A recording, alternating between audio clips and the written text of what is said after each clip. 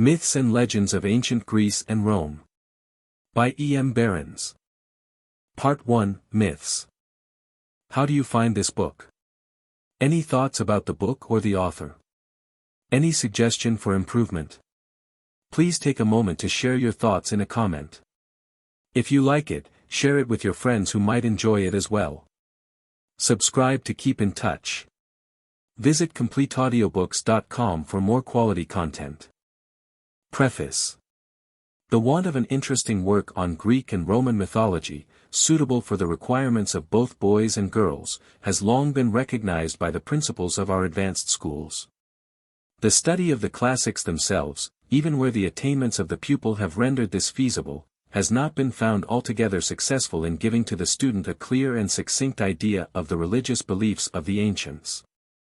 And it has been suggested that a work which would so deal with the subject as to render it at once interesting and instructive would be hailed as a valuable introduction to the study of classic authors, and would be found to assist materially the labors of both master and pupil.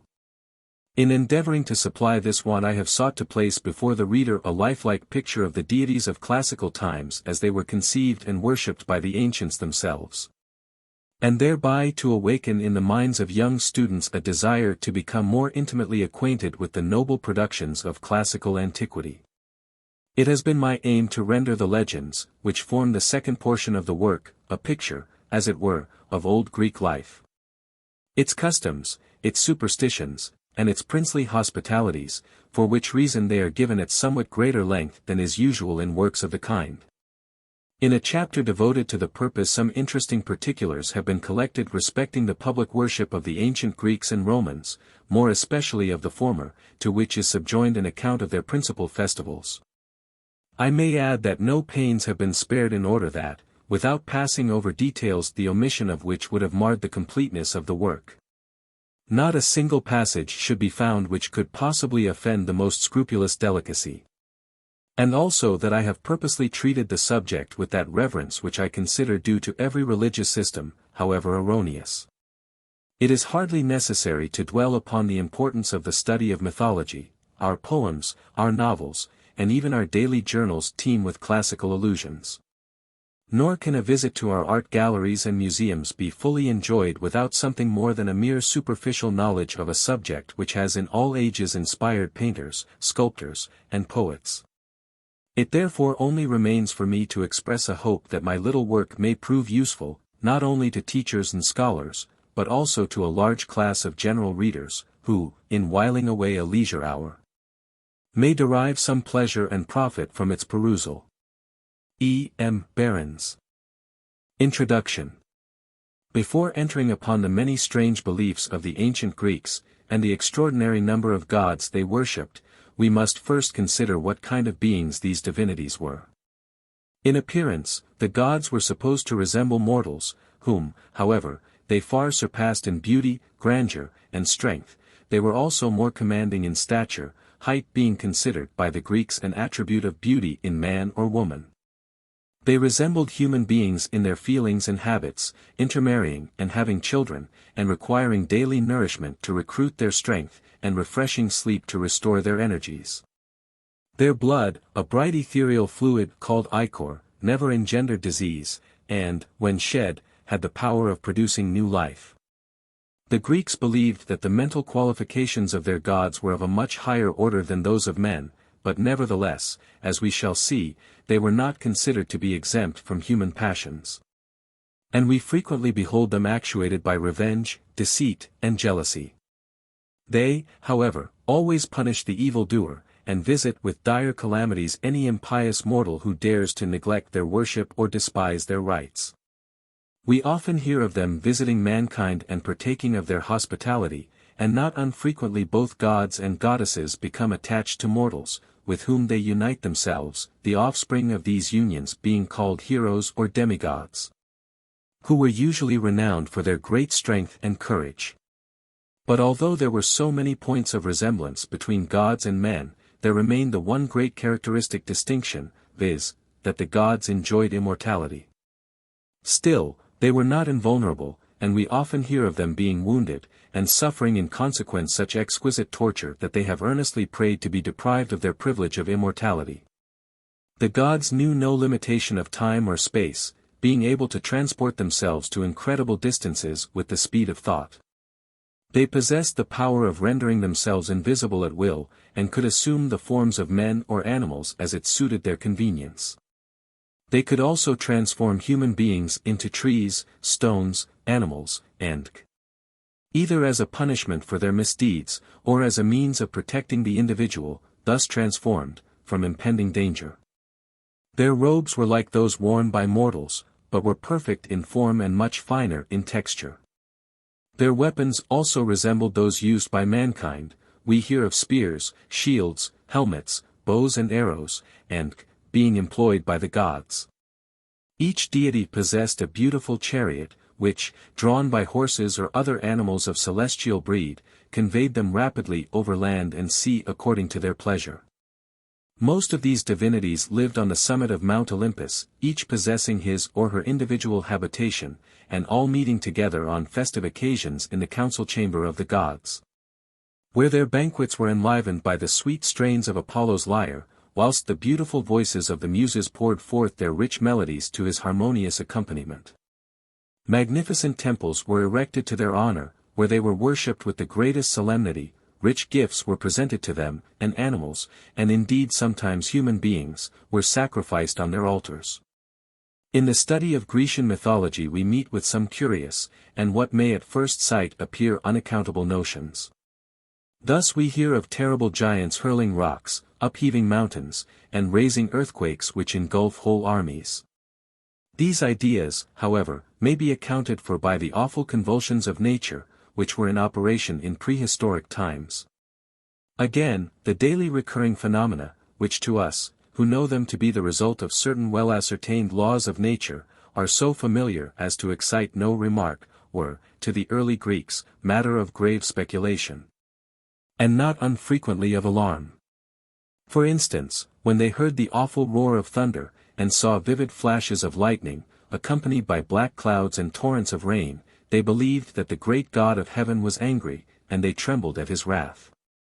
If the calm and tranquil sea became suddenly agitated, and the crested billows rose mountains high, dashing furiously against the rocks, and threatening destruction to all within their reach, the sea god was supposed to be in a furious rage. When they beheld the sky glowing with the hues of coming day, they thought that the goddess of the dawn, with rosy fingers, was drawing aside the dark veil of night, to allow her brother, the sun god, to enter upon his brilliant career. Thus personifying all the powers of nature, this very imaginative and highly poetical nation beheld a divinity in every tree that grew, in every stream that flowed, in the bright beams of the glorious sun, and the clear, cold rays of the silvery moon. For them the whole universe lived and breathed, peopled by 1,000 forms of grace and beauty. The most important of these divinities may have been something more than the mere creations of an active and poetical imagination.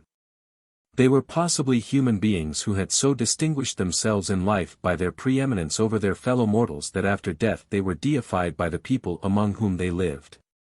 And the poets touched with their magic wand the details of lives, which, in more prosaic times, would simply have been recorded as illustrious.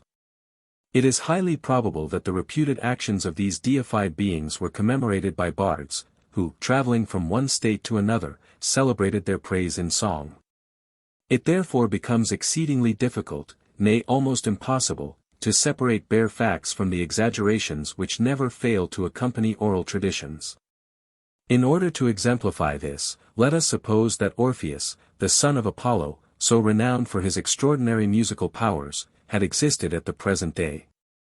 We should no doubt have ranked him among the greatest of our musicians, and honored him as such. But the Greeks, with their vivid imagination and poetic license, exaggerated his remarkable gifts, and attributed to his music supernatural influence over animate and inanimate nature. Thus we hear of wild beasts tamed, of mighty rivers arrested in their course, and of mountains being moved by the sweet tones of his voice. The theory here advanced may possibly prove useful in the future, in suggesting to the reader the probable basis of many of the extraordinary accounts we meet with in the study of classical mythology. And now a few words will be necessary concerning the religious beliefs of the Romans. When the Greeks first settled in Italy, they found in the country they colonized a mythology belonging to the Celtic inhabitants, which, according to the Greek custom of paying reverence to all gods, known or unknown, they readily adopted. Selecting and appropriating those divinities which had the greatest affinity to their own, and thus they formed a religious belief which naturally bore the impress of its ancient Greek source. As the primitive Celts, however, were a less civilized people than the Greeks, their mythology was of a more barbarous character, and this circumstance, combined with the fact that the Romans were not gifted with the vivid imagination of their Greek neighbors, leaves its mark on the Roman mythology, which is far less fertile in fanciful conceits, and deficient in all those fairy-like stories and wonderfully poetic ideas which so strongly characterize that of the Greeks. Origin of the world, First Dynasty. Uranus and Gaa. Coelus and Terra. The ancient Greeks had several different theories with regard to the origin of the world, but the generally accepted notion was that before this world came into existence, there was in its place a confused mass of shapeless elements called chaos. These elements becoming at length consolidated, by what means does not appear, resolved themselves into two widely different substances, the lighter portion of which, soaring on high, formed the sky or firmament, and constituted itself into a vast, overarching vault, which protected the firm and solid mass beneath. Thus came into being the two first great primeval deities of the Greeks, Uranus and Gu or Gaia. Uranus, the more refined deity, represented the light and air of heaven, possessing the distinguishing qualities of light, heat, purity, and omnipresence, whilst Gaia, the firm, flat, one life-sustaining earth, was worshipped as the great all-nourishing mother. Her many titles refer to her more or less in this character, and she appears to have been universally revered among the Greeks, there being scarcely a city in Greece which did not contain a temple erected in her honor. Indeed, Gaia was held in such veneration that her name was always invoked whenever the gods took a solemn oath, made an emphatic declaration, or implored assistance. Uranus, the heaven, was believed to have united himself in marriage with Gaia, the earth, and a moment's reflection will show what a truly poetical, and also what a logical idea this was. For, taken in a figurative sense, this union actually does exist. The smiles of heaven produce the flowers of earth, whereas his long-continued frowns exercise so depressing an influence upon his loving partner, that she no longer decks herself in bright and festive robes, but responds with ready sympathy to his melancholy mood. The firstborn child of Uranus and Gaia was Oceanus, to the ocean stream, that vast expanse of ever-flowing water which encircled the earth. Here we meet with another logical though fanciful conclusion, which a very slight knowledge of the workings of nature proves to have been just and true. The ocean is formed from the rains which descend from heaven and the streams which flow from earth. By making Oceanus therefore the offspring of Uranus and Gaia, the ancients, if we take this notion in its literal sense, merely assert that the ocean is produced by the combined influence of heaven and earth, whilst at the same time their fervid and poetical imagination led them to see in this, as in all manifestations of the powers of nature, an actual, tangible divinity. But Uranus, the heaven, the embodiment of light, heat, and the breath of life, produced offspring who were of a much less material nature than his son Oceanus. These other children of his were supposed to occupy the intermediate space which divided him from Gaia. Nearest to Uranus, and just beneath him, came Ether, a bright creation representing that highly rarefied atmosphere which immortals alone could breathe. Then followed Air, which was in close proximity to Gaia, and represented, as its name implies, the grosser atmosphere surrounding the earth which mortals could freely breathe, and without which they would perish. Ether and air were separated from each other by divinities called Nephili. These were their restless and wandering sisters, who existed in the form of clouds, ever floating between ether and air. Gaia also produced the mountains, and Pontus, the sea. She united herself with the latter, and their offspring were the sea deities Nereus, Thaumas, Phorcys, Ceto, and Eurybia. Coexistent with Uranus and Gaia were two mighty powers who were also the offspring of chaos. These were Erebus, darkness, and Nyx, night, who formed a striking contrast to the cheerful light of heaven and the bright smiles of earth. Erebus reigned in that mysterious world below where no ray of sunshine, no gleam of daylight, nor vestige of health-giving terrestrial life ever appeared. Nyx, the sister of Erebus, represented night, and was worshipped by the ancients with the greatest solemnity. Uranus was also supposed to have been united to Nyx, but only in his capacity as god of light, he being considered the source and fountain of all light, and their children were Eos, Aurora, the dawn, and Hemera, the daylight. Nyx again, on her side was also doubly united, having been married at some indefinite period to Erebus. In addition to those children of heaven and earth already enumerated, Uranus and Gaia produced two distinctly different races of beings called giants and titans. The giants personified brute strength alone, but the titans united to their great physical power intellectual qualifications variously developed. There were three giants, Briareus, Cottus, and Gyges, who each possessed 100 hands and 50 heads, and were known collectively by the name of the Centimanes, which signified hundred-handed. These mighty giants could shake the universe and produce earthquakes. It is therefore evident that they represented those active subterranean forces to which allusion has been made in the opening chapter. The Titans were 12 in number. Their names were, Oceanus, Ceos, Creos, Hyperion, Iapetus, Cronus, Thea, Rhea, Themis, Mnemosyne, Phoebe, and Tethys. Now Uranus, the chaste light of heaven, the essence of all that is bright and pleasing, held in abhorrence his crude, rough, and turbulent offspring, the giants, and moreover feared that their great power might eventually prove hurtful to himself. He therefore hurled them into Tartarus, that portion of the lower world which served as the subterranean dungeon of the gods. In order to avenge the oppression of her children, the giants, Gaia instigated a conspiracy on the part of the Titans against Uranus, which was carried to a successful issue by her son Cronus. He wounded his father, and from the blood of the wound which fell upon the earth sprang a race of monstrous beings also called giants. Assisted by his brother Titans, Cronus succeeded in dethroning his father, who, enraged at his defeat, cursed his rebellious son, and foretold to him a similar fate. Cronus now became invested with supreme power, and assigned to his brothers offices of distinction, subordinate only to himself. Subsequently, however, when, secure of his position, he no longer needed their assistance, he basely repaid their former services with treachery, made war upon his brothers and faithful allies, and, assisted by the giants, completely defeated them. Sending such as resisted his all-conquering arm down into the lowest depths of Tartarus. Second Dynasty. Cronus, Saturn. Cronus was the god of time in its sense of eternal duration. He married Rhea, daughter of Uranus and Gaia, a very important divinity, to whom a special chapter will be devoted hereafter. Their children were, 3 sons, Hades, Pluto, Poseidon, Neptune, Zeus, Jupiter, and 3 daughters, Hestia, Vesta, Demeter, Ceres, and Hera, Juno.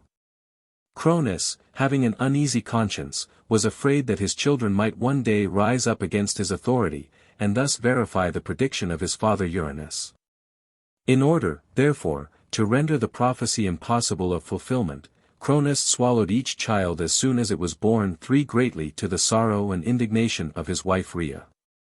When it came to Zeus, the 6th and last, Rhea resolved to try and save this one child at least, to love and cherish, and appealed to her parents, Uranus and Gaia, for counsel and assistance. By their advice she wrapped a stone in baby clothes, and Cronus, in eager haste, swallowed it, without noticing the deception. The child thus saved, eventually, as we shall see, dethroned his father Cronus, became supreme god in his stead, and was universally venerated as the great national god of the Greeks. Anxious to preserve the secret of his existence from Cronus, Rhea sent the infant Zeus secretly to Crete, where he was nourished, protected, and educated.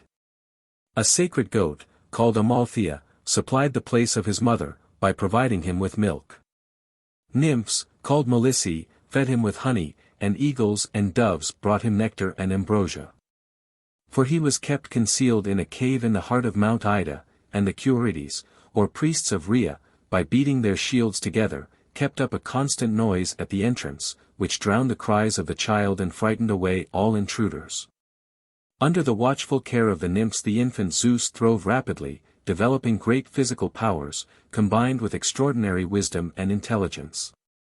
Grown to manhood, he determined to compel his father to restore his brothers and sisters to the light of day, and is said to have been assisted in this difficult task by the goddess Metis, who artfully persuaded Cronus to drink a potion, which caused him to give back the children he had swallowed. The stone which had counterfeited Zeus was placed at Delphi, where it was long exhibited as a sacred relic. Cronus was so enraged at being circumvented that war between the father and son became inevitable. The rival forces ranged themselves on two separate high mountains in Thessaly. Zeus, with his brothers and sisters, took his stand on Mount Olympus, where he was joined by Oceanus, and others of the Titans, who had forsaken Cronus on account of his oppressions. Cronus and his brother Titans took possession of Mount Othrys, and prepared for battle. The struggle was long and fierce, and at length Zeus, finding that he was no nearer victory than before, bethought himself of the existence of the imprisoned giants, and knowing that they would be able to render him most powerful assistance, he hastened to liberate them. He also called to his aid the Cyclops, sons of Poseidon and Amphitrite, 5 who had only one eye each in the middle of their foreheads, and were called Brontes, thunder, Steropes, lightning, and Pyracmon, fire anvil. They promptly responded to his summons for help, and brought with them tremendous thunderbolts which the Centimanes, with their 100 hands, hurled down upon the enemy, at the same time raising mighty earthquakes, which swallowed up and destroyed all who opposed them. Aided by these new and powerful allies, Zeus now made a furious onslaught on his enemies, and so tremendous was the encounter that all nature is said to have throbbed in accord with this mighty effort of the celestial deities. The sea rose mountains high, and its angry billows hissed and foamed. The earth shook to its foundations, the heavens sent forth rolling thunder, and flash after flash of death-bringing lightning, whilst a blinding mist enveloped Cronus and his allies. And now the fortunes of war began to turn, and victory smiled on Zeus. Cronus and his army were completely overthrown, his brothers dispatched to the gloomy depths of the lower world, and Cronus himself was banished from his kingdom and deprived forever of the supreme power, which now became vested in his son Zeus. This war was called the Titanomachia, and is most graphically described by the old classic poets. With the defeat of Cronus and his banishment from his dominions, his career as a ruling Greek divinity entirely ceases. But being, like all the gods, immortal, he was supposed to be still in existence, though possessing no longer either influence or authority, his place being filled to a certain extent by his descendant and successor, Zeus. Cronus is often represented as an old man leaning on a scythe, with an hourglass in his hand. The hourglass symbolizes the fast-fleeting moments as they succeed each other unceasingly. The scythe is emblematical of time, which mows down all before it. Saturn. The Romans, according to their custom of identifying their deities with those of the Greek gods whose attributes were similar to their own, declared Cronus to be identical with their old agricultural divinity Saturn. They believed that after his defeat in the Titanomachia and his banishment from his dominions by Zeus, he took refuge with Janus, king of Italy, who received the exiled deity with great kindness, and even shared his throne with him. Their united reign became so thoroughly peaceful and happy, and was distinguished by such uninterrupted prosperity, that it was called the Golden Age. Saturn is usually represented bearing a sickle in the one hand and a wheat sheaf in the other. A temple was erected to him at the foot of the Capitoline Hill, in which were deposited the public treasury and the laws of the state. Rha, Ops. Rhea, the wife of Cronus, and mother of Zeus and the other great gods of Olympus, personified the earth, and was regarded as the great mother and unceasing producer of all plant life. She was also believed to exercise unbounded sway over the animal creation, more especially over the lion, the noble king of beasts. Rhea is generally represented wearing a crown of turrets or towers and seated on a throne, with lions crouching at her feet. She is sometimes depicted sitting in a chariot, drawn by lions. The principal seat of her worship, which was always of a very riotous character, was at Crete. At her festivals, which took place at night, the wildest music of flutes, cymbals, and drums resounded, whilst joyful shouts and cries, accompanied by dancing and loud stamping of feet, filled the air. This divinity was introduced into Crete by its first colonists from Phrygia, in Asia Minor, in which country she was worshipped under the name of Cybele. The people of Crete adored her as the Great Mother, more especially in her signification as the sustainer of the vegetable world. Seeing, however, that year by year, as winter appears, all her glory vanishes, her flowers fade, and her trees become leafless, they poetically expressed this process of nature under the figure of a lost love.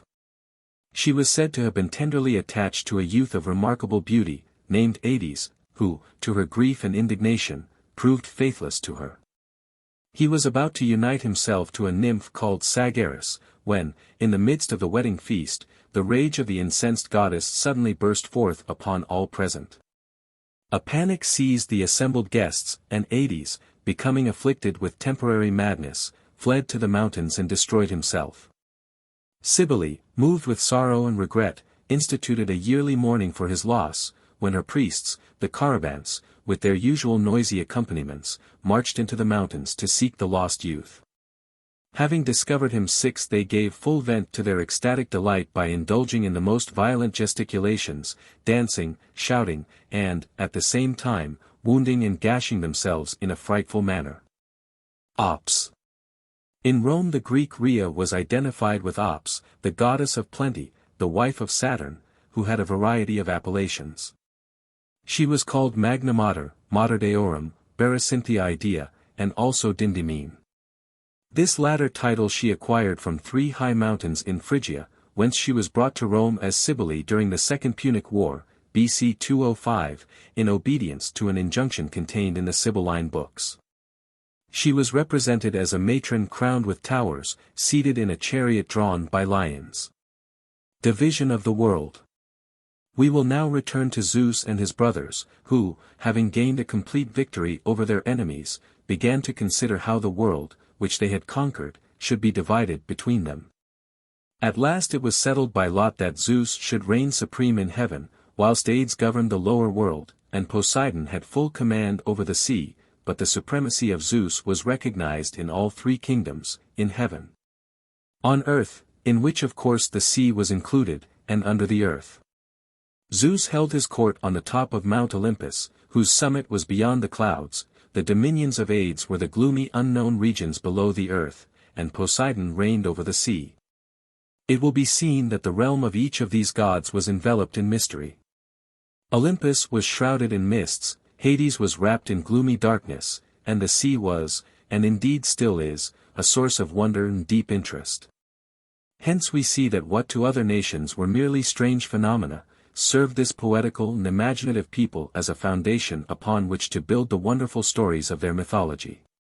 The division of the world being now satisfactorily arranged, it would seem that all things ought to have gone on smoothly, but such was not the case. Trouble arose in an unlooked-for quarter. The giants, those hideous monsters, some with legs formed of serpents, who had sprung from the earth and the blood of Uranus, declared war against the triumphant deities of Olympus, and a struggle ensued, which, in consequence of Gaia having made these children of hers invincible as long as they kept their feet on the ground, was wearisome and protracted. Their mother's precaution, however, was rendered unavailing by pieces of rock being hurled upon them, which threw them down, and their feet being no longer placed firmly on their mother earth, they were overcome. And this tedious war, which was called the Gigantomachia, at last came to an end. Among the most daring of these earth-born giants were Enceladus, Rhetus, and the valiant Mimas, who, with youthful fire and energy, hurled against heaven great masses of rock and burning oak trees, and defied the lightnings of Zeus. One of the most powerful monsters who opposed Zeus in this war was called Typhon or Typhoeus. He was the youngest son of Tartarus and Gaia, and had 100 heads, with eyes which struck terror to the beholders, and awe-inspiring voices frightful to hear.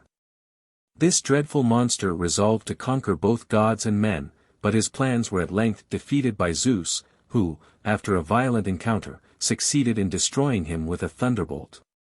But not before he had so terrified the gods that they had fled for refuge to Egypt, where they metamorphosed themselves into different animals and thus escaped. Theories as to the origin of man. Just as there were several theories concerning the origin of the world, so there were various accounts of the creation of man. The first natural belief of the Greek people was that man had sprung from the earth. They saw the tender plants and flowers force their way through the ground in the early spring of the year after the frost of winter had disappeared, and so they naturally concluded that man must also have issued from the earth in a similar manner. Like the wild plants and flowers, he was supposed to have had no cultivation, and resembled in his habits the untamed beasts of the field, having no habitation except that which nature had provided in the holes of the rocks, and in the dense forests whose overarching boughs protected him from the inclemency of the weather. In the course of time these primitive human beings became tamed and civilized by the gods and heroes, who taught them to work in metals, to build houses, and other useful arts of civilization. But the human race became in the course of time so degenerate that the gods resolved to destroy all mankind by means of a flood, Deucalion, son of Prometheus, and his wife Pyrrha being, on account of their piety, the only mortals saved. By the command of his father, Deucalion built a ship, in which he and his wife took refuge during the deluge, which lasted for 9 days. When the waters abated the ship rested on Mount Othrys in Thessaly, or according to some on Mount Parnassus. Deucalion and his wife now consulted the oracle of Themis as to how the human race might be restored. The answer was, that they were to cover their heads, and throw the bones of their mother behind them. For some time they were perplexed as to the meaning of the oracular command, but at length both agreed that by the bones of their mother were meant the stones of the earth. They accordingly took up stones from the mountainside and cast them over their shoulders. From those thrown by Deucalion there sprang up men, and from those thrown by Pyrrha, women. After the lapse of time the theory of autochthony, from autos, self, and thon, earth, was laid aside. When this belief existed there were no religious teachers whatever.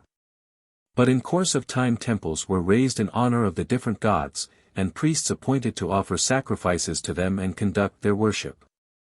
These priests were looked upon as authorities in all religious matters, and the doctrine they taught was, that man had been created by the gods, and that there had been several successive ages of men, which were called the golden, silver, brazen, and iron ages. Life in the golden age was one unceasing round of ever-recurring pleasures unmarred by sorrow or care. The favored mortals living at this happy time led pure and joyous lives, thinking no evil, and doing no wrong. The earth brought forth fruits and flowers without toil or labor in plentiful luxuriance, and war was unknown.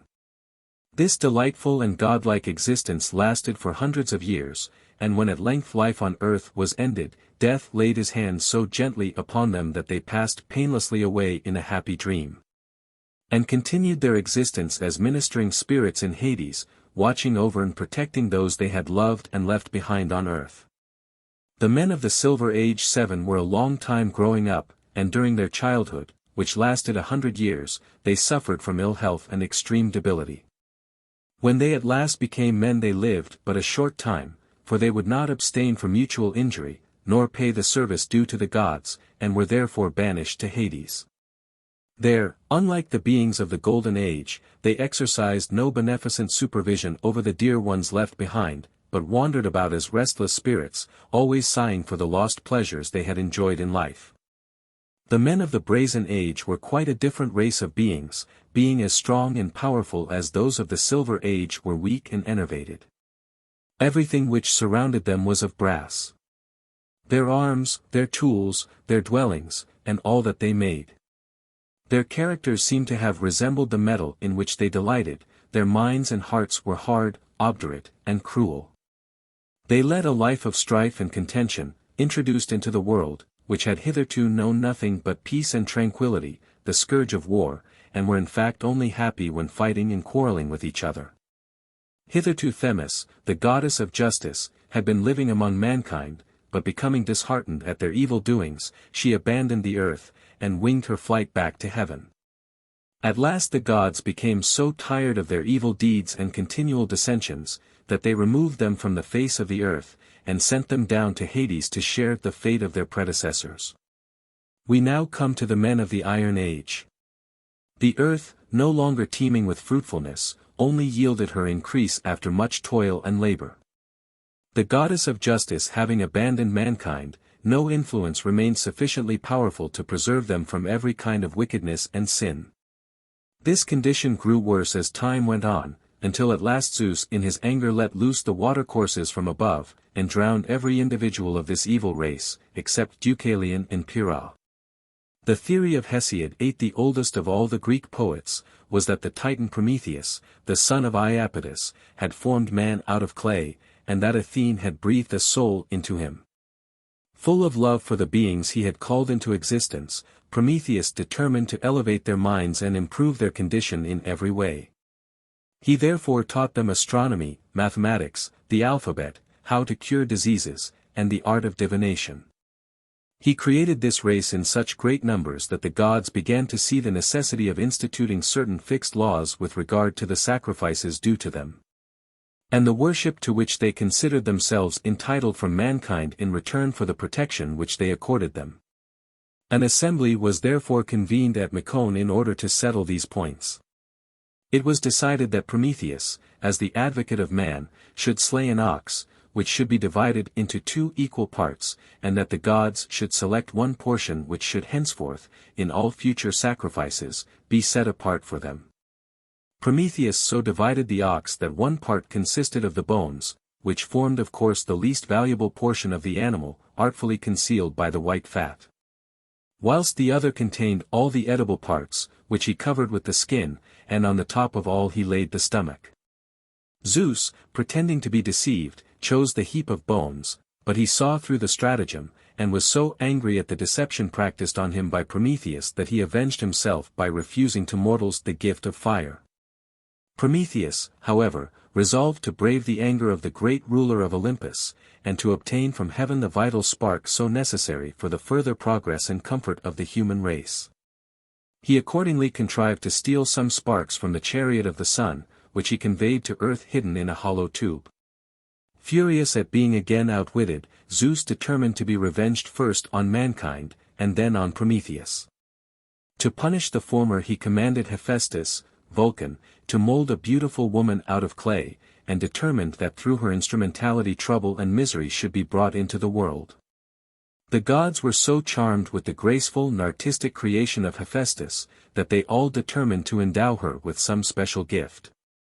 Hermes, Mercury, bestowed on her a smooth persuasive tongue, Aphrodite gave her beauty and the art of pleasing, the Graces made her fascinating, and Athena, Minerva, gifted her with the possession of feminine accomplishments. She was called Pandora, which means all-gifted, having received every attribute necessary to make her charming and irresistible. Thus beautifully formed and endowed, this exquisite creature, attired by the Graces, and crowned with flowers by the seasons, was conducted to the house of Epimetheus IX by Hermes the messenger of the gods. Now Epimetheus had been warned by his brother not to accept any gift whatever from the gods, but he was so fascinated by the beautiful being who suddenly appeared before him, that he welcomed her to his home, and made her his wife. It was not long, however, before he had cause to regret his weakness. He had in his possession a jar of rare workmanship, containing all the blessings reserved by the gods for mankind, which he had been expressly forbidden to open. But woman's proverbial curiosity could not withstand so great a temptation, and Pandora determined to solve the mystery at any cost. Watching her opportunity she raised the lid, and immediately all the blessings which the gods had thus reserved for mankind took wing and flew away. But all was not lost. Just as hope, which lay at the bottom, was about to escape, Pandora hastily closed the lid of the jar, and thus preserved to man that never-failing solace which helps him to bear with courage the many ills which assail him. 10. Having punished mankind, Zeus determined to execute vengeance on Prometheus.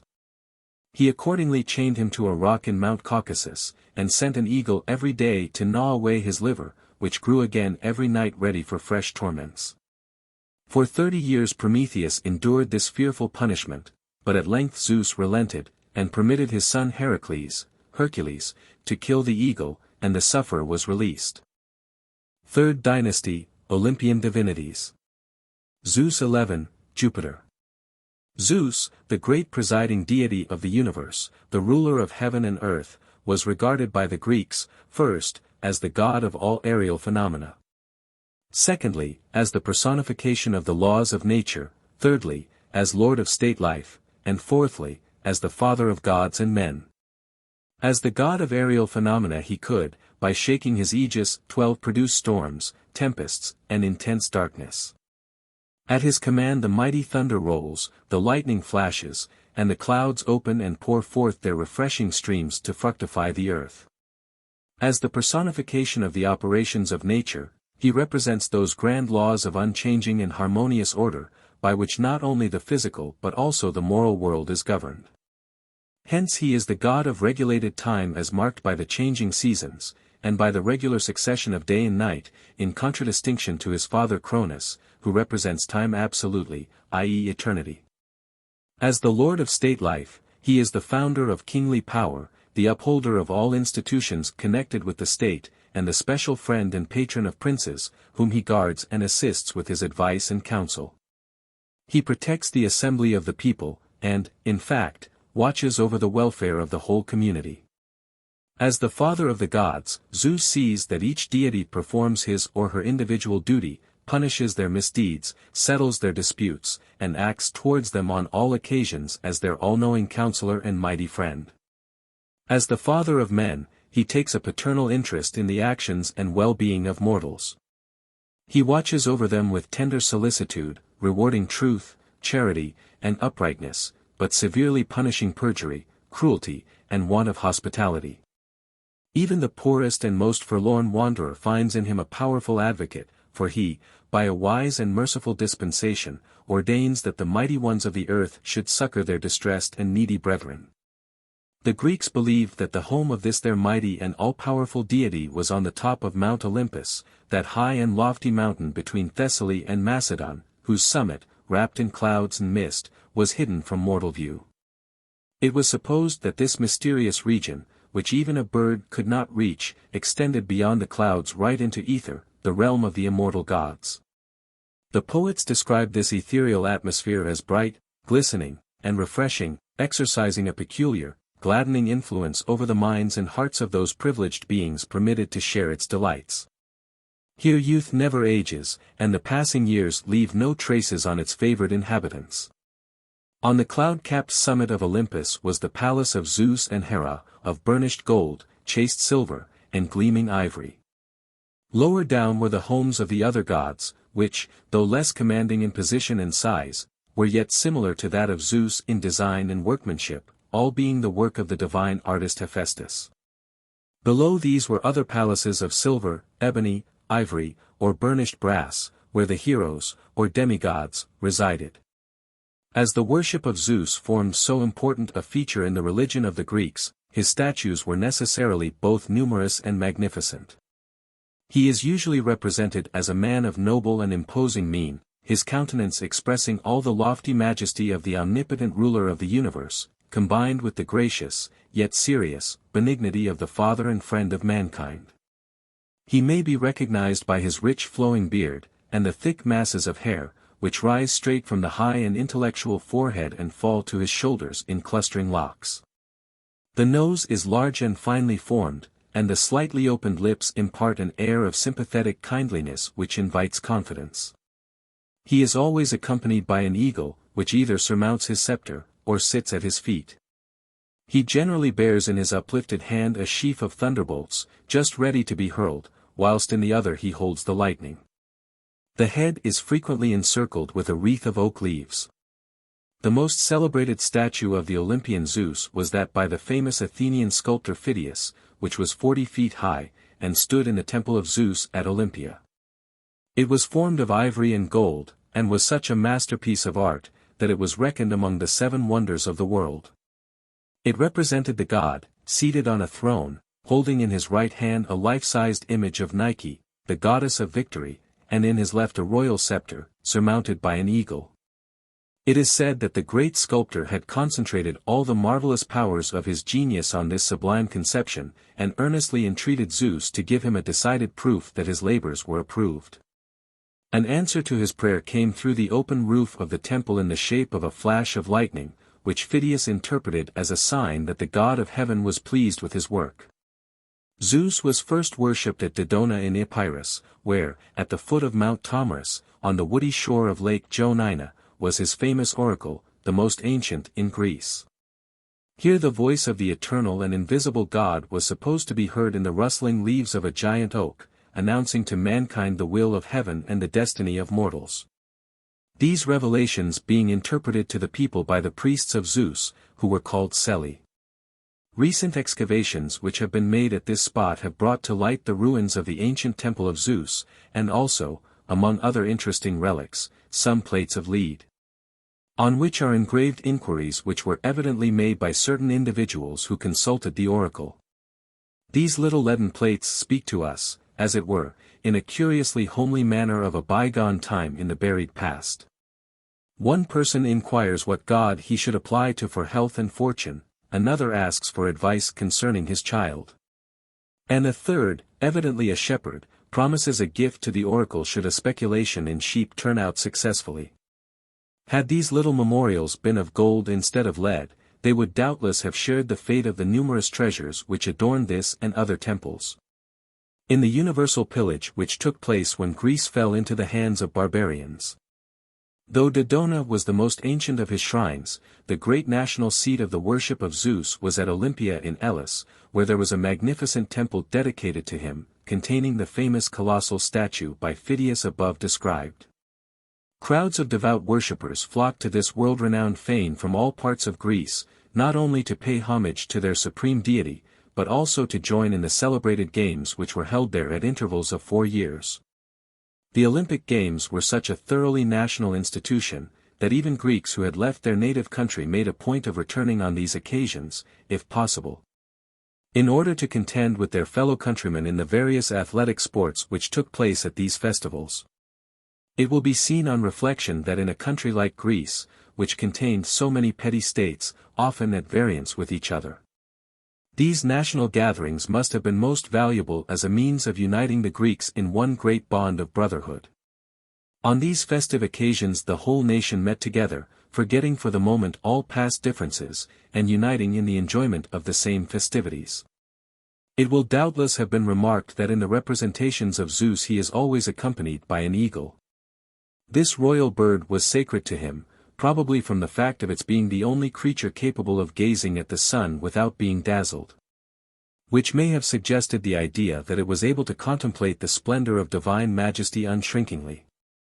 The oak tree, and also the summits of mountains, were sacred to Zeus. His sacrifices consisted of white bulls, cows, and goats. Zeus had 7 immortal wives, whose names were Metis, Themis, Eurynomé, Demeter, Mnemosyne, Leto, and Hera. Metis, his first wife, was one of the Oceanides or sea nymphs. She was the personification of prudence and wisdom, a convincing proof of which she displayed in her successful administration of the potion which caused Cronus to yield up his children. She was endowed with the gift of prophecy, and foretold to Zeus that one of their children would gain ascendancy over him. In order, therefore, to avert the possibility of the prediction being fulfilled, he swallowed her before any children were born to them. Feeling afterwards violent pains in his head, he sent for Hephaestus, and ordered him to open it with an axe. His command was obeyed, and out sprang, with a loud and martial shout, a beautiful being, clad in armor from head to foot. This was Athena, Minerva, goddess of armed resistance and wisdom. Themis was the goddess of justice, law, and order. Eurynomé was one of the Oceanides, and the mother of the Charites or Graces. Demeter, 13 the daughter of Cronus and Rhea, was the goddess of agriculture. Mnemosyne, the daughter of Uranus and Gaia, was the goddess of memory and the mother of the 9 muses. Leto, Latona, was the daughter of Zeus and Phoebe. She was gifted with wonderful beauty, and was tenderly loved by Zeus, but her lot was far from being a happy one, for Hera, being extremely jealous of her, persecuted her with inveterate cruelty. and sent the dreadful serpent Python 14 to terrify and torment her wherever she went. But Zeus, who had observed with the deepest compassion her weary wanderings and agonized fears, resolved to create for her some place of refuge, however humble, where she might feel herself safe from the venomous attacks of the serpent. He therefore brought her to Delos, a floating island in the Aegean Sea, which he made stationary by attaching it with chains of adamant to the bottom of the sea. Here she gave birth to her twin children, Apollo and Artemis, Diana, two of the most beautiful of the immortals.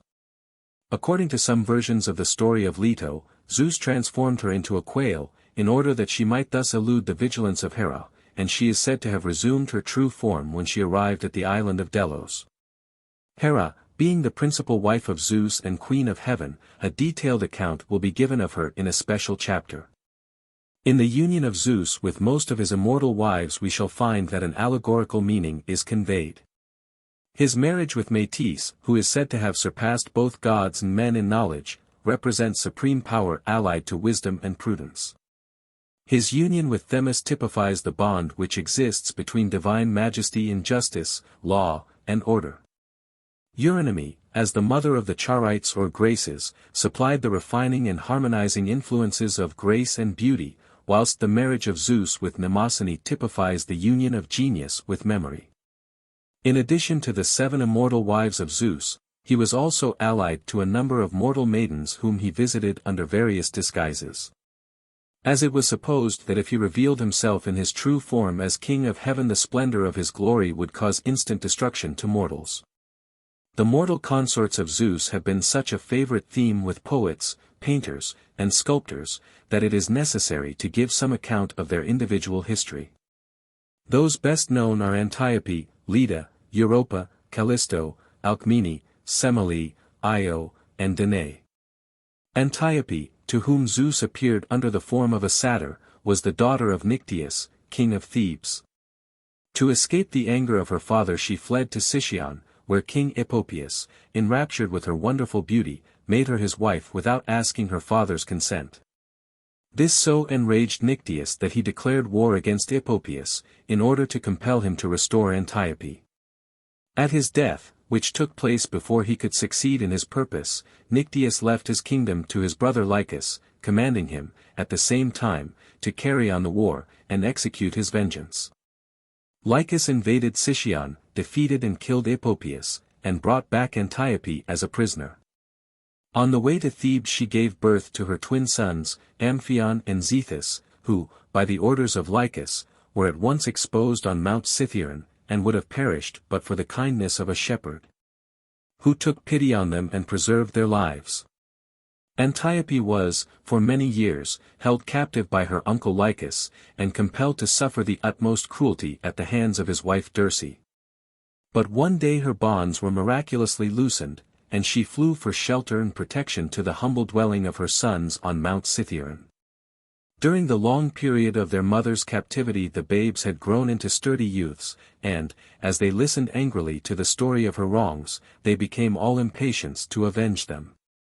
Setting off at once to Thebes they succeeded in possessing themselves of the town, and after slaying the cruel Lycus they bound Dirce by the hair to the horns of a wild bull, which dragged her hither and thither until she expired.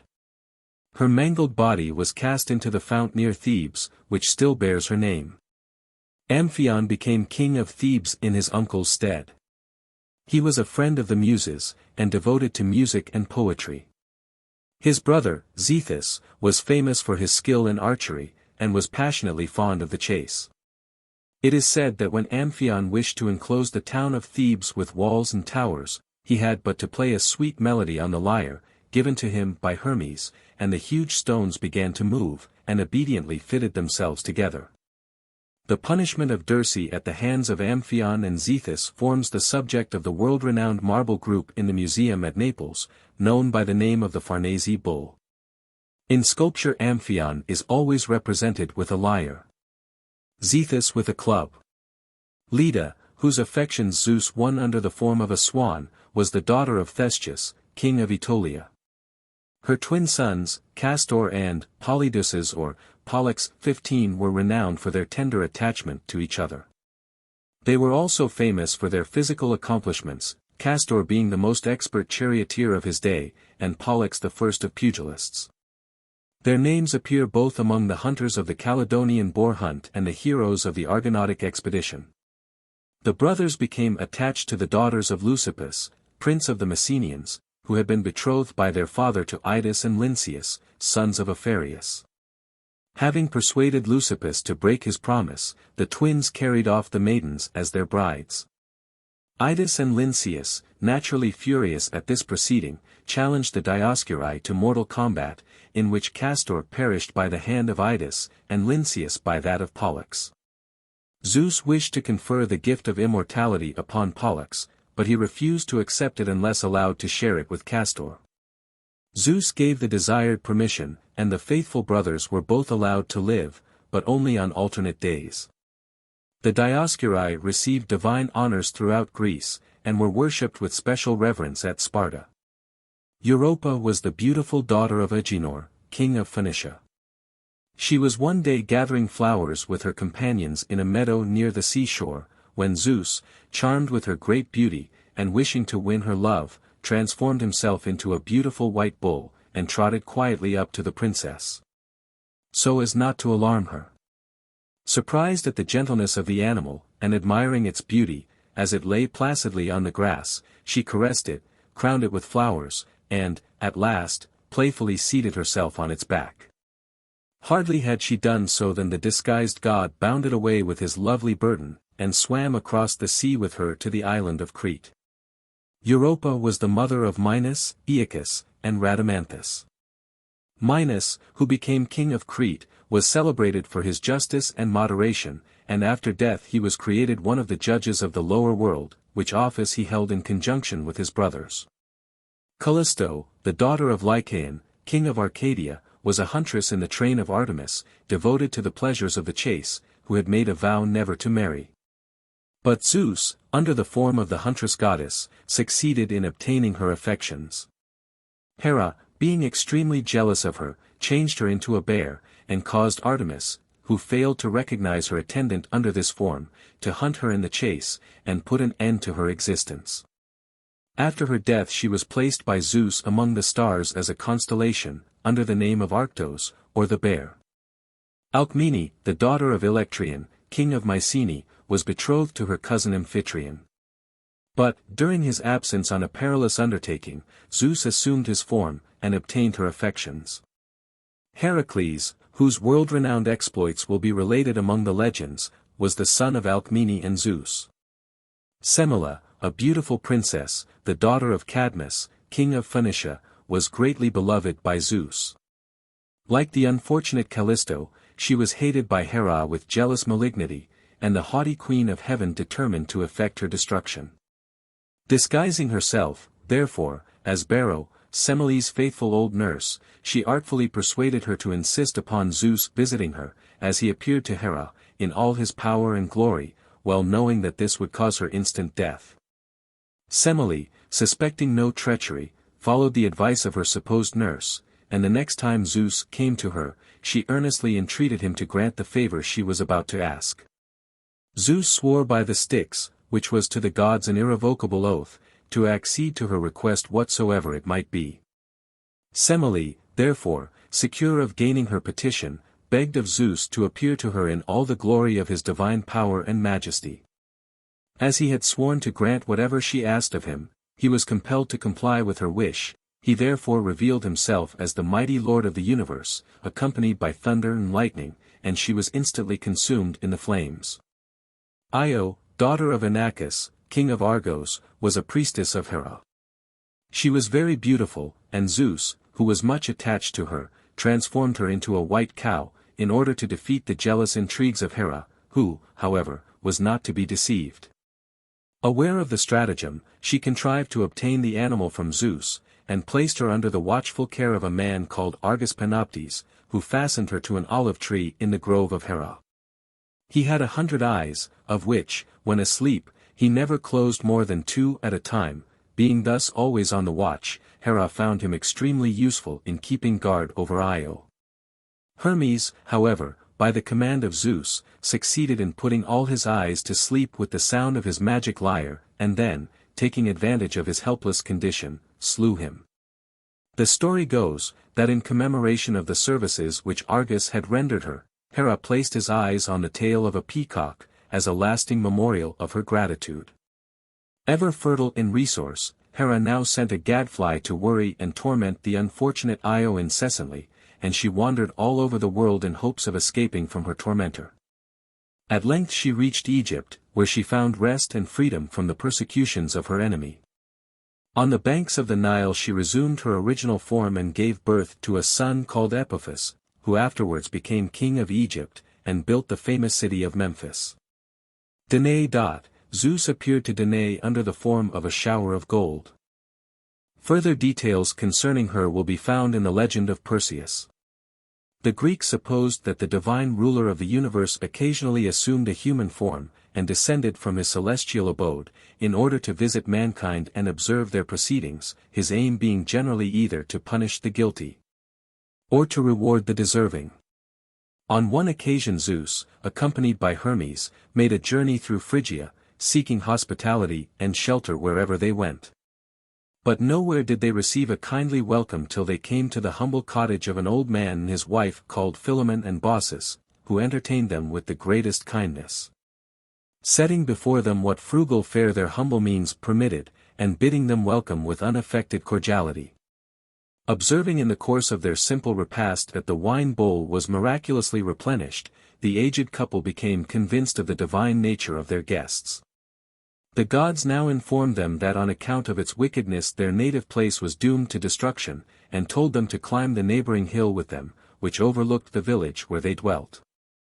What was their dismay on beholding at their feet, in place of the spot where they had passed so many happy years together, nothing but a watery plain, the only house to be seen being their own little cottage, which suddenly changed itself into a temple before their eyes. Zeus now asked the worthy pair to name any wish they particularly desired and it should be granted. They accordingly begged that they might serve the gods in the temple below, and end life together. Their wish was granted, for, after spending the remainder of their lives in the worship of the gods, they both died at the same instant, and were transformed by Zeus into trees, remaining forever side by side. Upon another occasion Zeus, wishing to ascertain for himself the truth of the reports concerning the atrocious wickedness of mankind, made a journey through Arcadia. Being recognized by the Arcadians as king of heaven, he was received by them with becoming respect and veneration.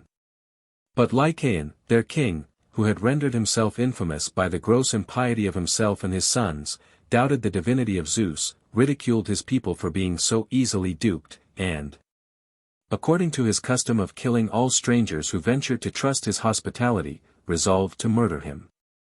Before executing this wicked design, however, he decided to put Zeus to the test, and having killed a boy for the purpose, placed before him a dish containing human flesh. But Zeus was not to be deceived. He beheld the revolting dish with horror and loathing, and angrily upsetting the table upon which it was placed, turned Lycaon into a wolf and destroyed all his 50 sons by lightning, except Nyctimus, who was saved by the intervention of Gaia. Jupiter.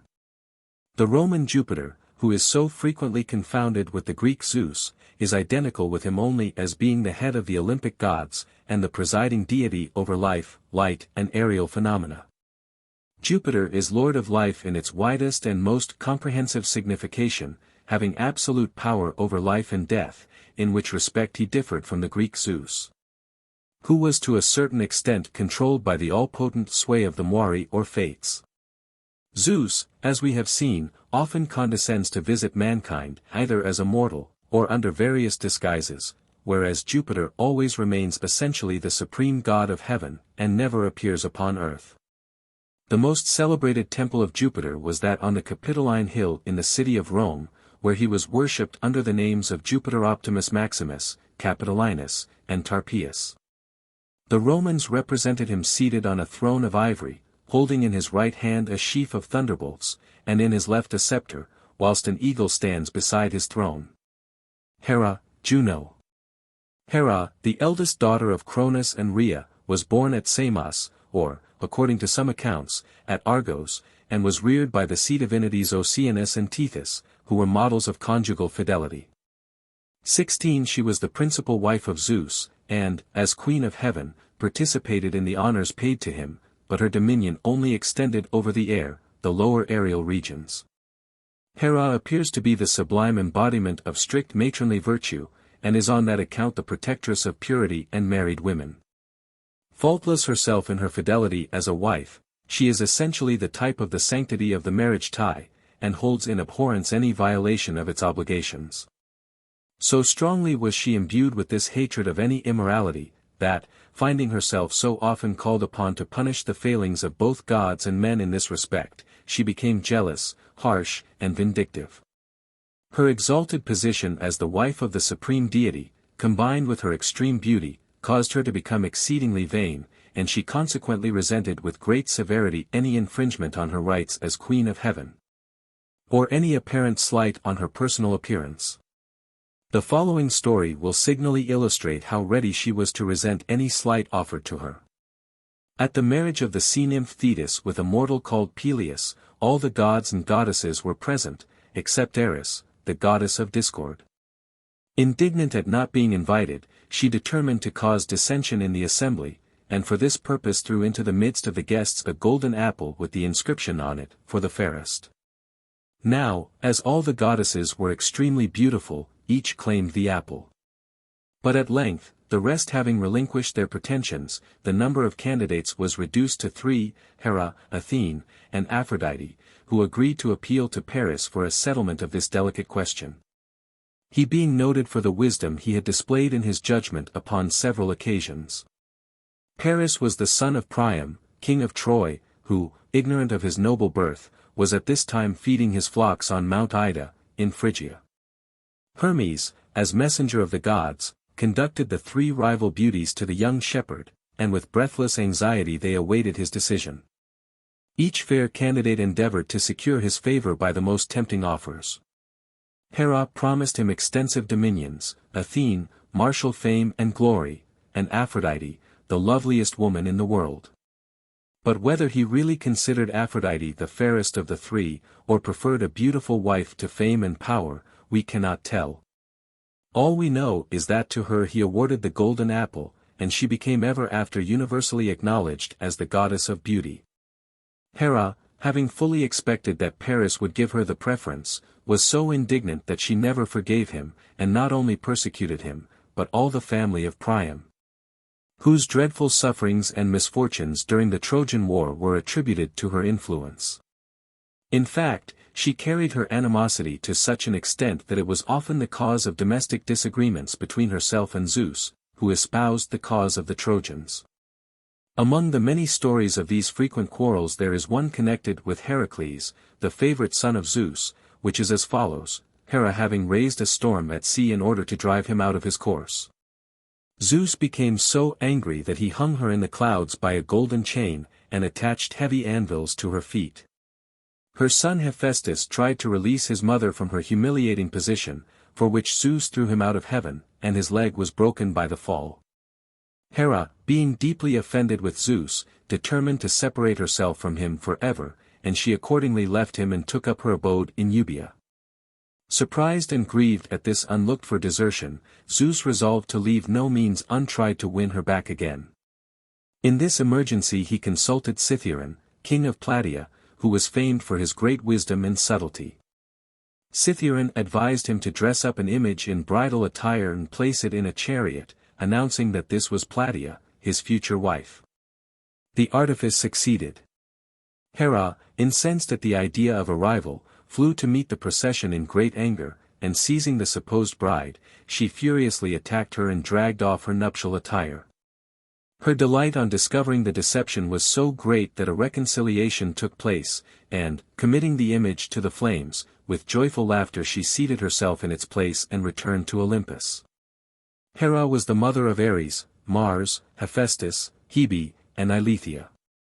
Ares was the god of war, Hephaestus, of fire, Hebe, of youth, and Eileithyia presided over the birth of mortals. Hera dearly loved Greece, and indeed always watched over and protected Greek interests, her beloved and favorite cities being Argos, Samos, Sparta, and Mycenae. Her principal temples were at Argos and Samos. From a remote period she was greatly venerated at Olympia, and her temple there, which stood in the Altus or Sacred Grove, was 500 years older than that of Zeus on the same spot. Some interesting excavations which are now going on there have brought to light the remains of the ancient edifice, which contains among other treasures of antiquity several beautiful statues, the work of the famous sculptors of ancient Greece. At first this temple was built of wood, then of stone, and the one lately discovered was formed of conglomerate of shells. In the Altus races were run by young maidens in honor of Hera, and the fleetest of foot received in token of her victory an olive wreath and a piece of the flesh of the sacrifices. These races, like the Olympic Games, were celebrated at intervals of 4 years, and were called Herae. A beautiful robe, woven by 16 women chosen from the 16 cities of Elis, was always offered to Hera on these occasions, and choral songs and sacred dances formed part of the ceremonies.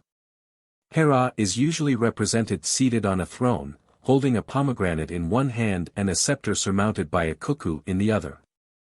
She appears as a calm, dignified matron of majestic beauty, robed in a tunic and mantle. Her forehead is broad and intellectual, her eyes large and fully opened, and her arms dazzlingly white and finely molded. The finest statue of this divinity was that by Polykleitos at Argos. Her attributes are the diadem, veil, scepter, and peacock. The first day of every month a ewe lamb and sow were sacrificed to Hera. The hawk, goose, and more particularly the peacock 17 were sacred to her. Flocks of these beautiful birds generally surround her throne and draw her chariot, Iris, the rainbow, being seated behind her. Her favorite flowers were the dittany, poppy, and lily. Juno. Juno, the Roman divinity supposed to be identical with the Greek Hera, differed from her in the most salient points, for whereas Hera invariably appears as the haughty, unbending queen of heaven, Juno, on the other hand, is revered and beloved as the type of a matron and housewife. She was worshipped in Rome under various titles, most of which point to her vocation as the protectress of married women. Juno was believed to watch over and guard the life of every woman from her birth to her death. The principal temples dedicated to her were in Rome, one being erected on the Aventine, and the other on the Capitoline Hill. She had also a temple on the Arx, in which she was worshipped as Juno Moneta, or the warning goddess. Adjacent to this shrine was the public mint. 18 On the 1st of March a grand annual festival, called the Matronalia, was celebrated in her honor by all the married women of Rome, and this religious institution was accompanied with much solemnity. 19. Pallas Athene, Minerva. Pallas Athene, goddess of wisdom and armed resistance, was a purely Greek divinity, that is to say, no other nation possessed a corresponding conception. She was supposed, as already related, to have issued from the head of Zeus himself, clad in armor from head to foot. The miraculous advent of this maiden goddess is beautifully described by Homer in one of his hymns. Snow-capped Olympus shook to its foundation, the glad earth re-echoed her martial shout, the billowy sea became agitated. And Helios, the sun god, arrested his fiery steeds in their headlong course to welcome this wonderful emanation from the godhead. Athene was at once admitted into the assembly of the gods, and henceforth took her place as the most faithful and sagacious of all her father's counselors. This brave, dauntless maiden, so exactly the essence of all that is noble in the character of the Father of gods and men, remained throughout chaste in word and deed, and kind at heart. Without exhibiting any of those failings which somewhat mar the nobler features in the character of Zeus. This direct emanation from his own self, justly his favorite child, his better and purer counterpart, received from him several important prerogatives. She was permitted to hurl the thunderbolts, to prolong the life of man, and to bestow the gift of prophecy. In fact, Athene was the only divinity whose authority was equal to that of Zeus himself, and when he had ceased to visit the earth in person she was empowered by him to act as his deputy. It was her especial duty to protect the state and all peaceful associations of mankind, which she possessed the power of defending when occasion required. She encouraged the maintenance of law and order, and defended the right on all occasions, for which reason, in the Trojan War she espouses the cause of the Greeks and exerts all her influence on their behalf.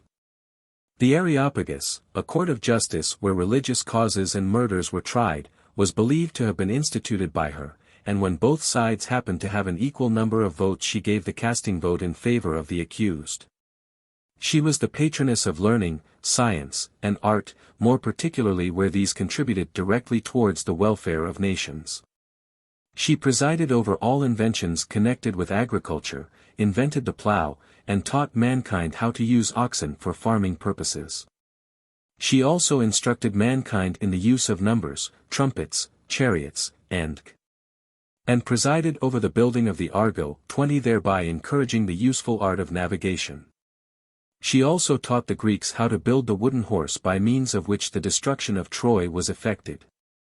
The safety of cities depended on her care, for which reason her temples were generally built on the citadels, and she was supposed to watch over the defense of the walls, fortifications, harbors, and a divinity who so faithfully guarded the best interests of the state, by not only protecting it from the attacks of enemies, but also by developing its chief resources of wealth and prosperity. Was worthily chosen as the presiding deity of the state, and in this character as an essentially political goddess she was called Athene Polias. The fact of Athene having been born clad in armor, which merely signified that her virtue and purity were unassailable, has given rise to the erroneous supposition that she was the presiding goddess of war. But a deeper study of her character in all its bearings proves that, in contradistinction to her brother Ares, the god of war, who loved strife for its own sake, she only takes up arms to protect the innocent and deserving against tyrannical oppression. It is true that in the Iliad we frequently see her on the battlefield fighting valiantly, and protecting her favorite heroes. But this is always at the command of Zeus, who even supplies her with arms for the purpose, as it is supposed that she possessed none of her own.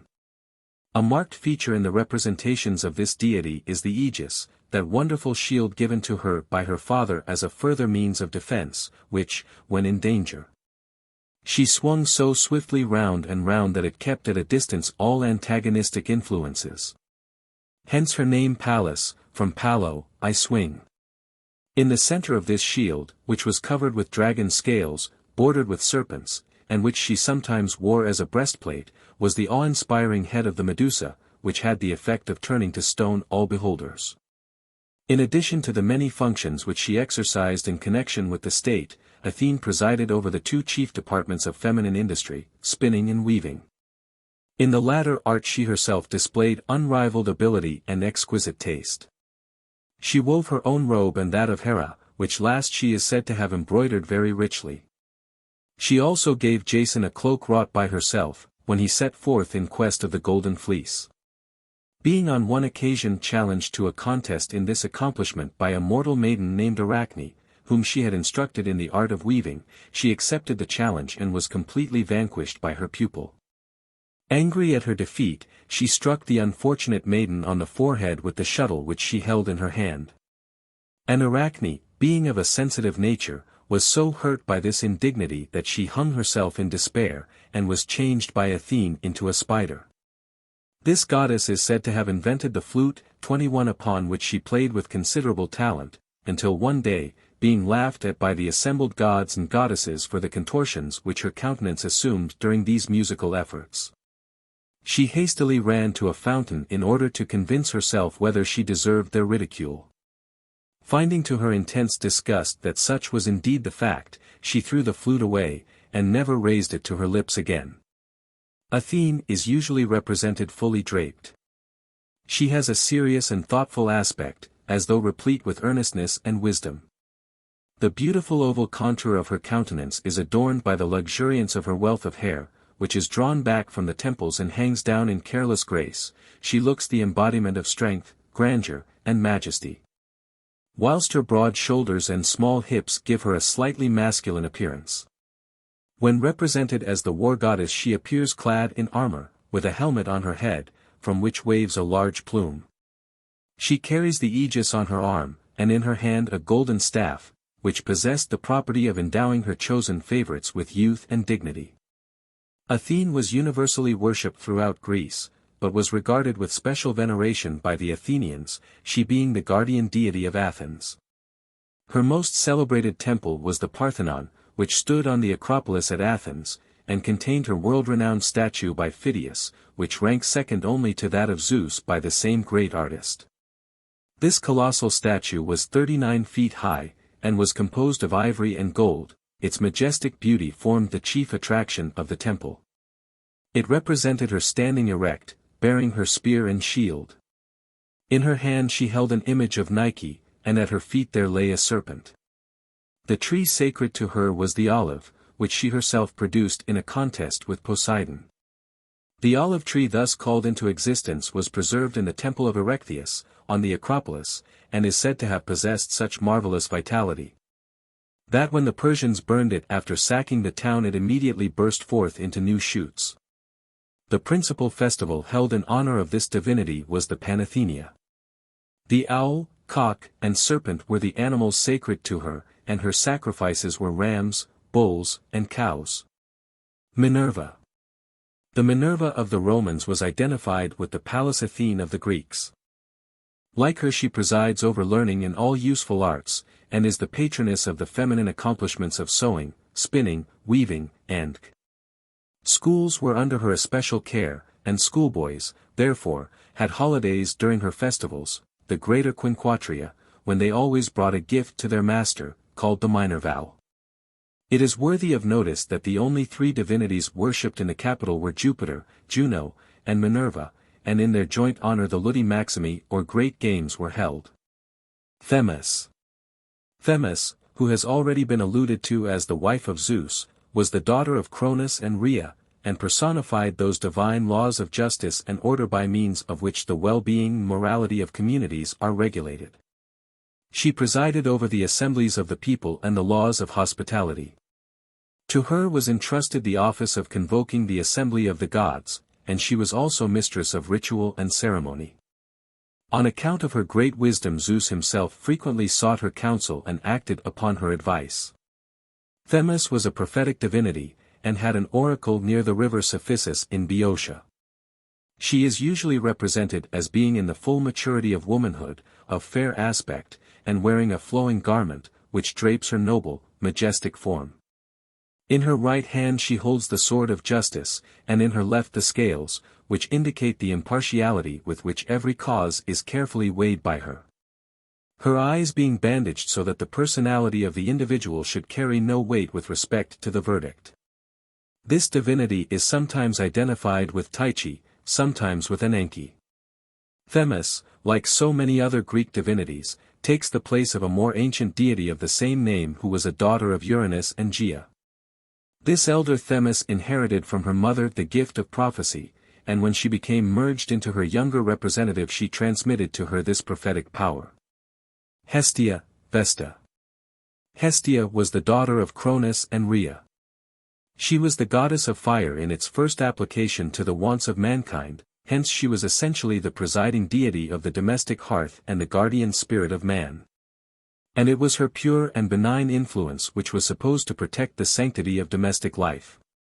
Now in these early ages the hearth was regarded as the most important and most sacred portion of the dwelling, probably because the protection of the fire was an important consideration, for if once permitted to become extinct, reignition was attended with extreme difficulty.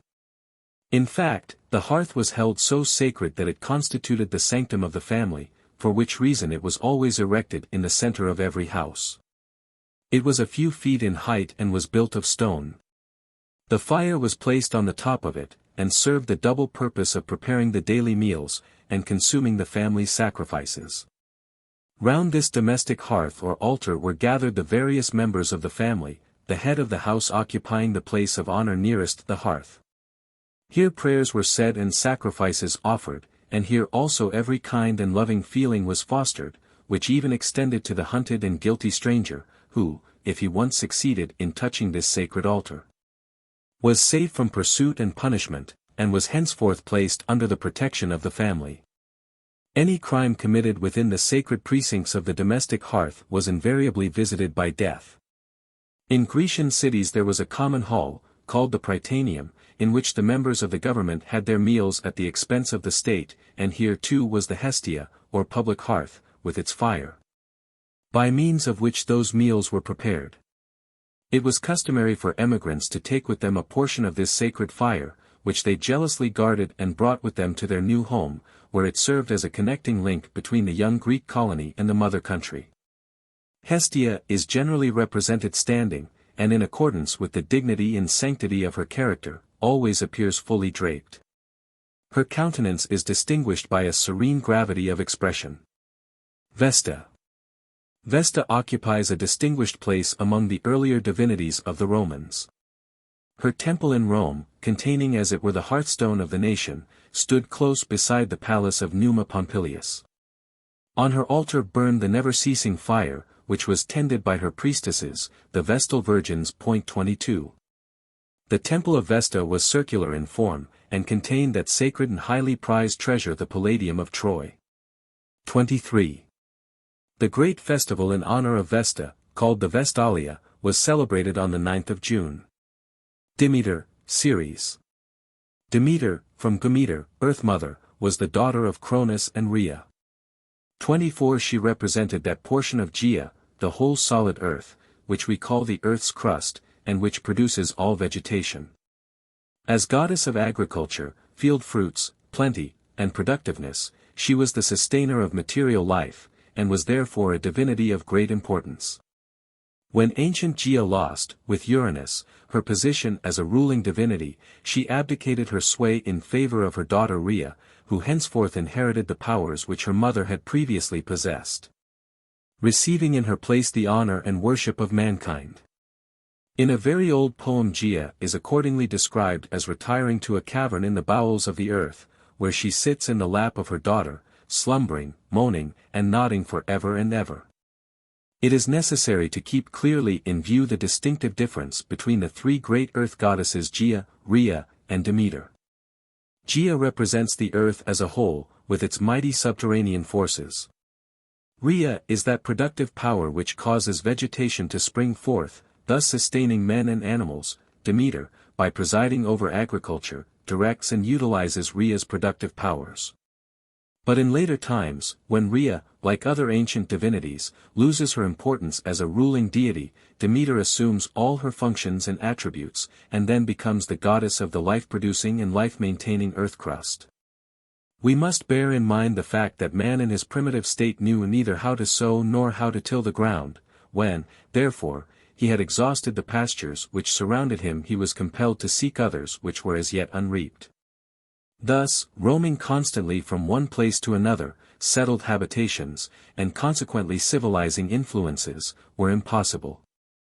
Demeter, however, by introducing a knowledge of agriculture, put an end, at once and forever, to that nomadic life which was now no longer necessary. The favor of Demeter was believed to bring mankind rich harvests and fruitful crops, whereas her displeasure caused blight, drought, and famine.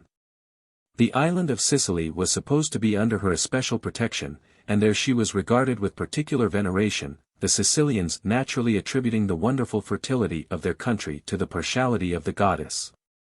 Demeter is usually represented as a woman of noble bearing and majestic appearance, tall, matronly, and dignified, with beautiful golden hair, which falls in rippling curls over her stately shoulders, the yellow locks being emblematical of the ripened ears of corn. Sometimes she appears seated in a chariot drawn by winged dragons, at others she stands erect, her figure drawn up to its full height, and always fully draped. She bears a sheaf of wheat ears in one hand and a lighted torch in the other. The wheat ears are not unfrequently replaced by a bunch of poppies, with which her brows are also garlanded, though sometimes she merely wears a simple riband in her hair. Demeter, as the wife of Zeus, became the mother of Persephone, Proserpine, to whom she was so tenderly attached that her whole life was bound up in her, and she knew no happiness except in her society. One day, however, whilst Persephone was gathering flowers in a meadow, attended by the ocean nymphs, she saw to her surprise a beautiful narcissus, from the stem of which sprang forth 100 blossoms. Drawing near to examine this lovely flower, whose exquisite scent perfumed the air, she stooped down to gather it, suspecting no evil, when a yawning abyss opened at her feet and Hades, the grim ruler of the lower world, appeared from its depths. Seated in his dazzling chariot drawn by 4 black horses. Regardless of her tears and the shrieks of her female attendants, Hades seized the terrified maiden, and bore her away to the gloomy realms over which he reigned in melancholy grandeur.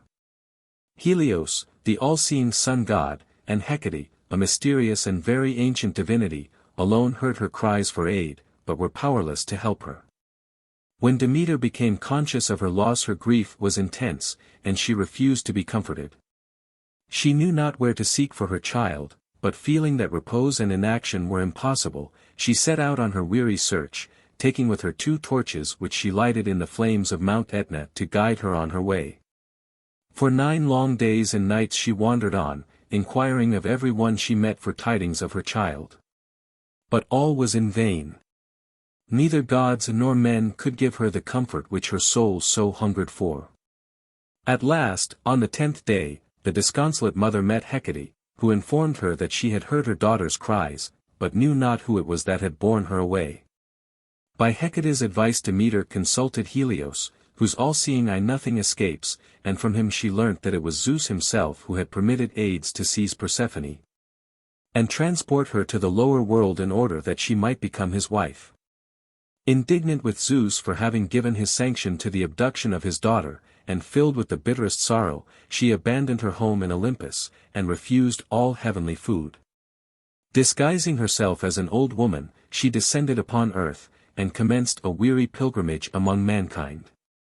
One evening she arrived at a place called Eleusis, in Attica, and sat down to rest herself near a well beneath the shade of an olive tree.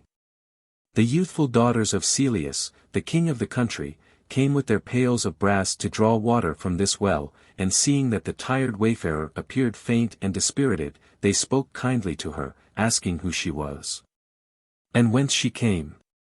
Demeter replied that she had made her escape from pirates, who had captured her, and added that she would feel grateful for a home with any worthy family, whom she would be willing to serve in a menial capacity. The princesses, on hearing this, begged Demeter to have a moment's patience while they returned home and consulted their mother, Metaneira. They soon brought the joyful intelligence that she was desirous of securing her services as nurse to her infant son Demophon, or Triptolemus.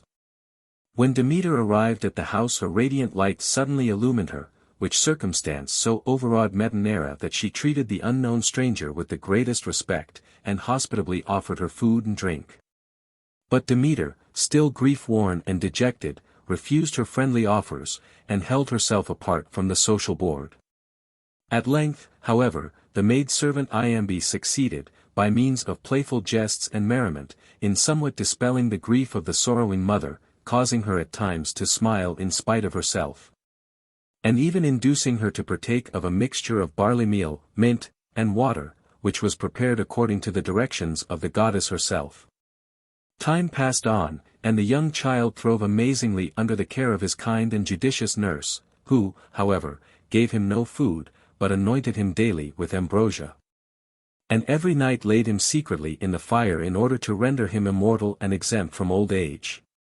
But, unfortunately, this benevolent design on the part of Demeter was frustrated by Metaneira herself, whose curiosity, one night, impelled her to watch the proceedings of the mysterious being who nursed her child. When to her horror she beheld her son placed in the flames, she shrieked aloud.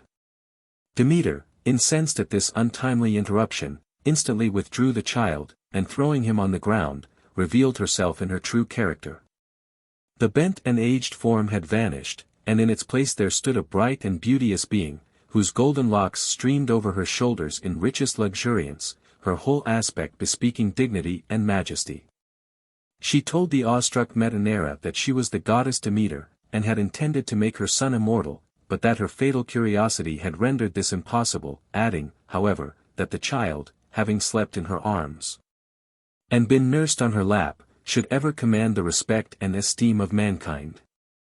She then desired that a temple and altar should be erected to her on a neighboring hill by the people of Eleusis, promising that she herself would direct them how to perform the sacred rites and ceremonies, which should be observed in her honor. With these words she took her departure never to return. Obedient to her commands, Celeus called together a meeting of his people, and built the temple on the spot which the goddess had indicated. It was soon completed, and Demeter took up her abode in it, but her heart was still sad for the loss of her daughter, and the whole world felt the influence of her grief and dejection. This was indeed a terrible year for mankind. Demeter no longer smiled on the earth she was wont to bless, and though the husbandmen sowed the grain, and the groaning oxen ploughed the fields, no harvest rewarded their labor. All was barren, dreary desolation. The world was threatened with famine, and the gods with the loss of their accustomed honors and sacrifices. It became evident, therefore, to Zeus himself that some measures must be adopted to appease the anger of the goddess.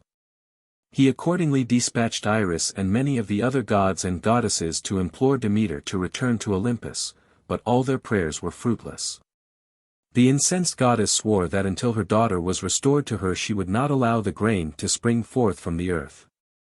At length Zeus sent Hermes, his faithful messenger, to the lower world with a petition to Hades, urgently entreating him to restore Persephone to the arms of her disconsolate mother. When he arrived in the gloomy realms of Hades, Hermes found him seated on a throne with the beautiful Persephone beside him, sorrowfully bewailing her unhappy fate. On learning his errand, Hades consented to resign Persephone, who joyfully prepared to follow the messenger of the gods to the abode of life and light. Before taking leave of her husband, he presented to her a few seeds of pomegranate, which in her excitement she thoughtlessly swallowed, and this simple act, as the sequel will show, materially affected her whole future life. The meeting between mother and child was one of unmixed rapture, and for the moment all the past was forgotten. The loving mother's happiness would now have been complete had not Hades asserted his rights. These were, that if any immortal had tasted food in his realms they were bound to remain there forever. Of course the ruler of the lower world had to prove this assertion. This, however, he found no difficulty in doing, as Ascalaphus, the son of Acheron and Orphne, was his witness to the fact. 25 Zeus, pitying the disappointment of Demeter at finding her hopes thus blighted, succeeded in effecting a compromise by inducing his brother Hades to allow Persephone to spend 6 months of the year with the gods above. Whilst during the other 6 she was to be the joyless companion of her grim lord below. Accompanied by her daughter, the beautiful Persephone, Demeter now resumed her long-abandoned dwelling in Olympus. The sympathetic earth responded gaily to her bright smiles, the corn at once sprang forth from the ground in fullest plenty, the trees, which late were seared and bare, now donned their brightest emerald robes, and the flowers, so long imprisoned in the hard, dry soil, filled the whole air with their fragrant perfume. Thus ends this charming story, which was a favorite theme with all the classic authors.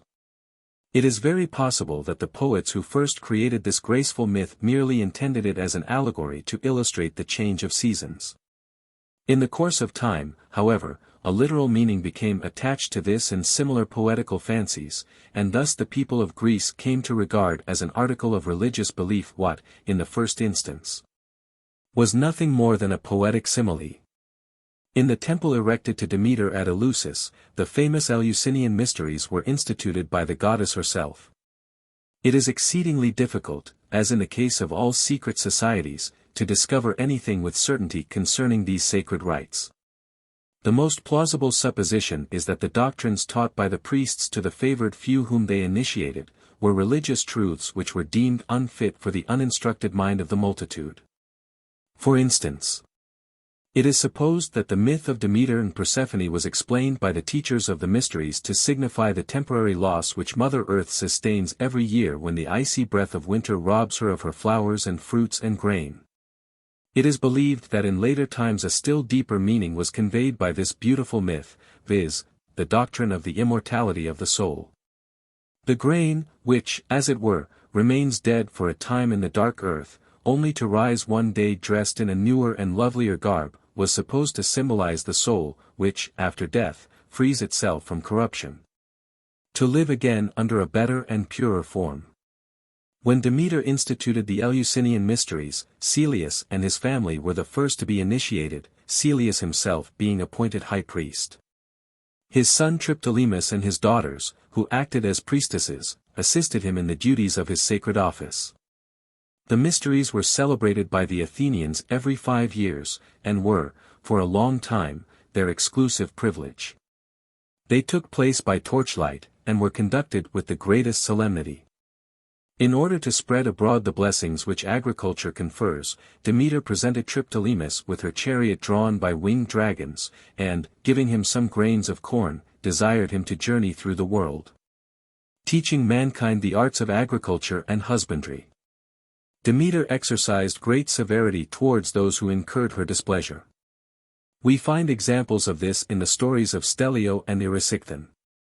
Stellio was a youth who ridiculed the goddess for the eagerness with which she was eating a bowl of porridge, when weary and faint in the vain search for her daughter. Resolved that he should never again have an opportunity of thus offending, she angrily threw into his face the remainder of the food, and changed him into a spotted lizard. Erysichthon, son of Priapus, had drawn upon himself the anger of Demeter by cutting down her sacred groves, for which she punished him with a constant and insatiable hunger. He sold all his possessions in order to satisfy his cravings, and was forced at last to devour his own limbs. His daughter Metra, who was devotedly attached to him, possessed the power of transforming herself into a variety of different animals. By this means she contrived to support her father, who sold her again and again each time she assumed a different form, and thus he dragged on a pitiful existence. Ceres. The Roman Ceres is actually the Greek Demeter under another name, her attributes, worship, festivals, and being precisely identical. The Romans were indebted to Sicily for this divinity, her worship having been introduced by the Greek colonists who settled there. The Cerealia, or festivals in honor of Ceres, commenced on the 12th of April, and lasted several days. Aphrodite, Venus. Aphrodite, from Aphros, sea foam, and Dite, issued, the daughter of Zeus and a sea nymph called Dione, was the goddess of love and beauty. Dione, being a sea nymph, gave birth to her daughter beneath the waves.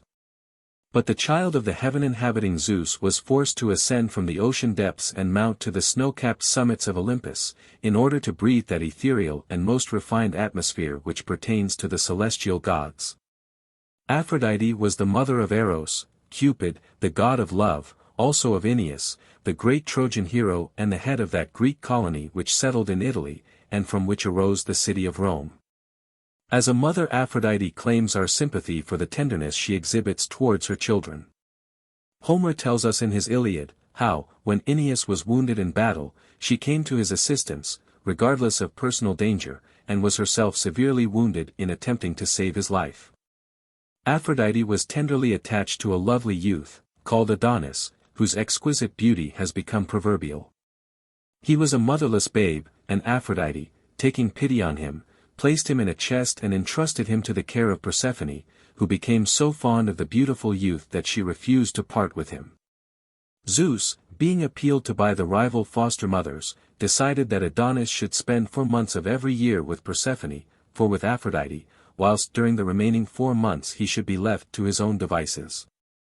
He became, however, so attached to Aphrodite that he voluntarily devoted to her the time at his own disposal. Adonis was killed, during the chase, by a wild boar, to the great grief of Aphrodite, who bemoaned his loss so persistently that Hades, moved with pity, permitted him to pass 6 months of every year with her, whilst the remaining half of the year was spent by him in the lower world. Aphrodite possessed a magic girdle, the famous cestus, which she frequently lent to unhappy maidens suffering from the pangs of unrequited love, as it was endowed with the power of inspiring affection for the wearer, whom it invested with every attribute of grace, beauty, and fascination. Her usual attendants are the Charites or Graces, Euphrosyne, Aglaia, and Talia, who are represented undraped and intertwined in a loving embrace. In Hesiod's Theogony she is supposed to belong to the more ancient divinities, and, whilst those of later date are represented as having descended one from another, and all more or less from Zeus, Aphrodite has a variously accounted for, yet independent origin.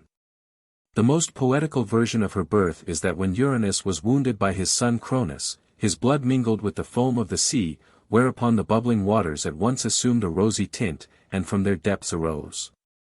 In all the surpassing glory of her loveliness, Aphrodite, goddess of love and beauty. Shaking her long, fair tresses, the water drops rolled down into the beautiful seashell in which she stood, and became transformed into pure glistening pearls. Wafted by the soft and balmy breezes, she floated on to Cythera, and was thence transported to the island of Cyprus. Lightly she stepped on shore, and under the gentle pressure of her delicate foot the dry and rigid sand became transformed into a verdant meadow, where every varied shade of color and every sweet odor charmed the senses. The whole island of Cyprus became clothed with verdure, and greeted this fairest of all created beings with a glad smile of friendly welcome. Here she was received by the seasons, who decked her with garments of immortal fabric, encircling her fair brow with a wreath of purest gold, whilst from her ears depended costly rings, and a glittering chain embraced her swan-like throat. And now, arrayed in all the panoply of her irresistible charms, the nymphs escort her to the dazzling halls of Olympus, where she is received with ecstatic enthusiasm by the admiring gods and goddesses. The gods all vied with each other in aspiring to the honor of her hand, but Hephaestus became the envied possessor of this lovely being, who, however, proved as faithless as she was beautiful, and caused her husband much unhappiness. Owing to the preference she showed at various times for some of the other gods and also for mortal men. The celebrated Venus of Milo, now in the Louvre, is an exquisite statue of this divinity. The head is beautifully formed. The rich waves of hair descend on her rather low but broad forehead and are caught up gracefully in a small knot at the back of the head. The expression of the face is most bewitching, and bespeaks the perfect joyousness of a happy nature combined with the dignity of a goddess. The drapery falls in careless folds from the waist downwards, and her whole attitude is the embodiment of all that is graceful and lovely in womanhood. She is of medium height, and the form is perfect in its symmetry and faultless proportions. Aphrodite is also frequently represented in the act of confining her dripping locks in a knot, whilst her attendant nymphs envelop her in a gauzy veil. The animals sacred to her were the dove, swan, swallow, and sparrow. Her favorite plants were the myrtle, apple tree, rose, and poppy. The worship of Aphrodite is supposed to have been introduced into Greece from Central Asia. There is no doubt that she was originally identical with the famous Astarte, the Ashtoreth of the Bible, against whose idolatrous worship and infamous rites the prophets of old hurled forth their sublime and powerful anathemas. Venus. The Venus of the Romans was identified with the Aphrodite of the Greeks. The worship of this divinity was only established in Rome in comparatively later times. Annual festivals, called Veneralia, were held in her honor, and the month of April, when flowers and plants spring forth afresh, was sacred to her. She was worshipped as Venus Cloacina, or the Purifier, and as Venus Myrtia, or the Myrtle Goddess, an epithet derived from the myrtle, the emblem of love. Helios, soul. The worship of Helios was introduced into Greece from Asia. According to the earliest conceptions of the Greeks, he was not only the sun god, but also the personification of life and all life-giving power, for light is well known to be an indispensable condition of all healthy terrestrial life. The worship of the sun was originally very widely spread, not only among the early Greeks themselves, but also among other primitive nations. To us the sun is simply the orb of light, which, high above our heads, performs each day the functions assigned to it by a mighty and invisible power. We can, therefore, form but a faint idea of the impression which it produced upon the spirit of a people whose intellect was still in its infancy, and who believed, with childlike simplicity, that every power of nature was a divinity, which, according as its character was baleful or beneficent, worked for the destruction or benefit of the human race. Helios, who was the son of the Titans Hyperion and Thea, is described as rising every morning in the east, preceded by his sister Eos, the dawn, who, with her rosy fingers, paints the tips of the mountains, and draws aside that misty veil through which her brother is about to appear. When he has burst forth in all the glorious light of day, Eos disappears, and Helios now drives his flame-darting chariot along the accustomed track. This chariot, which is of burnished gold, is drawn by 4 fire-breathing steeds, behind which the young god stands erect with flashing eyes, his head surrounded with rays. holding in one hand the reins of those fiery coursers which in all hands save his are unmanageable. When towards evening he descends the curve 26 in order to cool his burning forehead in the waters of the deep sea, he is followed closely by his sister Selene, the moon, who is now prepared to take charge of the world, and illumine with her silver crescent the dusky night. Helios meanwhile rests from his labors, and, reclining softly on the cool fragrant couch prepared for him by the sea nymphs, recruits himself for another life-giving, joy-inspiring, and beauteous day. It may appear strange that, although the Greeks considered the earth to be a flat circle, no explanation is given of the fact that Helios sinks down in the far west regularly every evening, and yet reappears as regularly every morning in the east. Whether he was supposed to pass through Tartarus, and thus regain the opposite extremity through the bowels of the earth, or whether they thought he possessed any other means of making this transit, there is not a line in either Homer or Hesiod to prove.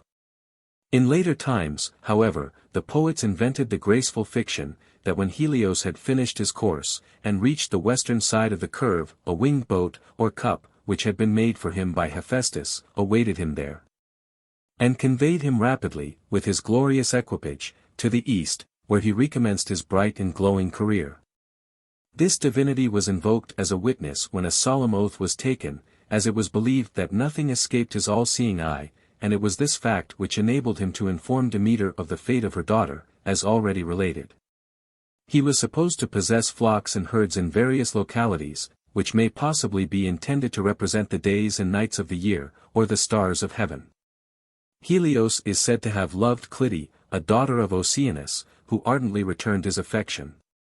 But in the course of time the fickle sun-god transferred his devotion to Leucothea, the daughter of Orchomus, king of the eastern countries, which so angered the forsaken Clytie that she informed Orchomus of his daughter's attachment, and he punished her by inhumanly burying her alive. Helios, overcome with grief, endeavored, by every means in his power, to recall her to life. At last, finding all his efforts unavailing, he sprinkled her grave with heavenly nectar, and immediately there sprang forth from the spot a shoot of frankincense, which spread around its aromatic perfume. The jealous Clytie gained nothing by her cruel conduct, for the sun-god came to her no more. Inconsolable at his loss, she threw herself upon the ground, and refused all sustenance. For 9 long days she turned her face towards the glorious god of day, as he moved along the heavens, till at length her limbs became rooted in the ground, and she was transformed into a flower, which ever turns towards the sun. Helios married Perse, daughter of Oceanus, and their children were, Eetes, king of Colchis, celebrated in the legend of the Argonauts as the possessor of the golden fleece, and Circe, the renowned sorceress. Helios had another son named Phaeton, whose mother was Clymene, one of the Oceanides. The youth was very beautiful, and a great favorite with Aphrodite, who entrusted him with the care of one of her temples, which flattering proof of her regard caused him to become vain and presumptuous. His friend Epiphus, son of Zeus and Io, endeavored to check his youthful vanity by pretending to disbelieve his assertion that the sun-god was his father. Phaeton, full of resentment, and eager to be able to refute the calumny, hastened to his mother Clymene, and besought her to tell him whether Helios was really his father. Moved by his entreaties, and at the same time angry at the reproach of Epiphus, Clymene pointed to the glorious sun, then shining down upon them, and assured her son that in that bright orb he beheld the author of his being, adding that if he had still any doubt, he might visit the radiant dwelling of the great god of light and inquire for himself. Overjoyed at his mother's reassuring words, and following the directions she gave him, Phaeton quickly wended his way to his father's palace. As he entered the palace of the sun-god the dazzling rays almost blinded him, and prevented him from approaching the throne on which his father was seated, surrounded by the hours, days, months, years, and seasons. Helios, who with his all-seeing eye had watched him from afar, removed his crown of glittering rays, and bade him not to be afraid, but to draw near to his father. Encouraged by this kind reception, Phaeton entreated him to bestow upon him such a proof of his love, that all the world might be convinced that he was indeed his son. Whereupon Helios desired him to ask any favor he pleased, and swore by the Styx that it should be granted. The impetuous youth immediately requested permission to drive the chariot of the sun for one whole day. His father listened horror-struck to this presumptuous demand, and by representing the many dangers which would beset his path, endeavored to dissuade him from so perilous an undertaking. But his son, deaf to all advice, pressed his point with such pertinacity, that Helios was reluctantly compelled to lead him to the chariot. Phaeton paused for a moment to admire the beauty of the glittering equipage, the gift of the god of fire, who had formed it of gold, and ornamented it with precious stones, which reflected the rays of the sun. And now Helios, seeing his sister, the dawn, opening her doors in the rosy east, ordered the hours to yoke the horses. The goddesses speedily obeyed the command, and the father then anointed the face of his son with a sacred balm, to enable him to endure the burning flames which issued from the nostrils of the steeds. And sorrowfully placing his crown of rays upon his head, desired him to ascend the chariot. The eager youth joyfully took his place and grasped the coveted reins, but no sooner did the fiery coursers of the sun feel the inexperienced hand which attempted to guide them, than they became restive and unmanageable. Wildly they rushed out of their accustomed track, now soaring so high as to threaten the heavens with destruction, now descending so low as nearly to set the earth on fire.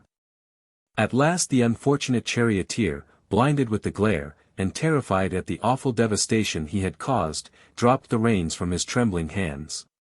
Mountains and forests were in flames, rivers and streams were dried up, and a general conflagration was imminent. The scorched earth now called on Zeus for help, who hurled his thunderbolt at Phaeton, and with a flash of lightning brought the fiery steeds to a standstill. The lifeless body of the youth fell headlong into the river Eridanus, 27, where it was received and buried by the nymphs of the stream.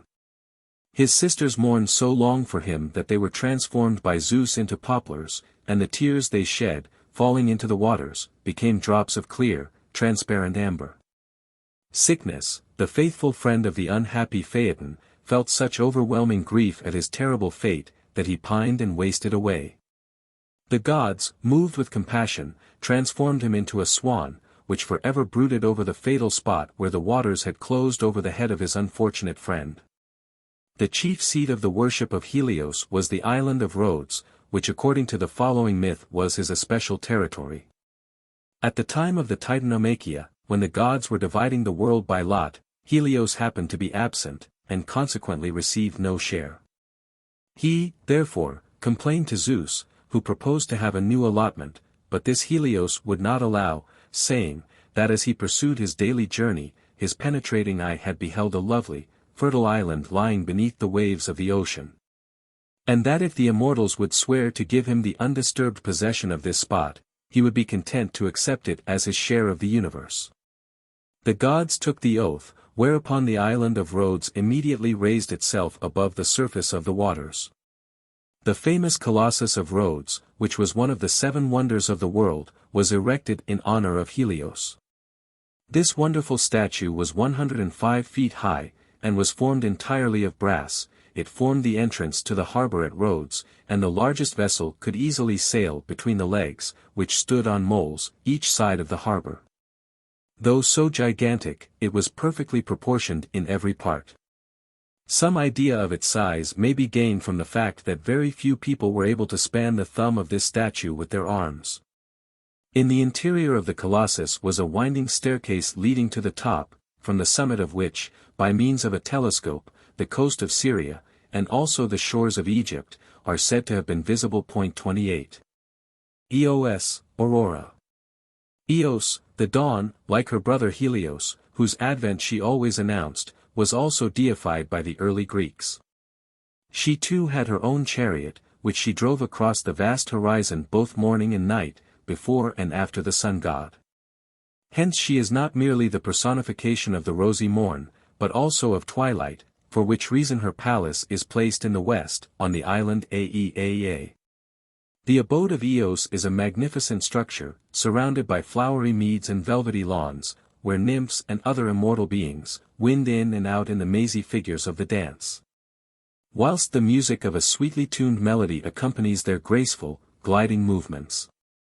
Eos is described by the poets as a beautiful maiden with rosy arms and fingers, and large wings, whose plumage is of an ever-changing hue. She bears a star on her forehead, and a torch in her hand. Wrapping round her the rich folds of her violet-tinged mantle, she leaves her couch before the break of day, and herself yokes her 2 horses, Lampetus and Phaeton, to her glorious chariot. She then hastens with active cheerfulness to open the gates of heaven, in order to herald the approach of her brother, the god of day, whilst the tender plants and flowers, revived by the morning dew, lift their heads to welcome her as she passes. Eos first married the Titan Astraeus 29, and their children were Hesperus, the evening star, and the winds. She afterwards became united to Tithonus, son of Laomedon, king of Troy, who had won her affection by his unrivaled beauty. And Eos, unhappy at the thought of their being ever separated by death, obtained for him from Zeus the gift of immortality, forgetting, however, to add to it that of eternal youth. The consequence was that when, in the course of time, Tithonus grew old and decrepit, and lost all the beauty which had won her admiration, Eos became disgusted with his infirmities, and at last shut him up in a chamber, where soon little else was left of him but his voice, which had now sunk into a weak, feeble quaver. According to some of the later poets, he became so weary of his cheerless and miserable existence, that he entreated to be allowed to die. This was, however, impossible. But Eos, pitying his unhappy condition, exerted her divine power, and changed him into a grasshopper, which is, as it were, all voice, and whose monotonous, ceaseless chirpings may not inaptly be compared to the meaningless babble of extreme old age. Phoebus Apollo. Phoebus Apollo, the god of light, prophecy, music, poetry, and the arts and sciences, is by far the noblest conception within the whole range of Greek mythology, and his worship, which not only extended to all the states of Greece, but also to Asia Minor and to every Greek colony throughout the world, stands out among the most ancient and strongly marked features of Grecian history, and exerted a more decided influence over the Greek nation, than that of any other deity, not excepting Zeus himself. Apollo was the son of Zeus and Leto, and was born beneath the shade of a palm tree which grew at the foot of Mount Cynthus, on the barren and rocky island of Delos. The poets tell us that the earth smiled and the young god first beheld the light of day, and that Delos became so proud and exultant at the honor thus conferred upon her, that she covered herself with golden flowers. Swans surrounded the island, and the Delian nymphs celebrated his birth with songs of joy. The unhappy Leto, driven to Delos by the relentless persecutions of Hera, was not long permitted to enjoy her haven of refuge.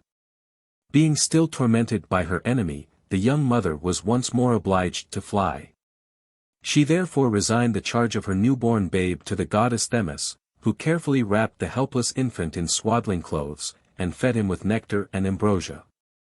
But he had no sooner partaken of the heavenly food than, to the amazement of the goddess, he burst asunder the bands which confined his infant limbs, and springing to his feet, appeared before her as a full-grown youth of divine strength and beauty. He now demanded a lyre and a bow, declaring that henceforth he would announce to mankind the will of his father Zeus. "The golden lyre," said he, "shall be my friend, the bent bow my delight, and in oracles will I foretell the dark future." With these words he ascended to Olympus, where he was received with joyful acclamations into the assembly of the celestial gods, who acknowledged him as the most beautiful and glorious of all the sons of Zeus. Phoebus Apollo was the god of light in a twofold signification, first, as representing the great orb of day which illumines the world, and secondly, as the heavenly light which animates the soul of man. He inherited his function as sun god from Helios, with whom, in later times, he was so completely identified, that the personality of the one became gradually merged in that of the other. We, accordingly, find Helios frequently confounded with Apollo, myths belonging to the former attributed to the latter, and with some tribes, the Ionic, for instance, so complete is this identification, that Apollo is called by them Helios Apollo. As the divinity whose power is developed in the broad light of day, he brings joy and delight to nature, and health and prosperity to man. By the influence of his warm and gentle rays he disperses the noxious vapors of the night, assists the grain to ripen and the flowers to bloom. But although, as god of the sun, he is a life-giving and life-preserving power, who, by his genial influence, dispels the cold of winter, he is, at the same time, the god who, by means of his fiercely darting rays, could spread disease and send sudden death to men and animals. And it is to this phase of his character that we must look for the explanation of his being considered, in conjunction with his twin sister, Artemis, as moon goddess, a divinity of death. The brother and sister share this function between them, he taking man and she woman as her aim, and those especially who died in the bloom of youth, or at an advanced age, were believed to have been killed by their gentle arrows. But Apollo did not always send an easy death. We see in the Iliad how, when angry with the Greeks, the god of the silver bow strode down from Olympus, with his quiver full of death-bringing darts, and sent a raging pestilence into their camp. For 9 days he let fly his fatal arrows, first on animals and then on men, till the air became darkened with the smoke from the funeral pyres. In his character as god of light, Phoebus Apollo is the protecting deity of shepherds, because it is he who warms the fields and meadows, and gives rich pastures to the flocks, thereby gladdening the heart of the herdsman. As the temperate heat of the sun exercises so invigorating an effect on man and animals, and promotes the growth of those medicinal herbs and vegetable productions necessary for the cure of diseases, Phoebus Apollo was supposed to possess the power of restoring life and health. Hence he was regarded as the god of healing, but this feature in his character we shall find more particularly developed in his son Asclepius, the veritable god of the healing art. Pursuing our analysis of the various phases in the character of Phoebus Apollo, we find that with the first beams of his genial light, all nature awakens to renewed life, and the woods re-echo with the jubilant sound of the untaught lays, warbled by thousands of feathered choristers. Hence, by a natural inference, he is the god of music, and as, according to the belief of the ancients, the inspirations of genius were inseparably connected with the glorious light of heaven, he is also the god of poetry, and acts as the special patron of the arts and sciences. Apollo is himself the heavenly musician among the Olympic gods, whose banquets are gladdened by the wondrous strains which he produces from his favorite instrument, the 7-stringed lyre. In the cultus of Apollo, music formed a distinguishing feature. All sacred dances, and even the sacrifices in his honor, were performed to the sound of musical instruments. And it is, in a great measure, owing to the influence which the music in his worship exercised on the Greek nation, that Apollo came to be regarded as the leader of the 9 muses, the legitimate divinities of poetry and song. In this character he is called Musagetes, and is always represented robed in a long flowing garment. His lyre, to the tones of which he appears to be singing, is suspended by a band across the chest. His head is encircled by a wreath of laurel, and his long hair, streaming down over his shoulders, gives him a somewhat effeminate appearance. And now we must view the glorious god of light under another, and, as far as regards his influence over the Greek nation, a much more important aspect. For, in historical times, all the other functions and attributes of Apollo sink into comparative insignificance before the great power which he exercised as god of prophecy. It is true that all Greek gods were endowed, to a certain extent, with the faculty of foretelling future events. But Apollo, as sun god, was the concentration of all prophetic power, as it was supposed that nothing escaped his all-seeing eye, which penetrated the most hidden recesses, and laid bare the secrets which lay concealed behind the dark veil of the future. We have seen that when Apollo assumed his godlike form, he took his place among the immortals. But he had not long enjoyed the rapturous delights of Olympus, before he felt within him an ardent desire to fulfill his great mission of interpreting to mankind the will of his mighty father. He accordingly descended to earth, and traveled through many countries, seeking a fitting site upon which to establish an oracle. At length he reached the southern side of the rocky heights of Parnassus, beneath which lay the harbor of Crissa. Here, under the overhanging cliff, he found a secluded spot, where, from the most ancient times, there had existed an oracle, in which Gaia herself had revealed the future to man, and which, in Deucalion's time, she had resigned to Themis. It was guarded by the huge serpent Python, the scourge of the surrounding neighborhood, and the terror alike of men and cattle. The young god, full of confidence in his unerring aim, attacked and slew the monster with his arrows, thus freeing land and people from their mighty enemy. The grateful inhabitants, anxious to do honor to their deliverer, flocked round Apollo, who proceeded to mark out a plan for a temple, and, with the assistance of numbers of eager volunteers, a suitable edifice was soon erected. It now became necessary to choose ministers, who would offer up sacrifices, interpret his prophecies to the people, and take charge of the temple. Looking round, he saw in the far distance a vessel bound from Crete to the Peloponnesus, and determined to avail himself of her crew for his service. Assuming the shape of an enormous dolphin, he agitated the waters to such a degree, that the ship was tossed violently to and fro, to the great alarm of the mariners. At the same time he raised a mighty wind, which drove the ship into the harbor of Crissa, where she ran aground. The terrified sailors dared not set foot on shore. But Apollo, under the form of a vigorous youth, stepped down to the vessel, revealed himself in his true character, and informed them that it was he who had driven them to Crissa, in order that they might become his priests, and serve him in his temple. Arrived at the sacred fane, he instructed them how to perform the services in his honor, and desired them to worship him under the name of Apollo Delphinios, because he had first appeared to them under the form of a dolphin. Thus was established the far-famed Oracle of Delphi, the only institution of the kind which was not exclusively national, for it was consulted by Lydians, Phrygians, Etruscans, Romans, and, in fact, was held in the highest repute all over the world. In obedience to its decrees, the laws of Lycurgus were introduced, and the earliest Greek colonies founded. No cities were built without first consulting the Delphic oracle, for it was believed that Apollo took special delight in the founding of cities, the first stone of which he laid in person. Nor was any enterprise ever undertaken, without inquiring at this sacred fane as to its probable success. But that which brought Apollo more closely home to the hearts of the people, and raised the whole moral tone of the Greek nation, was the belief, gradually developed with the intelligence of the people, that he was the god who accepted repentance as an atonement for sin, who pardoned the contrite sinner, and who acted as the special protector of those, who, like Orestes, had committed a crime, which required long years of expiation.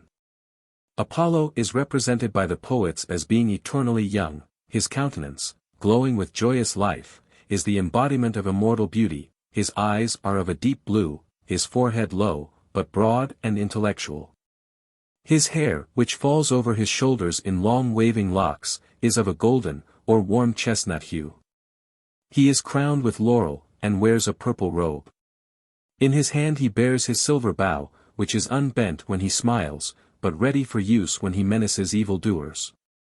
But Apollo, the eternally beautiful youth, the perfection of all that is graceful and refined, rarely seems to have been happy in his love.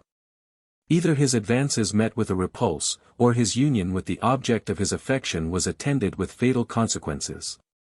His first love was Daphne, daughter of Peneus, the river god, who was so averse to marriage that she entreated her father to allow her to lead a life of celibacy, and devote herself to the chase, which she loved to the exclusion of all other pursuits. But one day, soon after his victory over the Python, Apollo happened to see Eros bending his bow, and proud of his own superior strength and skill, he laughed at the efforts of the little archer, saying that such a weapon was more suited to the one who had just killed the terrible serpent. Eros angrily replied that his arrow should pierce the heart of the mocker himself, and flying off to the summit of Mount Parnassus, he drew from his quiver 2 darts of different workmanship, one of gold, which had the effect of inspiring love, the other of lead, which created aversion. Taking aim at Apollo, he pierced his breast with the golden shaft, whilst the leaden one he discharged into the bosom of the beautiful Daphne. The son of Leto instantly felt the most ardent affection for the nymph, who, on her part, evinced the greatest dislike towards her divine lover, and, at his approach, fled from him like a hunted deer. He called upon her in the most endearing accents to stay, but she still sped on, until at length, becoming faint with fatigue, and fearing that she was about to succumb, she called upon the gods to come to her aid. Hardly had she uttered her prayer before a heavy torpor seized her limbs, and just as Apollo threw out his arms to embrace her, she became transformed into a laurel bush.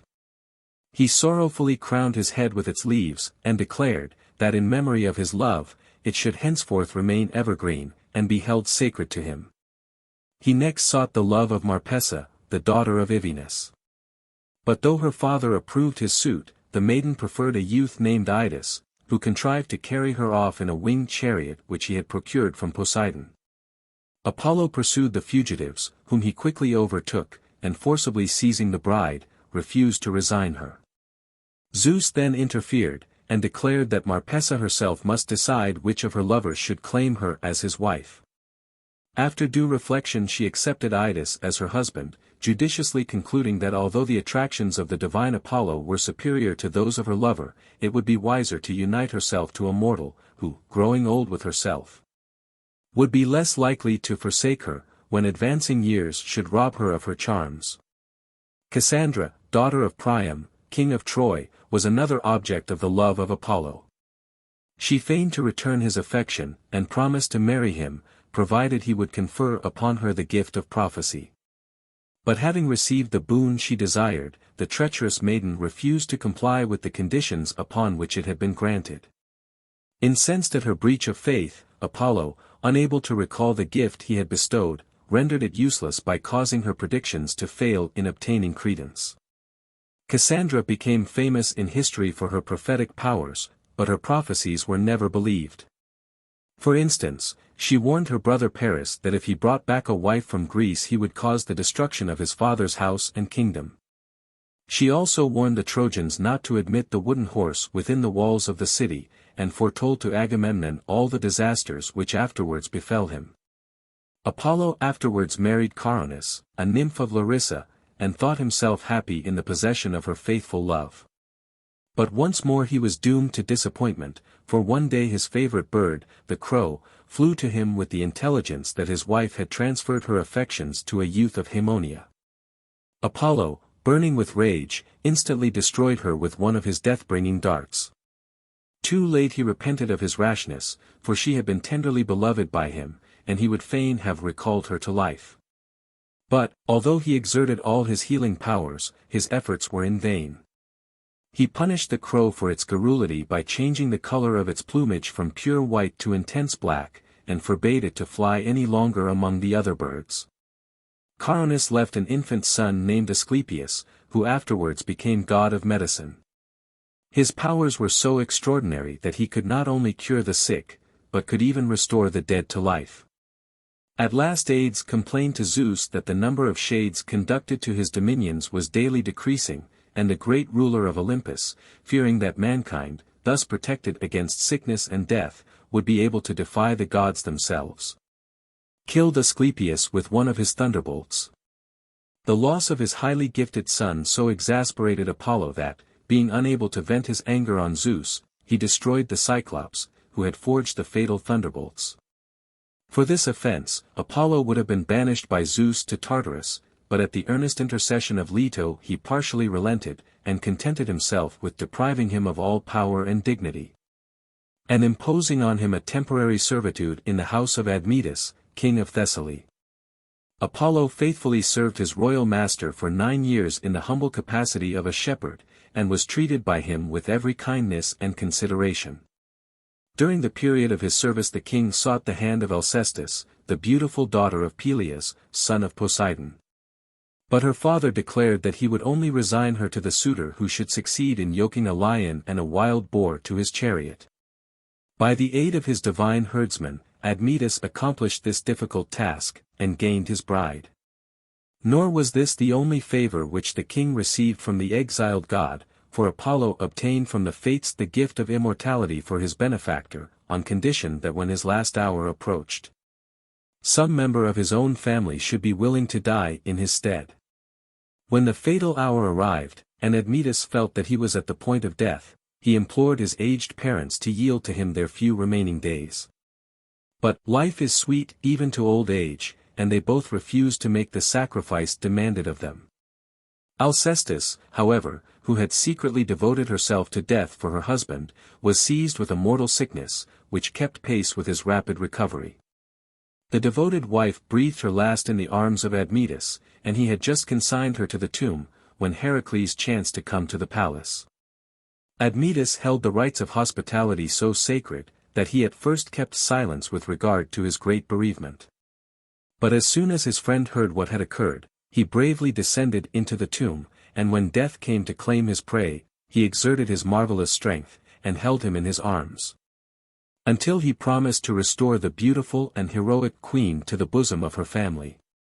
Whilst pursuing the peaceful life of a shepherd, Apollo formed a strong friendship with two youths named Hyacinthus and Cyparissus, but the great favor shown to them by the god did not suffice to shield them from misfortune. The former was one day throwing the discus with Apollo, when, running too eagerly to take up the one thrown by the god, he was struck on the head with it and killed on the spot. Apollo was overcome with grief at the sad end of his young favorite, but being unable to restore him to life, he changed him into the flower called after him the hyacinth. Cyparissus had the misfortune to kill by accident one of Apollo's favorite stags, which so preyed on his mind that he gradually pined away, and died of a broken heart. He was transformed by the god into a cypress tree, which owes its name to this story. After these sad occurrences Apollo quitted Thessaly and repaired to Phrygia, in Asia Minor, where he met Poseidon, who, like himself, was in exile, and condemned to a temporary servitude on earth. The two gods now entered the service of Laomedon, king of Troy, Apollo undertaking to tend his flocks, and Poseidon to build the walls of the city. But Apollo also contributed his assistance in the erection of those wonderful walls, and, by the aid of his marvelous musical powers, the labors of his fellow worker, Poseidon, were rendered so light and easy that his otherwise arduous task advanced with astonishing celerity. For, as the master hand of the god of music grasped the chords of his lyre, the huge blocks of stone moved of their own accord, adjusting themselves with the utmost nicety into the places designed for them. But though Apollo was so renowned in the art of music, there were two individuals who had the effrontery to consider themselves equal to him in this respect, and, accordingly, each challenged him to compete with them in a musical contest. These were Marsyas and Pan. Marsyas was a satyr, who, having picked up the flute which Athena had thrown away in disgust, discovered, to his great delight and astonishment, that, in consequence of its having touched the lips of a goddess, it played of itself in the most charming manner. Marsyas, who was a great lover of music, and much beloved on this account by all the elf-like denizens of the woods and glens, was so intoxicated with joy at this discovery, that he foolishly challenged Apollo to compete with him in a musical contest. The challenge being accepted, the Muses were chosen umpires, and it was decided that the unsuccessful candidate should suffer the punishment of being flayed alive. For a long time the merits of both claimants remained so equally balanced, that it was impossible to award the palm of victory to either, seeing which, Apollo, resolved to conquer, added the sweet tones of his melodious voice to the strains of his lyre, and this at once turned the scale in his favor. The unhappy Marsyas being defeated, had to undergo the terrible penalty, and his untimely fate was universally lamented. Indeed the satyrs and dryads, his companions, wept so incessantly at his fate, that their tears, uniting together, formed a river in Phrygia which is still known by the name of Marsyas. The result of the contest with Pan was by no means of so serious a character. The god of shepherds having affirmed that he could play more skillfully on his flute of 7 reeds, the syrinx or Pan's pipe, than Apollo on his world-renowned lyre, a contest ensued, in which Apollo was pronounced the victor by all the judges appointed to decide between the rival candidates. Midas, king of Phrygia, alone demurred at this decision, having the bad taste to prefer the uncouth tones of the Pan's pipe to the refined melodies of Apollo's lyre. Incensed at the obstinacy and stupidity of the Phrygian king, Apollo punished him by giving him the ears of an ass. Midas, horrified at being thus disfigured, determined to hide his disgrace from his subjects by means of a cap. His barber, however, could not be kept in ignorance of the fact, and was therefore bribed with rich gifts never to reveal it. Finding, however, that he could not keep the secret any longer, he dug a hole in the ground into which he whispered it. Then closing up the aperture he returned home, feeling greatly relieved at having thus eased his mind of its burden. But after all, this very humiliating secret was revealed to the world, for some reeds which sprung up from the spot murmured incessantly, as they waved to and fro in the wind, King Midas has the ears of an ass. In the sad and beautiful story of Niobe, daughter of Tantalus, and wife of Amphion, king of Thebes, we have another instance of the severe punishments meted out by Apollo to those who in any way incurred his displeasure. Niobe was the proud mother of 7 sons and 7 daughters, and exulting in the number of her children, she, upon one occasion, ridiculed the worship of Leto, because she had but 1 son and daughter, and desired the Thebans, for the future, to give to her the honors and sacrifices which they had hitherto offered to the mother of Apollo and Artemis. The sacrilegious words had scarcely passed her lips before Apollo called upon his sister Artemis to assist him in avenging the insult offered to their mother, and soon their invisible arrows sped through the air.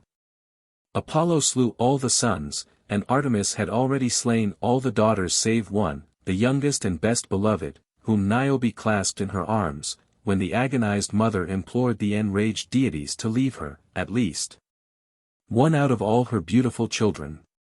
But, even as she prayed, the deadly arrow reached the heart of this child also.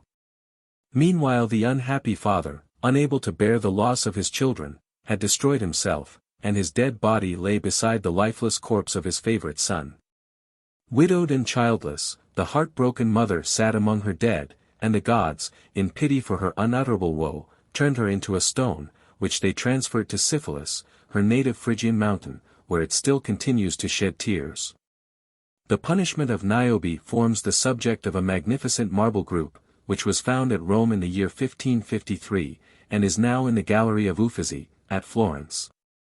The renowned singer Orpheus was the son of Apollo and Calliope, the muse of epic poetry, and, as might be expected with parents so highly gifted, was endowed with most distinguished intellectual qualifications. He was a poet, a teacher of the religious doctrines known as the Orphic Mysteries, and a great musician, having inherited from his father an extraordinary genius for music. When he sang to the sweet tones of his lyre, he charmed all nature, and summoned round him the wild beasts of the forests, who, under the influence of his music, became tame and gentle as lambs. The madly rushing torrents stopped their rapid course, and the very mountains and trees moved from their places at the sound of his entrancing melodies. Orpheus became united to a lovely nymph named Eurydice, the daughter of the sea god Nereus, whom he fondly loved. She was no less attached to him, and their married life was full of joy and happiness. But it was only short-lived. For Aristeus, 31, the half-brother of Orpheus, having fallen in love with the beautiful Eurydice, forcibly endeavored to take her from her husband, and as she fled across some fields to elude his pursuit, she was bitten in the foot by a venomous snake, which lay concealed in the long grass. Eurydice died of the wound, and her sorrowing husband filled the groves and valleys with his piteous and unceasing lamentations. His longing to behold her once more became at last so unconquerable, that he determined to brave the horrors of the lower world, in order to entreat aids to restore to him his beloved wife. Armed only with his golden lyre, the gift of Apollo, he descended into the gloomy depths of Hades, where his heavenly music arrested for a while the torments of the unhappy sufferers.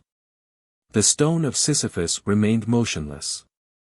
Tantalus forgot his perpetual thirst, the wheel of Ixion ceased to revolve, and even the Furies shed tears, and withheld for a time their persecutions. Undismayed at the scenes of horror and suffering which met his view on every side, he pursued his way until he arrived at the palace of Hades. Presenting himself before the throne on which sat the stony-hearted king and his consort Persephone, Orpheus recounted his woes to the sound of his lyre. Moved to pity by his sweet strains, they listened to his melancholy story, and consented to release Eurydice on condition that he should not look upon her until they reached the upper world. Orpheus gladly promised to comply with this injunction, and, followed by Eurydice, ascended the steep and gloomy path which led to the realms of life and light. All went well until he was just about to pass the extreme limits of Hades, when, forgetting for the moment the hard condition, he turned to convince himself that his beloved wife was really behind him. The glance was fatal, and destroyed all his hopes of happiness, for, as he yearningly stretched out his arms to embrace her, she was caught back, and vanished from his sight forever. The grief of Orpheus at this second loss was even more intense than before, and he now avoided all human society. In vain did the nymphs, his once chosen companions, endeavor to win him back to his accustomed haunts. Their power to charm was gone, and music was now his sole consolation. He wandered forth alone, choosing the wildest and most secluded paths, and the hills and valleys resounded with his pathetic melodies. At last he happened to cross the path of some Thracian women, who were performing the wild rites of Dionysus, Bacchus, and in their mad fury at his refusing to join them, they furiously attacked him, and tore him in pieces. In pity for his unhappy fate, the Muses collected his remains, which they buried at the foot of Mount Olympus, and the nightingale warbled a funeral dirge over his grave. His head was thrown into the river Hebrus, and as it floated down the stream, the lips still continued to murmur the beloved name of Eurydice. The chief seat of the worship of Apollo was at Delphi, and here was the most magnificent of all his temples, the foundation of which reaches far beyond all historical knowledge, and which contained immense riches. The offerings of kings and private persons, who had received favorable replies from the oracle. The Greeks believed Delphi to be the central point of the earth, because two eagles sent forth by Zeus, one from the east, the other from the west, were said to have arrived there at the same moment. The Pythian Games, celebrated in honor of the victory of Apollo over the Python, took place at Delphi every 4 years. At the first celebration of these games, gods, goddesses, and heroes contended for the prizes, which were at first of gold or silver, but consisted, in later times, of simple laurel wreaths. On account of its being the place of his birth, the whole island of Delos was consecrated to Apollo, where he was worshipped with great solemnity. The greatest care was taken to preserve the sanctity of the spot, for which reason no one was suffered to be buried there. At the foot of Mount Cynthus was a splendid temple of Apollo which possessed an oracle, and was enriched with magnificent offerings from all parts of Greece. Even foreign nations held this island sacred, for when the Persians passed it on their way to attack Greece, they not only sailed by, leaving it uninjured, but sent rich presents to the temple. Games, called Delia, instituted by Theseus, were celebrated at Delos every 4 years. A festival termed the Gymnopaedia was held at Sparta in honor of Apollo, in which boys sang the praises of the gods, and of the 300 Lacedaemonians who fell at the battle of Thermopylae. Wolves and hawks were sacrificed to Apollo, and the birds sacred to him were the hawk, raven, and swan. Roman Apollo. The worship of Apollo never occupied the all-important position in Rome which it held in Greece, nor was it introduced till a comparatively late period. There was no sanctuary erected to this divinity until BC. 430, when the Romans, in order to avert a plague, built a temple in his honor. But we do not find the worship of Apollo becoming in any way prominent until the time of Augustus, who, having called upon this god for aid before the famous battle of Actium, ascribed the victory which he gained, to his influence. And accordingly erected a temple there, which he enriched with a portion of the spoil. Augustus afterwards built another temple in honor of Apollo, on the Palatine Hill, in which at the foot of his statue, were deposited 2 gilt chests, containing the Sibylline oracles. These oracles were collected to replace the Sibylline books originally preserved in the Temple of Jupiter, which were destroyed when that edifice was burned. The Sibyls were maidens who had received the gift of prophecy, and the privilege of living to an incredible age. One of these Sibyls, known as the Cumæan, appeared to Tarquinius Superbus, the last king of Rome, offering for sale 9 books, which she informed him had been written by herself. Not knowing who she was, Tarquin refused to buy them, upon which she burned 3, and returned with 6, demanding the same price as before. Being again driven away as an impostor, she again retired and burned 3 more, returning with the remaining 3, for which she still asked the same price as at first. Tarquin, amazed at her inconsistency, now consulted the augurs, who blamed him for not having bought the 9 books when they were first offered to him, and desired him to secure the remaining 3, at whatever price they were to be had.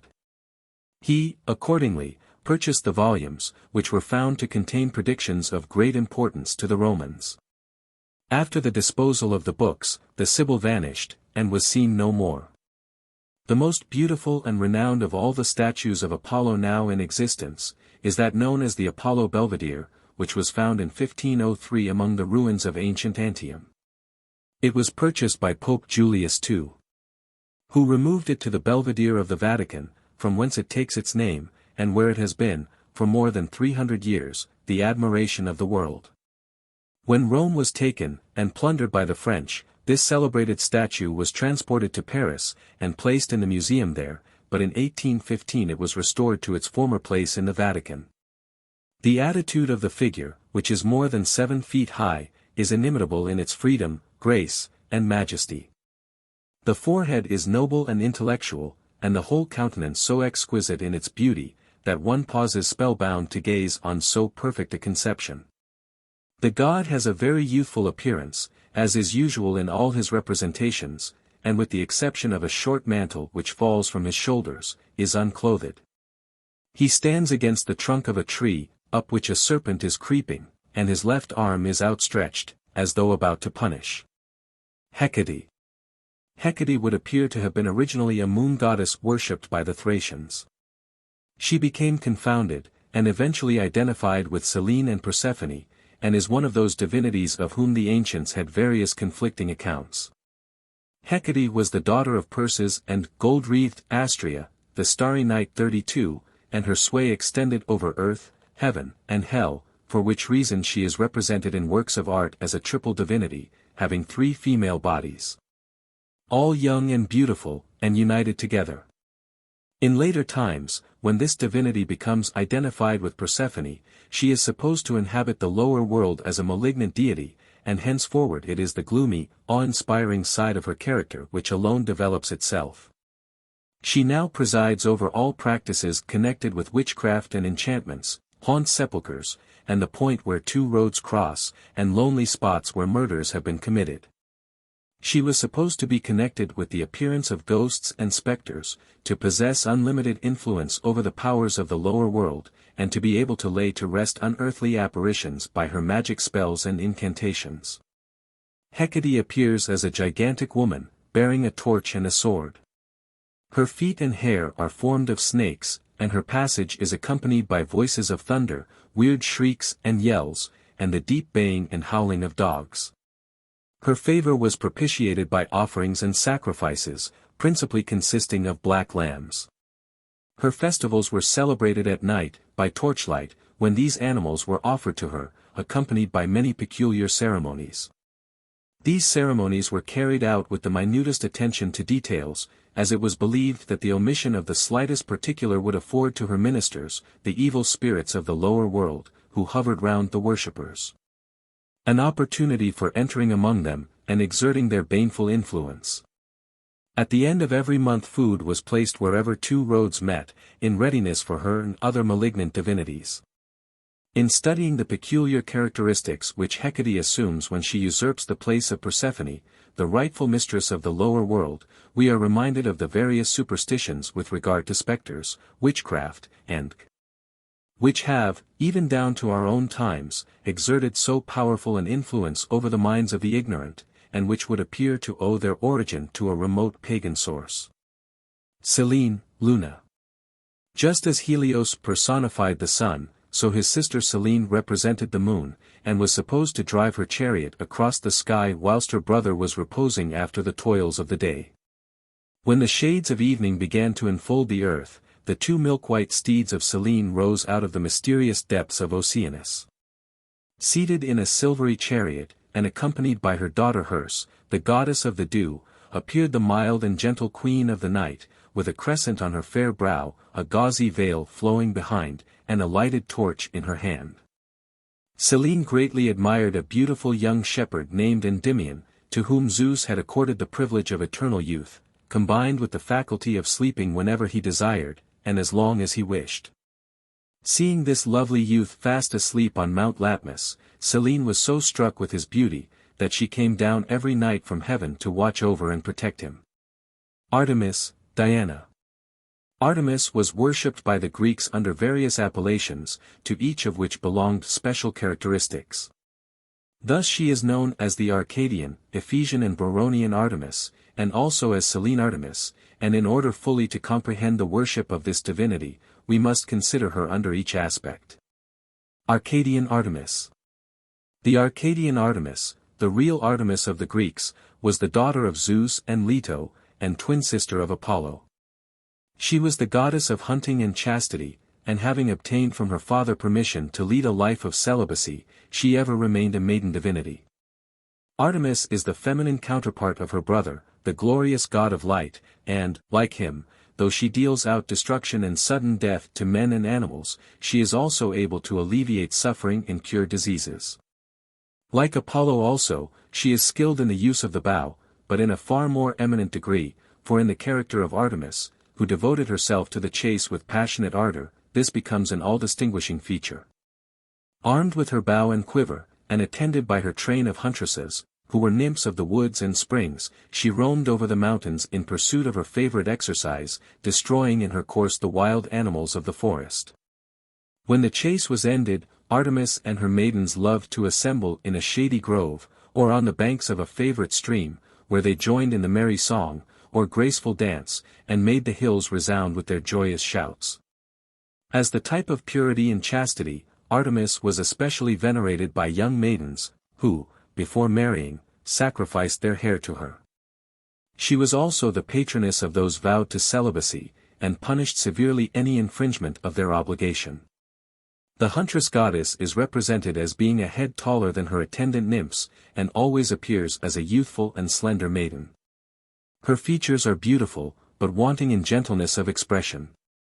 Her hair is gathered negligently into a knot at the back of her well-shaped head, and her figure, though somewhat masculine, is most graceful in its attitude and proportions. The short robe she wears leaves her limbs free for the exercise of the chase, her devotion to which is indicated by the quiver which is slung over her shoulder, and the bow which she bears in her hand. There are many famous statues of this divinity, but the most celebrated is that known as the Diana of Versailles, now in the Louvre, which forms a not unworthy companion to the Apollo Belvedere of the Vatican. In this statue, the goddess appears in the act of rescuing a hunted deer from its pursuers, on whom she is turning with angry mien. One hand is laid protectingly on the head of the stag, whilst with the other she draws an arrow from the quiver which hangs over her shoulder. Her attributes are the bow, quiver, and spear. The animals sacred to her are the hind, dog, bear, and wild boar. Artemis promptly resented any disregard or neglect of her worship. A remarkable instance of this is shown in the story of the Caledonian boar hunt, which is as follows. Ennius, king of Caledon in Aetolia, had incurred the displeasure of Artemis by neglecting to include her in a general sacrifice to the gods which he had offered up, out of gratitude for a bountiful harvest. The goddess, enraged at this neglect, sent a wild boar of extraordinary size and prodigious strength, which destroyed the sprouting grain, laid waste the fields, and threatened the inhabitants with famine and death. At this juncture, Meleager, the brave son of Ennius, returned from the Argonautic expedition, and finding his country ravaged by this dreadful scourge, entreated the assistance of all the celebrated heroes of the age to join him in hunting the ferocious monster. Among the most famous of those who responded to his call were Jason, Castor and Pollux, Idas and Lynceus, Peleus, Telamon, Admetus, Perseus, and Theseus. The brothers of Althea, wife of Ennius, joined the hunters, and Meleager also enlisted into his service the fleet-footed huntress Atalanta. The father of this maiden was Schenius, an Arcadian, who, disappointed at the birth of a daughter when he had particularly desired a son, had exposed her on the Parthenian hill, where he left her to perish. Here she was nursed by a she-bear, and at last found by some hunters, who reared her, and gave her the name of Atalanta. As the maiden grew up, she became an ardent lover of the chase, and was alike distinguished for her beauty and courage. Though often wooed, she led a life of strict celibacy, an oracle having predicted that inevitable misfortune awaited her, should she give herself in marriage to any of her numerous suitors. Many of the heroes objected to hunt in company with a maiden, but Meleager, who loved Atalanta, overcame their opposition, and the valiant band set out on their expedition. Atalanta was the first to wound the boar with her spear, but not before two of the heroes had met their death from his fierce tusks. After a long and desperate encounter, Meleager succeeded in killing the monster, and presented the head and hide to Atalanta, as trophies of the victory. The uncles of Meleager, however, forcibly took the hide from the maiden, claiming their right to the spoil as next of kin, if Meleager resigned it. Artemis, whose anger was still unappeased, caused a violent quarrel to arise between uncles and nephew, and, in the struggle which ensued, Meleager killed his mother's brothers, and then restored the hide to Atalanta. When Althea beheld the dead bodies of the slain heroes, her grief and anger knew no bounds. She swore to revenge the death of her brothers on her own son, and unfortunately for him, the instrument of vengeance lay ready to her hand. At the birth of Meleager, the Moiræ, or Fates, entered the house of Ennius, and pointing to a piece of wood then burning on the hearth, declared that as soon as it was consumed the babe would surely die. On hearing this, Althea seized the brand, laid it up carefully in a chest, and henceforth preserved it as her most precious possession. But now, love for her son giving place to the resentment she felt against the murderer of her brothers, she threw the fatal brand into the devouring flames.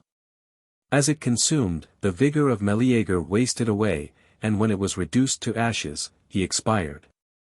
Repenting too late the terrible effects of her rash deed, Althea, in remorse and despair, took away her own life. The news of the courage and intrepidity displayed by Atalanta in the famous boar hunt, being carried to the ears of her father, caused him to acknowledge his long-lost child.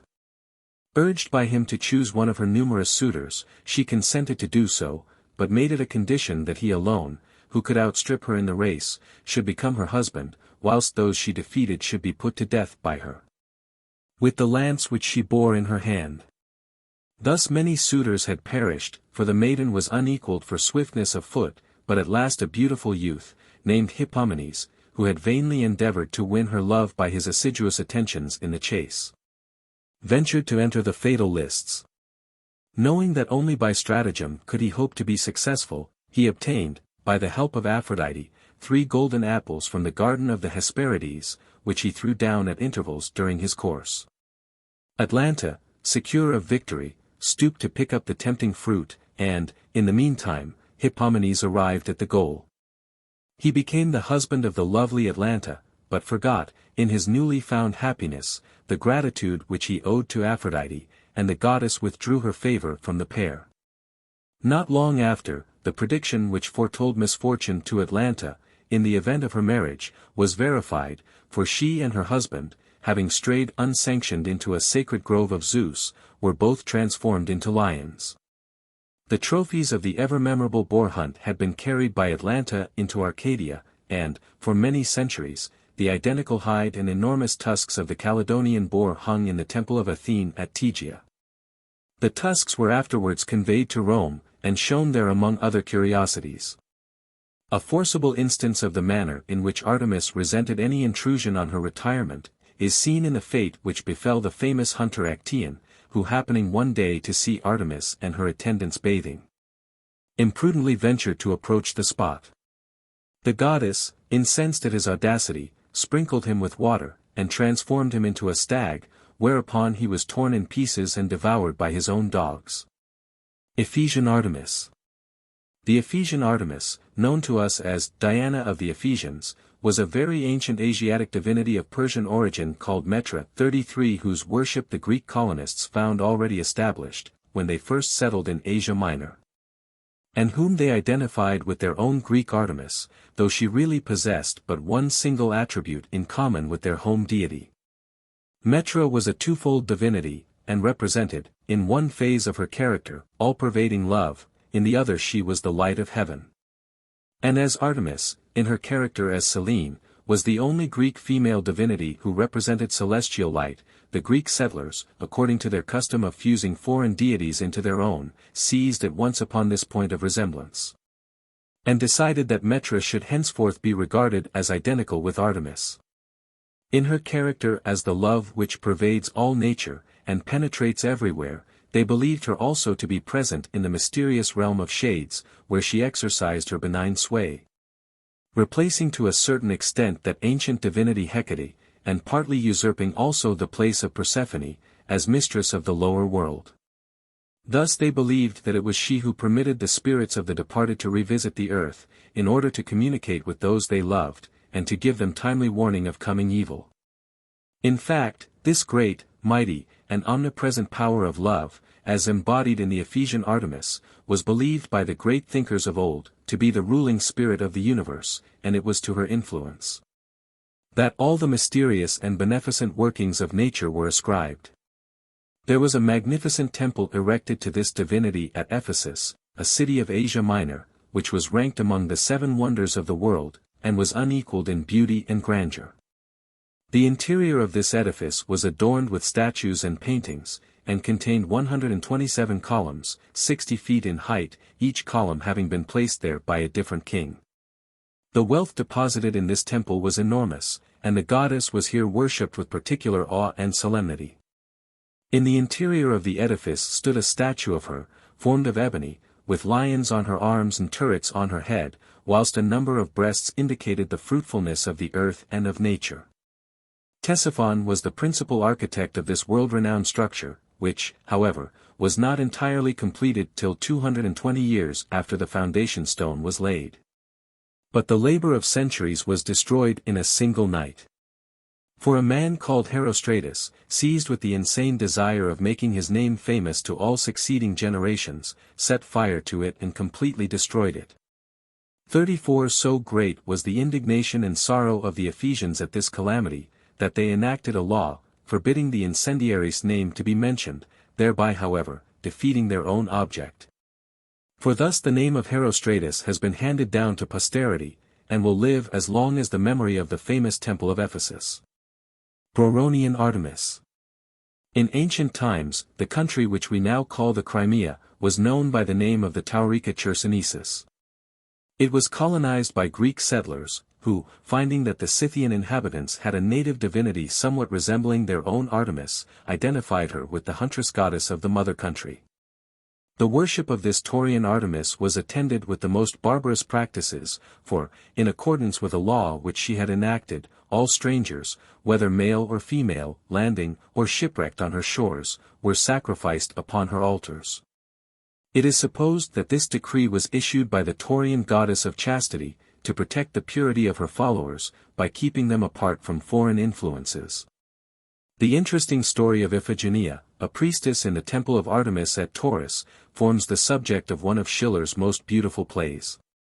The circumstances occurred at the commencement of the Trojan War, and are as follows. The fleet, collected by the Greeks for the siege of Troy, had assembled at Aulis, in Boeotia, and was about to set sail, when Agamemnon, the commander-in-chief, had the misfortune to kill accidentally a stag which was grazing in a grove, sacred to Artemis.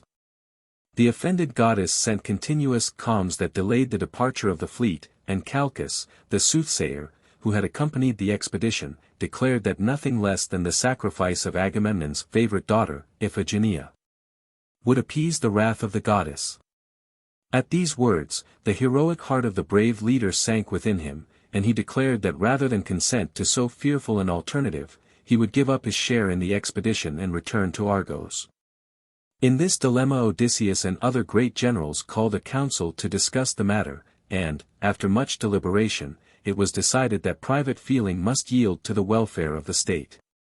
For a long time the unhappy Agamemnon turned a deaf ear to their arguments, but at last they succeeded in persuading him that it was his duty to make the sacrifice.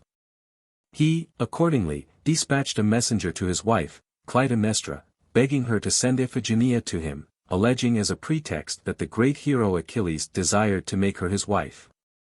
Rejoicing at the brilliant destiny which awaited her beautiful daughter, the fond mother at once obeyed the command, and sent her to Aulis. When the maiden arrived at her destination, and discovered, to her horror, the dreadful fate which awaited her, she threw herself in an agony of grief at her father's feet, and with sobs and tears entreated him to have mercy on her, and to spare her young life. But alas! Her doom was sealed, and her now repentant and heartbroken father was powerless to avert it. The unfortunate victim was bound to the altar, and already the fatal knife was raised to deal the death blow, when suddenly Iphigenia disappeared from view, and in her place on the altar, lay a beautiful deer ready to be sacrificed.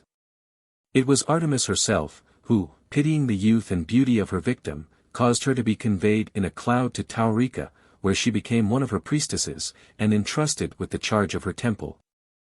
A dignity, however, which necessitated the offering of those human sacrifices presented to Artemis. Many years passed away, during which time the long and wearisome siege of Troy had come to an end, and the brave Agamemnon had returned home to meet death at the hands of his wife and Aegisthus. But his daughter, Iphigenia, was still an exile from her native country, and continued to perform the terrible duties which her office involved. She had long given up all hopes of ever being restored to her friends, when one day 2 Greek strangers landed on Taurica's inhospitable shores. These were Orestes and Pylades, whose romantic attachment to each other has made their names synonymous for devoted self-sacrificing friendship. Orestes was Iphigenia's brother, and Pylades her cousin, and their object in undertaking an expedition fraught with so much peril, was to obtain the statue of the Taurian Artemis. Orestes, having incurred the anger of the Furies for avenging the murder of his father Agamemnon, was pursued by them wherever he went, until at last he was informed by the oracle of Delphi that, in order to pacify them, he must convey the image of the Taurian Artemis from Tauris to Attica. This he at once resolved to do, and accompanied by his faithful friend Pylades, who insisted on sharing the dangers of the undertaking, he set out for Taurica. But the unfortunate youths had hardly stepped on shore before they were seized by the natives, who, as usual, conveyed them for sacrifice to the temple of Artemis. Iphigenia, discovering that they were Greeks, though unaware of their near relationship to herself, thought the opportunity a favorable one for sending tidings of her existence to her native country, and, accordingly, requested one of the strangers to be the bearer of a letter from her to her family. A magnanimous dispute now arose between the friends, and each besought the other to accept the precious privilege of life and freedom. Pylades, at length overcome by the urgent entreaties of Orestes, agreed to be the bearer of the missive, but on looking more closely at the superscription, he observed, to his intense surprise, that it was addressed to Orestes. Hereupon an explanation followed. The brother and sister recognized each other, amid joyful tears and loving embraces, and assisted by her friends and kinsmen, Iphigenia escaped with them from a country where she had spent so many unhappy days, and witnessed so many scenes of horror and anguish. The fugitives, having contrived to obtain the image of the Taurian Artemis, carried it with them to Broron in Attica. This divinity was henceforth known as the Broronian Artemis, and the rites which had rendered her worship so infamous in Taurica were now introduced into Greece, and human victims bled freely under the sacrificial knife, both in Athens and Sparta. The revolting practice of offering human sacrifices to her was continued until the time of Lycurgus, the great Spartan lawgiver, who put an end to it by substituting in its place one, which was hardly less barbarous, namely, the scourging of youths, who were whipped on the altars of the Broronian Artemis in the most cruel manner. Sometimes indeed they expired under the lash, in which case their mothers, far from lamenting their fate, are said to have rejoiced, considering this an honorable death for their sons. Selene Artemis. Hitherto we have seen Artemis only in the various phases of her terrestrial character. But just as her brother Apollo drew into himself by degrees the attributes of that more ancient divinity Helios, the sun god, so, in like manner, she came to be identified in later times with Selene, the moon goddess. In which character she is always represented as wearing on her forehead a glittering crescent, whilst a flowing veil, bespangled with stars, reaches to her feet, and a long robe completely envelopes her. Diana. The Diana of the Romans was identified with the Greek Artemis, with whom she shares that peculiar tripartite character, which so strongly marks the individuality of the Greek goddess. In heaven she was Luna, the moon, on earth Diana, the huntress goddess, and in the lower world Proserpine. But, unlike the Ephesian Artemis, Diana, in her character as Proserpine, carries with her into the lower world no element of love or sympathy. She is, on the contrary, characterized by practices altogether hostile to man, such as the exercise of witchcraft, evil charms, and other antagonistic influences, and is, in fact, the Greek Hecate, in her later development. The statues of Diana were generally erected at a point where three roads met, for which reason she is called Trivia, from tri, three, and via, way. A temple was dedicated to her on the Aventine Hill by Servius Tullius, who is said to have first introduced the worship of this divinity into Rome. The Nemeralia, or Grove festivals, were celebrated in her honor on the 13th of August, on the Lacus Nemerensis, or forest-buried lake, near Aricia. The priest who officiated in her temple on this spot, was always a fugitive slave, who had gained his office by murdering his predecessor, and hence was constantly armed, in order that he might thus be prepared to encounter a new aspirant. Hephaestus, Vulcan. Hephaestus, the son of Zeus and Hera, was the god of fire in its beneficial aspect, and the presiding deity over all workmanship accomplished by means of this useful element. He was universally honored, not only as the god of all mechanical arts, but also as a house and hearth divinity, who exercised a beneficial influence on civilized society in general. Unlike the other Greek divinities, he was ugly and deformed, being awkward in his movements, and limping in his gait. This latter defect originated, as we have already seen, in the wrath of his father Zeus, who hurled him down from heaven 35 in consequence of his taking the part of Hera, in one of the domestic disagreements, which so frequently arose between this royal pair. Hephaestus was a whole day falling from Olympus to the earth, where he at length alighted on the island of Lemnos. The inhabitants of the country, seeing him descending through the air, received him in their arms. But in spite of their care, his leg was broken by the fall, and he remained ever afterwards lame in one foot. Grateful for the kindness of the Lemnians, he henceforth took up his abode in their island, and there built for himself a superb palace, and forges for the pursuit of his avocation. He instructed the people how to work in metals, and also taught them other valuable and useful arts. It is said that the first work of Hephaestus was a most ingenious throne of gold, with secret springs, which he presented to Hera. It was arranged in such a manner that, once seated, she found herself unable to move, and though all the gods endeavored to extricate her, their efforts were unavailing. Hephaestus thus revenged himself on his mother for the cruelty she had always displayed towards him, on account of his want of comeliness and grace. Dionysus, the wine god, contrived, however, to intoxicate Hephaestus, and then induced him to return to Olympus, where, after having released the Queen of Heaven from her very undignified position, he became reconciled to his parents. He now built for himself a glorious palace on Olympus, of shining gold, and made for the other deities those magnificent edifices which they inhabited. He was assisted in his various and exquisitely skilful works of art, by two female statues of pure gold, formed by his own hand, which possessed the power of motion, and always accompanied him wherever he went. With the assistance of the Cyclops, he forged for Zeus his wonderful thunderbolts, thus investing his mighty father with a new power of terrible import. Zeus testified his appreciation of this precious gift, by bestowing upon Hephaestus the beautiful Aphrodite in marriage. 36 But this was a questionable boon. For the lovely Aphrodite, who was the personification of all grace and beauty, felt no affection for her ungainly and unattractive spouse, and amused herself by ridiculing his awkward movements and unsightly person. On one occasion especially, when Hephaestus good-naturedly took upon himself the office of cupbearer to the gods, his hobbling gait and extreme awkwardness created the greatest mirth amongst the celestials, in which his disloyal partner was the first to join, with unconcealed merriment. Aphrodite greatly preferred Ares to her husband, and this preference naturally gave rise to much jealousy on the part of Hephaestus, and caused them great unhappiness. Hephaestus appears to have been an indispensable member of the Olympic assembly, where he plays the part of smith, armorer, chariot builder, and, as already mentioned, he constructed the palaces where the gods resided, fashioned the golden shoes with which they trod the air or water, built for them their wonderful chariots, and shod with brass the horses of celestial breed, which conveyed these glittering equipages over land and sea. He also made the tripods which moved of themselves in and out of the celestial halls, formed for Zeus the far-famed Aegis, and erected the magnificent palace of the sun.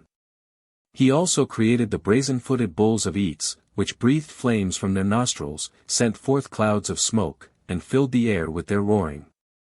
Among his most renowned works of art for the use of mortals were, the armor of Achilles and Aeneas, the beautiful necklace of Harmonia, and the crown of Ariadne, but his masterpiece was Pandora, of whom a detailed account has already been given.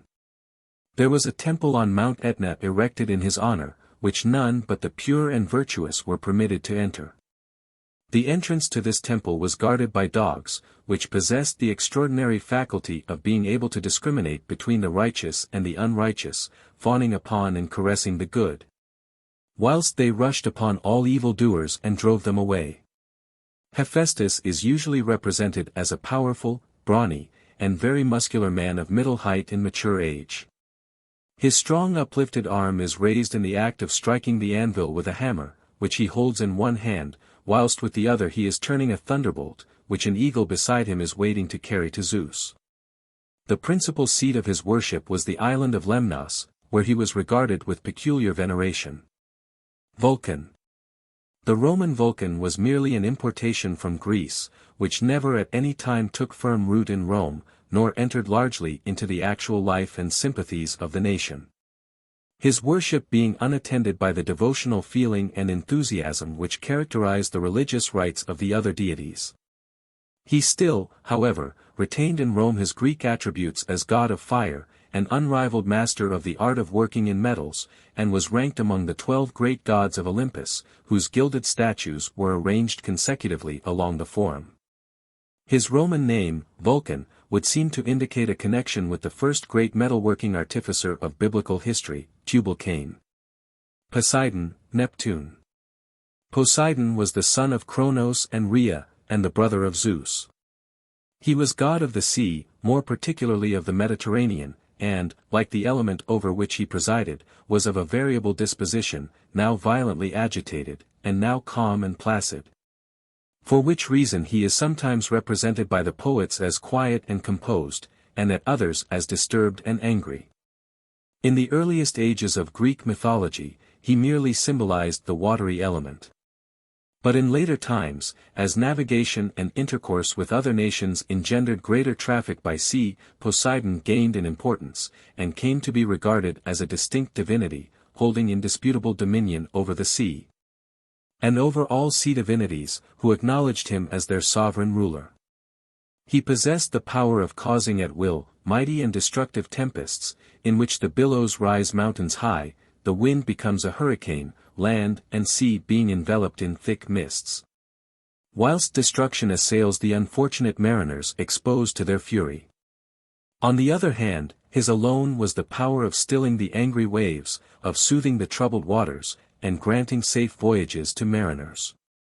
For this reason, Poseidon was always invoked and propitiated by a libation before a voyage was undertaken, and sacrifices and thanksgivings were gratefully offered to him after a safe and prosperous journey by sea.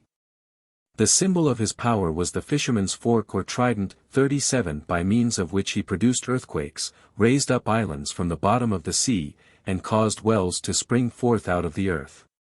Poseidon was essentially the presiding deity over fishermen, and was on that account, more particularly worshipped and revered in countries bordering on the seacoast, where fish naturally formed a staple commodity of trade.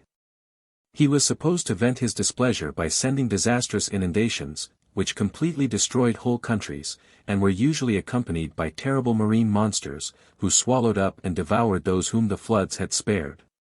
It is probable that these sea monsters are the poetical figures which represent the demons of hunger and famine, necessarily accompanying a general inundation.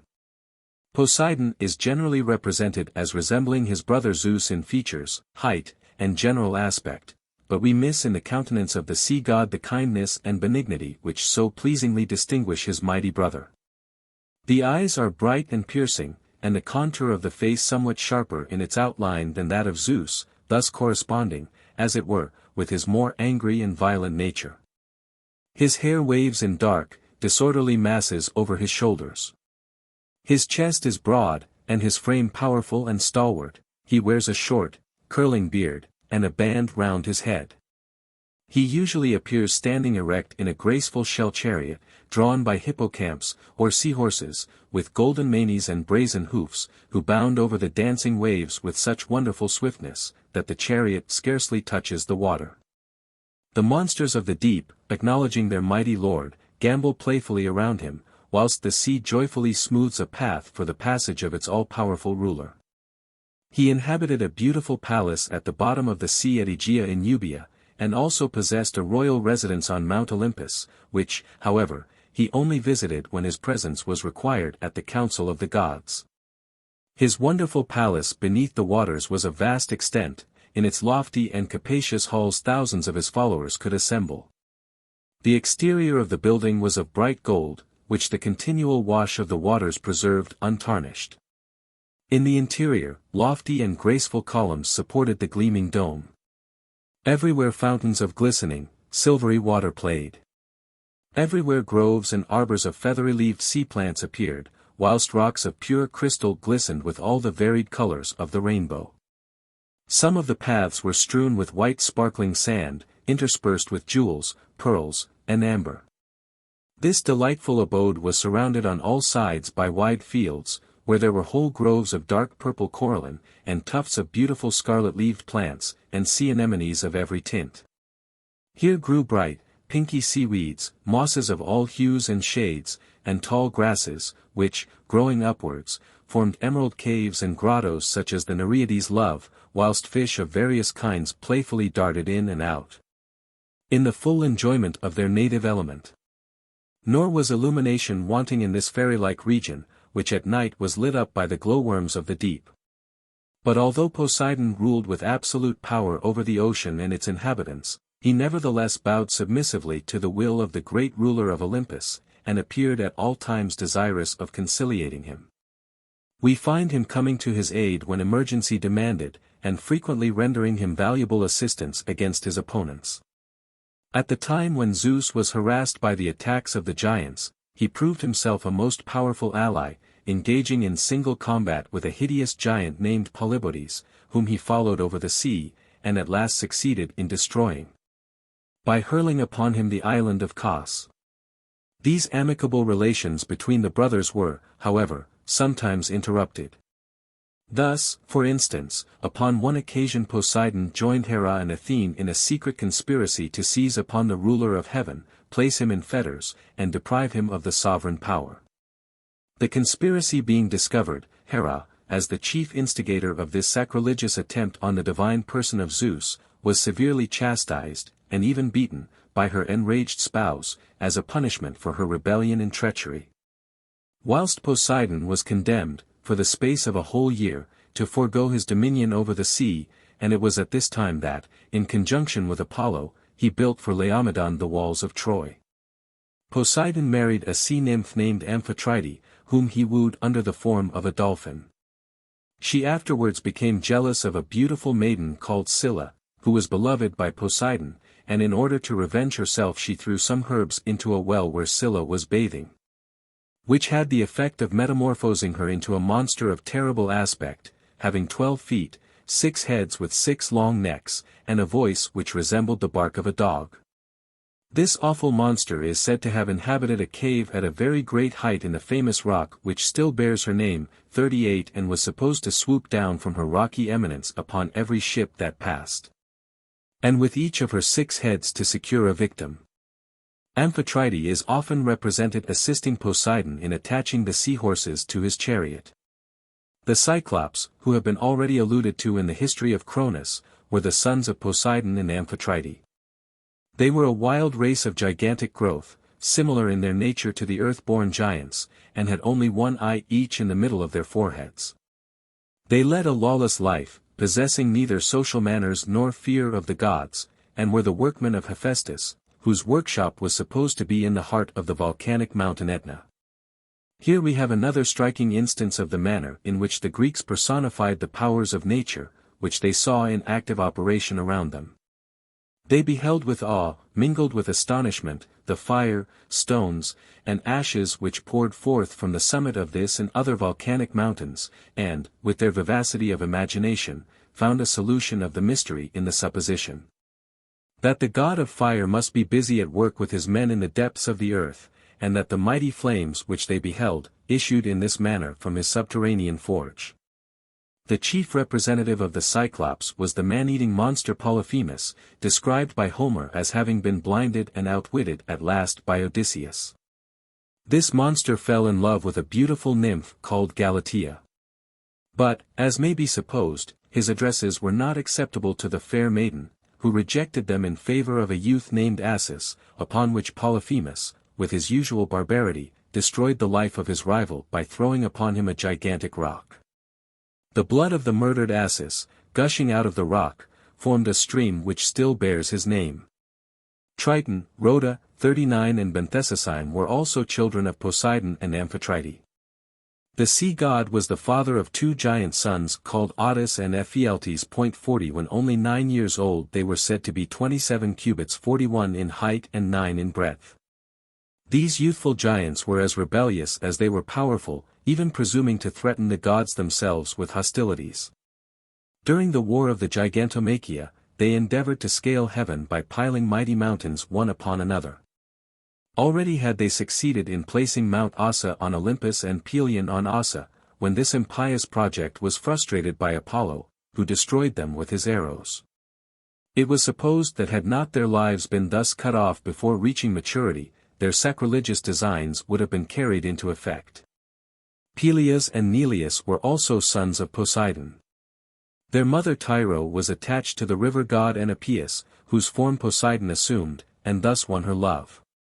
Peleus became afterwards famous in the story of the Argonauts, and Neleus was the father of Nestor, who was distinguished in the Trojan War. The Greeks believed that it was to Poseidon they were indebted for the existence of the horse, which he is said to have produced in the following manner: Athena and Poseidon both claiming the right to name Cecropia, the ancient name of Athens. A violent dispute arose, which was finally settled by an assembly of the Olympian gods, who decided that whichever of the contending parties presented mankind with the most useful gift, should obtain the privilege of naming the city. Upon this Poseidon struck the ground with his trident, and the horse sprang forth in all his untamed strength and graceful beauty. From the spot which Athena touched with her wand, issued the olive tree, whereupon the gods unanimously awarded to her the victory, declaring her gift to be the emblem of peace and plenty, whilst that of Poseidon was thought to be the symbol of war and bloodshed. Athena accordingly called the city Athens, after herself, and it has ever since retained this name. Poseidon tamed the horse for the use of mankind, and was believed to have taught men the art of managing horses by the bridle. The Isthmian Games, so named because they were held on the Isthmus of Corinth, in which horse and chariot races were a distinguishing feature, were instituted in honor of Poseidon. He was more especially worshipped in the Peloponnesus, though universally revered throughout Greece and in the south of Italy. His sacrifices were generally black and white bulls, also wild boars and rams. His usual attributes are the trident, horse, and dolphin. In some parts of Greece this divinity was identified with the sea god Nereus, for which reason the Nereides, or daughters of Nereus, are represented as accompanying him. Neptune. The Romans worshipped Poseidon under the name of Neptune, and invested him with all the attributes which belonged to the Greek divinity. The Roman commanders never undertook any naval expedition without propitiating Neptune by a sacrifice. His temple at Rome was in the Campus Martius, and the festivals commemorated in his honor were called Neptunalia. See Divinities. Oceanus. Oceanus was the son of Uranus and Gaia. He was the personification of the ever-flowing stream, which, according to the primitive notions of the early Greeks, encircled the world, and from which sprang all the rivers and streams that watered the earth. He was married to Theseus, one of the Titans, and was the father of a numerous progeny called the Oceanides, who are said to have been 3,000 in number. He alone, of all the Titans, refrained from taking part against Zeus in the Titanomachia, and was, on that account, the only one of the primeval divinities permitted to retain his dominion under the new dynasty. Nereus. Nereus appears to have been the personification of the sea in its calm and placid moods, and was, after Poseidon, the most important of the sea deities. He is represented as a kind and benevolent old man, possessing the gift of prophecy, and presiding more particularly over the Aegean Sea, of which he was considered to be the protecting spirit. There he dwelt with his wife Doris and their 50 blooming daughters, the Nereides, beneath the waves in a beautiful grotto palace, and was ever ready to assist distressed mariners in the hour of danger. Proteus. Proteus, more familiarly known as the Old Man of the Sea, was a son of Poseidon, and gifted with prophetic power. But he had an invincible objection to being consulted in his capacity as seer, and those who wished him to foretell events, watched for the hour of noon, when he was in the habit of coming up to the island of Pharos. 42 With Poseidon's flock of seals, which he tended at the bottom of the sea. Surrounded by these creatures of the deep, he used to slumber beneath the grateful shade of the rocks. This was the favorable moment to seize the prophet, who, in order to avoid importunities, would change himself into an infinite variety of forms. But patience gained the day, for if he were only held long enough, he became wearied at last, and, resuming his true form, gave the information desired, after which he dived down again to the bottom of the sea, accompanied by the animals he tended. Triton and the Tritons. Triton was the only son of Poseidon and Amphitrite, but he possessed little influence, being altogether a minor divinity. He is usually represented as preceding his father and acting as his trumpeter, using a conch shell for this purpose.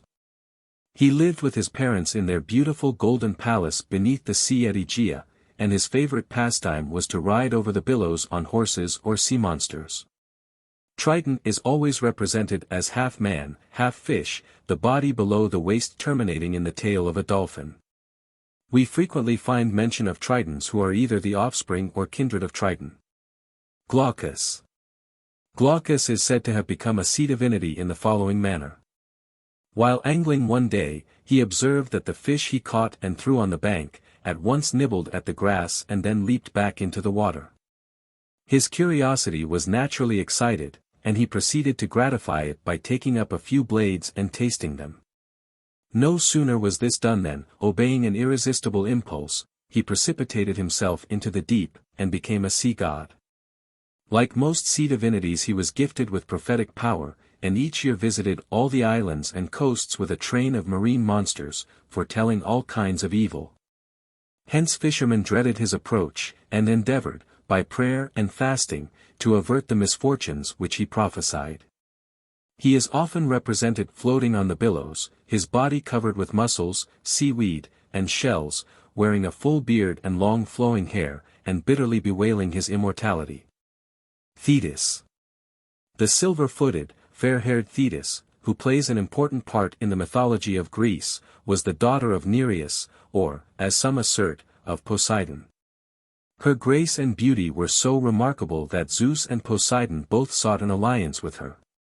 But, as it had been foretold that a son of hers would gain supremacy over his father, they relinquished their intentions, and she became the wife of Peleus, son of Aeacus. Like Proteus, Thetis possessed the power of transforming herself into a variety of different shapes, and when wooed by Peleus she exerted this power in order to elude him. But, knowing that persistence would eventually succeed, he held her fast until she assumed her true form. Their nuptials were celebrated with the utmost pomp and magnificence, and were honored by the presence of all the gods and goddesses, with the exception of Eris. How the goddess of discord resented her exclusion from the marriage festivities has already been shown. Thetis ever retained great influence over the mighty Lord of Heaven, which, as we shall see hereafter, she used in favor of her renowned son, Achilles, in the Trojan War. When Halcyone plunged into the sea in despair after the shipwreck and death of her husband King Ceyx, Thetis transformed both husband and wife into the birds called kingfishers, Halcyones, which, with the tender affection which characterized the unfortunate couple, always fly in pairs. The idea of the ancients was that these birds brought forth their young in nests, which float on the surface of the sea in calm weather, before and after the shortest day. When Thetis was said to keep the waters smooth and tranquil for their especial benefit. Hence the term halcyon days, which signifies a period of rest and untroubled felicity. Thaumas, Phorcys, and Ceto. The early Greeks, with their extraordinary power of personifying all and every attribute of nature, gave a distinct personality to those mighty wonders of the deep, which, in all ages, have afforded matter of speculation to educated and uneducated alike. Among these personifications we find Thaumas, Phorcys, and their sister Ceto, who were the offspring of Pontus. Thaumas, whose name signifies wonder, typifies that peculiar, translucent condition of the surface of the sea when it reflects, mirror-like, various images, and appears to hold in its transparent embrace the flaming stars and illuminated cities, which are so frequently reflected on its glassy bosom. Thaumas married the lovely Electra, whose name signifies the sparkling light produced by electricity, daughter of Oceanus. Her amber-colored hair was of such rare beauty that none of her fair-haired sisters could compare with her, and when she wept, her tears, being too precious to be lost, formed drops of shining amber. Phorcys and Ceto personified more especially the hidden perils and terrors of the ocean. They were the parents of the Gorgons, the Gria, and the dragon which guarded the golden apples of the Hesperides. Leucothea. Leucothea was originally a mortal named Ino, daughter of Cadmus, king of Thebes. She married Athamas, king of Orchomenus, who, incensed at her unnatural conduct to her stepchildren, 43 pursued her and her son to the seashore, when, seeing no hope of escape, she flung herself with her child into the deep. They were kindly received by the Nereides, and became sea divinities under the name of Leucothea and Polemon. The Sirens. The Sirens would appear to have been personifications of those numerous rocks and unseen dangers, which abound on the sw. coast of Italy. They were sea nymphs, with the upper part of the body that of a maiden and the lower that of a sea bird, having wings attached to their shoulders, and were endowed with such wonderful voices that their sweet songs are said to have lured mariners to destruction. Ares, Mars. Ares, the son of Zeus and Hera, was the god of war, who gloried in strife for its own sake. He loved the tumult and havoc of the battlefield, and delighted in slaughter and extermination. In fact, he presents no benevolent aspect which could possibly react favorably upon human life. Epic poets, in particular, represent the god of battles as a wild ungovernable warrior, who passes through the armies like a whirlwind, hurling to the ground the brave and cowardly alike, destroying chariots and helmets, and triumphing over the terrible desolation which he produces. In all the myths concerning Ares, his sister Athena ever appears in opposition to him, endeavoring by every means in her power to defeat his bloodthirsty designs. Thus she assists the divine hero Diomedes at the siege of Troy, to overcome Ares in battle, and so well does he profit by her timely aid, that he succeeds in wounding the sanguinary war god, who makes his exit from the field, roaring like 10,000 bulls. Ares appears to have been an object of aversion to all the gods of Olympus, Aphrodite alone excepted. As the son of Hera, he had inherited from his mother the strongest feelings of independence and contradiction, and as he took delight in upsetting that peaceful course of state life which it was preeminently the care of Zeus to establish, he was naturally disliked and even hated by him. When wounded by Diomedes, as above related, he complains to his father, but receives no sympathy from the otherwise kindly and beneficent ruler of Olympus, who thus angrily addresses him, "Do not trouble me with thy complaints. Thou who art of all the gods of Olympus most hateful to me, for thou delightest in naught save war and strife. The very spirit of thy mother lives in thee, and wert thou not my son, long ago wouldst thou have lain deeper down in the bowels of the earth than the son of Uranus." Ares, upon one occasion, incurred the anger of Poseidon by slaying his son Halorotheos, who had insulted Alcippe, the daughter of the war god. For this deed, Poseidon summoned Ares to appear before the tribunal of the Olympic gods, which was held upon a hill in Athens. Ares was acquitted, and this event is supposed to have given rise to the name Areopagus, or Hill of Ares, which afterwards became so famous as a court of justice. In the Gigantomachia, Ares was defeated by the Œdipus, the two giant sons of Poseidon, who put him in chains, and kept him in prison for 13 months. Ares is represented as a man of youthful appearance. His tall muscular form combines great strength with wonderful agility. In his right hand he bears a sword or a mighty lance, while on the left arm he carries his round shield, see next page. His demoniacal surroundings are terror and fear. 44 Io, the goddess of the war cry, Kaidomos, the demon of the noise of battles. And Eris, contention, his twin sister and companion, who always precedes his chariot when he rushes to the fight, the latter being evidently a simile of the poets to express the fact that war follows contention.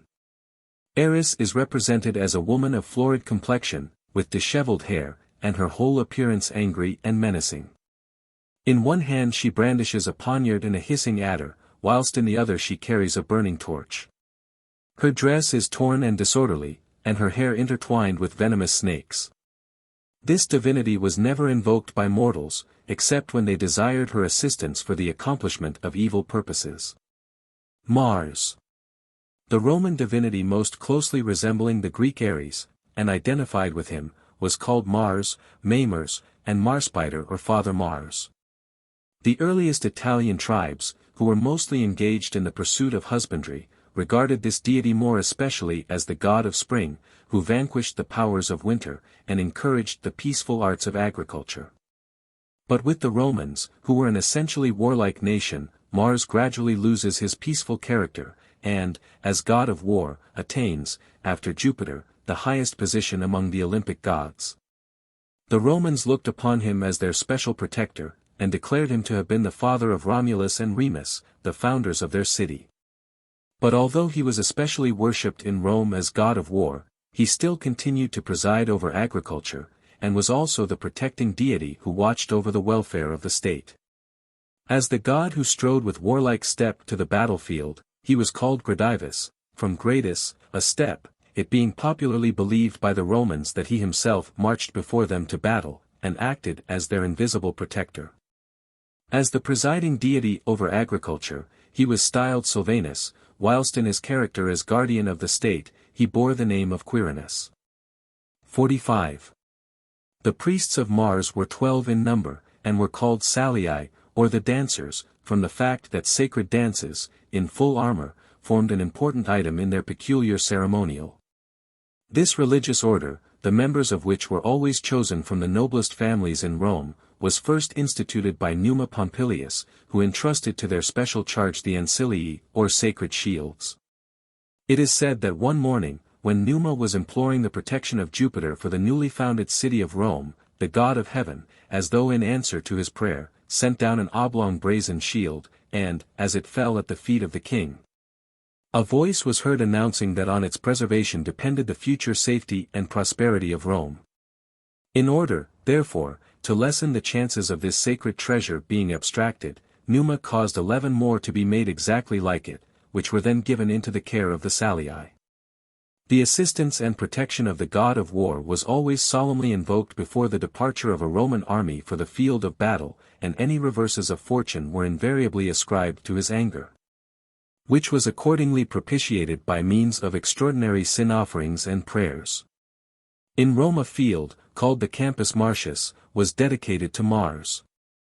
It was a large, open space, in which armies were collected and reviewed, general assemblies of the people held, and the young nobility trained to martial exercises. The most celebrated and magnificent of the numerous temples built by the Romans in honor of this deity was the one erected by Augustus in the Forum, to commemorate the overthrow of the murderers of Caesar. Of all existing statues of Mars the most renowned is that in the Villa Ludovisi at Rome, in which he is represented as a powerful, muscular man in the full vigor of youth. The attitude is that of thoughtful repose, but the short, curly hair, dilated nostrils, and strongly marked features leave no doubt as to the force and turbulence of his character. At his feet, the sculptor has placed the little god of love, who looks up all undaunted at the mighty war god, as though mischievously conscious that this unusually quiet mood is attributable to his influence. Religious festivals in honor of Mars were generally held in the month of March.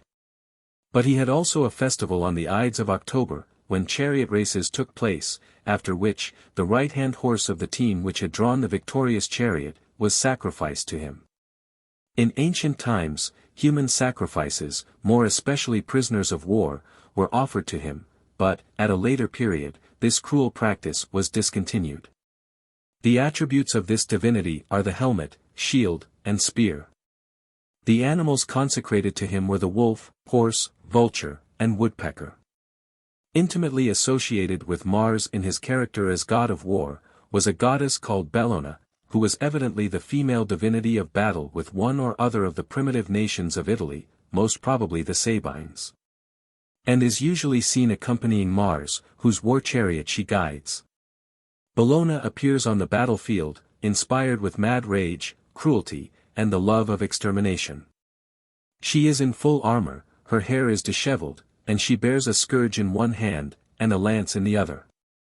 A temple was erected to her on the Campus Martius. Before the entrance to this edifice stood a pillar, over which a spear was thrown when war was publicly declared. Nike, Victoria. Nike, the goddess of victory, was the daughter of the Titan Pallas, and of Styx, the presiding nymph of the river of that name in the lower world. In her statues, Nike somewhat resembles Athena, but may easily be recognized by her large, graceful wings and flowing drapery, which is negligently fastened on the right shoulder, and only partially conceals her lovely form. In her left hand, she holds aloft a crown of laurel, and in the right, a palm branch.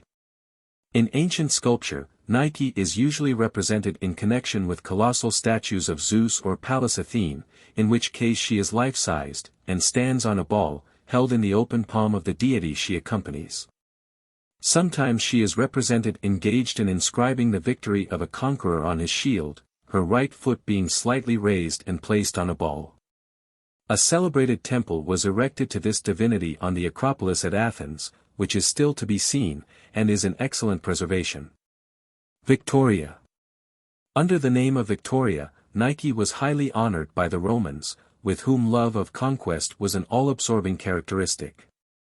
There were several sanctuaries in Rome dedicated to her, the principal of which was on the Capitol, where it was the custom of generals, after success had attended their arms, to erect statues of the goddess in commemoration of their victories. The most magnificent of these statues was that raised by Augustus after the Battle of Actium. A festival was celebrated in honor of Nike on the 12th of April. Hermes, Mercury. Hermes was the swift-footed messenger, and trusted ambassador of all the gods, and conductor of shades to Hades. He presided over the rearing and education of the young, and encouraged gymnastic exercises and athletic pursuits, for which reason, all gymnasiums and wrestling schools throughout Greece were adorned with his statues. He is said to have invented the alphabet, and to have taught the art of interpreting foreign languages, and his versatility, sagacity, and cunning were so extraordinary, that Zeus invariably chose him as his attendant, when, disguised as a mortal, he journeyed on earth. Hermes was worshipped as god of eloquence, most probably from the fact that, in his office as ambassador, this faculty was indispensable to the successful issue of the negotiations with which he was entrusted. He was regarded as the god who granted increase and prosperity to flocks and herds, and, on this account, was worshipped with special veneration by herdsmen. In ancient times, trade was conducted chiefly by means of the exchange of cattle. Hermes, therefore, as god of herdsmen, came to be regarded as the protector of merchants, and, as ready wit and adroitness are valuable qualities both in buying and selling, he was also looked upon as the patron of artifice and cunning.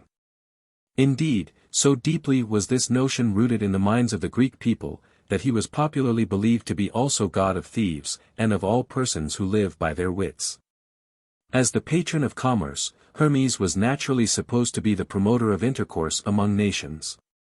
Hence, he is essentially the god of travelers, over whose safety he presided, and he severely punished those who refused assistance to the lost or weary wayfarer. He was also guardian of streets and roads, and his statues, called Hermi, which were pillars of stone surmounted by a head of Hermes, were placed at crossroads, and frequently in streets and public squares. Being the god of all undertakings in which gain was a feature, he was worshipped as the giver of wealth and good luck, and any unexpected stroke of fortune was attributed to his influence. He also presided over the game of dice, in which he is said to have been instructed by Apollo. Hermes was the son of Zeus and Maia, the eldest and most beautiful of the 7 Pleiades, daughters of Atlas, and was born in a cave of Mount Cyllene in Arcadia. As a mere babe, he exhibited an extraordinary faculty for cunning and dissimulation. In fact, he was a thief from his cradle, for, not many hours after his birth, we find him creeping stealthily out of the cave in which he was born, in order to steal some oxen belonging to his brother Apollo, who was at this time feeding the flocks of Admetus. But he had not proceeded very far on his expedition before he found a tortoise, which he killed, and, stretching 7 strings across the empty shell, invented a lyre, upon which he at once began to play with exquisite skill. When he had sufficiently amused himself with the instrument, he placed it in his cradle, and then resumed his journey to Pieria, where the cattle of Admetus were grazing. Arriving at sunset at his destination, he succeeded in separating 50 oxen from his brother's herd, which he now drove before him, taking the precaution to cover his feet with sandals made of twigs of myrtle, in order to escape detection.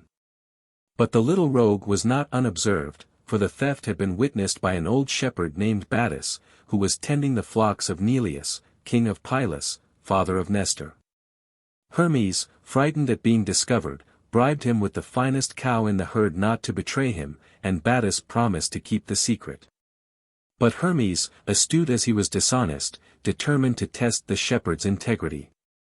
Feigning to go away, he assumed the form of Admetus, and then returning to the spot offered the old man 2 of his best oxen if he would disclose the author of the theft. The ruse succeeded, for the avaricious shepherd, unable to resist the tempting bait, gave the desired information, upon which Hermes, exerting his divine power, changed him into a lump of touchstone, as a punishment for his treachery and avarice. Hermes now killed 2 of the oxen, which he sacrificed to himself and the other gods, concealing the remainder in the cave. He then carefully extinguished the fire, and, after throwing his twig shoes into the river Alpheus, returned to Cyllene. Apollo, by means of his all-seeing power, soon discovered who it was that had robbed him, and hastening to Cyllene, demanded restitution of his property. On his complaining to Maia of her son's conduct, she pointed to the innocent babe then lying, apparently fast asleep, in his cradle, whereupon, Apollo angrily aroused the pretended sleeper, and charged him with the theft. But the child stoutly denied all knowledge of it, and so cleverly did he play his part, that he even inquired in the most naive manner what sort of animals cows were. Apollo threatened to throw him into Tartarus if he would not confess the truth, but all to no purpose. At last, he seized the babe in his arms, and brought him into the presence of his august father, who was seated in the council chamber of the gods. Zeus listened to the charge made by Apollo, and then sternly desired Hermes to say where he had hidden the cattle. The child, who was still in swaddling clothes, looked up bravely into his father's face and said, "Now, do I look capable of driving away a herd of cattle? I, who was only born yesterday, and whose feet are much too soft and tender to tread in rough places. Until this moment, I lay in sweet sleep on my mother's bosom, and have never even crossed the threshold of our dwelling. You know well that I am not guilty, but, if you wish, I will affirm it by the most solemn oaths." As the child stood before him, looking the picture of innocence, Zeus could not refrain from smiling at his cleverness and cunning, but, being perfectly aware of his guilt, he commanded him to conduct Apollo to the cave where he had concealed the herd, and Hermes, seeing that further subterfuge was useless, unhesitatingly obeyed. But when the divine shepherd was about to drive his cattle back into Pieria, Hermes, as though by chance, touched the chords of his lyre. Hitherto Apollo had heard nothing but the music of his own 3-stringed lyre and the syrinx, or Pan's pipe, and, as he listened entranced to the delightful strains of this new instrument, his longing to possess it became so great that he gladly offered the oxen in exchange, promising at the same time, to give Hermes full dominion over flocks and herds, as well as over horses, and all the wild animals of the woods and forests. The offer was accepted, and, a reconciliation being thus effected between the brothers, Hermes became henceforth god of herdsmen, whilst Apollo devoted himself enthusiastically to the art of music.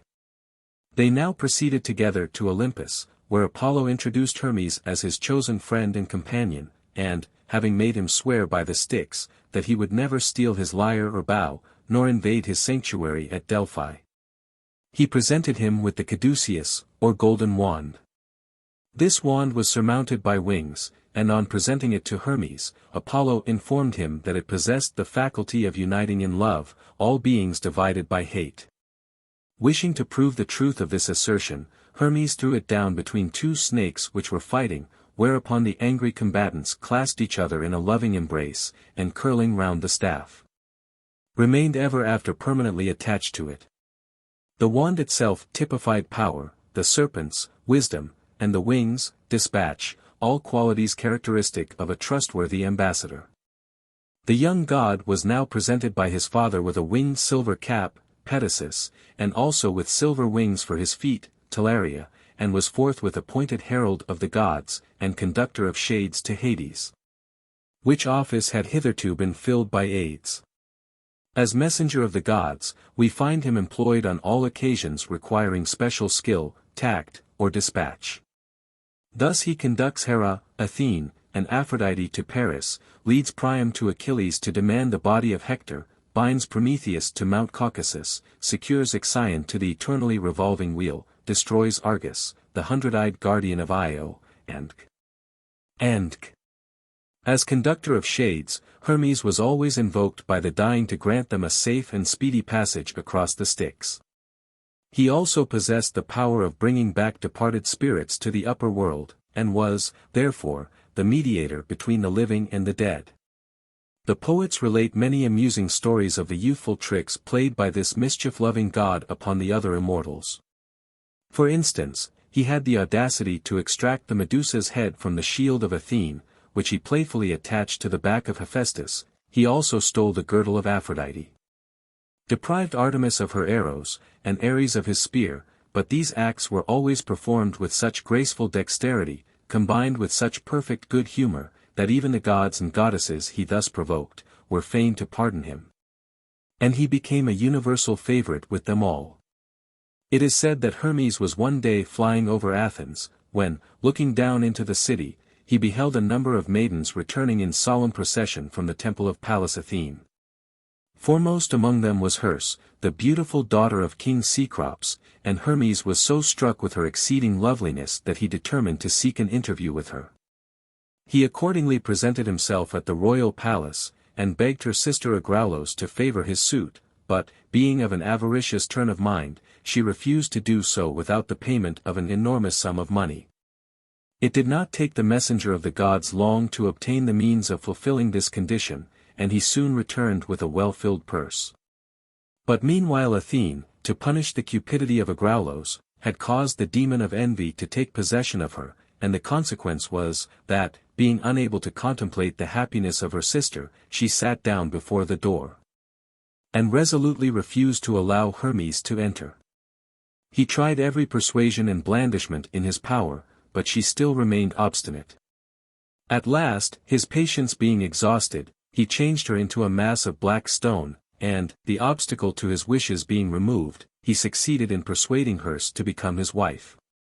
In his statues, Hermes is represented as a beardless youth, with broad chest and graceful but muscular limbs. The face is handsome and intelligent, and a genial smile of kindly benevolence plays round the delicately chiseled lips. As messenger of the gods he wears the Pegasus and Talaria, and bears in his hand the caduceus or herald's staff. As god of eloquence, he is often represented with chains of gold hanging from his lips, whilst, as the patron of merchants, he bears a purse in his hand. The wonderful excavations in Olympia, to which allusion has already been made, have brought to light an exquisite marble group of Hermes and the infant Bacchus, by Praxiteles. In this great work of art, Hermes is represented as a young and handsome man, who is looking down kindly and affectionately at the child resting on his arm, but unfortunately nothing remains of the infant save the right hand, which is laid lovingly on the shoulder of his protector. The sacrifices to Hermes consisted of incense, honey, cakes, pigs, and especially lambs and young goats.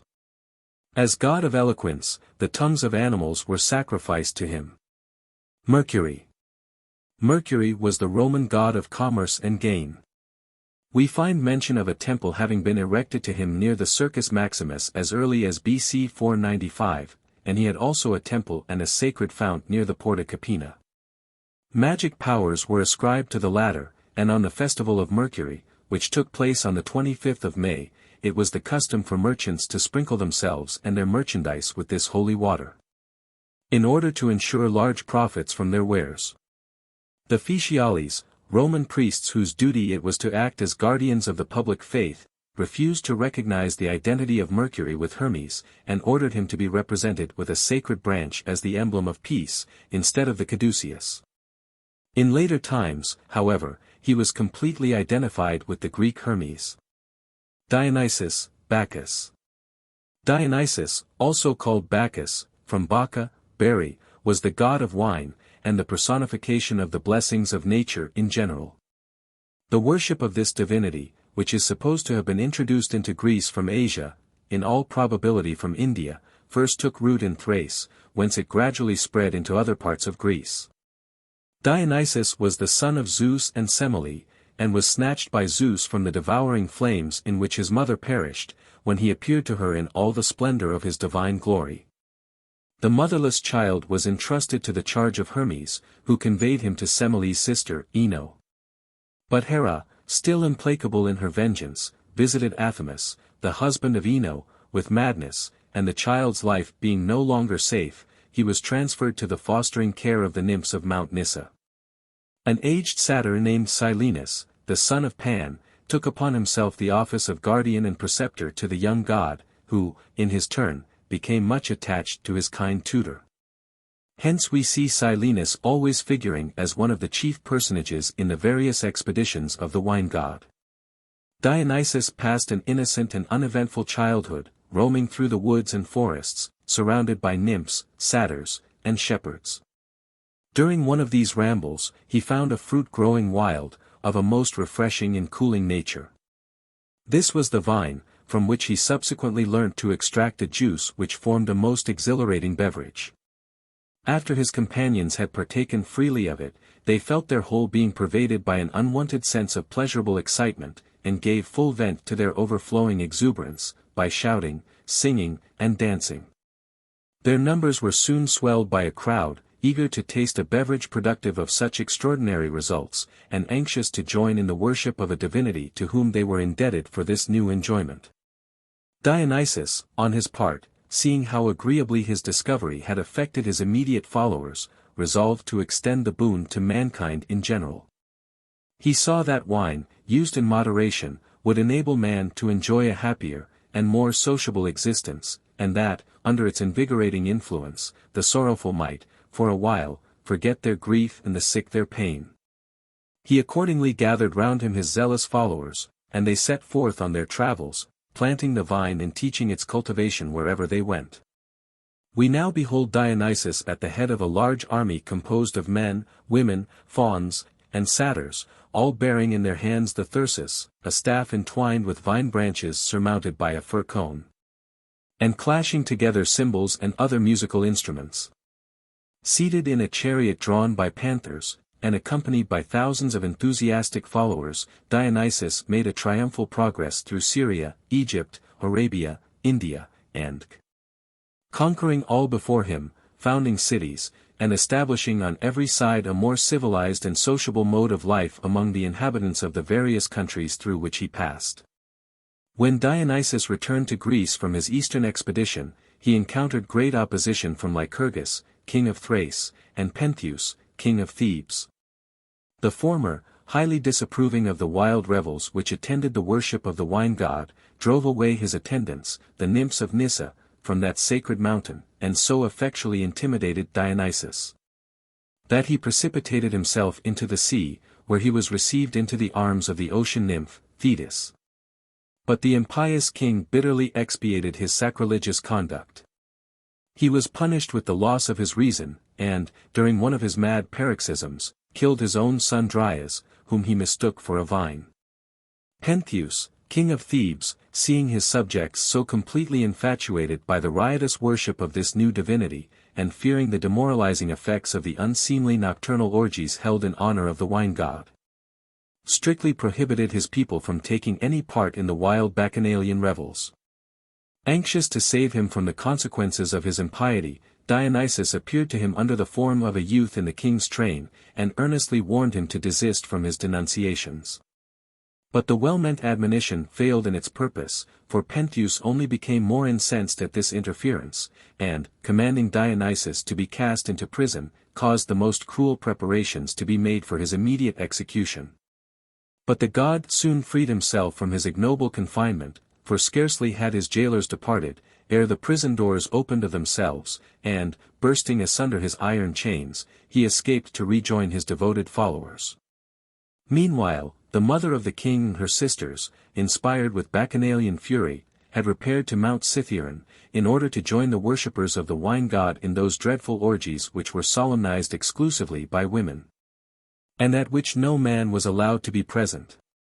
Enraged at finding his commands thus openly disregarded by the members of his own family, Pentheus resolved to witness for himself the excesses of which he had heard such terrible reports, and for this purpose concealed himself behind a tree on Mount Cithaeron.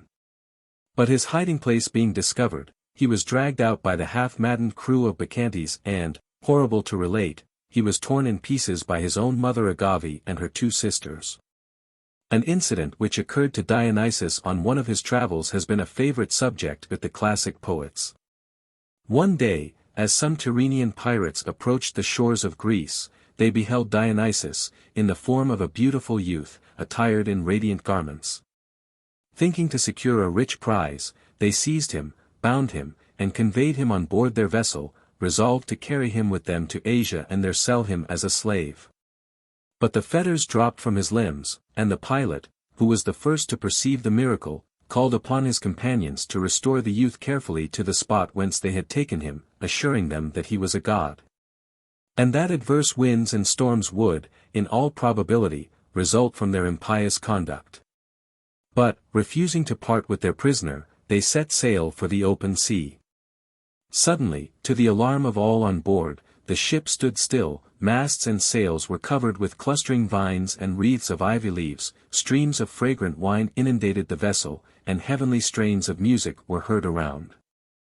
The terrified crew, too late repentant, crowded round the pilot for protection, and entreated him to steer for the shore. But the hour of retribution had arrived. Dionysus assumed the form of a lion, whilst beside him appeared a bear, which, with a terrific roar, rushed upon the captain and tore him in pieces. The sailors, in an agony of terror, leaped overboard, and were changed into dolphins.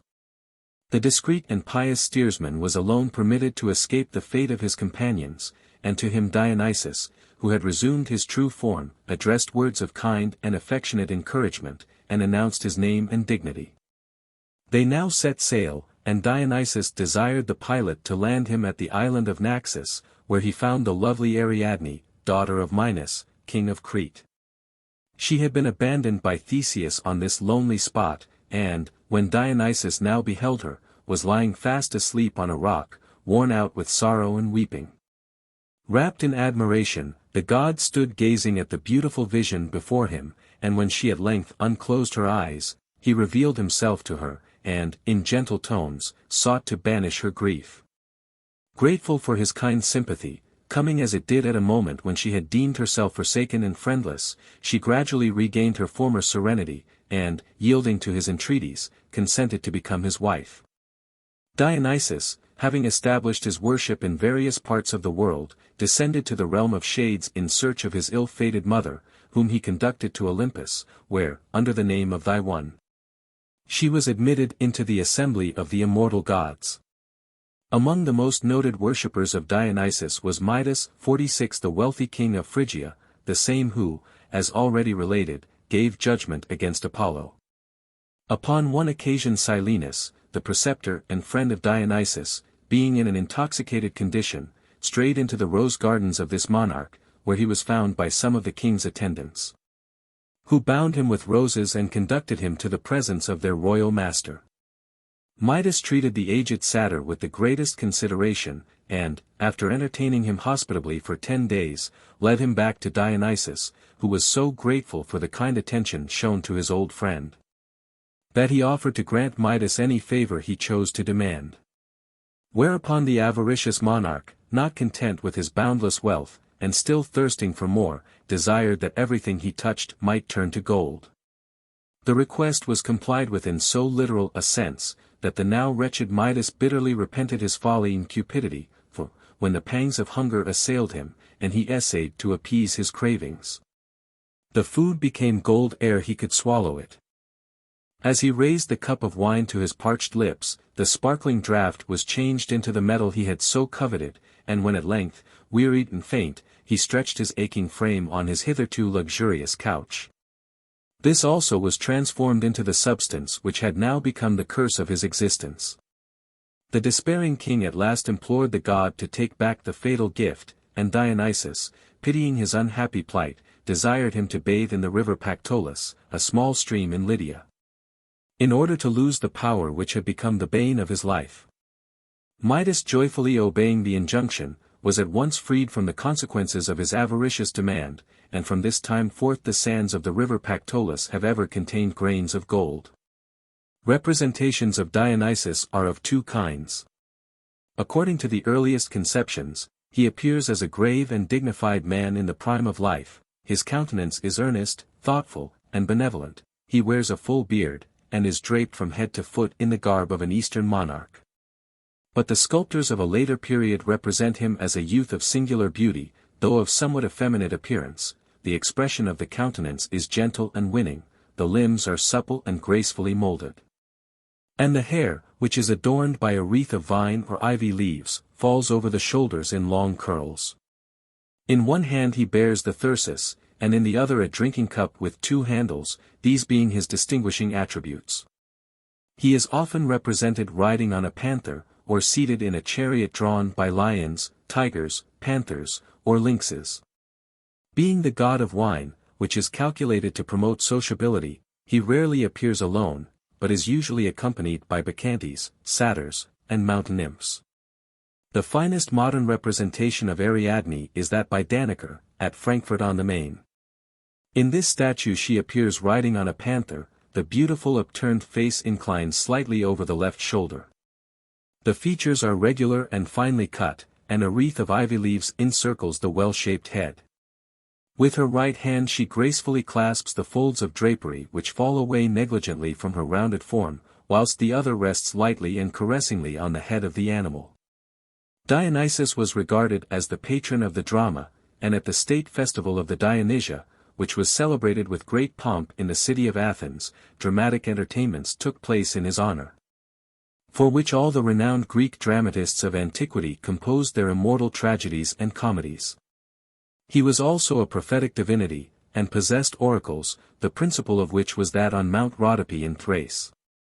The tiger, lynx, panther, dolphin, serpent, and ass were sacred to this god. His favorite plants were the vine, ivy, laurel, and asphodel.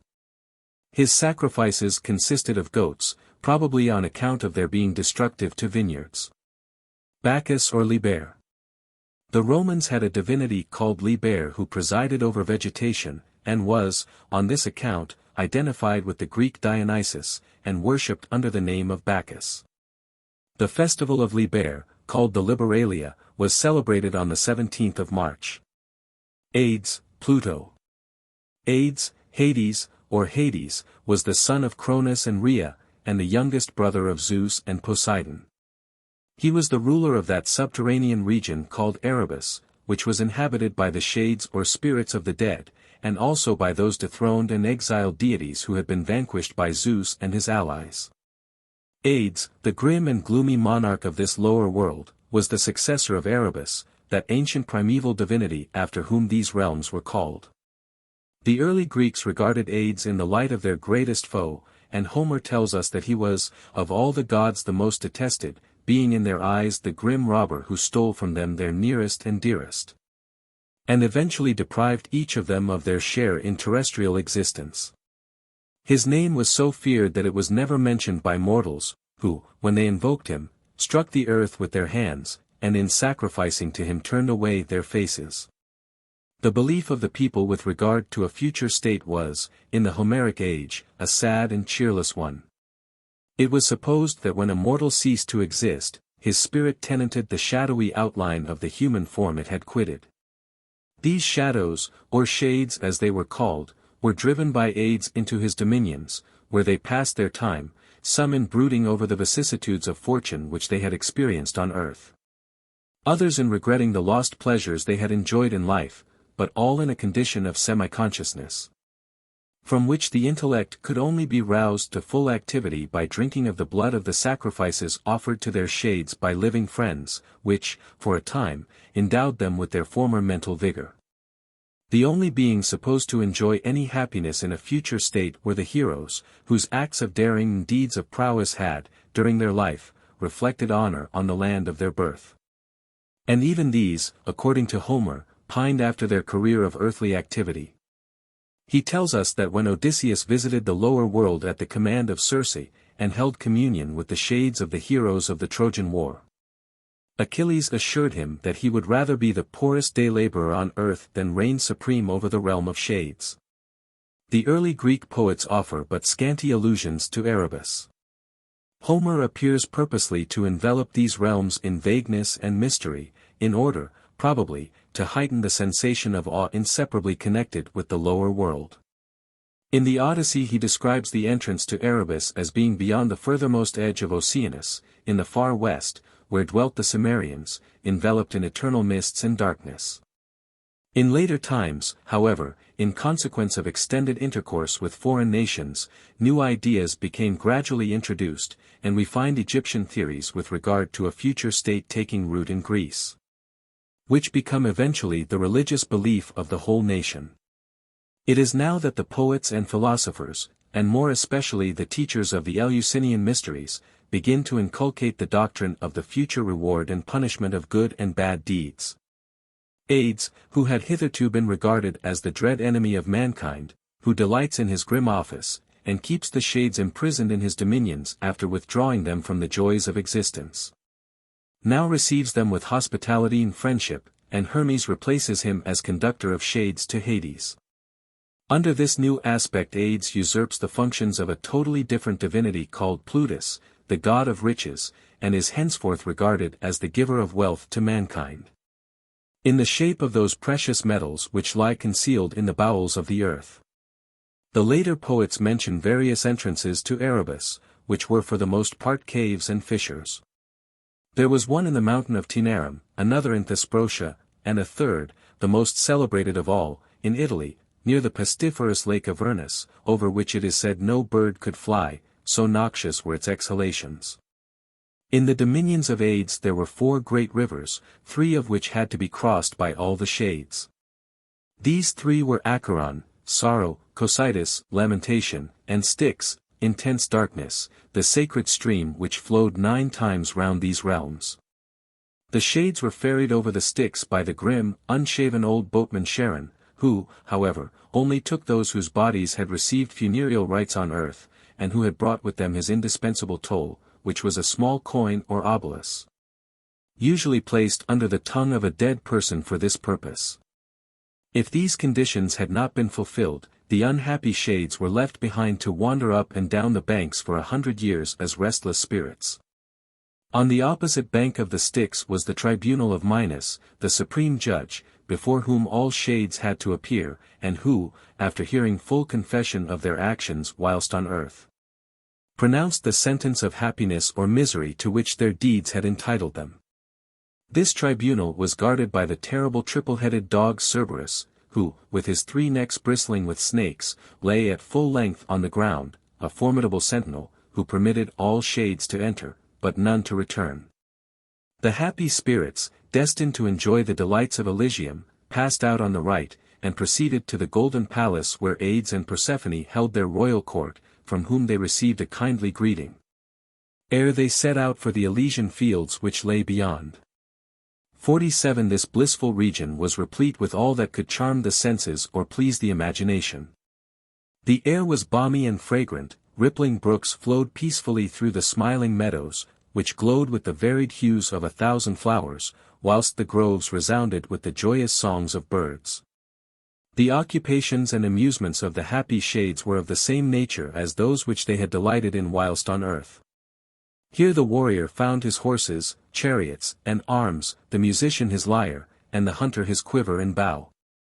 In a secluded vale of Elysium there flowed a gentle, silent stream, called Lethe, Oblivion, whose waters had the effect of dispelling care, and producing utter forgetfulness of former events. According to the Pythagorean doctrine of the transmigration of souls, it was supposed that after the shades had inhabited Elysium for 1,000 years they were destined to animate other bodies on earth. And before leaving Elysium they drank of the river Lethe, in order that they might enter upon their new career without any remembrance of the past. The guilty souls, after leaving the presence of Minos, were conducted to the great judgment hall of Hades, whose massive walls of solid adamant were surrounded by the river Phlegethon, the waves of which rolled flames of fire, and lit up with their lurid glare these awful realms. In the interior sat the dread judge Rhadamanthus, who declared to each comber the precise torments which awaited him in Tartarus.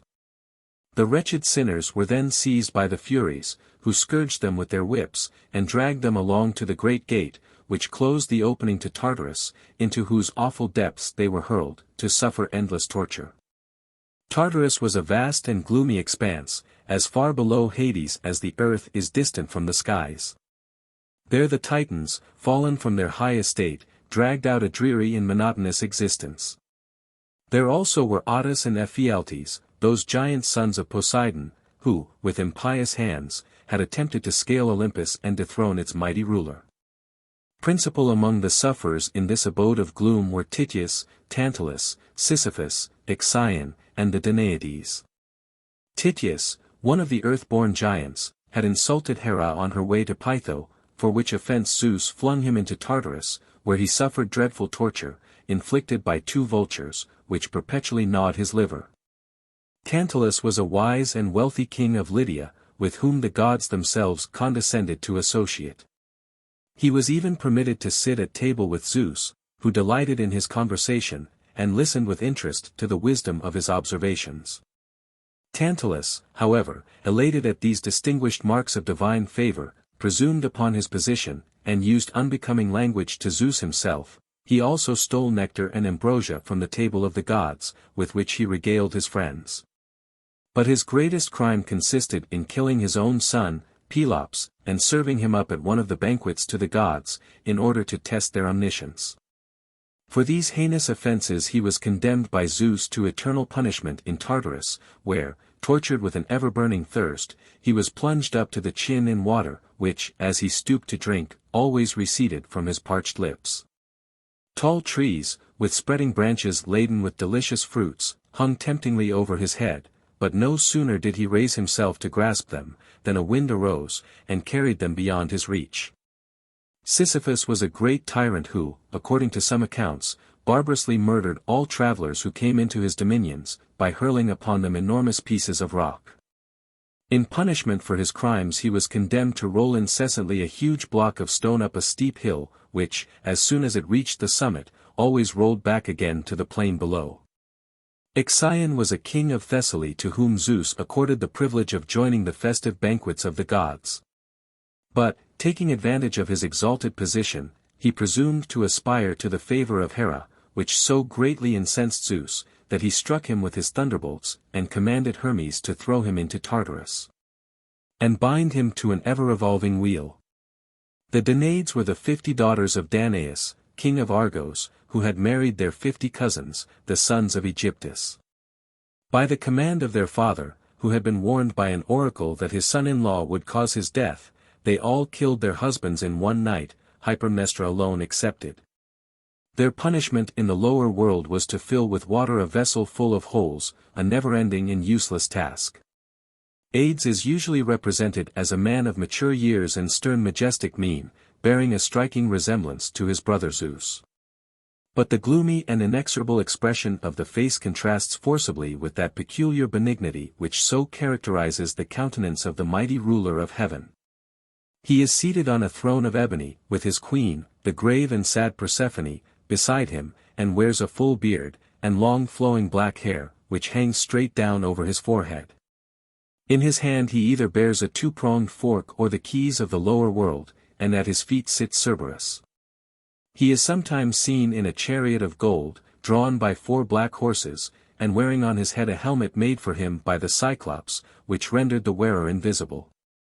This helmet he frequently lent to mortals and immortals.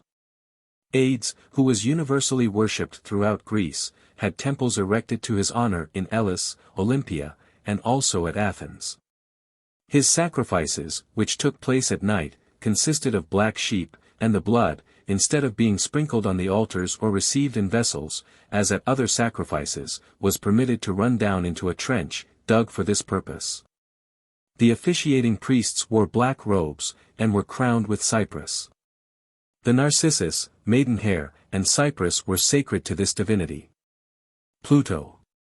Before the introduction into Rome of the religion and literature of Greece, the Romans had no belief in a realm of future happiness or misery, corresponding to the Greek Hades, hence they had no god of the lower world identical with Hades. They supposed that there was, in the center of the earth, a vast, gloomy, and impenetrably dark cavity called Orcus, which formed a place of eternal rest for the dead. But with the introduction of Greek mythology, the Roman Orcus became the Greek Hades, and all the Greek notions with regard to a future state now obtained with the Romans, who worshipped Hades under the name of Pluto. His other appellations being Dis, from Dives, rich, and Orcus from the dominions over which he ruled. In Rome there were no temples erected to this divinity. Plutus. Plutus, the son of Demeter and a mortal called Iasion, was the god of wealth, and is represented as being lame when he makes his appearance, and winged when he takes his departure. He was supposed to be both blind and foolish, because he bestows his gifts without discrimination, and frequently upon the most unworthy objects. Plutus was believed to have his abode in the bowels of the earth, which was probably the reason why, in later times, Hades became confounded with this divinity. Minor divinities. The Harpies. The Harpies, who, like the Furies, were employed by the gods as instruments for the punishment of the guilty, were 3 female divinities, daughters of Thaumas and Electra, called Aello, Ocypete, and Seleno. They were represented with the head of a fair-haired maiden and the body of a vulture, and were perpetually devoured by the pangs of insatiable hunger, which caused them to torment their victims by robbing them of their food. This they either devoured with great gluttony, or defiled in such a manner as to render it unfit to be eaten. Their wonderfully rapid flight far surpassed that of birds, or even of the winds themselves. If any mortal suddenly and unaccountably disappeared, the Harpies were believed to have carried him off. Thus they were supposed to have borne away the daughters of King Pandarios to act as servants to the Erinyes. The Harpies would appear to be personifications of sudden tempests, which, with ruthless violence, sweep over whole districts, carrying off or injuring all before them. Erinyes, Eumenides, Furii, Dyri. The Erinyes or Furies were female divinities who personified the torturing pangs of an evil conscience, and the remorse which inevitably follows wrongdoing. Their names were Alecto, Magira, and Tisiphone, and their origin was variously accounted for.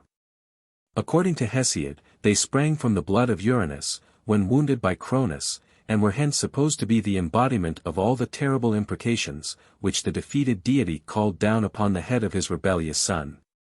According to other accounts they were the daughters of night. Their place of abode was the lower world, where they were employed by Hades and Persephone to chastise and torment those shades who, during their earthly career, had committed crimes, and had not been reconciled to the gods before descending to Hades. But their sphere of action was not confined to the realm of shades, for they appeared upon earth as the avenging deities who relentlessly pursued and punished murderers, perjurers, those who had failed in duty to their parents, in hospitality to strangers, or in the respect due to old age.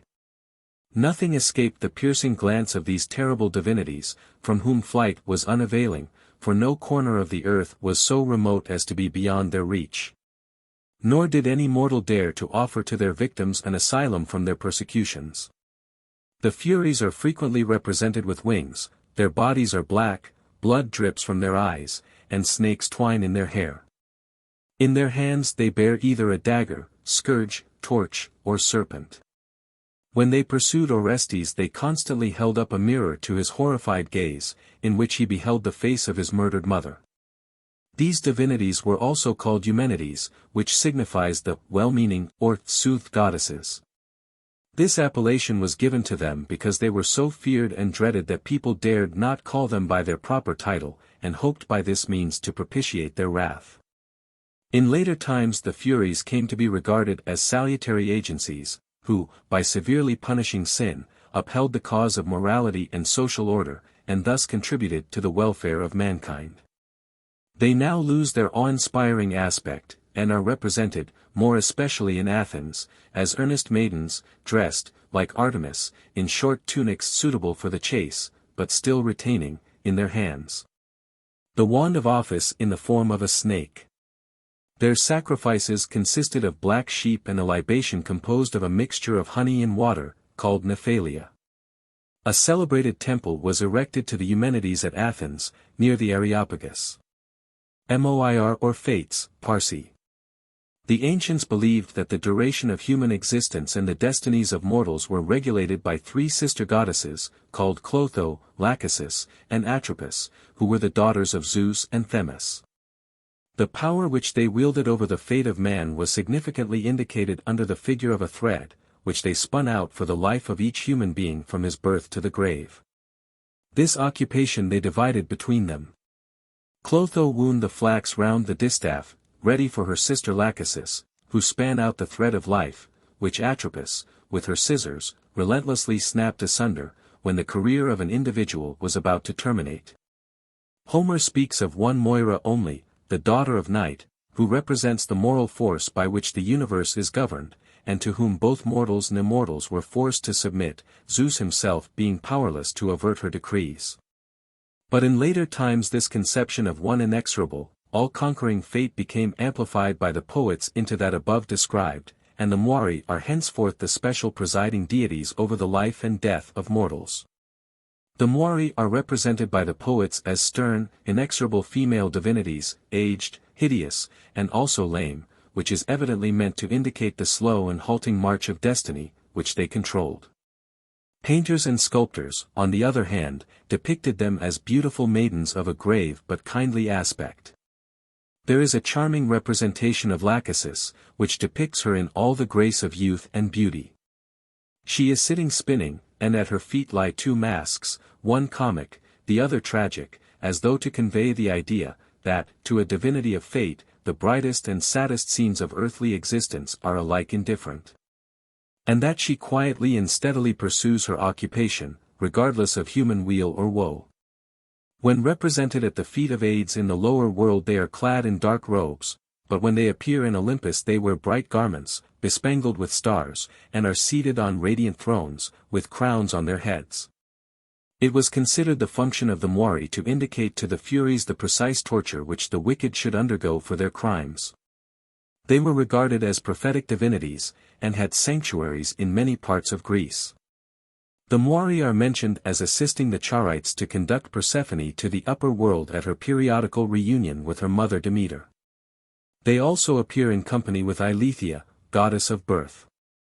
Nemesis. Nemesis, the daughter of Nyx, represents that power which adjusts the balance of human affairs, by awarding to each individual the fate which his actions deserve.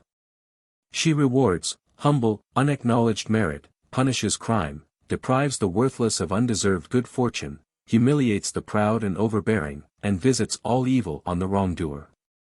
Thus maintaining that proper balance of things, which the Greeks recognized as a necessary condition of all civilized life. But though Nemesis, in her original character, was the distributor of rewards as well as punishments, the world was so full of sin, that she found but little occupation in her first capacity. And hence became finally regarded as the avenging goddess only. We have seen a striking instance of the manner in which this divinity punishes the proud and arrogant in the history of Niobe. Apollo and Artemis were merely the instruments for avenging the insult offered to their mother. But it was Nemesis who prompted the deed, and presided over its execution. Homer makes no mention of Nemesis, It is therefore evident that she was a conception of later times, when higher views of morality had obtained among the Greek nation. Nemesis is represented as a beautiful woman of thoughtful and benign aspect and regal bearing, a diadem crowns her majestic brow, and she bears in her hand a rudder, balance, and cubit. Fitting emblems of the manner in which she guides, weighs, and measures all human events. She is also sometimes seen with a wheel, to symbolize the rapidity with which she executes justice. As the avenger of evil she appears winged, bearing in her hand either a scourge or a sword, and seated in a chariot drawn by griffins. Nemesis is frequently called Adrastia, and also Rhamnusia, from Rhamnus in Attica, the chief seat of her worship, which contained a celebrated statue of the goddess. Nemesis was worshipped by the Romans, who invoked her on the Capitol, as a divinity who possessed the power of averting the pernicious consequences of envy. Night and her children. Death, sleep, and dreams. Nyx, Nox. Nyx, the daughter of Chaos, being the personification of night, was, according to the poetic ideas of the Greeks, considered to be the mother of everything mysterious and inexplicable, such as death, sleep, dreams, and she became united to Erebus, and their children were Ether and Hemra, air and daylight, evidently a simile of the poets, to indicate that darkness always precedes light.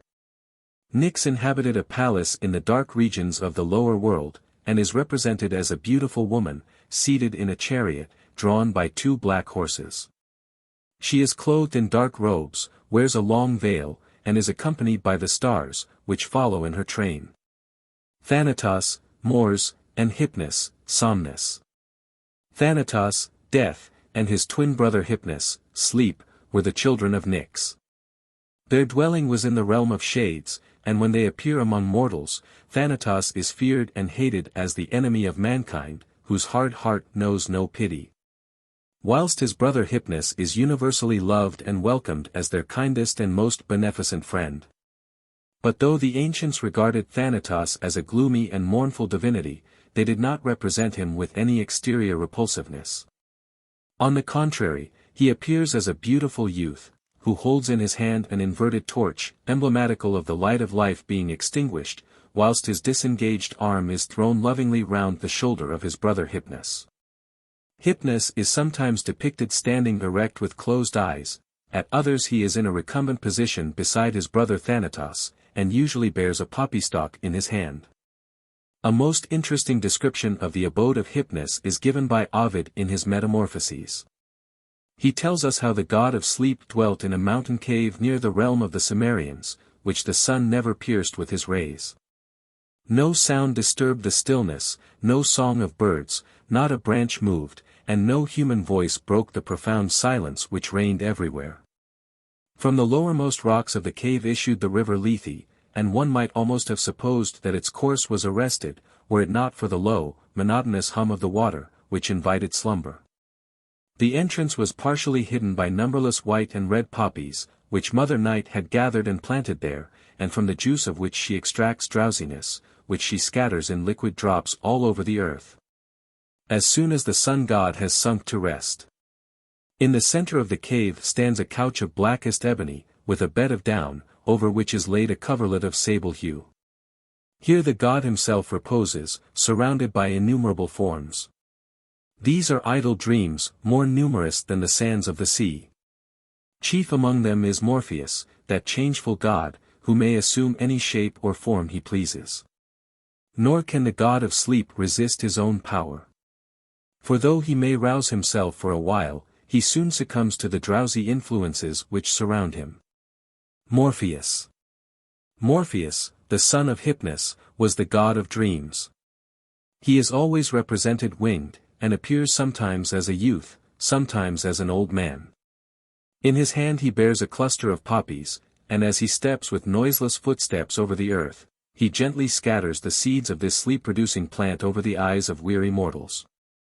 Homer describes the house of dreams as having 2 gates, one, whence issue all deceptive and flattering visions, being formed of ivory, the other, through which proceed those dreams which are fulfilled, of horn. The Gorgons. The Gorgons, Stheno, Euryale, and Medusa, were the three daughters of Phorcys and Ceto, and were the personification of those benumbing, and, as it were, petrifying sensations, which result from sudden and extreme fear. They were frightful winged monsters, whose bodies were covered with scales, hissing, wriggling snakes clustered round their heads instead of hair, their hands were of brass, their teeth resembled the tusks of a wild boar. And their whole aspect was so appalling, that they are said to have turned into stone all who beheld them. These terrible sisters were supposed to dwell in that remote and mysterious region in the far west, beyond the sacred stream of Oceanus. The Gorgons were the servants of Hades, who made use of them to terrify and overawe those shades, doomed to be kept in a constant state of unrest as a punishment for their misdeeds, whilst the Furies, on their part, scourged them with their whips and tortured them incessantly. The most celebrated of the three sisters was Medusa, who alone was mortal. She was originally a golden-haired and very beautiful maiden, who, as a priestess of Athene, was devoted to a life of celibacy. But, being wooed by Poseidon, whom she loved in return, she forgot her vows, and became united to him in marriage. For this offense she was punished by the goddess in a most terrible manner.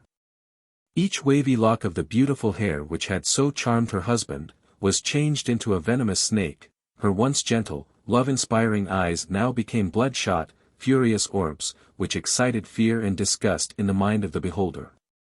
Whilst her former roseate hue and milk-white skin assumed a loathsome greenish tinge. Seeing herself thus transformed into so repulsive an object, Medusa fled from her home, never to return.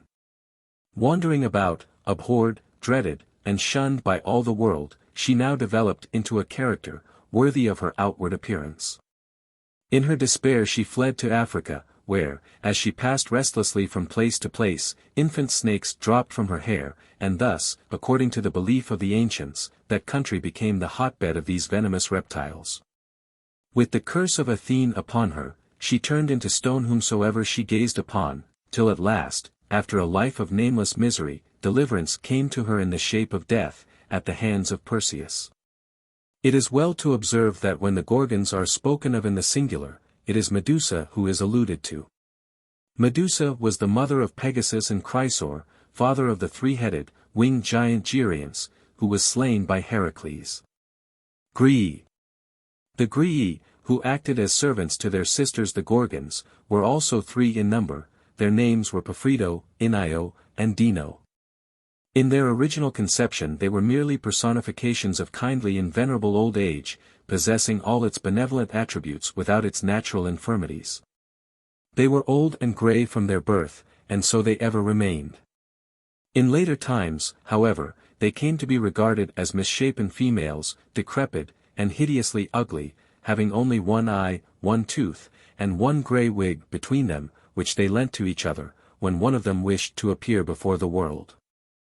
When Perseus entered upon his expedition to slay the Medusa, he repaired to the abode of the Graeae, in the far west, to inquire the way to the Gorgons, and on their refusing to give any information, he deprived them of their one eye, tooth, and wig, and did not restore them until he received the necessary directions. Sphinx. The Sphinx was an ancient Egyptian divinity, who personified wisdom, and the fertility of nature.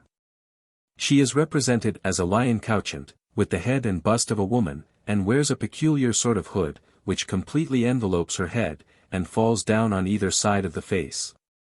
Transplanted into Greece, this sublime and mysterious Egyptian deity degenerates into an insignificant, and yet malignant power, and though she also deals in mysteries, they are, as we shall see, of a totally different character, and altogether inimical to human life.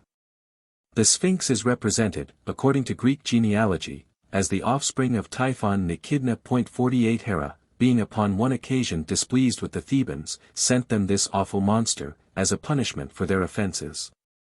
Taking her seat on a rocky eminence near the city of Thebes, commanding a pass which the Thebans were compelled to traverse in their usual way of business, she propounded to all comers a riddle, and if they failed to solve it, she tore them in pieces.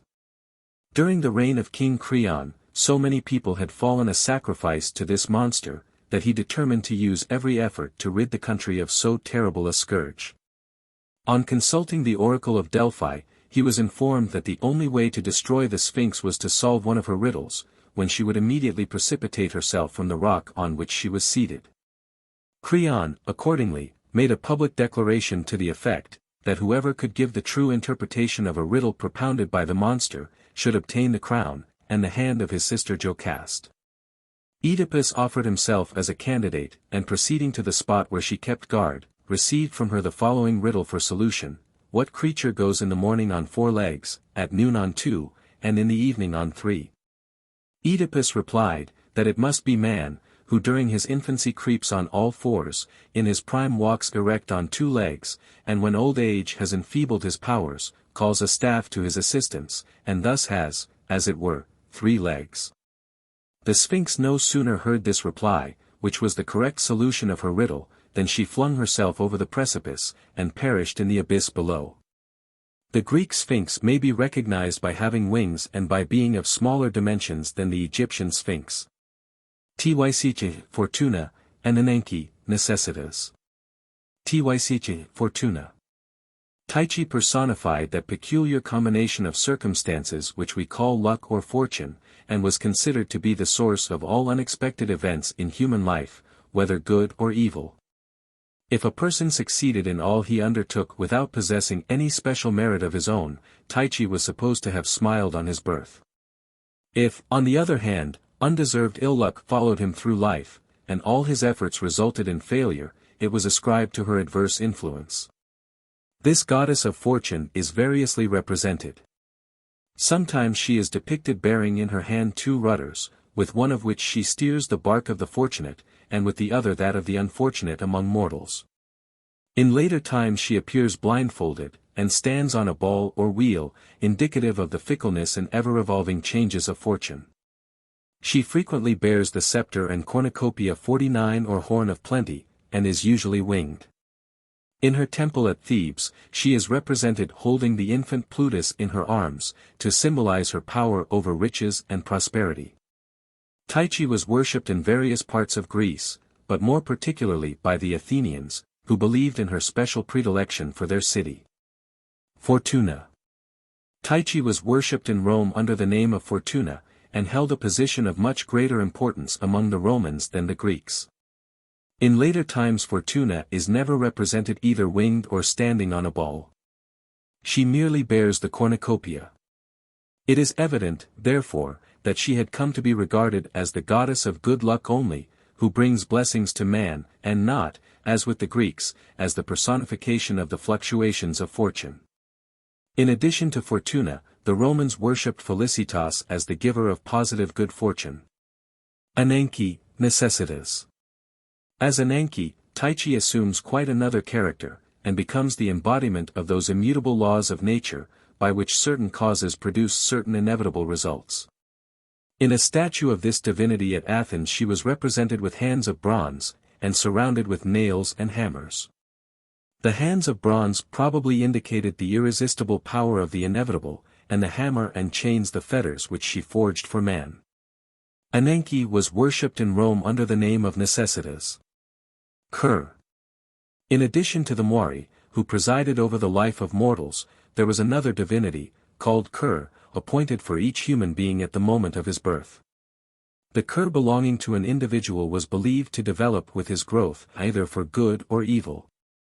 And when the ultimate fate of a mortal was about to be decided, his Ker was weighed in the balance, and, according to the preponderance of its worth or worthlessness, life or death was awarded to the human being in question. It becomes evident, therefore, that according to the belief of the early Greeks, each individual had it in his power, to a certain extent, to shorten or prolong his own existence. The Keres, who are frequently mentioned by Homer, were the goddesses who delighted in the slaughter of the battlefield. 8. The daughter of Zeus and Eris, was a divinity who delighted in evil. Having instigated Hera to deprive Heracles of his birthright, her father seized her by the hair of her head, and hurled her from Olympus, forbidding her, under the most solemn imprecations, ever to return.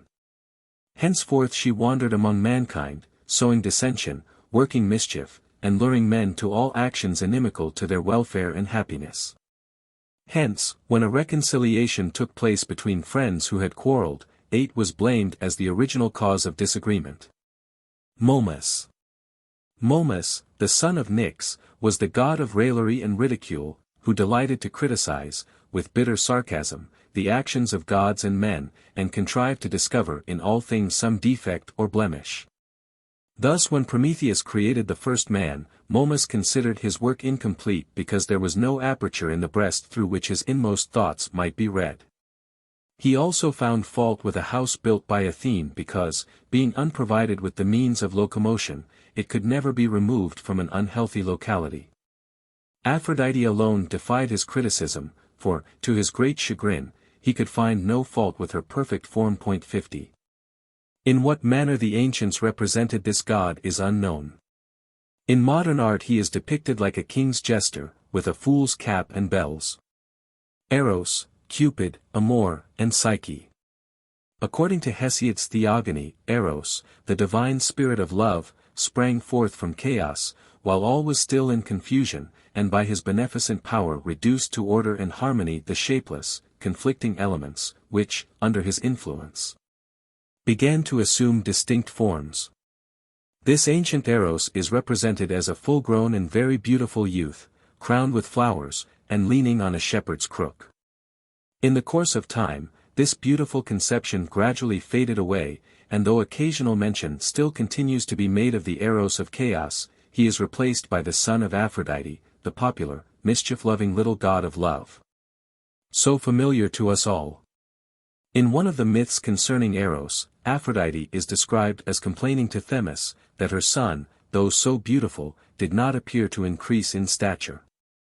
Whereupon Themis suggested that his small proportions were probably attributable to the fact of his being always alone, and advised his mother to let him have a companion.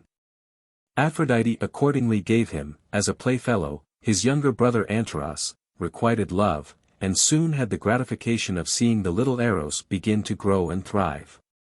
But, curious to relate, this desirable result only continued as long as the brothers remained together, for the moment they were separated, Eros shrank once more to his original size.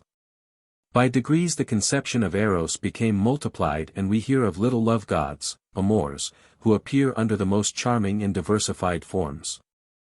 These love gods, who afforded to artists inexhaustible subjects for the exercise of their imagination, are represented as being engaged in various occupations, such as hunting, fishing, rowing, driving chariots, and even busying themselves in mechanical labor. Perhaps no myth is more charming and interesting than that of Eros and Psyche, which is as follows. Psyche, the youngest of 3 princesses, was so transcendently beautiful that Aphrodite herself became jealous of her, and no mortal dared to aspire to the honor of her hand. As her sisters, who were by no means equal to her in attractions, were married, and Psyche still remained unwed, her father consulted the oracle of Delphi, and, in obedience to the divine response, caused her to be dressed as though for the grave, and conducted to the edge of a yawning precipice. No sooner was she alone than she felt herself lifted up, and wafted away by the gentle west wind Zephyrus, who transported her to a verdant meadow, in the midst of which stood a stately palace, surrounded by groves and fountains. Here dwelt Eros, the god of love, in whose arms Zephyrus deposited his lovely burden. Eros, himself unseen, wooed her in the softest accents of affection, but warned her, as she valued his love, not to endeavor to behold his form. For some time Psyche was obedient to the injunction of her immortal spouse, and made no effort to gratify her natural curiosity. But, unfortunately, in the midst of her happiness she was seized with an unconquerable longing for the society of her sisters, and, in accordance with her desire, they were conducted by Zephyrus to her fairy-like abode. Filled with envy at the sight of her felicity, they poisoned her mind against her husband, and telling her that her unseen lover was a frightful monster, they gave her a sharp dagger, which they persuaded her to use for the purpose of delivering herself from his power. After the departure of her sisters, Psyche resolved to take the first opportunity of following their malicious counsel. She accordingly rose in the dead of night, and taking a lamp in one hand and a dagger in the other, stealthily approached the couch where Eros was reposing, when, instead of the frightful monster she had expected to see, the beauteous form of the god of love greeted her view. Overcome with surprise and admiration, Psyche stooped down to gaze more closely on his lovely features, when, from the lamp which she held in her trembling hand, there fell a drop of burning oil upon the shoulder of the sleeping god. Who instantly awoke, and seeing Psyche standing over him with the instrument of death in her hand, sorrowfully reproached her for her treacherous designs, and, spreading out his wings, flew away. In despair at having lost her lover, the unhappy Psyche endeavored to put an end to her existence by throwing herself into the nearest river. But instead of closing over her, the waters bore her gently to the opposite bank, where Pan, the god of shepherds, received her, and consoled her with the hope of becoming eventually reconciled to her husband. Meanwhile her wicked sisters, in expectation of meeting with the same good fortune which had befallen Psyche, placed themselves on the edge of the rock, but were both precipitated into the chasm below. Psyche herself, filled with a restless yearning for her lost love, wandered all over the world in search of him. At length she appealed to Aphrodite to take compassion on her. But the goddess of beauty, still jealous of her charms, imposed upon her the hardest tasks, the accomplishment of which often appeared impossible. In these she was always assisted by invisible, beneficent beings, sent to her by Eros, who still loved her, and continued to watch over her welfare. Psyche had to undergo a long and severe penance before she became worthy to regain the happiness, which she had so foolishly trifled away. At last Aphrodite commanded her to descend into the underworld, and obtain from Persephone a box containing all the charms of beauty. Psyche's courage now failed her, for she concluded that death must of necessity precede her entrance into the realm of shades. About to abandon herself to despair, she heard a voice which warned her of every danger to be avoided on her perilous journey, and instructed her with regard to certain precautions to be observed. These were as follows: not to omit to provide herself with the ferryman's toll for Charon, and the cake to pacify Cerberus, also to refrain from taking any part in the banquets of Hades and Persephone, and, above all things, to bring the box of beauty charms unopened to Aphrodite. In conclusion, the voice assured her, that compliance with the above conditions would ensure for her a safe return to the realms of light. But, alas, Psyche, who had implicitly followed all injunctions, could not withstand the temptation of the last condition. And, hardly had she quitted the lower world, when, unable to resist the curiosity which devoured her, she raised the lid of the box with eager expectation. But, instead of the wondrous charms of beauty which she expected to behold, there issued from the casket a dense black vapor, which had the effect of throwing her into a death-like sleep, out of which Eros, who had long hovered round her unseen, at length awoke her with the point of one of his golden arrows. He gently reproached her with this second proof of her curiosity and folly, and then, having persuaded Aphrodite to be reconciled to his beloved, he induced Zeus to admit her among the immortal gods.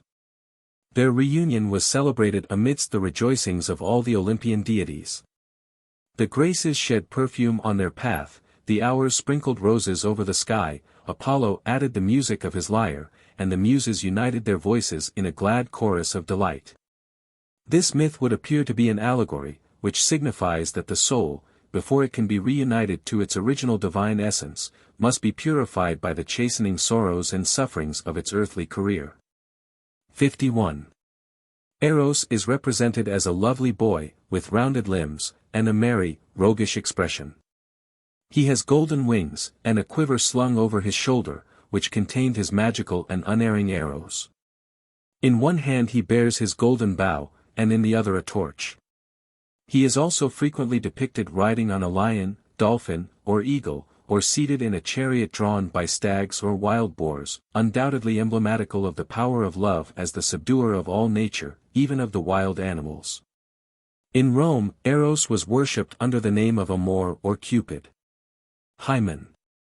Hymen or Hymenaeus, the son of Apollo and the muse Urania, was the god who presided over marriage and nuptial solemnities, and was hence invoked at all marriage festivities. There is a myth concerning this divinity, which tells us that Hymen was a beautiful youth of very poor parents, who fell in love with a wealthy maiden, so far above him in rank, that he dared not cherish the hope of ever becoming united to her. Still he missed no opportunity of seeing her, and, upon one occasion, disguised himself as a girl, and joined a troop of maidens, who, in company with his beloved, were proceeding from Athens to Eleusis, in order to attend a festival of Demeter. On their way thither they were surprised by pirates, who carried them off to a desert island, where the ruffians, after drinking deeply, fell into a heavy sleep. Hymen, seizing the opportunity, slew them all, and then set sail for Athens, where he found the parents of the maidens in the greatest distress at their unaccountable disappearance. He comforted them with the assurance that their children should be restored to them, provided they would promise to give him in marriage the maiden he loved. The condition being gladly complied with, he at once returned to the island, and brought back the maidens in safety to Athens, whereupon he became united to the object of his love. And their union proved so remarkably happy, that henceforth the name of Hymen became synonymous with conjugal felicity. Iris, the rainbow. Iris, the daughter of Thaumas and Electra, personified the rainbow, and was the special attendant and messenger of the Queen of Heaven, whose commands she executed with singular tact, intelligence, and swiftness. Most primitive nations have regarded the rainbow as a bridge of communication between heaven and earth, and this is doubtless the reason why Iris, who represented that beautiful phenomenon of nature, should have been invested by the Greeks with the office of communicating between gods and men. Iris is usually represented seated behind the chariot of Hera, ready to do the bidding of her royal mistress. She appears under the form of a slender maiden of great beauty, robed in an airy fabric of variegated hues, resembling mother-of-pearl. Her sandals are bright as burnished silver, she has golden wings, and wherever she appears, a radiance of light, and a sweet odor, as of delicate spring flowers, pervades the air. Hebe, Juventas. Hebe was the personification of eternal youth under its most attractive and joyous aspect. She was the daughter of Zeus and Hera, and though of such distinguished rank, is nevertheless represented as cupbearer to the gods. A forcible exemplification of the old patriarchal custom, in accordance with which the daughters of the house, even when of the highest lineage, personally assisted in serving the guests. Hebe is represented as a comely, modest maiden, small, of a beautifully rounded contour, with nut-brown tresses and sparkling eyes. She is often depicted pouring out nectar from an upraised vessel, or bearing in her hand a shallow dish, supposed to contain ambrosia, the ever youth-renewing food of the immortals. In consequence of an act of awkwardness, which caused her to slip while serving the gods, Hebe was deprived of her office, which was henceforth delegated to Ganymedes, son of Tros. Hebe afterwards became the bride of Heracles, when, after his apotheosis, he was received among the immortals. Juventas. Juventas was the Roman divinity identified with Hebe, whose attributes, however, were regarded by the Romans as applying more particularly to the imperishable vigor and immortal glory of the state. In Rome, several temples were erected in honor of this goddess. Ganymedes. Ganymedes, the youngest son of Tros, king of Troy, was one day drawing water from a well on Mount Ida, when he was observed by Zeus, who, struck with his wonderful beauty, sent his eagle to transport him to Olympus, where he was endowed with immortality, and appointed cupbearer to the gods. Ganymedes is represented as a youth of exquisite beauty, with short golden locks, delicately chiseled features, beaming blue eyes, and pouting lips. The Muses. Of all the Olympic deities, none occupy a more distinguished position than the Muses, the 9 beautiful daughters of Zeus and Mnemosyne. In their original signification, they presided merely over music, song, and dance.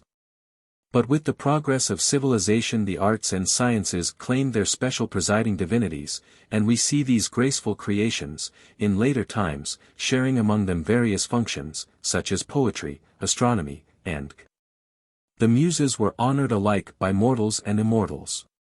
In Olympus, where Apollo acted as their leader, no banquet or festivity was considered complete without their joy-inspiring presence, and on earth no social gathering was celebrated without libations being poured out to them. Nor was any task involving intellectual effort ever undertaken, without earnestly supplicating their assistance. They endowed their chosen favorites with knowledge, wisdom, and understanding.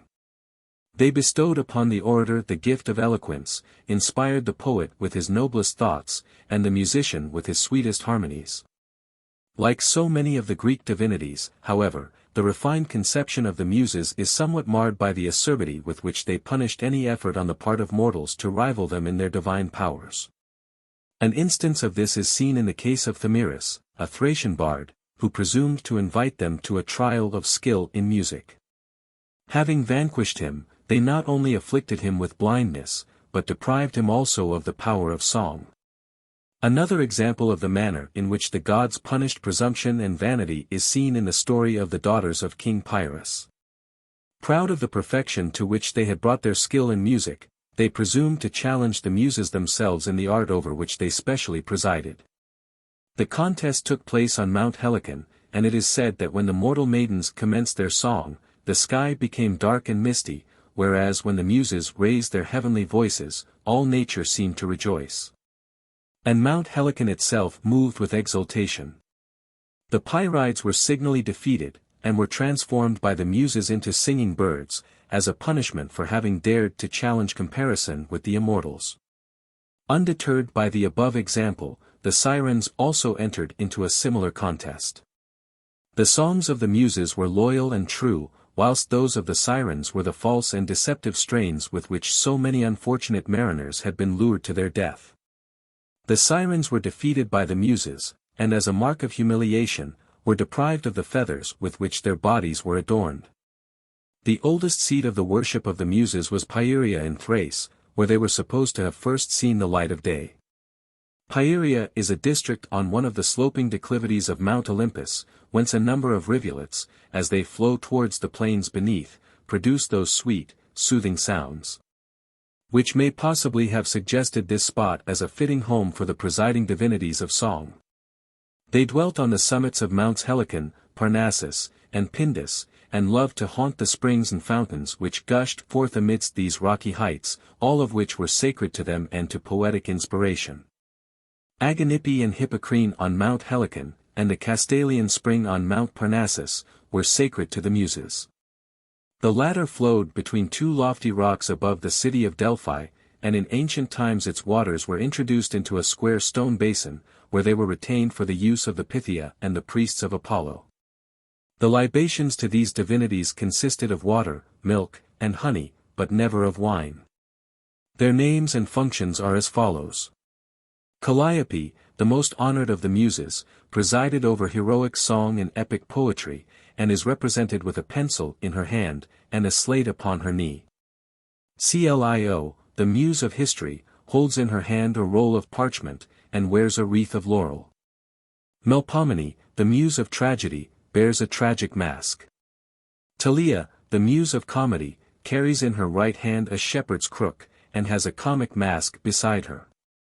Polyhymnia, the Muse of sacred hymns, is crowned with a wreath of laurel. She is always represented in a thoughtful attitude, and entirely enveloped in rich folds of drapery. Terpsichore, the Muse of dance and roundelay, is represented in the act of playing on a seven-stringed lyre. Urania, the Muse of astronomy, stands erect, and bears in her left hand a celestial globe. Euterpe, the Muse of harmony, is represented bearing a musical instrument, usually a flute. Erato, the Muse of love and hymeneal songs, wears a wreath of laurel, and is striking the chords of a lyre. With regard to the origin of the Muses, it is said that they were created by Zeus in answer to a request on the part of the victorious deities, after the war with the Titans, that some special divinities should be called into existence, in order to commemorate in song the glorious deeds of the Olympian gods. Pegasus. Pegasus was a beautiful winged horse who sprang from the body of Medusa when she was slain by the hero Perseus, the son of Zeus and Danae. Spreading out his wings he immediately flew to the top of Mount Olympus, where he was received with delight and admiration by all the immortals. A place in his palace was assigned to him by Zeus, who employed him to carry his thunder and lightning. Pegasus permitted none but the gods to mount him, except in the case of Bellerophon, whom, at the command of Athena, he carried aloft, in order that he might slay the Chimera with his arrows.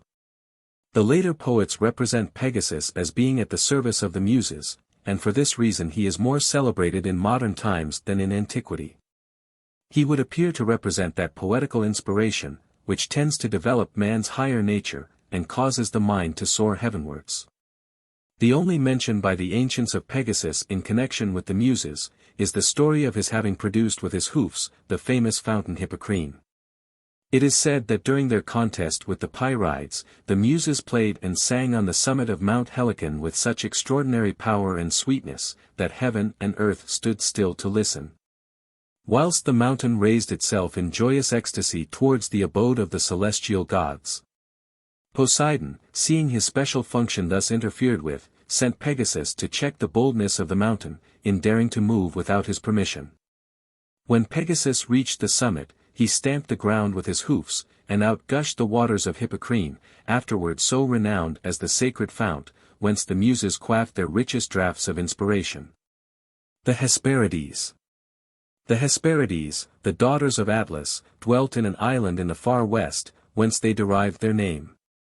They were appointed by Hera to act as guardians to a tree bearing golden apples, which had been presented to her by Gaia on the occasion of her marriage with Zeus. It is said that the Hesperides, being unable to withstand the temptation of tasting the golden fruit confided to their care, were deprived of their office, which was henceforth delegated to the terrible dragon Ladon, who now became the ever-watchful sentinel of these precious treasures. The names of the Hesperides were Egli, Arethusa, and Hesperia. Charites, Gratii, Graces. All those gentler attributes which beautify and refine human existence were personified by the Greeks under the form of three lovely sisters, Euphrosyne, Aglaia, and Talia, the daughters of Zeus and Eurynomy, or, according to later writers, of Dionysus and Aphrodite. They are represented as beautiful, slender maidens in the full bloom of youth, with hands and arms lovingly intertwined, and are either undraped, or wear a fleecy, transparent garment of an ethereal fabric. They portray every gentle emotion of the heart, which vents itself in friendship and benevolence, and were believed to preside over those qualities which constitute grace, modesty, unconscious beauty, gentleness, kindliness, innocent joy, purity of mind and body, and eternal youth. They not only possessed the most perfect beauty themselves, but also conferred this gift upon others. All the enjoyments of life were enhanced by their presence, and were deemed incomplete without them. And wherever joy or pleasure, grace and gaiety reigned, there they were supposed to be present. Temples and altars were everywhere erected in their honor, and people of all ages and of every rank in life entreated their favor. Incense was burned daily upon their altars, and at every banquet they were invoked, and a libation poured out to them, as they not only heightened all enjoyment, but also by their refining influence moderated the exciting effects of wine. Music, eloquence, poetry, and art, though the direct work of the Muses, received at the hands of the Graces an additional touch of refinement and beauty. For which reason they are always regarded as the friends of the Muses, with whom they lived on Mount Olympus. Their special function was to act, in conjunction with the seasons, as attendants upon Aphrodite, whom they adorned with wreaths of flowers, and she emerges from their hands like the queen of spring, perfumed with the odor of roses and violets, and all sweet-scented blossoms. The Graces are frequently seen in attendance on other divinities, thus they carry music for Apollo, myrtles for Aphrodite, and frequently accompany the Muses, Eros, or Dionysus. Seasons. Closely allied to the Graces were the Ori, or seasons, who were also represented as three beautiful maidens, daughters of Zeus and Themis. Their names were Eunomia, Dice, and Irene. It may appear strange that these divinities, presiding over the seasons, should be but three in number, but this is quite in accordance with the notions of the ancient Greeks, who only recognized spring, summer, and autumn as seasons. Nature being supposed to be wrapped in death or slumber, during that cheerless and unproductive portion of the year which we call winter. In some parts of Greece there were but two Ori, Thallo, goddess of the bloom, and Carpo, of the corn and fruit-bearing season. The Ori are always regarded as friendly towards mankind, and totally devoid of guile or subtlety. They are represented as joyous, but gentle maidens, crowned with flowers, and holding each other by the hand in a round dance. When they are depicted separately as personifications of the different seasons, the aura representing spring appears laden with flowers, that of summer bears a sheaf of corn. Whilst the personification of autumn has her hands filled with clusters of grapes and other fruits. They also appear in company with the Graces in the train of Aphrodite, and are seen with Apollo and the Muses. They are inseparably connected with all that is good and beautiful in nature, and as the regular alternation of the seasons, like all her other operations, demands the most perfect order and regularity, the Ori, being the daughters of Themis, came to be regarded as the representatives of order, and the just administration of human affairs in civilized communities. Each of these graceful maidens took upon herself a separate function. Eunomia presided more especially over state life, Dice guarded the interests of individuals, whilst Irene, the gayest and brightest of the three sisters, was the light-hearted companion of Dionysus.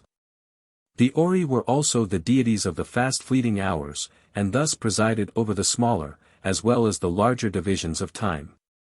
In this capacity they assist every morning in yoking the celestial horses to the glorious chariot of the sun, which they again help to unyoke when he sinks to rest. In their original conception they were personifications of the clouds, and are described as opening and closing the gates of heaven, and causing fruits and flowers to spring forth, when they pour down upon them their refreshing and life-giving streams. The nymphs.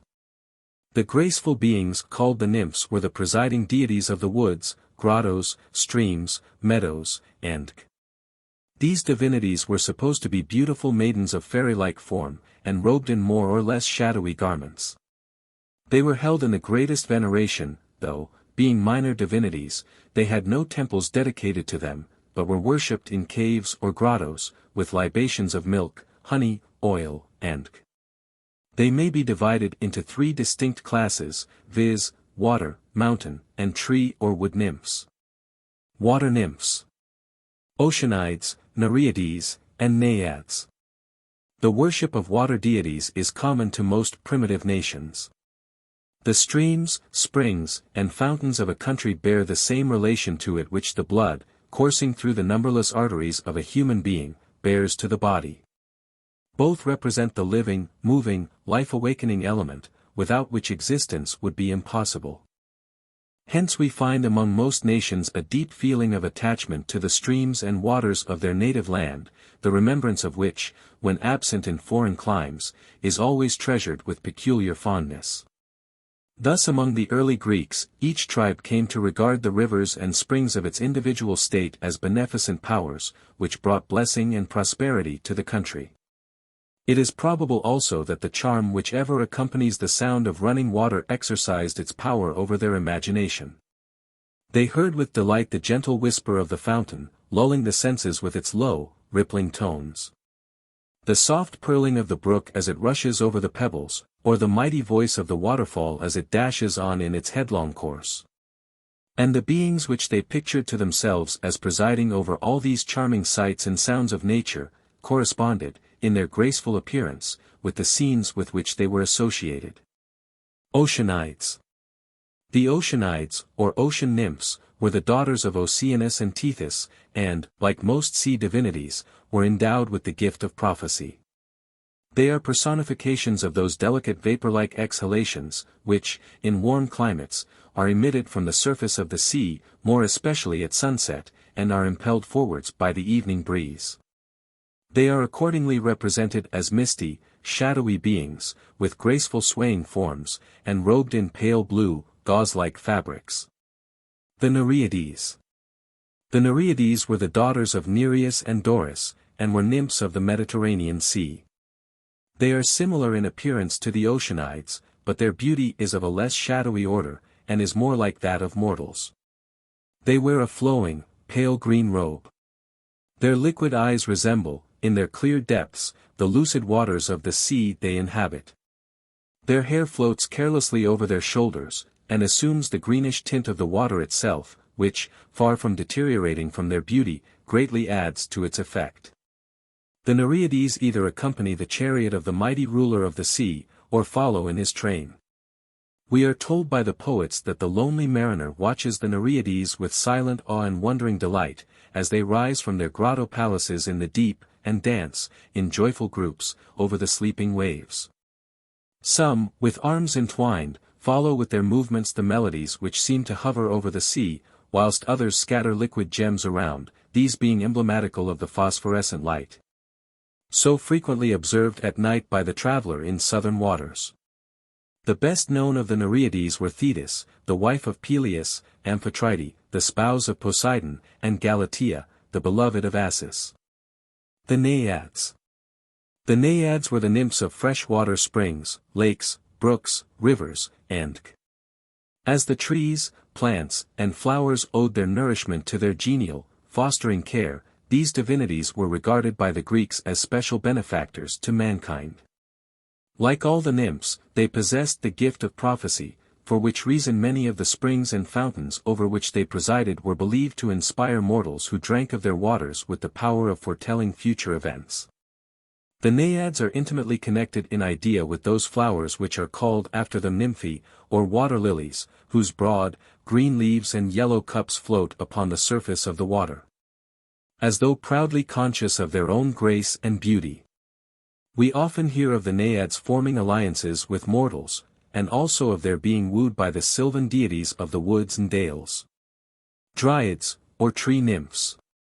The tree nymphs partook of the distinguishing characteristics of the particular tree to whose life they were wedded, and were known collectively by the name of the Dryads. The Hamadryads, or oak nymphs, represent in their peculiar individuality the quiet, self-reliant power which appears to belong essentially to the grand and lordly king of the forest. The birch nymph is a melancholy maiden with floating hair, resembling the branches of the pale and fragile-looking tree which she inhabits. The beech nymph is strong and sturdy, full of life and joyousness, and appears to give promise of faithful love and undisturbed repose, whilst her rosy cheeks, deep brown eyes, and graceful form bespeak health, vigor, and vitality. The nymph of the linden tree is represented as a little coy maiden, whose short silver-grey dress reaches a little below the knee, and displays to advantage her delicately formed limbs. The sweet face, which is partly averted, reveals a pair of large blue eyes, which appear to look at you with wondering surprise and shy mistrust. Her pale, golden hair is bound by the faintest streak of rose-colored ribbon. The tree nymph, being wedded to the life of the tree she inhabited, ceased to exist when it was either felled, or so injured as to wither away and die. Nymphs of the valleys and mountains. Nepii and Oreads. The Nepii were the kind and gentle nymphs of the valleys and glens who appear in the train of Artemis.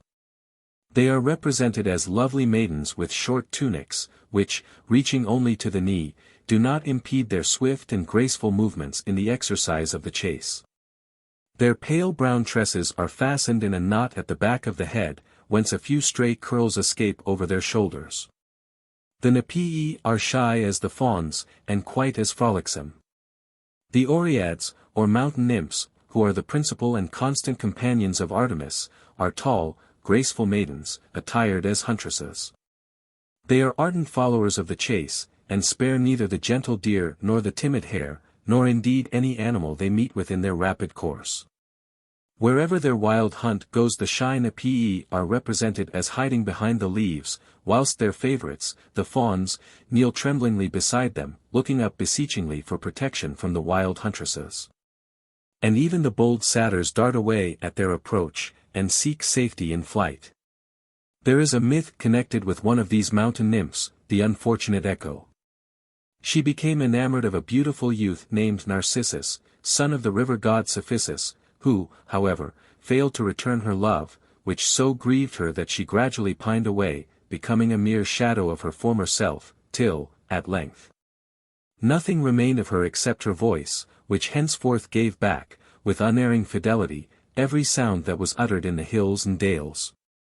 Narcissus himself also met with an unhappy fate, for Aphrodite punished him by causing him to fall in love with his own image, which he beheld in a neighboring fountain, whereupon, consumed with unrequited love, he wasted away, and was changed into the flower which bears his name. The Limoniades, or meadow nymphs, resemble the Naiads, and are usually represented dancing hand in a circle. The Hyades, who in appearance are somewhat similar to the Oceanides, are cloudy divinities, and, from the fact of their being invariably accompanied by rain, are represented as incessantly weeping. The Meliades were the nymphs who presided over fruit trees. Before concluding this subject, attention should be drawn to the fact that, in more modern times, this beautiful idea of animating all nature in detail reappears under the various local traditions extant in different countries. Thus do the Oceanides and Nereides live again in the mermaids, whose existence is still believed in by mariners, whilst the flower and meadow nymphs assume the shape of those tiny elves and fairies, who were formerly believed to hold their midnight revels in every wood and on every common. Indeed, even at the present day, the Irish peasantry, especially in the West, firmly believe in the existence of the fairies, or good people, as they are called. The winds. According to the oldest accounts, Aeolus was a king of the Aeolian Islands, to whom Zeus gave the command of the winds, which he kept shut up in a deep cave, and which he freed at his pleasure, or at the command of the gods. In later times the above belief underwent a change, and the winds came to be regarded as distinct divinities, whose aspect accorded with the respective winds with which they were identified. They were depicted as winged youths in full vigor in the act of flying through the air. The principal winds were, Boreas, the north wind, Eurus, the east wind, Zephyrus, the west wind, and Notus, the south wind, who were said to be the children of Eos and Astraeus. There are no myths of interest connected with these divinities. Zephyrus was united to Chloris, Flora, the goddess of flowers. Of Boreas it is related that while flying over the river Ilissus, he beheld on the banks Oreithyia, the charming daughter of Erechteus, king of Athens, whom he carried off to his native Thrace, and there made her his bride. Boreas and Oreithyia were the parents of Zetes and Calais, afterwards famous in the expedition of the Argonauts. There was an altar erected at Athens in honor of Boreas, in commemoration of his having destroyed the Persian fleet sent to attack the Greeks.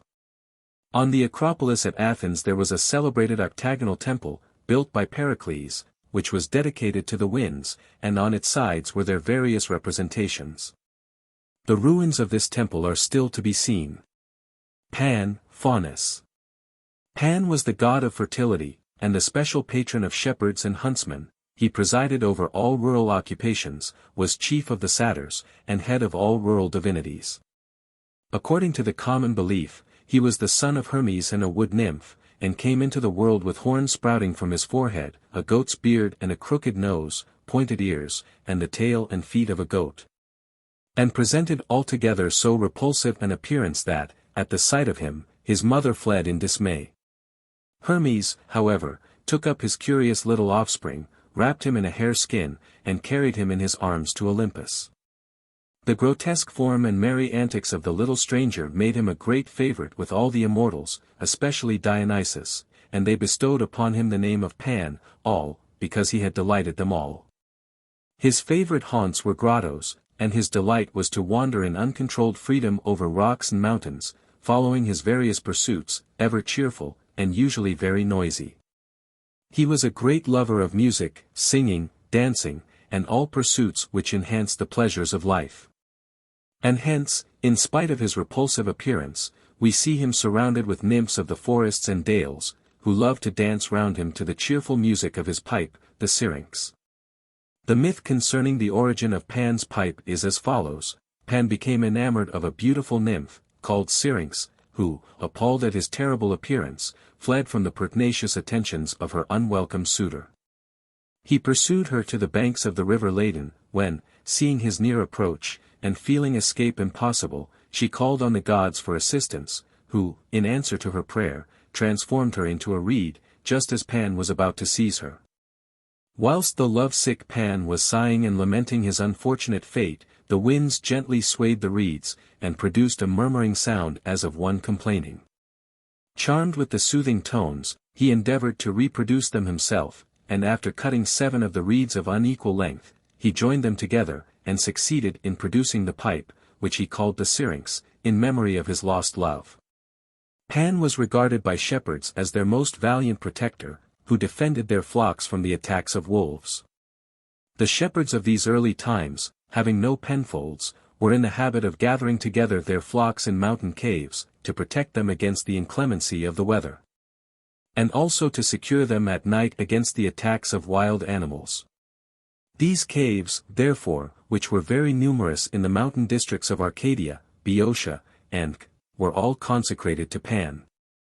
As it is customary in all tropical climates to repose during the heat of the day, Pan is represented as greatly enjoying his afternoon sleep in the cool shelter of a tree or cave, and also as being highly displeased at any sound which disturbed his slumbers, for which reason the shepherds were always particularly careful to keep unbroken silence during these hours, whilst they themselves indulged in a quiet siesta. Pan was equally beloved by huntsmen, being himself a great lover of the woods, which afforded to his cheerful and active disposition full scope, and in which he loved to range at will. He was regarded as the patron of the chase, and the rural sportsmen, returning from an unsuccessful day's sport, beat, in token of their displeasure, the wooden image of Pan, which always occupied a prominent place in their dwellings. All sudden and unaccountable sounds which startle travelers in lonely spots, were attributed to Pan, who possessed a frightful and most discordant voice, hence the term panic terror, to indicate sudden fear. The Athenians ascribed their victory at Marathon to the alarm which he created among the Persians by his terrible voice. Pan was gifted with the power of prophecy, which he is said to have imparted to Apollo, and he possessed a well-known and very ancient oracle in Arcadia, in which state he was more especially worshipped. The artists of later times have somewhat toned down the original very unattractive conception of Pan, as above described, and merely represent him as a young man, hardened by the exposure to all weathers which a rural life involves, and bearing in his hand the shepherd's crook and syrinx, these being his usual attributes, whilst small horns project from his forehead. He is either undraped, or wears merely the light cloak called the chlamys. The usual offerings to Pan were milk and honey in shepherd's bowls. Cows, lambs, and rams were also sacrificed to him. After the introduction of Pan into the worship of Dionysus, we hear of a number of little Pans, Panissi, who are sometimes confounded with the satyrs. Faunus. The Romans had an old Italian divinity called Faunus, who, as the god of shepherds, was identified with the Greek Pan, and represented in a similar manner. Faunus is frequently called Inuus or the fertilizer, and Lupercus or the one who wards off wolves. Like Pan, he possessed the gift of prophecy, and was the presiding spirit of the woods and fields.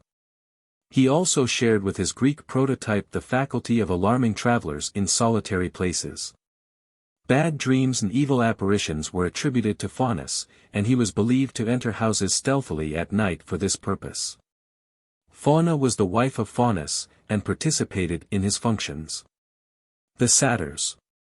The satyrs were a race of woodland spirits, who evidently personified the free, wild, and untrammeled life of the forest. Their appearance was both grotesque and repulsive. They had flat broad noses, pointed ears, and little horns sprouting from their foreheads, a rough shaggy skin, and small goats' tails. They led a life of pleasure and self-indulgence, followed the chase, reveled in every description of wild music and dancing, were terrible wine-bibbers, and addicted to the deep slumbers which follow heavy potations.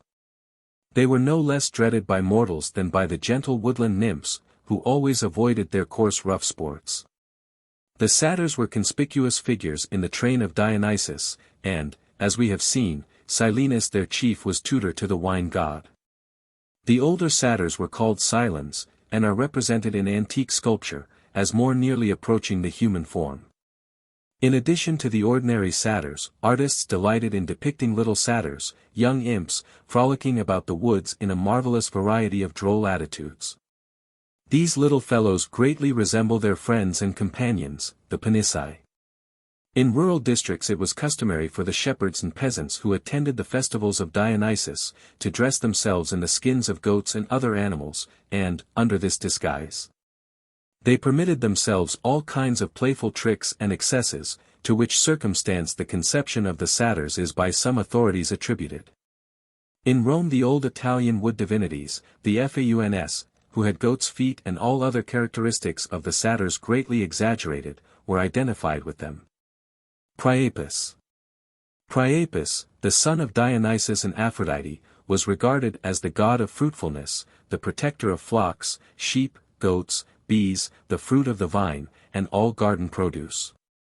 His statues, which were set up in gardens and vineyards, acted not only as objects of worship, but also as scarecrows, the appearance of this god being especially repulsive and unsightly. These statues were formed of wood or stone, and from the hips downwards were merely rude columns. They represent him as having a red and very ugly face, he bears in his hand a pruning knife, and his head is crowned with a wreath of vine and laurel. He usually carries fruit in his garments or a cornucopia in his hand, always, however, retaining his singularly revolting aspect. It is said that Hera, wishing to punish Aphrodite, sent her this misshapen and unsightly son, and that when he was born, his mother was so horrified at the sight of him, that she ordered him to be exposed on the mountains, where he was found by some shepherds, who, taking pity on him, saved his life. This divinity was chiefly worshipped at Lampsacus, his birthplace. Asses were sacrificed to him, and he received the first fruits of the fields and gardens, with a libation of milk and honey. The worship of Priapus was introduced into Rome at the same time as that of Aphrodite, and was identified with a native Italian divinity named Mutunus. Asclepius, Aesculapius. Asclepius, the god of the healing art, was the son of Apollo and the nymph Coronis. He was educated by the noble centaur Chiron, who instructed him in all knowledge, but more especially in that of the properties of herbs. Asclepius searched out the hidden powers of plants, and discovered cures for the various diseases which afflict the human body. He brought his art to such perfection, that he not only succeeded in warding off death, but also restored the dead to life. It was popularly believed that he was materially assisted in his wonderful cures by the blood of the Medusa, given to him by Pallas Athene. It is well to observe that the shrines of this divinity, which were usually built in healthy places, on hills outside the town, or near wells which were believed to have healing powers, offered at the same time means of cure for the sick and suffering, thus combining religious with sanitary influences. It was the custom for the sufferer to sleep in the temple, when, if he had been earnest in his devotions, Asclepius appeared to him in a dream, and revealed the means to be employed for the cure of his malady. On the walls of these temples were hung tablets, inscribed by the different pilgrims with the particulars of their maladies, the remedies practiced, and the cures worked by the god, a custom undoubtedly productive of most beneficial results. Groves, temples, and altars were dedicated to Asclepius in many parts of Greece, but Epidaurus, the chief seat of his worship, where, indeed, it is said to have originated, contained his principal temple, which served at the same time as a hospital. The statue of Asclepius in the temple at Epidaurus was formed of ivory and gold, and represented him as an old man with a full beard, leaning on a staff round which a serpent is climbing. The serpent was the distinguishing symbol of this divinity, partly because these reptiles were greatly used by the ancients in the cure of diseases, and partly also because all the prudence and wisdom of the serpent were deemed indispensable to the judicious physician. His usual attributes are a staff, a bowl, a bunch of herbs, a pineapple, a dog, and a serpent. His children inherited, for the most part, the distinguished talents of their father.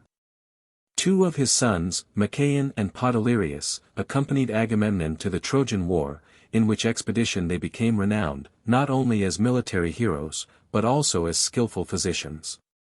Their sisters, Hygeia, Health, and Panacea, all healing, had temples dedicated to them, and received divine honors.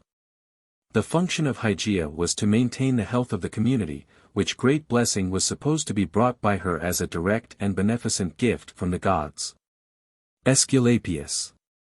The worship of Aesculapius was introduced into Rome from Epidaurus, whence the statue of the god of healing was brought at the time of a great pestilence.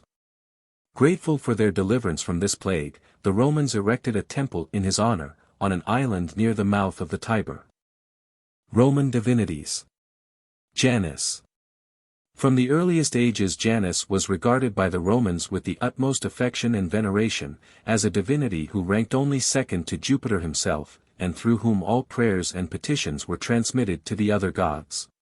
He was believed to preside over the beginnings of all things, hence it was he who inaugurated the years, months, and seasons, and in course of time came to be considered as specially protecting the beginnings of all human enterprises. The great importance which the Romans attached to an auspicious commencement, as contributing to the ultimate success of an enterprise, accounts for the high estimation in which Janus was held as the god of beginnings. This divinity would appear to have been the ancient sun god of the Italian tribes, in which capacity he opens and closes the gates of heaven every morning and evening. Hence he was regarded as the doorkeeper of heaven, and also as the presiding deity over all gates, entrances, and on earth. The fact of his being the god of city gates, which were called Ioni after him, is ascribed, however, to the following myth. After the abduction of their women by the Romans, the Sabines, in revenge, invaded the Roman state, and were already about to enter the gates of the city, when suddenly a hot sulfur spring, which was believed to have been sent by Janus for their special preservation, gushed forth from the earth, and arrested the progress of the enemy. In his character as guardian of gates and doors, he was also regarded as a protecting deity of the home, for which reason little shrines were erected to him over the doors of houses, which contained an image of the god, having two faces. Janus possessed no temples in the ordinary acceptation of the word, but all the gates of cities were dedicated to him. Close to the Forum of Rome stood the so-called Temple of Janus, which, however, was merely an arched passage, closed by massive gates. This temple was open only in time of war, as it was supposed that the god had then taken his departure with the Roman army, over whose welfare he personally presided. It is worthy of notice, as an evidence of the many wars in which the Romans were engaged, that the gates of this sanctuary were only closed 3 times during 700 years. As the god who ushers in the new year, the first month was called after him, and on the 1st of January his most important festival was celebrated. On which occasion all entrances of public and private buildings were decorated with laurel branches and garlands of flowers. His sacrifices, consisting of cakes, wine, and barley, were offered to him at the beginning of every month, and before sacrificing to the other gods his name was always invoked, and a libation poured out to him. Janus is usually represented with 2 faces. In his special function as doorkeeper of heaven he stands erect, bearing a key in one hand, and a rod or scepter in the other. It is supposed that Janus was the most ancient king of Italy, who, during his life, governed his subjects with such wisdom and moderation that, in gratitude for the benefits conferred upon them, his people deified him after death and placed him in the foremost rank among their divinities. We have already seen in the history of Cronus that Saturn, who was identified with the Greek Cronus, god of time, was the friend and colleague of Janus. Anxious to prove his gratitude to his benefactor, Cronus endowed him with the knowledge of past and future events, which enabled him to adopt the wisest measures for the welfare of his subjects. And it is on this account that Janus is represented with 2 faces looking in opposite directions, the one to the past, the other to the future. Flora. Flora was the goddess of flowers, and was regarded as a beneficent power, who watched over and protected the early blossoms. She was held in the highest estimation by the Romans, and a festival, called the Floralia, was celebrated in her honor from the 28th of April to the 1st of May. This festival was a season of universal merriment, in which flowers were used profusely in adorning houses, streets, and were worn by young girls in their hair. Flora, who typified the season of spring, is generally represented as a lovely maiden, garlanded with flowers. Robigus. In opposition to Flora we find an antagonistic divinity, called Robigus, a worker of evil, who delighted in the destruction of the tender herbs by mildew, and whose wrath could only be averted by prayers and sacrifices. When he was invoked under the title of Avarunkus, or the Averter. The festival of Robigus, the Robigalia, was celebrated on the 25th of April. Pomona. Pomona was the goddess of orchards and fruit trees, who, according to Ovid, cares not for woods or streams, but loves her gardens and the boughs that bear the thriving fruit. Pomona, who typifies autumn, is represented as a lovely maiden, laden with branches of fruit trees. Vertumnus. Vertumnus was the god of garden and field produce. He personifies the change of seasons, and that process of transformation in nature by means of which the leaf buds become developed into blossoms, and the blossoms into fruit. The change of seasons is symbolized in a myth which represents Vertumnus as metamorphosing himself into a variety of different forms in order to gain the affection of Pomona, who so loved her vocation that she abjured all thoughts of marriage. He first appears to her as a plowman, typifying spring, then as a reaper, to represent summer, afterwards as a vine-gatherer, to indicate autumn, and finally as a gray-haired old woman, symbolical of the snows of winter.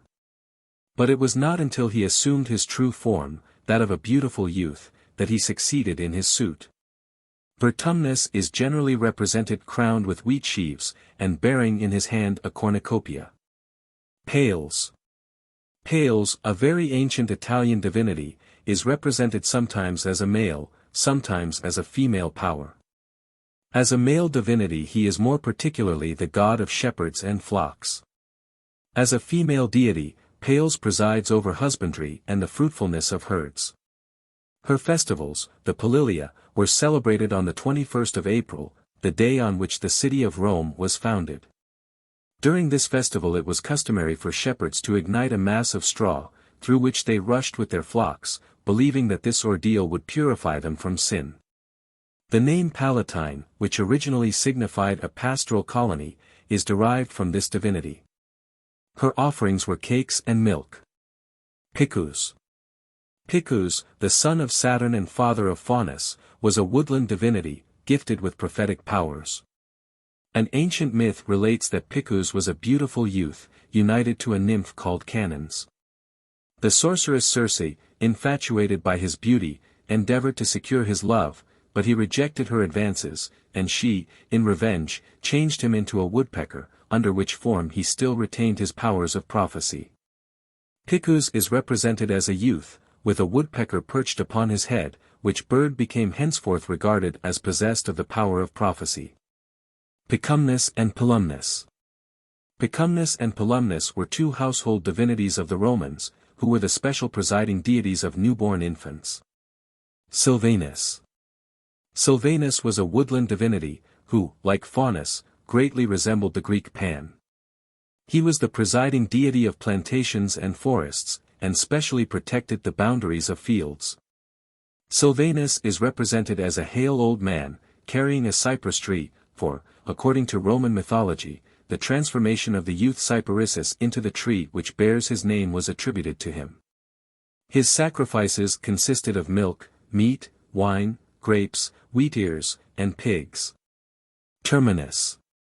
Terminus was the god who presided over all boundaries and landmarks. He was originally represented by a simple block of stone, which in later times became surmounted by a head of this divinity.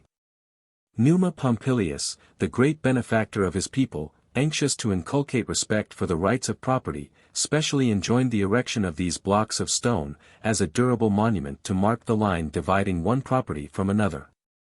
He also caused altars to be raised to Terminus, and instituted his festival, the Terminalia, which was celebrated on the 23rd of February. Upon one occasion, when Tarquin wished to remove the altars of several deities, in order to build a new temple, it is said that Terminus and Juventus alone objected to being displaced. This obstinate refusal on their part was interpreted as a good omen, signifying that the city of Rome would never lose her boundaries, and would remain ever young and vigorous. Consus. Consus was the god of secret counsel. The Romans believed that when an idea developed itself spontaneously within the mind of an individual, it was Consus who had prompted the suggestion. This applied, however, more particularly to plans which resulted satisfactorily. An altar was erected to this divinity on the Circus Maximus, which was kept always covered, except during his festival, the Contualia, which was celebrated on the 18th of August. Libitina. Libitina was the goddess who presided over funerals. This divinity was identified with Venus, possibly because the ancients considered that the power of love extended even to the realms of death. Her temple in Rome, which was erected by Servius Tullius, contained all the requisites for funerals, and these could either be bought or hired there. A register of all deaths which occurred in the city of Rome was kept in this temple, and in order to ascertain the rate of mortality, a piece of money was paid by command of Servius Tullius, on the demise of each person. Laverna. Laverna was the presiding goddess of thieves, and of all artifice and fraud. There was an altar erected to her near the Porta Lavernalis, which was called after her, and she possessed a sacred grove on the Via Solavia. Comus. Comus was the presiding genius of banquets, festive scenes, revelry, and all joyous pleasures and reckless gaiety. He is represented as a young man crowned with flowers, his face heated and flushed with wine, leaning against a post in a half-sleepy and drunken attitude, with a torch falling from his hand. The Camini. The Camini were prophetic nymphs held in high veneration by the ancient Italians. They were 4 in number, the best known of whom are Carmenta and Egeria. Carmenta was celebrated as being the mother of Evander, who led an Arcadian colony into Italy, and founded a town on the river Tiber, which became afterwards incorporated with the city of Rome. Evander is said to have been the first who introduced Greek art and civilization into Italy, and also the worship of Greek divinities.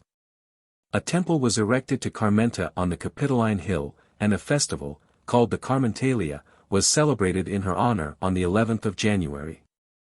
Egeria is said to have initiated Numa Pompilius in the forms of religious worship, which he introduced among his people.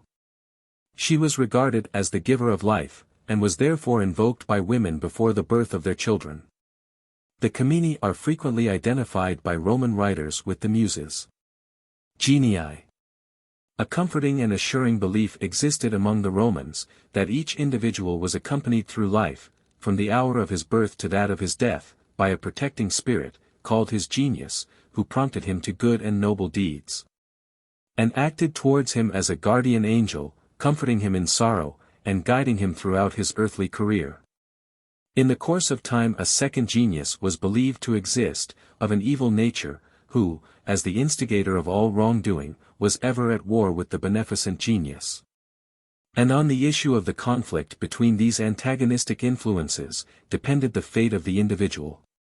The genii were depicted as winged beings, greatly resembling our modern representations of guardian angels. Every state, town, or city, as well as every man, possessed its special genius. The sacrifices to the genii consisted of wine, cakes, and incense, which were offered to them on birthdays. The genius which guided a woman was called, after the Queen of Heaven, Juno. Among the Greeks, beings called demons were regarded as exercising similar functions to those of the Roman genii. They were believed to be the spirits of the righteous race which existed in the Golden Age, who watched over mankind, carrying their prayers to the gods, and the gifts of the gods to them. Manes. Lemurs, larvae, and lares. The manes were the spirits of the departed, and were of 2 kinds, viz., lemurs, or larvae, and lares. The lemurs were those manes who haunted their former abodes on earth as evil spirits, appearing at night under awful forms and hideous shapes, greatly to the alarm of their friends and relatives. They were so feared that a festival, called the Lemuralia, was celebrated in order to propitiate them. It appears extremely probable that the superstitions with regard to ghosts, haunted houses, and which exist even at the present day, owe their origin to this very ancient pagan source. The lares familiars were a much more pleasing conception. They were the spirits of the ancestors of each family, who exercised after death a protecting power over the well-being and prosperity of the family to which they had in life belonged. The place of honor beside the hearth was occupied by the statue of the lar of the house, who was supposed to have been the founder of the family. This statue was the object of profound veneration, and was honored on all occasions by every member of the family. A portion of each meal was laid before it, and it was believed to take an active part in all family affairs and domestic events, whether of a sad or joyful nature. Before starting on any expedition, the master of the house saluted the statue of the Lar, and, on his return, a solemn thanksgiving was offered to this, the presiding deity of his hearth and home, in grateful acknowledgement of his protection. Whereupon the statue was crowned with garlands of flowers, these being the favorite offerings to the Lares on all occasions of a special family rejoicing. The first act of a bride on entering her new abode was to do homage to the Lar, in the belief that he would exercise over her a protecting influence and shield her from evil. In addition to those above enumerated, there were also public Lares, who were guardians of the state, highroads, country, and sea. Their temples were always open for any pious worshipper to enter, and on their altars public sacrifices were offered for the welfare of the state or city. Penates. The Penates were deities selected by each family, and frequently by its individual members, as a special protector. Various causes led to this selection. If, for instance, a child were born on the festival of Vesta, it was thought that that deity would henceforward act as its special guardian. If a youth possessed great business talents, he adopted Mercury as his tutelary deity. Should he, on the other hand, develop a passion for music, Apollo was selected as his patron god, and so forth. These became regarded as the special divinities of the household. Small images of them adorned the surroundings of the hearth, and honors similar to those paid to the Lares were accorded to them. Just as there were public Lares, so there were public Penates, which were worshipped by the Roman people under the form of two youthful warriors, who, in later times, were regarded as identical with Castor and Pollux. They are generally represented on horseback, with conical caps on their heads, and bearing long spears in their hands.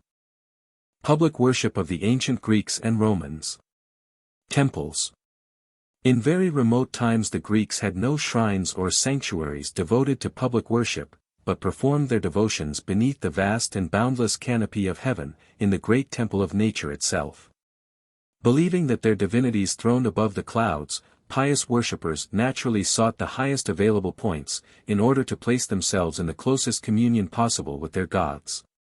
Hence the summits of high mountains were selected for devotional purposes, and the more exalted the rank and importance of the divinity invoked, the more elevated was the site selected for his or her worship. But the inconvenience attending this mode of worship gradually suggested the idea of erecting edifices which would afford means of shelter from the inclemency of the weather. These structures were, in the first instance, of the most simple form, and without decoration. But when, with the progress of civilization, the Greeks became a wealthy and powerful people, temples were built and adorned with the greatest splendor and magnificence, talent, labor, and wealth being lavished unsparingly on their erection and decoration. Indeed, so massively were they constructed, that some of them have, to a certain extent, withstood the ravages of time. The city of Athens especially contains numerous remains of these buildings of antiquity. On the Acropolis we may still behold, among other monuments of ancient art, the temple of Athene Polias, and that of Theseus, the latter of which is the most entire ancient edifice in the world. In the island of Delos, also, are to be seen the ruins of the temples of Apollo and Artemis, both of which are in a wonderful state of preservation. These ruins are most valuable, being sufficiently complete to enable us to study, by their aid, the plan and character of the original structure. Among the Lacedaemonians, however, we find no vestiges of these stately temples, for they were specially enjoined by a law of Lycurgus to serve the gods with as little outlay as possible. When the great lawgiver was asked the reason of this injunction, he replied that the Lacedaemonians, being a poor nation, might otherwise abstain altogether from the observance of their religious duties. And wisely added that magnificent edifices and costly sacrifices were not so pleasing to the gods, as the true piety and unfeigned devotion of their worshippers. The most ancient temples known to us served a double purpose. They were not only consecrated to the service of the gods, but were at the same time venerable monuments in honor of the dead. Thus, for instance, the temple of Pallas Athene, in the tower of the city of Larissa, served as the sepulchre of Acrisius, and the Acropolis at Athens received the ashes of Cecrops, founder of the city. A temple was frequently dedicated to two or more gods, and was always built after the manner considered most acceptable to the particular divinities to whom it was consecrated. For just as trees, birds, and animals of every description were held to be sacred to certain deities, so almost every god had a form of building peculiar to himself, which was deemed more acceptable to him than any other. Thus the Doric style of architecture was sacred to Zeus, Ares, and Heracles, the Ionic to Apollo, Artemis, and Dionysus, and the Corinthian to Hestia. In the porch of the temple stood a vessel of stone or brass, containing holy water, which had been consecrated by putting into it a burning torch, taken from the altar, with which all those admitted to take part in the sacrifices were besprinkled. In the inmost recess of the sanctuary was the most holy place, into which none but the priests were suffered to enter. Temples in the country were usually surrounded with groves of trees. The solitude of these shady retreats naturally tended to inspire the worshipper with awe and reverence, added to which the delightful shade and coolness afforded by tall leafy trees is peculiarly grateful in hot countries. Indeed, so general did this custom of building temples in groves become, that all places devoted to sacred purposes, even where no trees existed, were called groves. That this practice must be of very remote antiquity is proved by the biblical injunction. Having for its object the separation of the Jews from all idolatrous practices, thou shalt not plant thee a grove of trees near unto the altar of the Lord thy God. Statues. The Greeks worshipped their gods without any visible representations of them until the time of Cecrops. The most ancient of these representations consisted of square blocks of stone, upon which the name of the deity intended to be represented was engraved. The first attempts at sculpture were rude stocks, with a head at one end and a shapeless trunk at the other, tapering slightly down to the feet, which, however, were not divided, the limbs being in no way defined. But the artists of later times devoted all their genius to the successful production of the highest ideals of their gods, some of which are preserved to this day, and are regarded as examples of purest art. On a pedestal in the center of the edifice stood the statue of the divinity to whom the temple was dedicated, surrounded by images of other gods, all of which were fenced off by rails. Altars. The altar in a Greek temple, which stood in the center of the building and in front of the statue of the presiding deity, was generally of a circular form, and constructed of stone. It was customary to engrave upon it the name or distinguishing symbol of the divinity to whom it was dedicated. And it was held so sacred that if any malefactor fled to it his life was saved from his pursuers, and it was considered one of the greatest acts of sacrilege to force him from this asylum. The most ancient altars were adorned with horns, which in former times were emblems of power and dignity, as wealth, and consequently importance, consisted among most primitive nations in flocks and herds. In addition to those erected in places of public worship, altars were frequently raised in groves, on highways, or in the marketplaces of cities.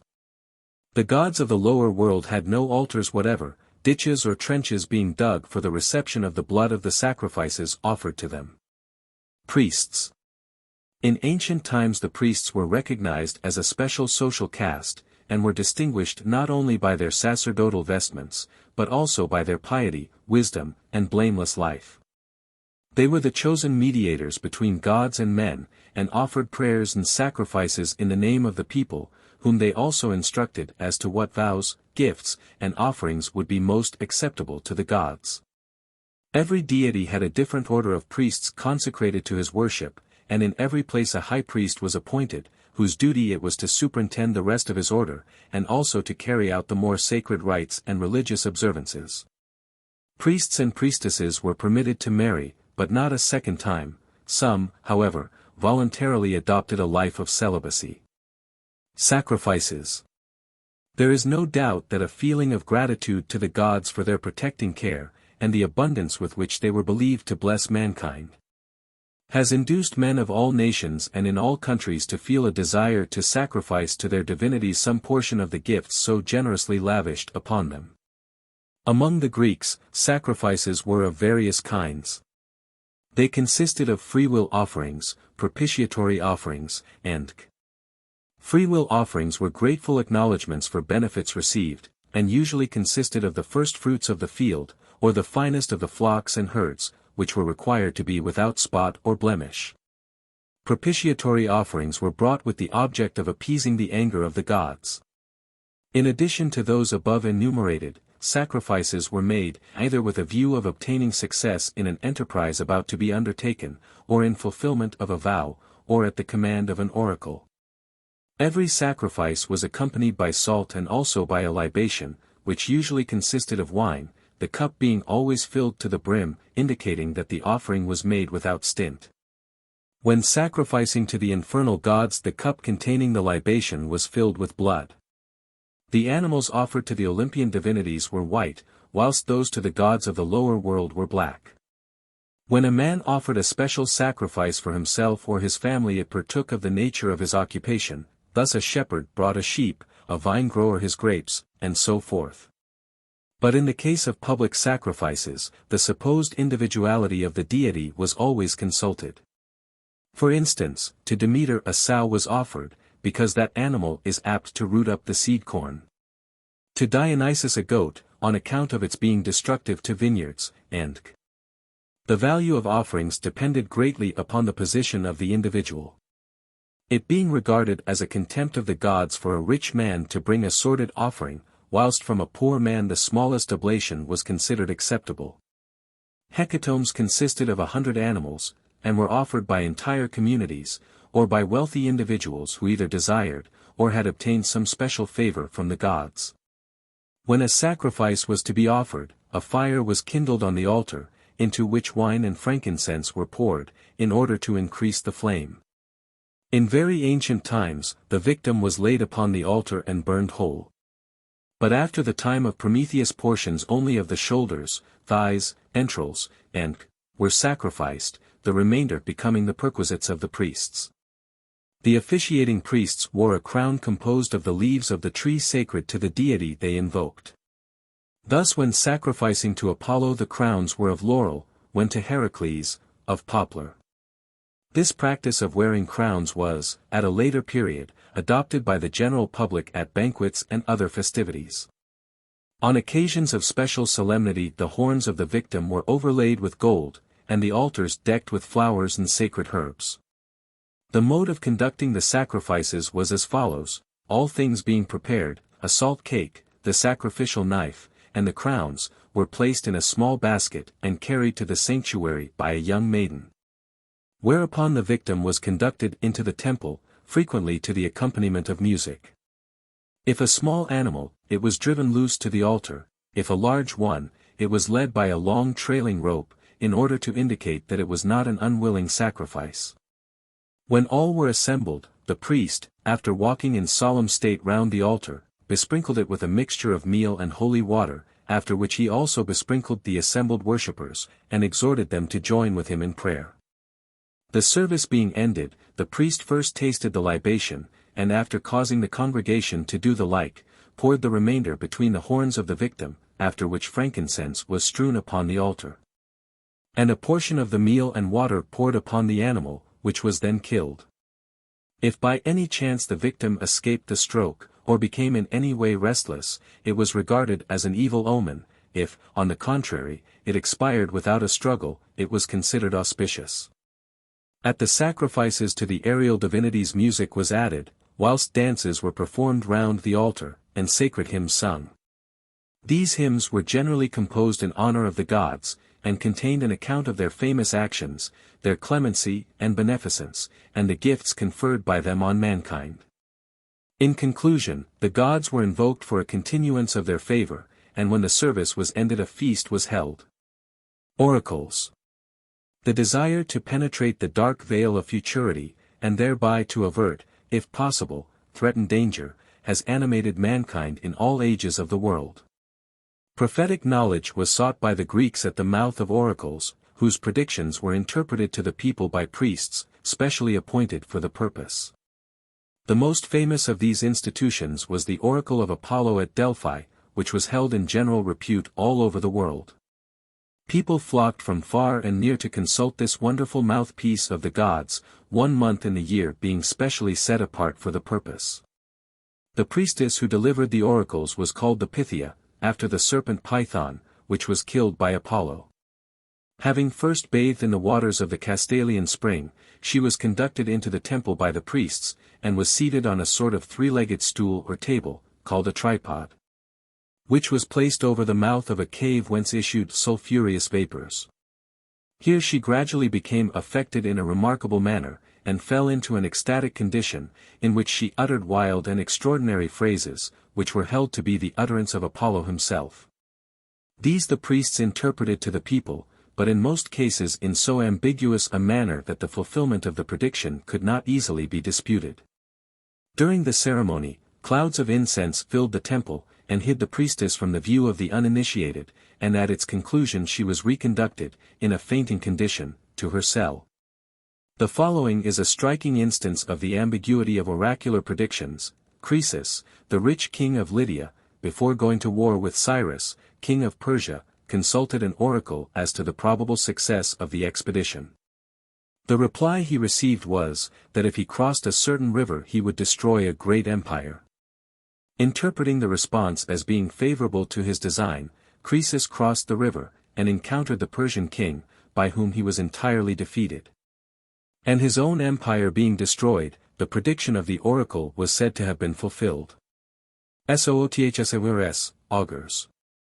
In addition to the manifestation of the will of the gods by means of oracles, the Greeks also believed that certain men, called soothsayers, were gifted with the power of foretelling future events from dreams, from observing the flight of birds, the entrails of sacrificed animals, and even the direction of the flames and smoke from the altar, and augurs. The Roman soothsayers were called augurs, and played an important part in the history of the Romans, as no enterprise was ever undertaken without first consulting them with regard to its ultimate success. Festivals.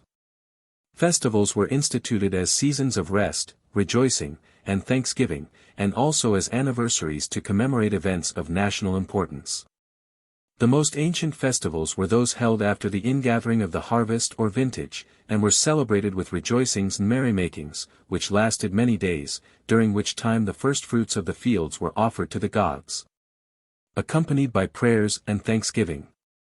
The festivals held in cities in honor of special divinities, or in commemoration of particular events, were conducted with an elaborate ceremonial. Gorgeous processions, games, chariot races, and were conspicuous features on these occasions, and dramatic performances, representing particular episodes in the lives of the gods and heroes, frequently took place. We subjoin a few of the most interesting of the Greek and Roman festivals. Greek festivals. Eleusinian mysteries. One of the most ancient and important among the festivals observed by the Greeks was that of the Eleusinian mysteries, which was celebrated in honor of Demeter and Persephone. The name was derived from Eleusis, a town in Attica, where the mysteries were first introduced by the goddess herself. They were divided into the greater and lesser mysteries, and, according to the general account, were held every 5 years. The greater, which were celebrated in honor of Demeter, and lasted 9 days, were held in autumn. The lesser, dedicated to Persephone, who at these festivals was affectionately called Cora, or the Maiden, were held in spring. It is supposed that the secrets taught to the initiated by the priests, the expounders of the mysteries, were moral meanings, elucidated from the myths concerning Demeter and Persephone. But the most important belief inculcated was the doctrine of the immortality of the soul. That the lessons taught were of the highest moral character is universally admitted. The souls of those who participated in them were filled with the sweetest hopes both as to this and the future world, and it was a common saying among the Athenians, "In the mysteries no one is sad." The initiation into these solemn rites, which was originally the exclusive privilege of the Athenians, was accompanied with awe-inspiring ceremonies, and secrecy was so strictly enjoined that its violation was punished by death. At the conclusion of the initiation great rejoicings took place, chariot races, wrestling matches, were held, and solemn sacrifices offered. The initiation into the lesser mysteries served as a preparation for the greater. Thesmophoria. The Thesmophoria was another festival held in honor of Demeter, in her character as presiding over marriage and social institutions resulting from the spread of agriculture. This festival was celebrated exclusively by women. Dionysia. A joyous spring festival was held in honor of Dionysus, in the month of March, and lasted several days. This festival, which was called the Greater Dionysia, was celebrated with particular splendor at Athens, when strangers flocked from all parts of the world to take part in the ceremonies. The city was gaily decorated, the houses were garlanded with ivy leaves, crowds perambulated the streets, everything wore its holiday garb, and wine was freely indulged in. In the processions which took place during these festivities, the statue of Dionysus was carried, and men and women, crowned with ivy and bearing the thyrsus, were dressed in every description of grotesque costume, and played on drums, pipes, flutes, cymbals, and some representing Silenus rode on asses, others wearing fawn skins appeared as Pan or the satyrs, and the whole multitude sang paeans in honor of the wine god. Public shows, games, and sports took place, and the entire city was full of revelry. What lent additional interest to these festivals was the custom of introducing new comedies and tragedies to the public, representations of which were given, and prizes awarded to those which elicited the greatest admiration. The Lesser Dionysia were vintage festivals, celebrated in rural districts in the month of November, and were characterized by drinking, feasting, and joviality of all kinds. In connection with some of the festivals in honor of Dionysus were certain mystic observances, into which only women, called Menada or Bacchantes, were initiated. Clad in fawn skins, they assembled by night on the mountain sides, some carrying blazing torches, others thyrsi, and all animated with religious enthusiasm and frenzy. They shouted, clapped their hands, danced wildly, and worked themselves up to such a pitch of excitement and fury that in their mad frenzy they tore in pieces the animal brought as a sacrifice to Dionysus. Under the name of Bacchanalia, these mystic rites were introduced into Rome, where men also were allowed to participate in them. But they were attended with such frightful excesses that the state authorities at length interfered and prohibited them. Panathenaea. The Panathenaea was a famous festival celebrated in Athens in honor of Athene Polias, the guardian of the state. There were two festivals of this name, the Lesser and the Greater Panathenaea. The former was held annually, and the latter, which lasted several days, was celebrated every 4th year. For the Greater Panathenaea a garment, embroidered with gold, called the peplus, was specially woven by Athenian maidens, on which was represented the victory gained by Athene over the giants. This garment was suspended to the mast of a ship which stood outside the city. And during the festival, which was characterized by a grand procession, the ship, with the peplus on its mast, was impelled forward by means of invisible machinery, and formed the most conspicuous feature of the pageant. The whole population, bearing olive branches in their hands, took part in the procession. And amidst music and rejoicings this imposing pageant wended its way to the temple of Athene Polias, where the peplus was deposited on the statue of the goddess. At this festival, Homer's poems were declaimed aloud, and poets also introduced their own works to the public. Musical contests, foot and horse races, and wrestling matches were held, and dances were performed by boys in armor. Men who had deserved well of their country were presented at the festival with a crown of gold, and the name of the person so distinguished was announced publicly by a herald. The victors in the races and athletic games received, as a prize, a vase of oil, supposed to have been extracted from the fruit of the sacred olive tree of Athene. Daphnephoria. The Daphnephoria was celebrated at Thebes in honor of Apollo every 9th year. The distinguishing feature of this festival was a procession to the temple of Apollo, in which a young priest, the Daphnephorus, of noble descent, splendidly attired and wearing a crown of gold, was preceded by a youth carrying an emblematical representation of the sun, moon, stars, and days of the year, and followed by beautiful maidens bearing laurel branches, and singing hymns in honor of the god. Roman festivals. Saturnalia.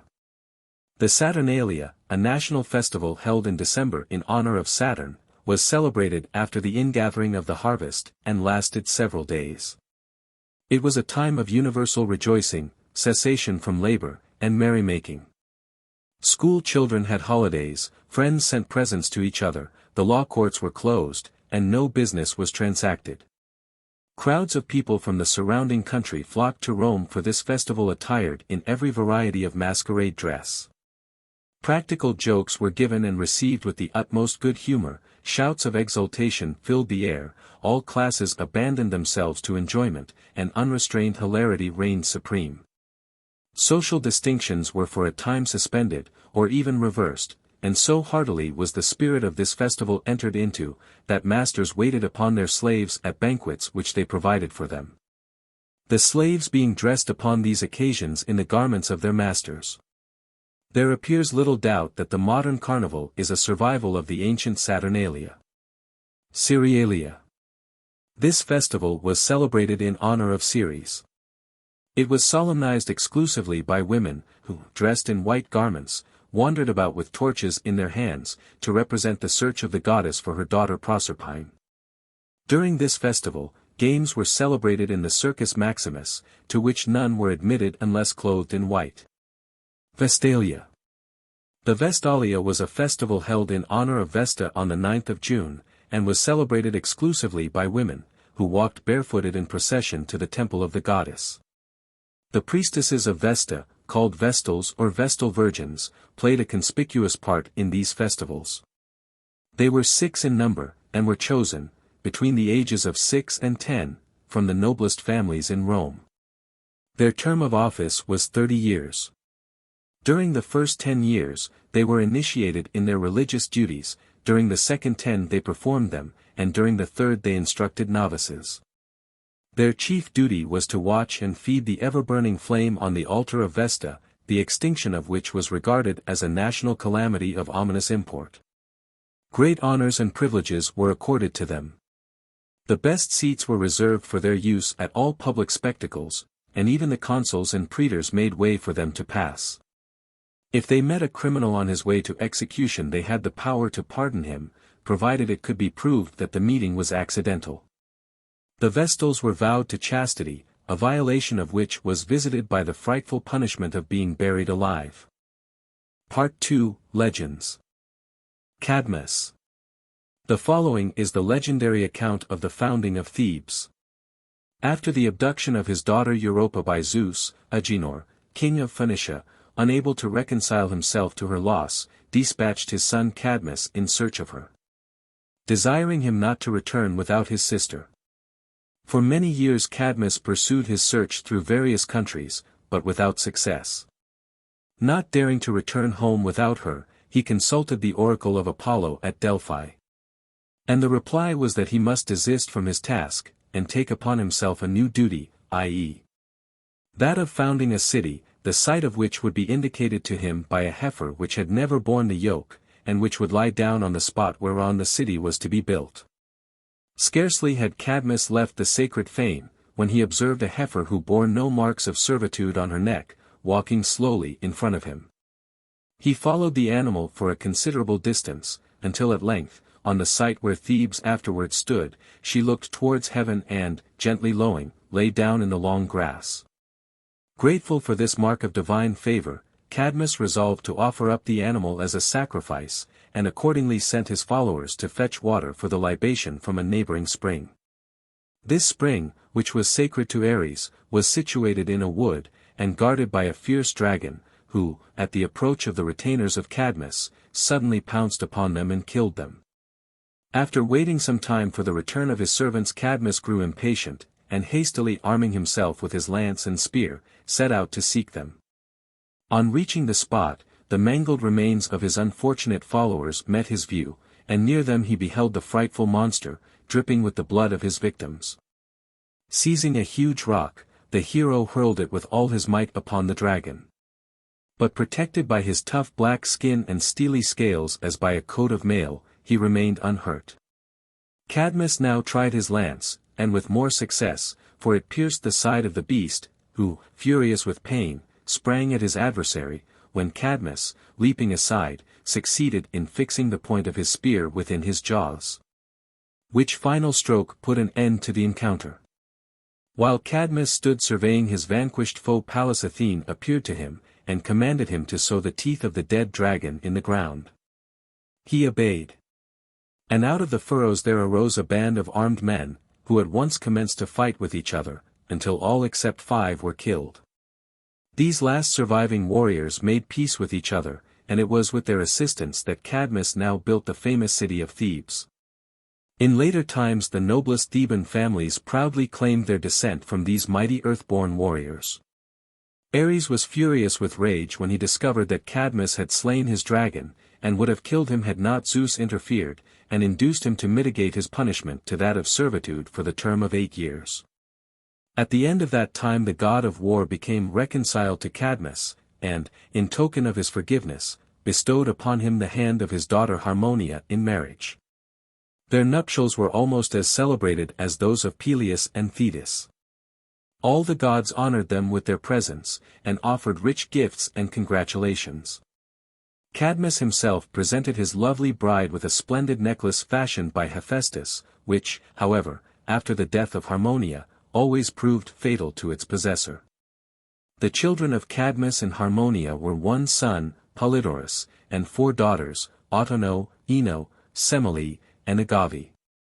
For many years the founder of Thebes reigned happily, but at length a conspiracy was formed against him, and he was deprived of his throne by his grandson Pentheus.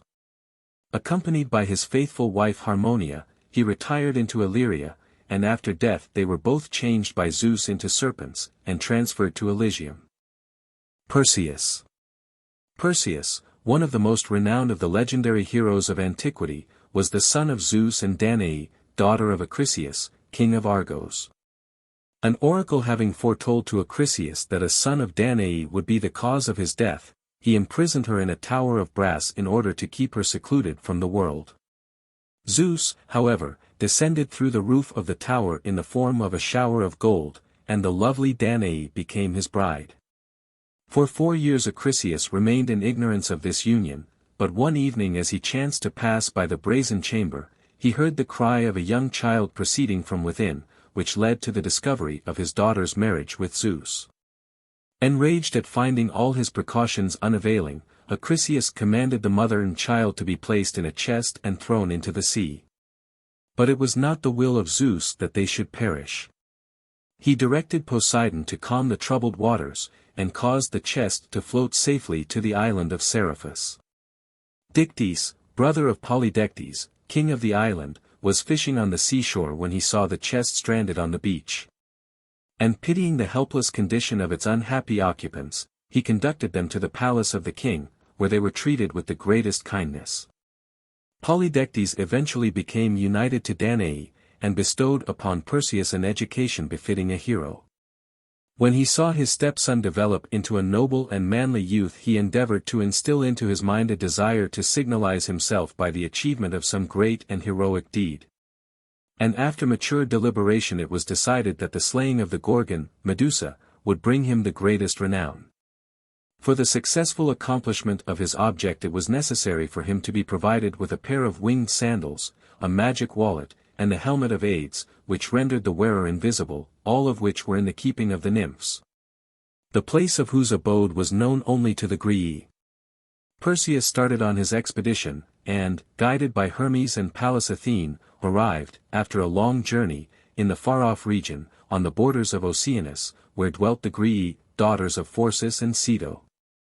He at once applied to them for the necessary information, and on their refusing to grant it he deprived them of their single eye and tooth, which he only restored to them when they gave him full directions with regard to his route. He then proceeded to the abode of the nymphs, from whom he obtained the objects indispensable for his purpose. Equipped with the magic helmet and wallet, and armed with a sickle, the gift of Hermes, he attached to his feet the winged sandals, and flew to the abode of the Gorgons, whom he found fast asleep. Now as Perseus had been warned by his celestial guides that whoever looked upon these weird sisters would be transformed into stone, he stood with averted face before the sleepers, and caught on his bright metal shield their triple image.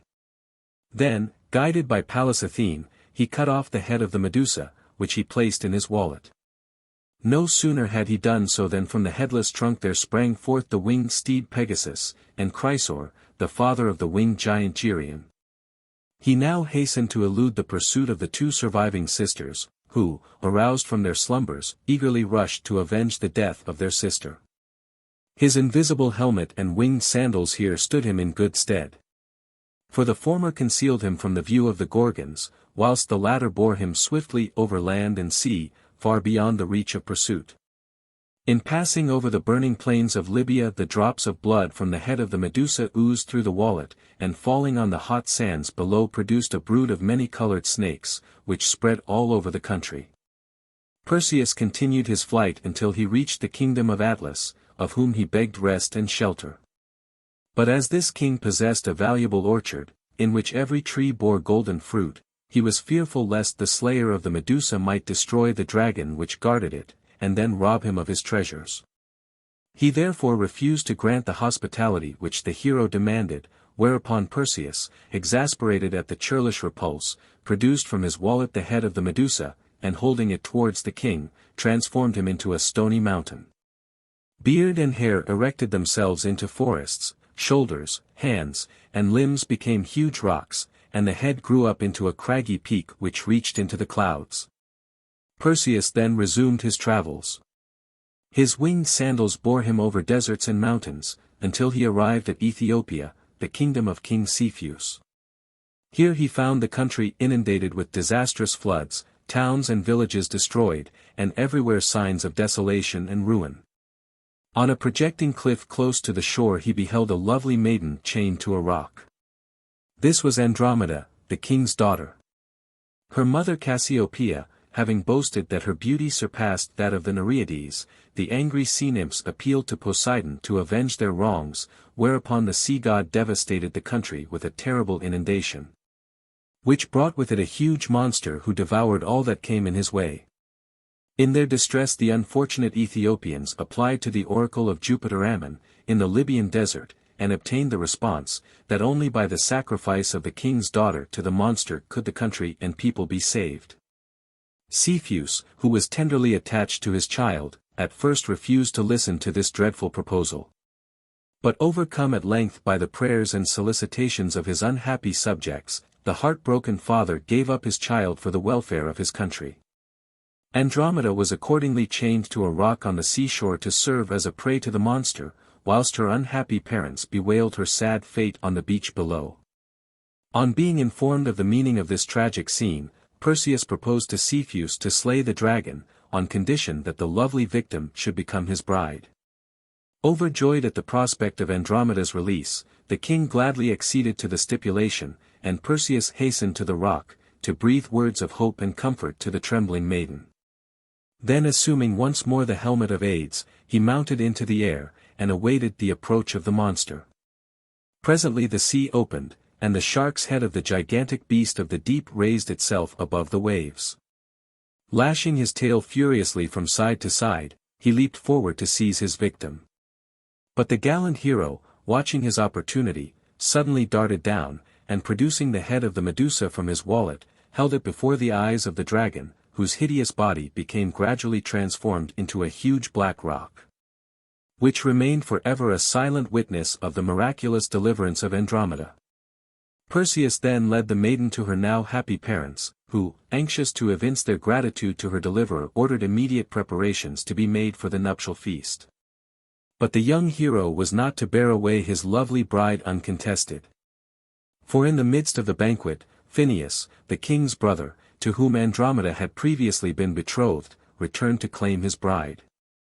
Followed by a band of armed warriors he forced his way into the hall, and a desperate encounter took place between the rivals, which might have terminated fatally for Perseus, had he not suddenly bethought himself of the Medusa's head. Calling to his friends to avert their faces, he drew it from his wallet, and held it before Phineus and his formidable bodyguard, whereupon they all stiffened into stone. Perseus now took leave of the Ethiopian king, and, accompanied by his beautiful bride, returned to Seriphus, where a joyful meeting took place between Danae and her son.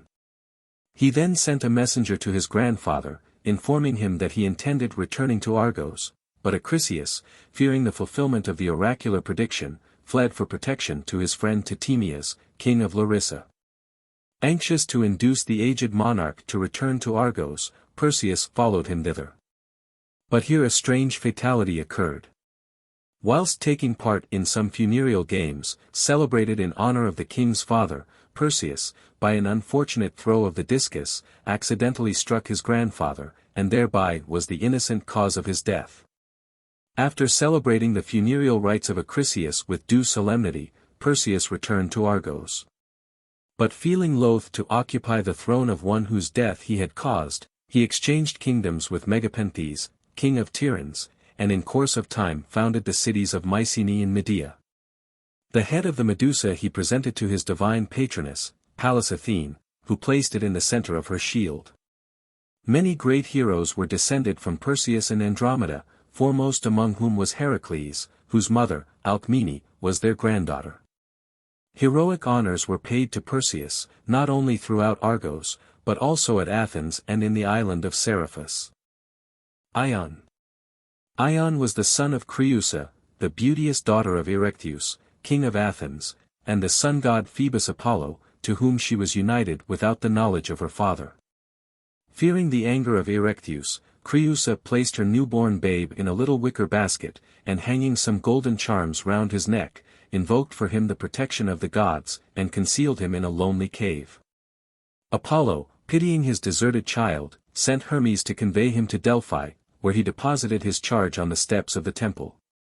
Next morning the Delphic priestess discovered the infant, and was so charmed by his engaging appearance that she adopted him as her own son.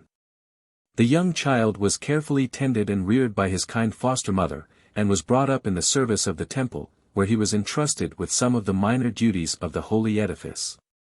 And now to return to Creusa. During a war with the Euboeans, in which the latter were signally defeated, Xuthus, son of Aeolus, greatly distinguished himself on the side of the Athenians, and as a reward for his valuable services, the hand of Creusa, the king's daughter, was bestowed upon him in marriage. Their union, however, was not blessed with children, and as this was a source of great grief to both of them, they repaired to Delphi in order to consult the oracle. The response was, that Xuthus should regard the first person who met him on leaving the sanctuary as his son. Now it happened that Ion, the young guardian of the temple, was the first to greet his view, and when Xuthus beheld the beautiful youth, he gladly welcomed him as his son, declaring that the gods had sent him to be a blessing and comfort to his old age. Creusa, however, who concluded that the youth was the offspring of a secret marriage on the part of her husband, was filled with suspicion and jealousy. When an old servant, observing her grief, begged her to be comforted, assuring her that the cause of her distress should be speedily removed. When, upon the occasion of the public adoption of his son, Xuthus gave a grand banquet, the old servant of Creusa contrived to mix a strong poison in the wine of the unsuspecting Ion.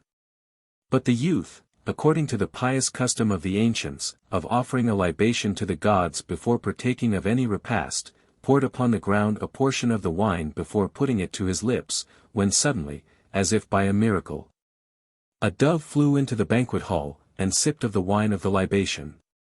Whereupon the poor little creature began to quiver in every limb, and in a few moments expired. Ion's suspicions at once fell upon the obsequious servant of Creusa, who with such officious attention had filled his cup. He violently seized the old man, and accused him of his murderous intentions. Unprepared for this sudden attack he admitted his guilt, but pointed to the wife of Xuthus as the instigator of the crime. Ion was about to avenge himself upon Creusa, when, by means of the divine intervention of Apollo, his foster mother, the Delphic priestess appeared on the scene, and explained the true relationship which existed between Creusa and Ion. In order to set all doubts at rest, she produced the charms which she had found round the neck of the infant, and also the wicker basket in which he had been conveyed to Delphi. Mother and son now became reconciled to each other, and Creusa revealed to Ion the secret of his divine origin. The priestess of Delphi foretold that he would become the father of a great nation, called after him the Ionians, and also that Xuthus and Creusa would have a son called Dorus, who would be the progenitor of the Dorian people. Both of which predictions were in due time verified. Dædalus and Icarus. Dædalus, a descendant of Erechtheus, was an Athenian architect, sculptor, and mechanician. He was the first to introduce the art of sculpture in its higher development, for before his time statues were merely rude representations, having the limbs altogether undefined. But great as was his genius, still greater was his vanity, and he could brook no rival. Now his nephew and pupil, Talus, exhibited great talent, having invented both the saw and the compass, and Dædalus, fearing lest he might overshadow his own fame, secretly killed him by throwing him down from the citadel of Pallas Athene. The murder being discovered, Dædalus was summoned before the court of the Areopagus and condemned to death, but he made his escape to the island of Crete, where he was received by King Minos in a manner worthy of his great reputation. Dædalus constructed for the king the world-renowned labyrinth, which was an immense building, full of intricate passages, intersecting each other in such a manner, that even Dædalus himself is said, upon one occasion, to have nearly lost his way in it. And it was in this building the king placed the Minotaur, monster with the head and shoulders of a bull and the body of a man.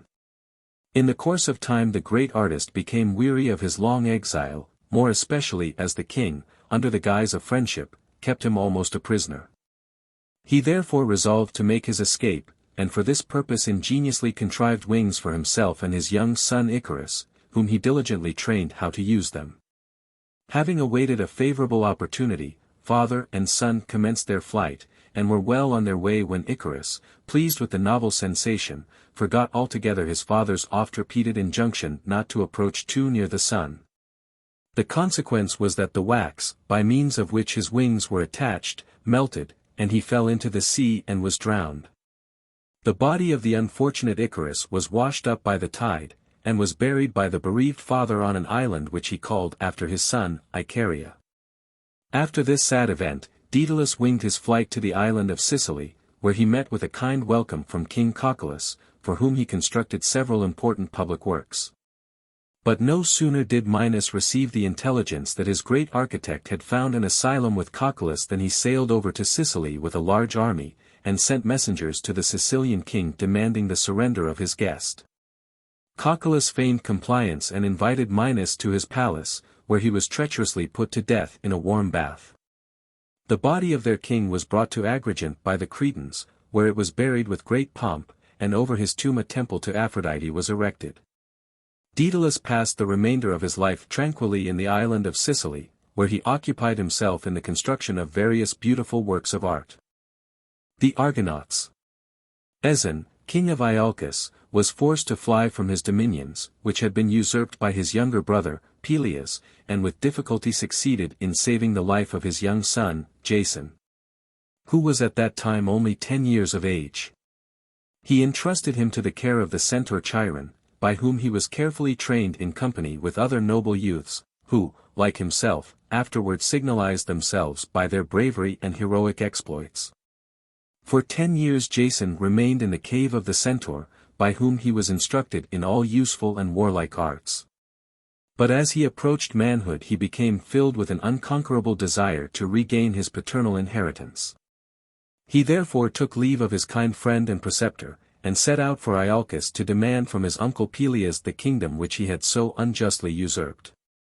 In the course of his journey he came to a broad and foaming river, on the banks of which he perceived an old woman, who implored him to help her across. At first he hesitated, knowing that even alone he would find some difficulty in stemming the fierce torrent, but, pitying her forlorn condition, he raised her in his arms, and succeeded, with a great effort, in reaching the opposite shore. But as soon as her feet had touched the earth she became transformed into a beautiful woman, who, looking kindly at the bewildered youth, informed him that she was the goddess Hera, and that she would henceforth guide and protect him throughout his career. She then disappeared, and, full of hope and courage at this divine manifestation, Jason pursued his journey. He now perceived that in crossing the river he had lost one of his sandals, but as it could not be recovered he was obliged to proceed without it. On his arrival at Iolcus he found his uncle in the marketplace, offering up a public sacrifice to Poseidon. When the king had concluded his offering, his eye fell upon the distinguished stranger, whose manly beauty and heroic bearing had already attracted the attention of his people. Observing that one foot was unshod, he was reminded of an oracular prediction which foretold to him the loss of his kingdom by a man wearing only one sandal. He, however, disguised his fears, conversed kindly with the youth, and drew from him his name and errand. Then pretending to be highly pleased with his nephew, Peleus entertained him sumptuously for 5 days, during which time all was festivity and rejoicing. On the 6th, Jason appeared before his uncle, and with manly firmness demanded from him the throne and kingdom which were his by right. Peleus, dissembling his true feelings, smilingly consented to grant his request, provided that, in return, Jason would undertake an expedition for him, which his advanced age prevented him from accomplishing himself. He informed his nephew that the shade of Phrixus had appeared to him in his dreams, and entreated him to bring back from Colchis his mortal remains and the golden fleece. And added that if Jason succeeded in obtaining for him these sacred relics, throne, kingdom, and scepter should be his. Story of the Golden Fleece. Athamas, king of Boeotia, had married Nephele, a cloud nymph, and their children were Helle and Phrixus. The restless and wandering nature of Nephele, however, soon wearied her husband, who, being a mortal, had little sympathy with his ethereal consort. So he divorced her, and married the beautiful but wicked Ino, sister of Semele, who hated her stepchildren, and even planned their destruction. But the watchful Nephele contrived to circumvent her cruel designs, and succeeded in getting the children out of the palace. She then placed them both on the back of a winged ram, with a fleece of pure gold, which had been given to her by Hermes.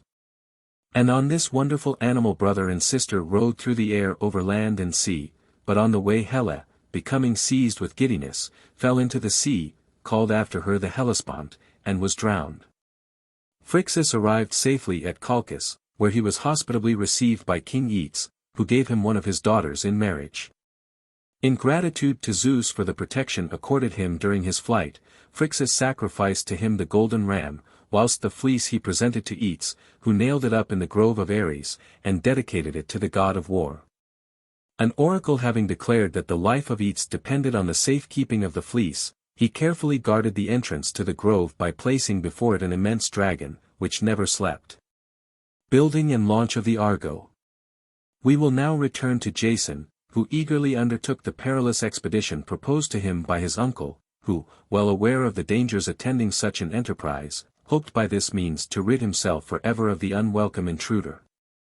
Jason accordingly began to arrange his plans without delay, and invited the young heroes whose friendship he had formed whilst under the care of Chiron, to join him in the perilous expedition.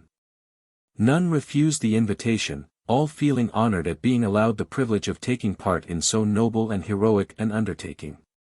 Jason now applied to Argos, one of the cleverest shipbuilders of his time, who, under the guidance of Pallas Athene, built for him a splendid 50-oared galley, which was called the Argo, after the builder. In the upper deck of the vessel the goddess had embedded a board from the speaking oak of the oracle of Zeus at Dodona, which ever retained its powers of prophecy. The exterior of the ship was ornamented with magnificent carvings, and the whole vessel was so strongly built that it defied the power of the winds and waves, and was, nevertheless, so light that the heroes, when necessary, were able to carry it on their shoulders. When the vessel was completed, the Argonauts, so called after their ship, assembled, and their places were distributed by lot. Jason was appointed commander-in-chief of the expedition, Typhus acted as steersman, Lynceus as pilot. In the bow of the vessel sat the renowned hero Heracles, in the stern, Peleus, father of Achilles, and Telamon, the father of Ajax the Great. In the inner space were Castor and Pollux, Neleus, the father of Nestor, Admetus, the husband of Alcestis, Meleager, the slayer of the Caledonian boar, Orpheus, the renowned singer, Menoxius, the father of Patroclus. Theseus, afterwards king of Athens, and his friend Pirithous, the son of Ixion, Hylas, the adopted son of Heracles, Euphemus, the son of Poseidon, Oileus, father of Ajax the Lesser, Zets and Calais, the winged sons of Boreas. Idmon the seer, the son of Apollo, Mopsus, the Thessalian prophet, and Before their departure Jason offered a solemn sacrifice to Poseidon and all the other sea deities. He also invoked the protection of Zeus and the Fates, and then, Mopsus having taken the auguries, and found them auspicious, the heroes stepped on board. And now a favorable breeze having sprung up, they take their allotted places, the anchor is weighed, and the ship glides like a bird out of the harbor into the waters of the great sea. Arrival at Lemnos. The Argo, with her brave crew of 50 heroes, was soon out of sight, and the sea breeze only wafted to the shore a faint echo of the sweet strains of Orpheus. For a time all went smoothly, but the vessel was soon driven, by stress of weather, to take refuge in a harbor in the island of Lemnos. This island was inhabited by women only, who, the year before, in a fit of mad jealousy, had killed all the male population of the island, with the exception of the father of their queen, Hypsipyle. As the protection of their island now devolved upon themselves, they were always on the lookout for danger. When, therefore, they sighted the Argo from afar, they armed themselves and rushed to the shore, determined to repel any invasion of their territory. On arriving in port, the Argonauts, astonished at beholding an armed crowd of women, dispatched a herald in one of their boats, bearing the staff of peace and friendship. Hypsipyle, the queen, proposed that food and presents should be sent to the strangers, in order to prevent their landing. But her old nurse, who stood beside her, suggested that this would be a good opportunity to provide themselves with noble husbands, who would act as their defenders, and thus put an end to their constant fears. Hypsipyle listened attentively to the advice of her nurse, and after some consultation, decided to invite the strangers into the city. Robed in his purple mantle, the gift of Pallas Athene, Jason, accompanied by some of his companions, stepped on shore, where he was met by a deputation consisting of the most beautiful of the Lemnian women, and, as commander of the expedition, was invited into the palace of the queen. When he appeared before Hypsipyle, she was so struck with his godlike and heroic presence that she presented him with her father's scepter, and invited him to seat himself on the throne beside her. Jason thereupon took up his residence in the royal castle, whilst his companions scattered themselves through the town, spending their time in feasting and pleasure. Heracles, with a few chosen comrades, alone remained on board. From day to day their departure was delayed, and the Argonauts, in their new life of dissipation, had almost forgotten the object of the expedition, when Heracles suddenly appeared amongst them, and at last recalled them to a sense of their duty. Giants and Dolions. The Argonauts now pursued their voyage, till contrary winds drove them towards an island, inhabited by the Dolions, whose king Cyzicus received them with great kindness and hospitality. The Dolions were descendants of Poseidon, who protected them against the frequent attacks of their fierce and formidable neighbors, the earth-born giants, monsters with 6 arms. Whilst his companions were attending a banquet given by King Cyzicus, Heracles, who, as usual, had remained behind to guard the ship, observed that these giants were busy blocking up the harbor with huge rocks. He at once realized the danger, and, attacking them with his arrows, succeeded in considerably thinning their numbers. Then, assisted by the heroes, who at length came to his aid, he effectually destroyed the remainder. The Argo now steered out of the harbor and set sail, but in consequence of a severe storm which arose at night, was driven back once more to the shores of the kindly Dolions. Unfortunately, however, owing to the darkness of the night, the inhabitants failed to recognize their former guests, and, mistaking them for enemies, commenced to attack them. Those who had so recently parted as friends were now engaged in mortal combat, and in the battle which ensued, Jason himself pierced to the heart his friend King Cyzicus. Whereupon the Dolions, being deprived of their leader, fled to their city and closed the gates. When morning dawned, and both sides perceived their error, they were filled with the deepest sorrow and remorse.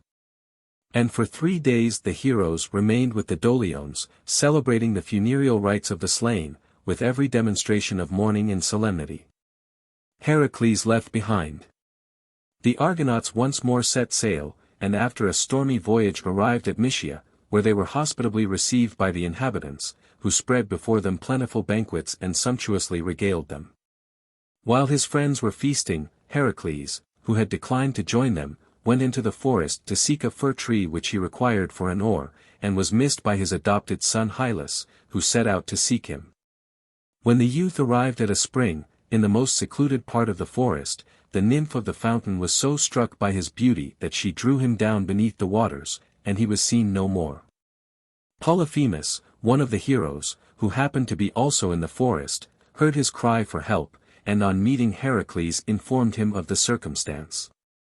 They at once set out in search of the missing youth, no traces of whom were to be found, and whilst they were engaged looking for him, the Argo set sail and left them behind. The ship had proceeded some distance before the absence of Heracles was observed. Some of the heroes were in favor of returning for him, others wished to proceed on their journey, when, in the midst of the dispute, the sea god Glaucus arose from the waves and informed them that it was the will of Zeus that Heracles, having another mission to perform, should remain behind. The Argonauts continued their voyage without their companions. Heracles returned to Argos, whilst Polyphemus remained with the Mysians, where he founded a city and became its king. Contest with Amycus. Next morning the Argo touched at the country of the Bebrycians, whose king Amycus was a famous pugilist and permitted no strangers to leave his shores without matching their strength with his. When the heroes, therefore, demanded permission to land, they were informed that they could only do so provided that one of their number should engage in a boxing match with the king. Pollux, who was the best pugilist in Greece, was selected as their champion, and a contest took place, which, after a tremendous struggle, proved fatal to Amycus, who had hitherto been victorious in all similar encounters. Phineus and the Harpies. They now proceeded towards Bithynia, where reigned the blind old prophet King Phineus, son of Agenor. Phineus had been punished by the gods with premature old age and blindness for having abused the gift of prophecy. He was also tormented by the Harpies, who swooped down upon his food, which they either devoured or so defiled as to render it unfit to be eaten.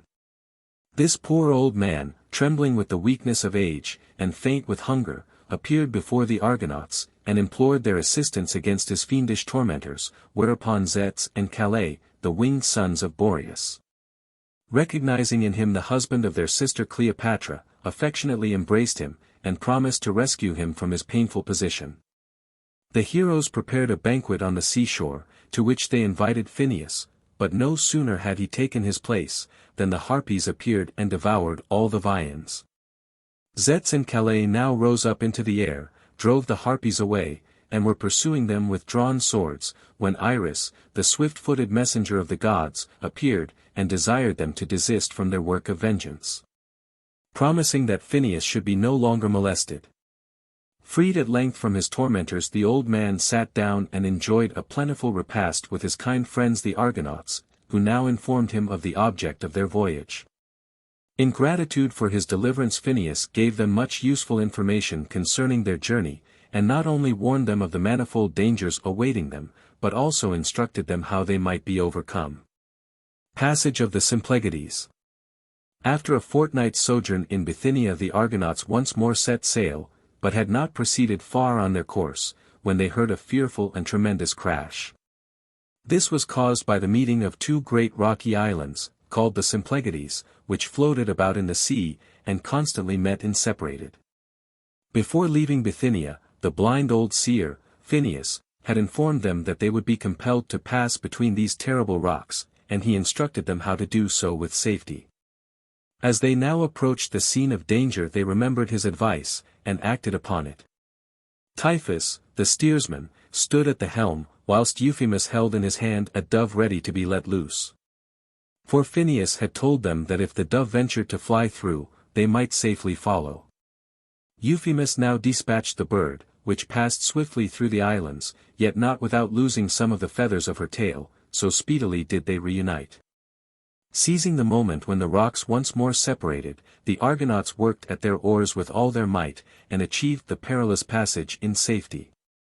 After the miraculous passage of the Argo, the Symplegades became permanently united, and attached to the bottom of the sea. The Stymphalides. The Argo pursued her course along the southern coast of the Pontus, and arrived at the island of Eretus, which was inhabited by birds, who, as they flew through the air, discharged from their wings feathers sharp as arrows. As the ship was gliding along, Oileus was wounded by one of these birds, whereupon the Argonauts held a council, and by the advice of Amphidamas, an experienced hero, all put on their helmets, and held up their glittering shields, uttering at the same time such fearful cries that the birds flew away in terror, and the Argonauts were enabled to land with safety on the island. Here they found 4 shipwrecked youths, who proved to be the sons of Phrixus, and were greeted by Jason as his cousins. On ascertaining the object of the expedition, they volunteered to accompany the Argo, and to show the heroes the way to Colchis.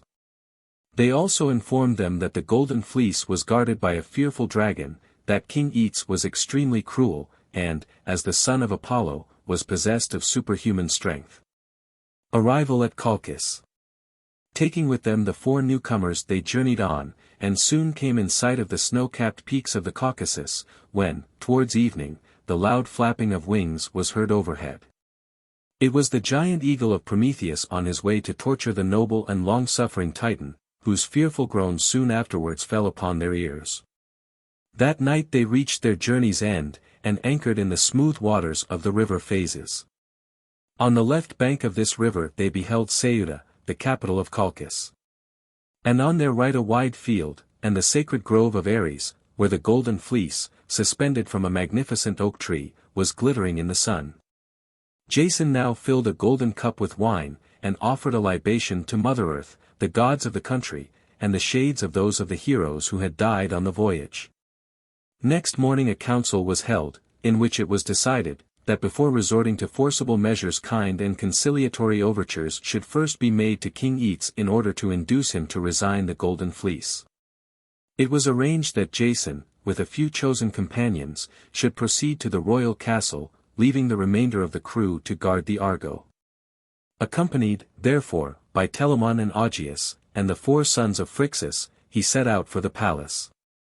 When they arrived in sight of the castle they were struck by the vastness and massiveness of the building, at the entrance to which sparkling fountains played in the midst of luxuriant and park-like gardens. Here the king's daughters, Chalciope and Medea, who were walking in the grounds of the palace, met them. The former, to her great joy, recognized in the youths who accompanied the hero her own long-lost sons, whom she had mourned as dead, whilst the young and lovely Medea was struck with the noble and manly form of Jason. The news of the return of the sons of Phrixus soon spread through the palace, and brought Aetes himself to the scene, whereupon the strangers were presented to him, and were invited to a banquet which the king ordered to be prepared in their honor.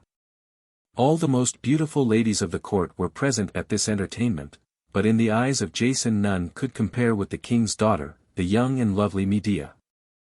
When the banquet was ended, Jason related to the king his various adventures, and also the object of his expedition, with the circumstances which had led to his undertaking it. Aetes listened, in silent indignation, to this recital, and then burst out into a torrent of invectives against the Argonauts and his grandchildren, declaring that the fleece was his rightful property, and that on no consideration would he consent to relinquish it. Jason, however, with mild and persuasive words, contrived so far to conciliate him, that he was induced to promise that if the heroes could succeed in demonstrating their divine origin by the performance of some task requiring superhuman power, the fleece should be theirs. The task proposed by Aetes to Jason was that he should yoke the 2 brazen-footed, fire-breathing oxen of the king, which had been made for him by Hephaestus, to his ponderous iron plough. Having done this he must till with them the stony field of Ares, and then sow in the furrows the poisonous teeth of a dragon, from which armed men would arise. These he must destroy to a man, or he himself would perish at their hands. When Jason heard what was expected of him, his heart for a moment sank within him, but he determined, nevertheless, not to flinch from his task, but to trust to the assistance of the gods, and to his own courage and energy. Jason ploughs the field of Ares. Accompanied by his 2 friends, Telamon and Augeas, and also by Argus, the son of Chalciope, Jason returned to the vessel for the purpose of holding a consultation as to the best means of accomplishing these perilous feats. Argus explained to Jason all the difficulties of the superhuman task which lay before him, and pronounced it as his opinion that the only means by which success was possible was to enlist the assistance of the princess Medea, who was a priestess of Hecate, and a great enchantress.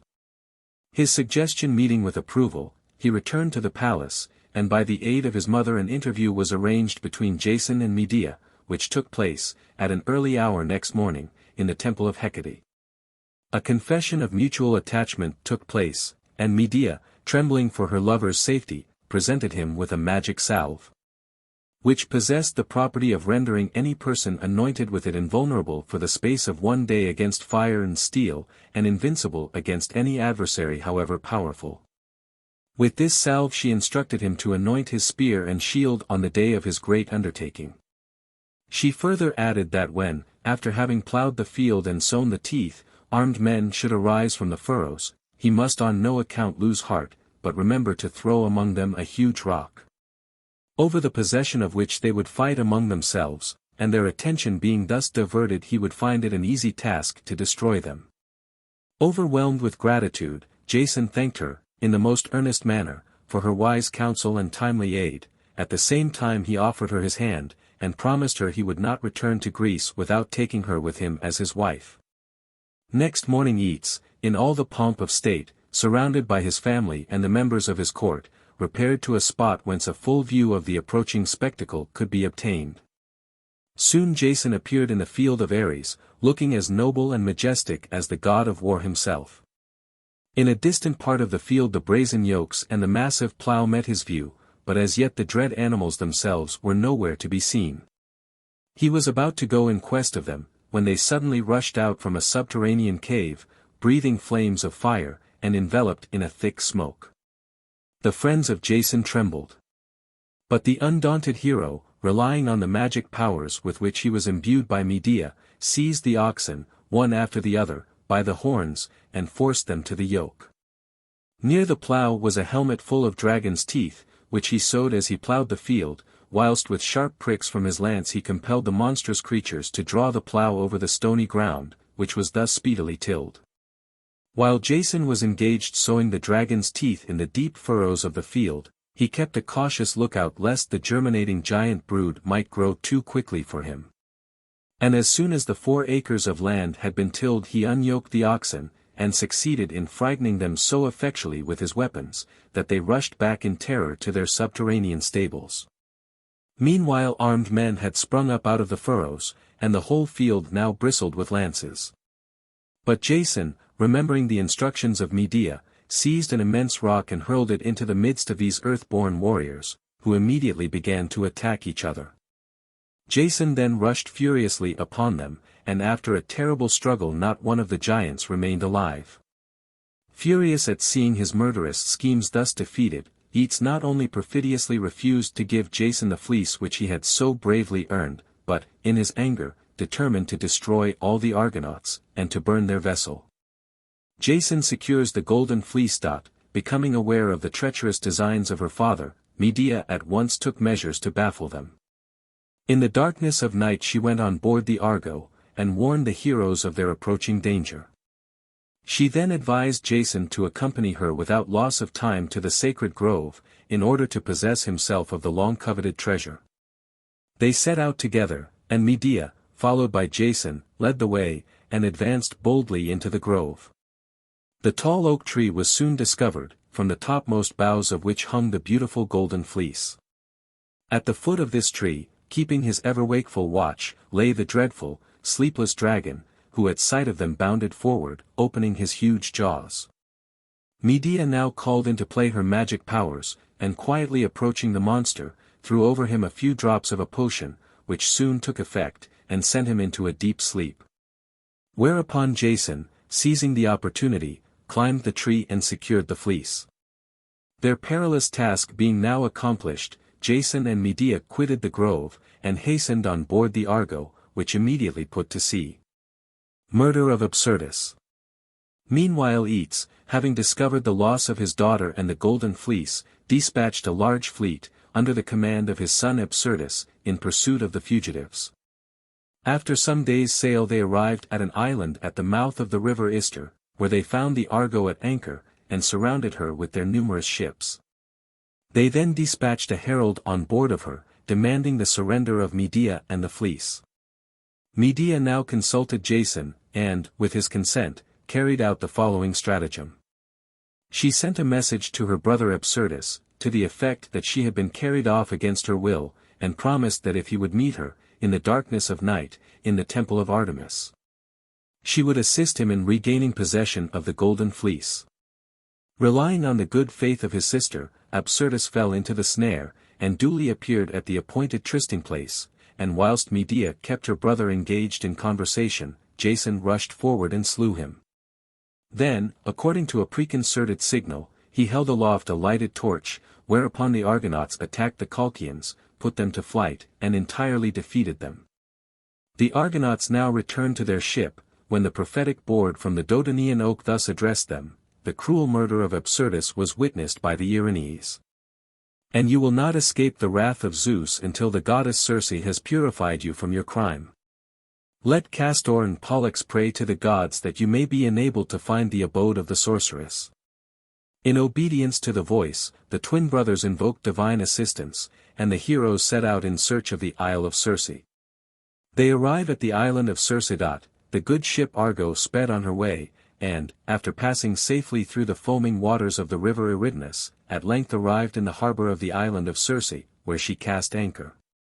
Commanding his companions to remain on board, Jason landed with Medea, and conducted her to the palace of the sorceress. The goddess of charms and magic arts received them kindly, and invited them to be seated. But instead of doing so they assumed a supplicating attitude, and humbly besought her protection. They then informed her of the dreadful crime which they had committed, and implored her to purify them from it. This Circe promised to do. She forthwith commanded her attendant naiads to kindle the fire on the altar, and to prepare everything necessary for the performance of the mystic rites, after which a dog was sacrificed, and the sacred cakes were burned. Having thus duly purified the criminals, she severely reprimanded them for the horrible murder of which they had been guilty, whereupon Medea, with veiled head, and weeping bitterly, was reconducted by Jason to the Argo. Further adventures of the Argonauts. Having left the island of Circe, they were wafted by gentle zephyrs towards the abode of the Sirens, whose enticing strains soon fell upon their ears. The Argonauts, powerfully affected by the melody, were making ready to land, when Orpheus perceived the danger, and, to the accompaniment of his magic lyre, commenced one of his enchanting songs, which so completely absorbed his listeners that they passed the island in safety. But not before beauties, one of their number, lured by the seductive music of the Sirens, had sprung from the vessel into the waves below.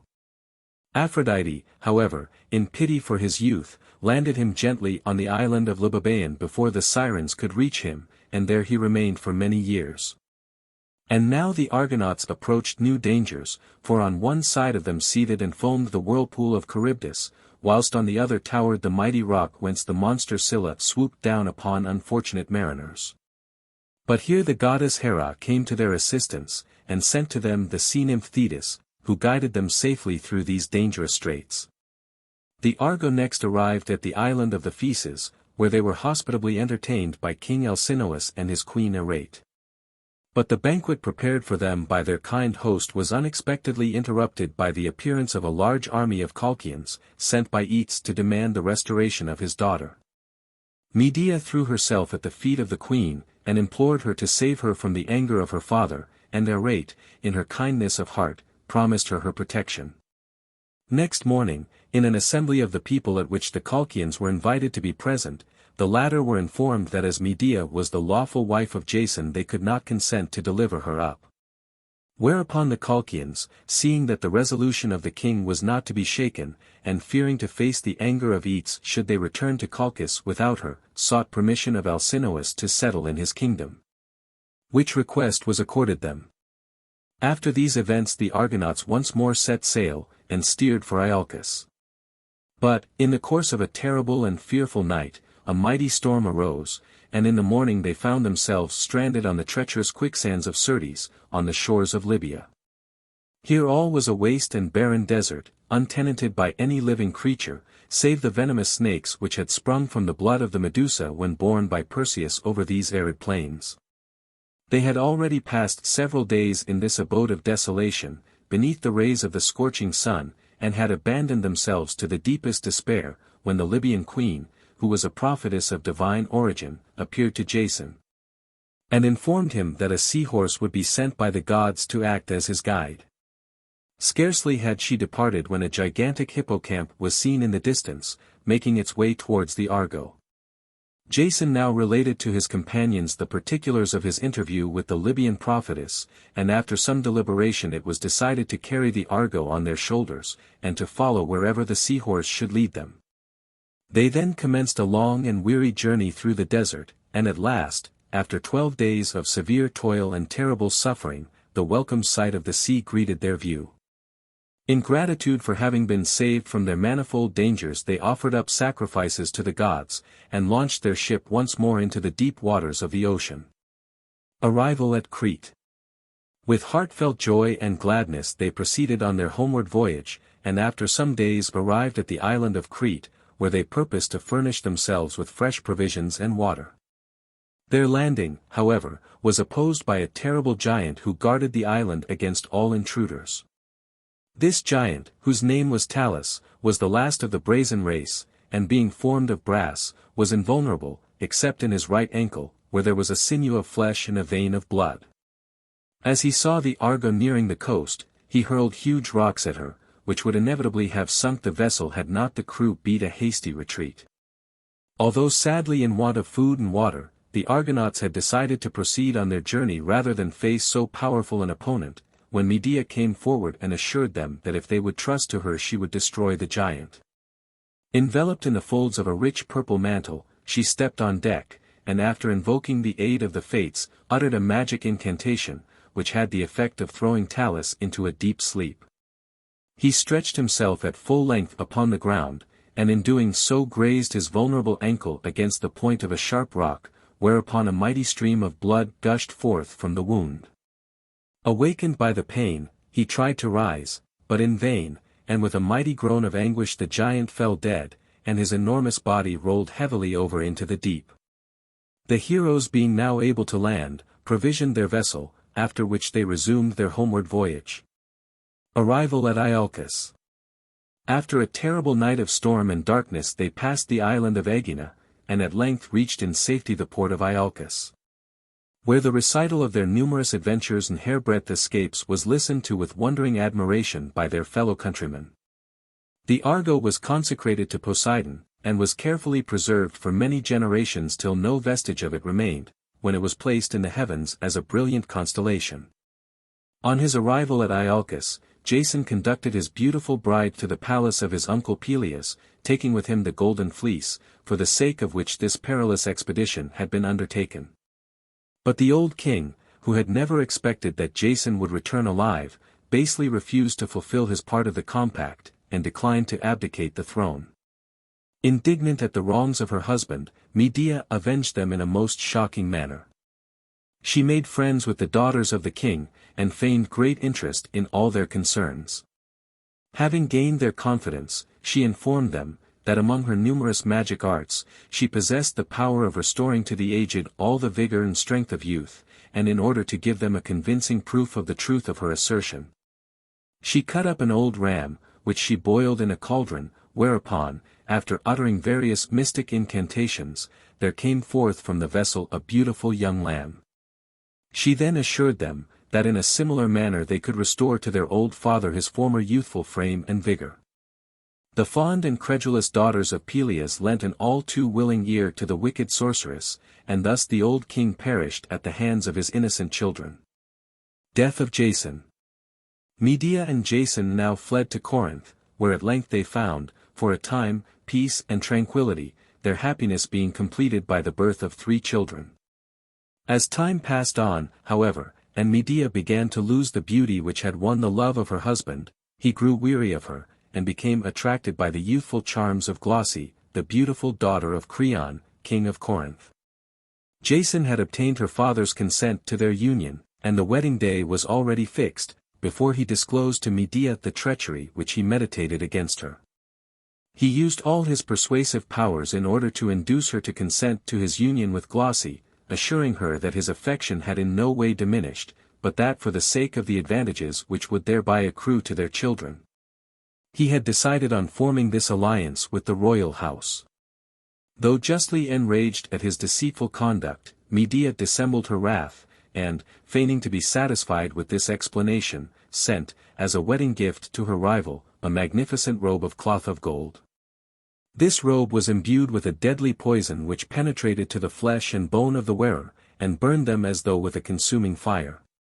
Pleased with the beauty and costliness of the garment, the unsuspecting Glossy lost no time in donning it, but no sooner had she done so than the fell poison began to take effect. In vain she tried to tear the robe away. It defied all efforts to be removed, and after horrible and protracted sufferings, she expired. Maddened at the loss of her husband's love, Medea next put to death her 3 sons, and when Jason, thirsting for revenge, left the chamber of his dead bride, and flew to his own house in search of Medea. The ghastly spectacle of his murdered children met his view. He rushed frantically to seek the murderess, but nowhere could she be found.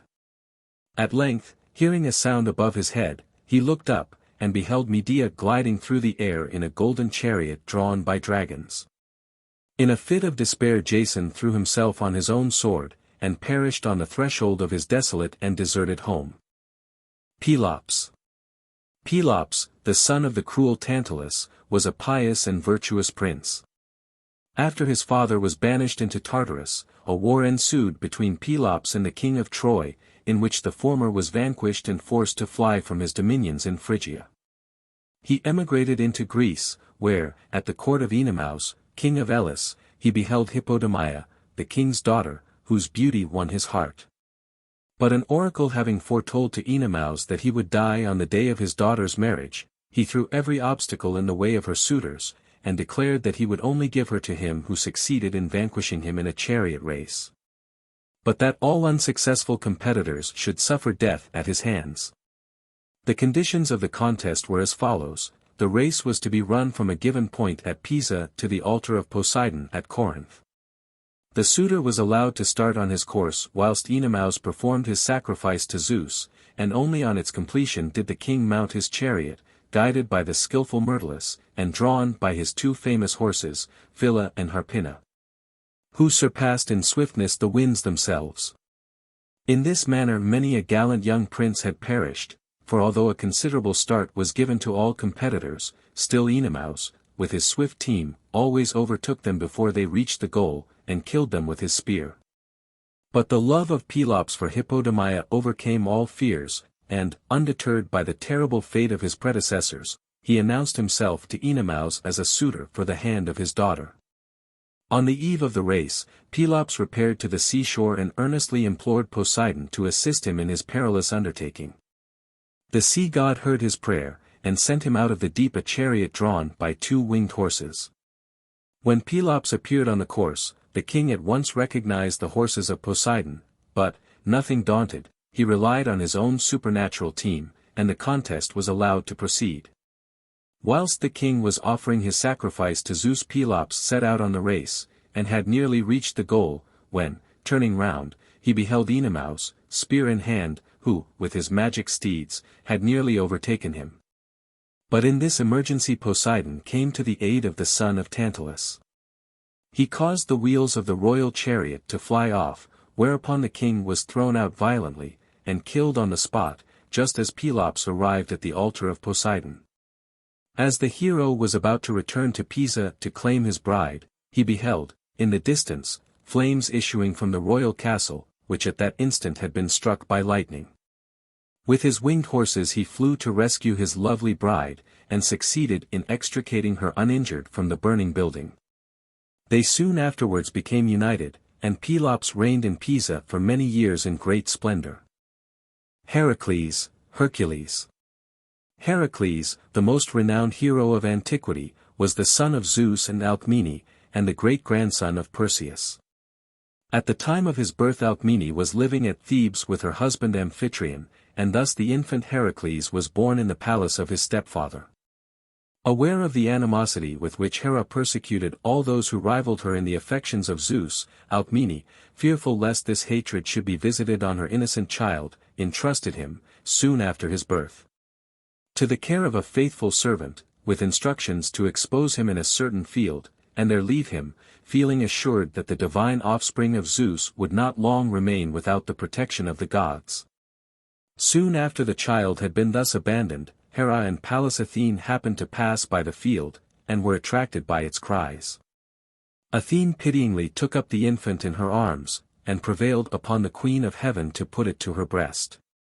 But no sooner had she done so, than the child, causing her pain, she angrily threw him to the ground, and left the spot. Athene, moved with compassion, carried him to Alcmene, and entreated her kind offices on behalf of the poor little foundling. Alcmene at once recognized her child, and joyfully accepted the charge. Soon afterwards Hera, to her extreme annoyance, discovered whom she had nursed, and became filled with jealous rage. She now sent 2 venomous snakes into the chamber of Alcmene, which crept, unperceived by the nurses, to the cradle of the sleeping child. He awoke with a cry, and grasping a snake in each hand, strangled them both. Alcmene and her attendants, whom the cry of the child had awakened, rushed to the cradle, where, to their astonishment and terror, they beheld the 2 reptiles dead in the hands of the infant Heracles. Amphitryon was also attracted to the chamber by the commotion, and when he beheld this astounding proof of supernatural strength, he declared that the child must have been sent to him as a special gift from Zeus. He accordingly consulted the famous seer Tiresias, who now informed him of the divine origin of his stepson, and prognosticated for him a great and distinguished future. When Amphitryon heard the noble destiny which awaited the child entrusted to his care, he resolved to educate him in a manner worthy of his future career. At a suitable age he himself taught him how to guide a chariot.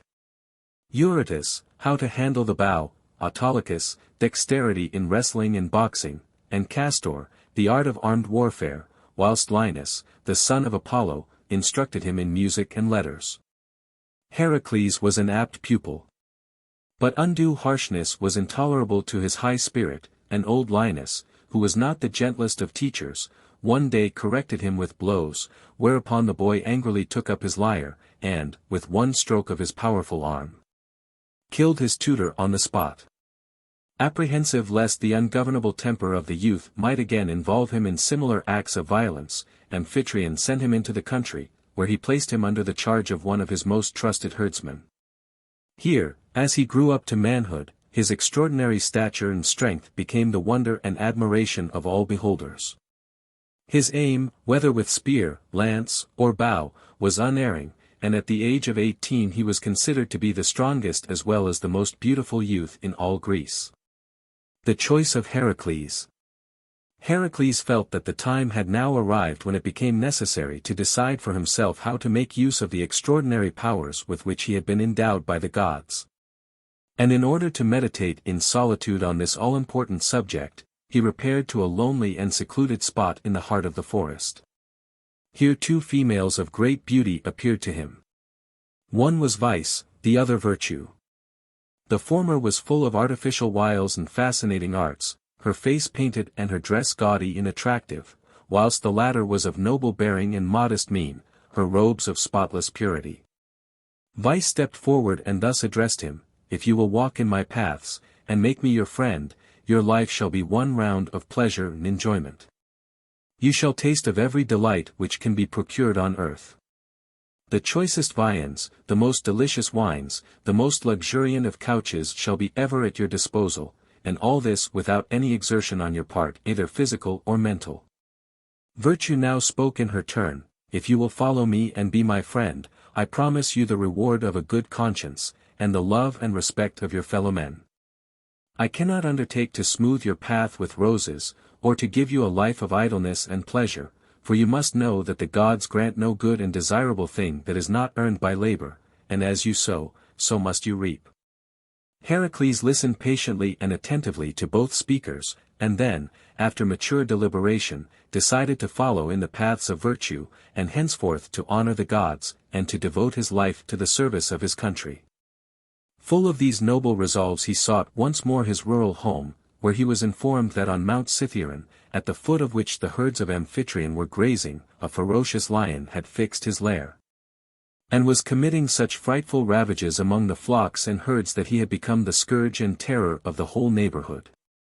Heracles at once armed himself and ascended the mountain, where he soon caught sight of the lion, and rushing at him with his sword succeeded in killing him. The hide of the animal he wore ever afterwards over his shoulders, and the head served him as a helmet. As he was returning from this, his first exploit, he met the heralds of Erginus, king of the Minions, who were proceeding to Thebes to demand their annual tribute of 100 oxen. Indignant at this humiliation of his native city, Heracles mutilated the heralds, and sent them back, with ropes round their necks, to their royal master.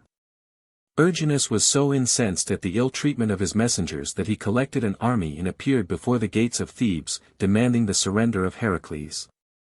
Creon, who was at this time king of Thebes, fearing the consequences of a refusal, was about to yield, when the hero, with the assistance of Amphitryon and a band of brave youths, advanced against the Minions.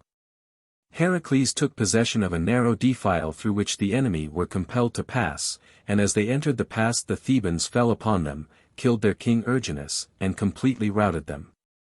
In this engagement Amphitryon, the kind friend and foster father of Heracles, lost his life. The hero now advanced upon Orchomenus, the capital of the Minions, where he burned the royal castle and sacked the town. After this signal victory all Greece rang with the fame of the young hero, and Creon, in gratitude for his great services, bestowed upon him his daughter Megara in marriage. The Olympian gods testified their appreciation of his valor by sending him presents. Hermes gave him a sword, Phoebus Apollo a bundle of arrows, Hephaestus a golden quiver, and Athena a coat of leather. Heracles and Eurystheus. And now it will be necessary to retrace our steps. Just before the birth of Heracles, Zeus, in an assembly of the gods, exultingly declared that the child who should be born on that day to the house of Perseus should rule over all his race.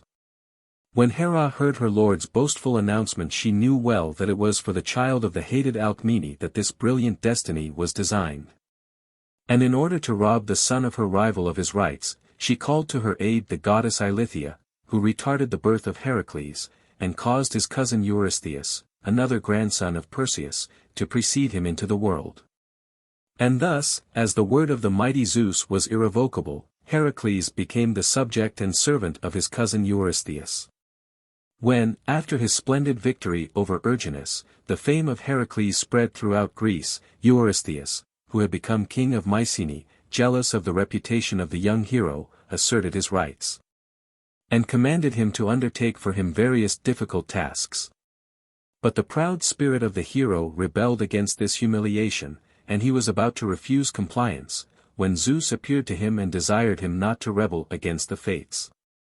Heracles now repaired to Delphi in order to consult the oracle, and received the answer that after performing 10 tasks for his cousin Eurystheus his servitude would be at an end. Soon afterwards Heracles fell into a state of the deepest melancholy, and through the influence of his inveterate enemy, the goddess Hera, this despondency developed into raving madness, in which condition he killed his own children. When he at length regained his reason he was so horrified and grieved at what he had done, that he shut himself up in his chamber and avoided all intercourse with men. But in his loneliness and seclusion the conviction that work would be the best means of procuring oblivion of the past decided him to enter, without delay, upon the tasks appointed him by Eurystheus. 1. The Nemean Lion. His first task was to bring to Eurystheus the skin of the much-dreaded Nemean lion, which ravaged the territory between Cleone and Nemea, and whose hide was invulnerable against any mortal weapon. Heracles proceeded to the forest of Nemea, where, having discovered the lion's lair, he attempted to pierce him with his arrows. But finding these of no avail he felled him to the ground with his club, and before the animal had time to recover from the terrible blow, Heracles seized him by the neck and, with a mighty effort, succeeded in strangling him. He then made himself a coat of mail of the skin, and a new helmet of the head of the animal. Thus attired, he so alarmed Eurystheus by appearing suddenly before him, that the king concealed himself in his palace, and henceforth forbade Heracles to enter his presence, but commanded him to receive his behests, for the future. Through his messenger Copreus. 2. The Hydrodot. His second task was to slay the Hydra, a monster serpent, the offspring of Typhon and Echidna, bristling with 9 heads, one of which was immortal. This monster infested the neighborhood of Lerna, where she committed great depredations among the herds. Heracles, accompanied by his nephew Iolaus, set out in a chariot for the marsh of Lerna, in the slimy waters of which he found her. He commenced the attack by assailing her with his fierce arrows, in order to force her to leave her lair, from which she at length emerged, and sought refuge in a wood on a neighboring hill. Heracles now rushed forward and endeavored to crush her heads by means of well-directed blows from his tremendous club, but no sooner was one head destroyed than it was immediately replaced by two others. He next seized the monster in his powerful grasp, but at this juncture a giant crab came to the assistance of the Hydra and commenced biting the feet of her assailant. Heracles destroyed this new adversary with his club, and now called upon his nephew to come to his aid. At his command Iolaus set fire to the neighboring trees, and, with a burning branch, seared the necks of the monster as Heracles cut them off, thus effectually preventing the growth of more. Heracles next struck off the immortal head, which he buried by the roadside, and placed over it a heavy stone. Into the poisonous blood of the monster he then dipped his arrows, which ever afterwards rendered wounds inflicted by them incurable. 3. The horned hind. The third labor of Heracles was to bring the horned hind Cerunitis alive to Mycenae. This animal, which was sacred to Artemis, had golden antlers and hoofs of brass. Not wishing to wound the hind, Heracles patiently pursued her through many countries for a whole year, and overtook her at last on the banks of the river Ladon. But even there he was compelled, in order to secure her, to wound her with one of his arrows, after which he lifted her on his shoulders and carried her through Arcadia. On his way he met Artemis with her brother Phoebus Apollo, when the goddess angrily reproved him for wounding her favorite hind, but Heracles succeeded in appeasing her displeasure, whereupon she permitted him to take the animal alive to Mycenae. 4. The Erymantian boar. The fourth task imposed upon Heracles by Eurystheus was to bring alive to Mycenae the Erymantian boar, which had laid waste the region of Erymantia, and was the scourge of the surrounding neighborhood. On his way thither he craved food and shelter of a centaur named Pholus, who received him with generous hospitality, setting before him a good and plentiful repast. When Heracles expressed his surprise that at such a well-furnished board wine should be wanting, his host explained that the wine cellar was the common property of all the centaurs, and that it was against the rules for a cask to be broached, except all were present to partake of it. By dint of persuasion, however, Heracles prevailed on his kind host to make an exception in his favor. But the powerful, luscious odor of the good old wine soon spread over the mountains, and brought large numbers of centaurs to the spot, all armed with huge rocks and fir trees. Heracles drove them back with firebrands, and then, following up his victory, pursued them with his arrows as far as Malea, where they took refuge in the cave of the kind old centaur Chiron. Unfortunately, however, as Heracles was shooting at them with his poisoned darts, one of these pierced the knee of Chiron. When Heracles discovered that it was the friend of his early days that he had wounded, he was overcome with sorrow and regret. He at once extracted the arrow, and anointed the wound with a salve, the virtue of which had been taught him by Chiron himself. But all his efforts were unavailing. The wound, imbued with the deadly poison of the Hydra, was incurable, and so great was the agony of Chiron that, at the intercession of Heracles, death was sent him by the gods. For otherwise, being immortal, he would have been doomed to endless suffering. Pholus, who had so kindly entertained Heracles, also perished by means of one of these arrows, which he had extracted from the body of a dead centaur. While he was quietly examining it, astonished that so small and insignificant an object should be productive of such serious results, the arrow fell upon his foot and fatally wounded him.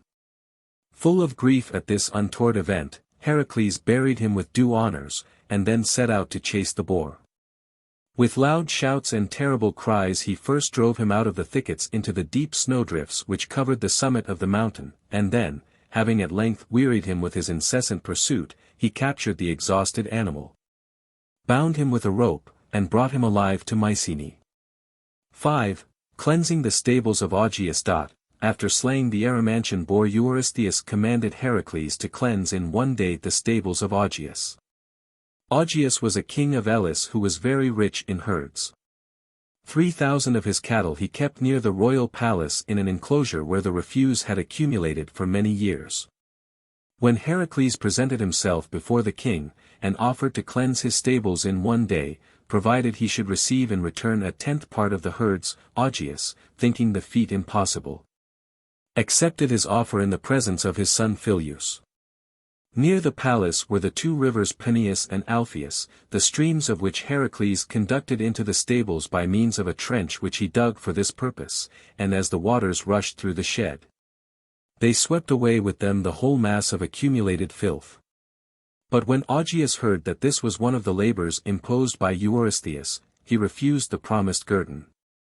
Heracles brought the matter before a court, and called Phyleus as a witness to the justice of his claim, whereupon Augeas, without waiting for the delivery of the verdict, angrily banished Heracles and his son from his dominions. 6. The Stymphalides.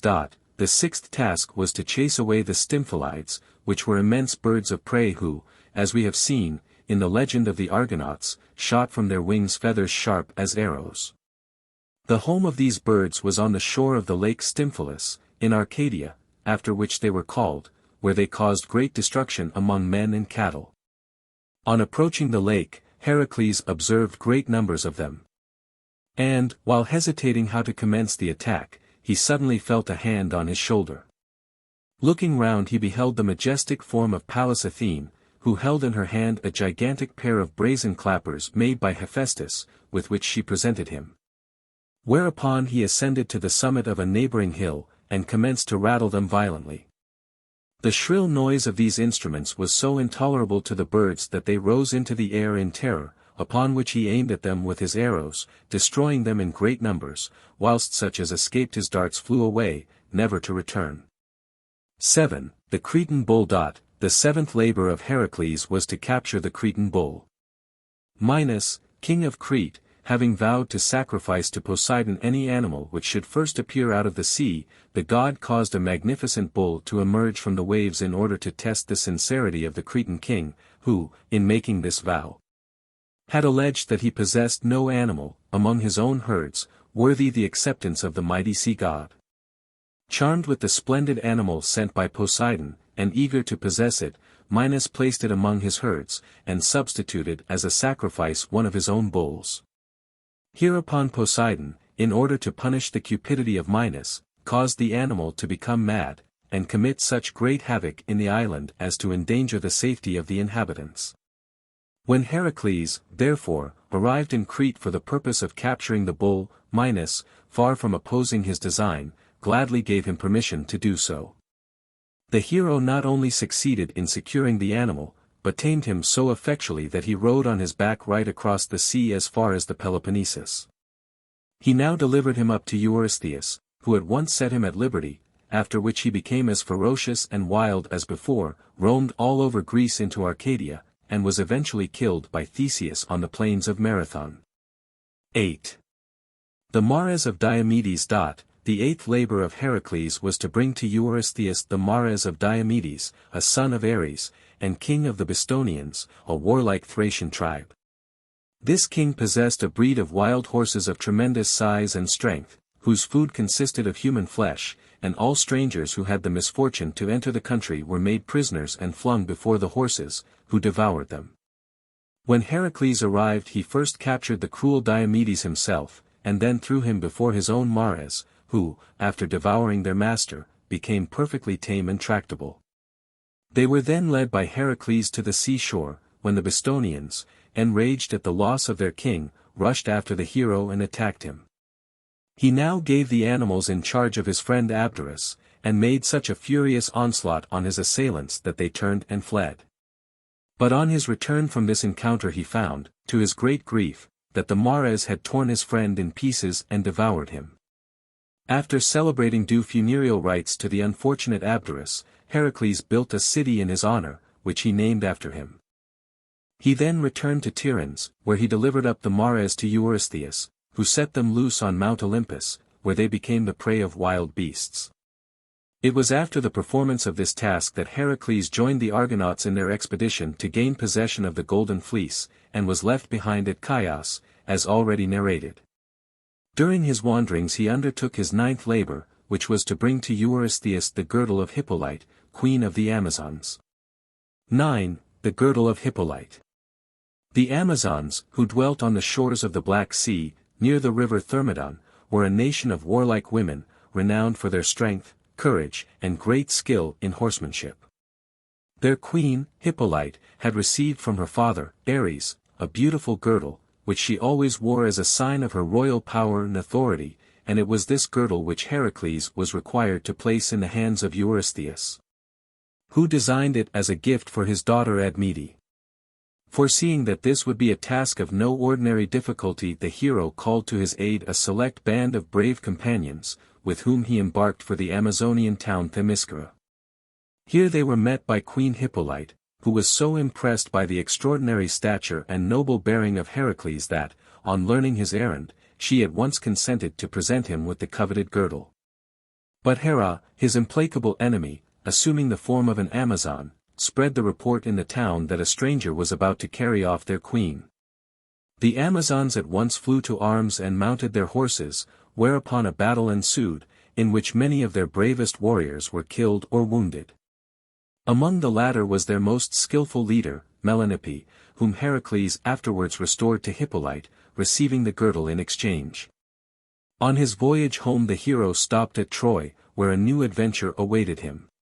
During the time that Apollo and Poseidon were condemned by Zeus to a temporary servitude on earth, they built for King Laomedon the famous walls of Troy, afterwards so renowned in history. But when their work was completed the king treacherously refused to give them the reward due to them. The incensed deities now combined to punish the offender. Apollo sent a pestilence which decimated the people, and Poseidon a flood, which bore with it a marine monster, who swallowed in his huge jaws all that came within his reach. In his distress Laomedon consulted an oracle, and was informed that only by the sacrifice of his own daughter Hesione could the anger of the gods be appeased. Yielding at length to the urgent appeals of his people he consented to make the sacrifice, and on the arrival of Heracles the maiden was already chained to a rock in readiness to be devoured by the monster. When Laomedon beheld the renowned hero, whose marvelous feats of strength and courage had become the wonder and admiration of all mankind, he earnestly implored him to save his daughter from her impending fate, and to rid the country of the monster, holding out to him as a reward the horses which Zeus had presented to his grandfather Tros in compensation for robbing him of his son Ganymede. Heracles unhesitatingly accepted the offer, and when the monster appeared, opening his terrible jaws to receive his prey, the hero, sword in hand, attacked and slew him. But the perfidious monarch once more broke faith, and Heracles, vowing future vengeance, departed for Mycenae, where he presented the girdle to Eurystheus. 10. The Oxen of Geryones. The 10th labor of Heracles was the capture of the magnificent oxen belonging to the giant Geryon or Geryones, who dwelt on the island of Erythea in the bay of Gadria, Cadiz. This giant, who was the son of Chrysaor, had 3 bodies with 3 heads, 6 hands, and 6 feet. He possessed a herd of splendid cattle, which were famous for their size, beauty, and rich red color. They were guarded by another giant named Eurytion, and a 2-headed dog called Orthrus, the offspring of Typhon and Echidna. In choosing for him a task so replete with danger, Eurystheus was in hopes that he might rid himself forever of his hated cousin. But the indomitable courage of the hero rose with the prospect of this difficult and dangerous undertaking. After a long and wearisome journey he at last arrived at the western coast of Africa, where, as a monument of his perilous expedition, he erected the famous Pillars of Hercules, one of which he placed on each side of the Straits of Gibraltar. Here he found the intense heat so insufferable that he angrily raised his bow towards heaven, and threatened to shoot the sun god. But Helios, far from being incensed at his audacity, was so struck with admiration at his daring that he lent to him the golden boat with which he accomplished his nocturnal transit from west to east. And thus Heracles crossed over safely to the island of Erythea. No sooner had he landed than Eurytion, accompanied by his savage dog Orthrus, fiercely attacked him, but Heracles, with a superhuman effort, slew the dog and then his master. Hereupon he collected the herd, and was proceeding to the seashore when Geryones himself met him, and a desperate encounter took place, in which the giant perished. Heracles then drove the cattle into the sea, and seizing one of the oxen by the horns, swam with them over to the opposite coast of Iberia, Spain. Then driving his magnificent prize before him through Gaul, Italy, Illyria, and Thrace, he at length arrived, after many perilous adventures and hairbreadth escapes, at Mycenae, where he delivered them up to Eurystheus, who sacrificed them to Hera. Heracles had now executed his 10 tasks, which had been accomplished in the space of 8 years. But Eurystheus refused to include the slaying of the Hydra and the cleansing of the stables of Augeas among the number, alleging as a reason that the one had been performed by the assistance of Iolaus, and that the other had been executed for hire. He therefore insisted on Heracles substituting 2 more labors in their place. 11. The apples of the Hesperides. The 11th task imposed by Eurystheus was to bring him the golden apples of the Hesperides, which grew on a tree presented by Gaia to Hera, on the occasion of her marriage with Zeus. This sacred tree was guarded by 4 maidens, daughters of Night, called the Hesperides, who were assisted in their task by a terrible 100-headed dragon. This dragon never slept, and out of its 100 throats came a constant hissing sound, which effectually warned off all intruders. But what rendered the undertaking still more difficult was the complete ignorance of the hero as to the locality of the garden, and he was forced, in consequence, to make many fruitless journeys and to undergo many trials before he could find it. He first traveled through Thessaly and arrived at the river Œdipus, where he met the giant Cycnus, the son of Ares and Pyrene, who challenged him to single combat. In this encounter Heracles completely vanquished his opponent, who was killed in the contest, but now a mightier adversary appeared on the scene, for the war god himself came to avenge his son. A terrible struggle ensued, which had lasted some time, when Zeus interfered between the brothers, and put an end to the strife by hurling a thunderbolt between them. Heracles proceeded on his journey, and reached the banks of the river Eridanus, where dwelt the nymphs, daughters of Zeus and Themis. On seeking advice from them as to his route, they directed him to the old sea god Nereus, who alone knew the way to the garden of the Hesperides.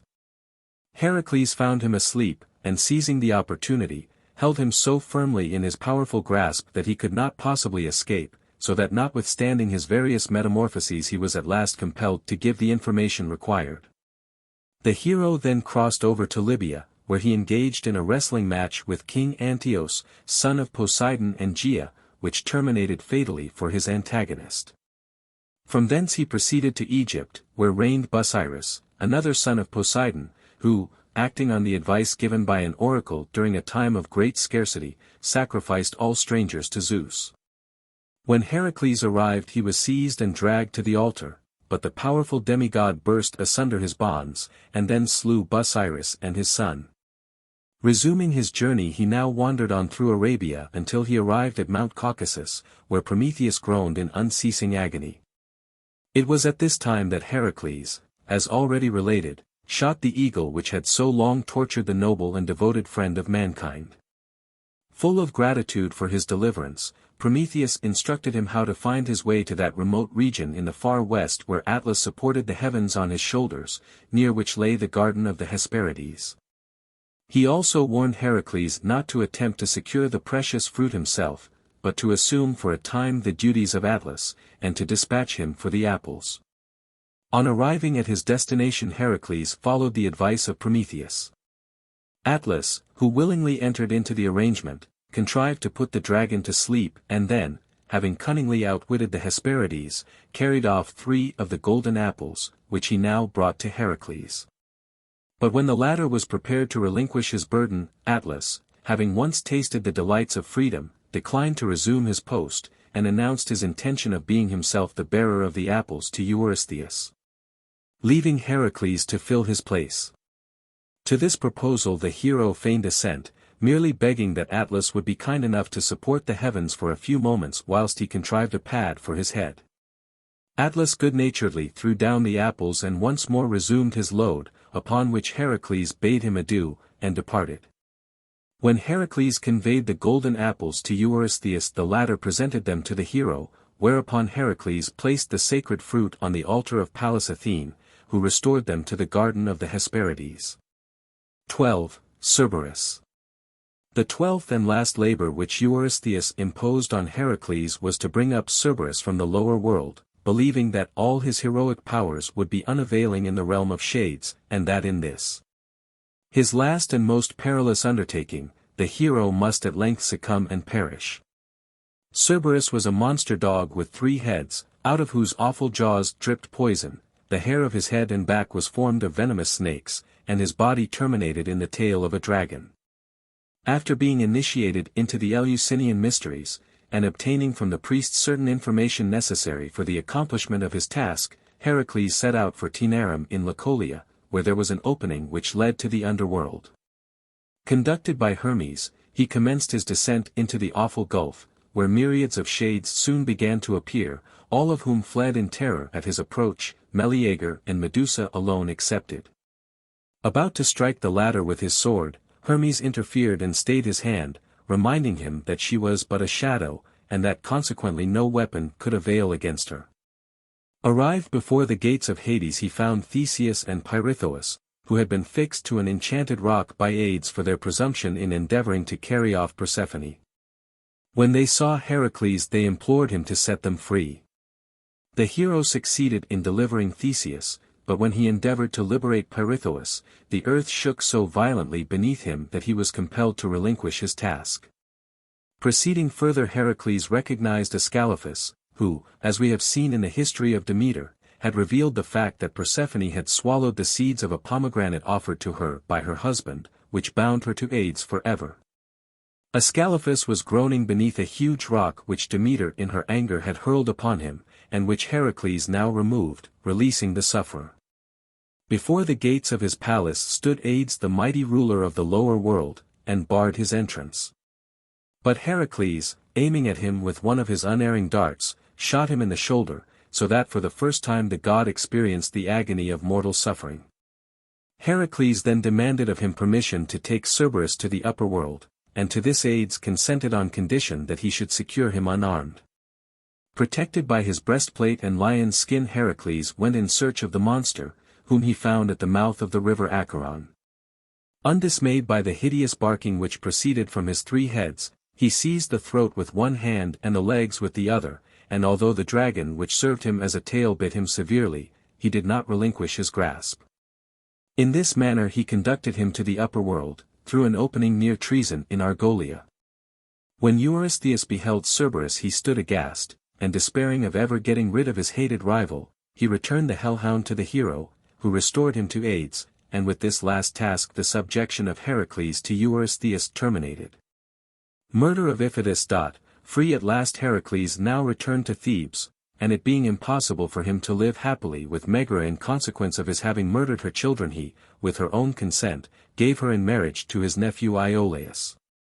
Heracles himself sought the hand of Iole, daughter of Eurytus, king of Oechalia, who had instructed him when a boy in the use of the bow. Hearing that this king had promised to give his daughter to him who could surpass himself and his 3 sons in shooting with the bow, Heracles lost no time in presenting himself as a competitor. He soon proved that he was no unworthy pupil of Eurytus, for he signally defeated all his opponents. But although the king treated him with marked respect and honor, he refused, nevertheless, to give him the hand of his daughter, fearing for her a similar fate to that which had befallen Megara. Iphitus, the eldest son of Eurytus, alone espoused the cause of Heracles, and essayed to induce his father to give his consent to the marriage. But all to no purpose, and at length, stung to the quick at his rejection, the hero angrily took his departure. Soon afterwards the oxen of the king were stolen by the notorious thief Autolycus, and Heracles was suspected by Eurytus of having committed the theft. But Iphitus loyally defended his absent friend, and proposed to seek out Heracles, and with his assistance to go in search of the missing cattle. The hero warmly welcomed his staunch young friend, and entered cordially into his plan. They at once set out on their expedition, but their search proved altogether unsuccessful. When they approached the city of Tiryns, they mounted a tower in hopes of discovering the missing herd in the surrounding country.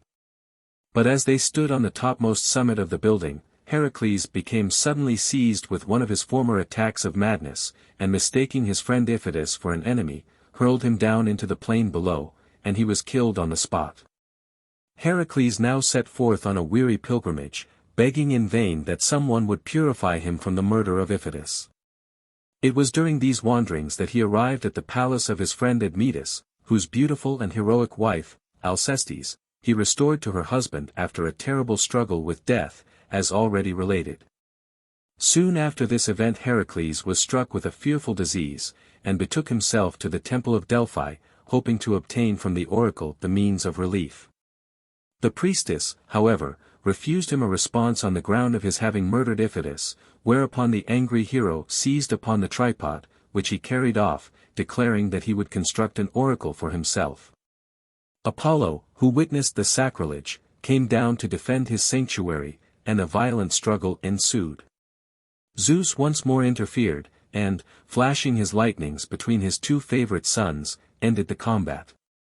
The Pythia now vouchsafed an answer to the prayer of the hero, and commanded him, in expiation of his crime, to allow himself to be sold by Hermes for 3 years as a slave. The purchase money to be given to Eurytus in compensation for the loss of his son. Heracles becomes the slave of Omphale. Heracles bowed in submission to the divine will, and was conducted by Hermes to Omphale, queen of Lydia.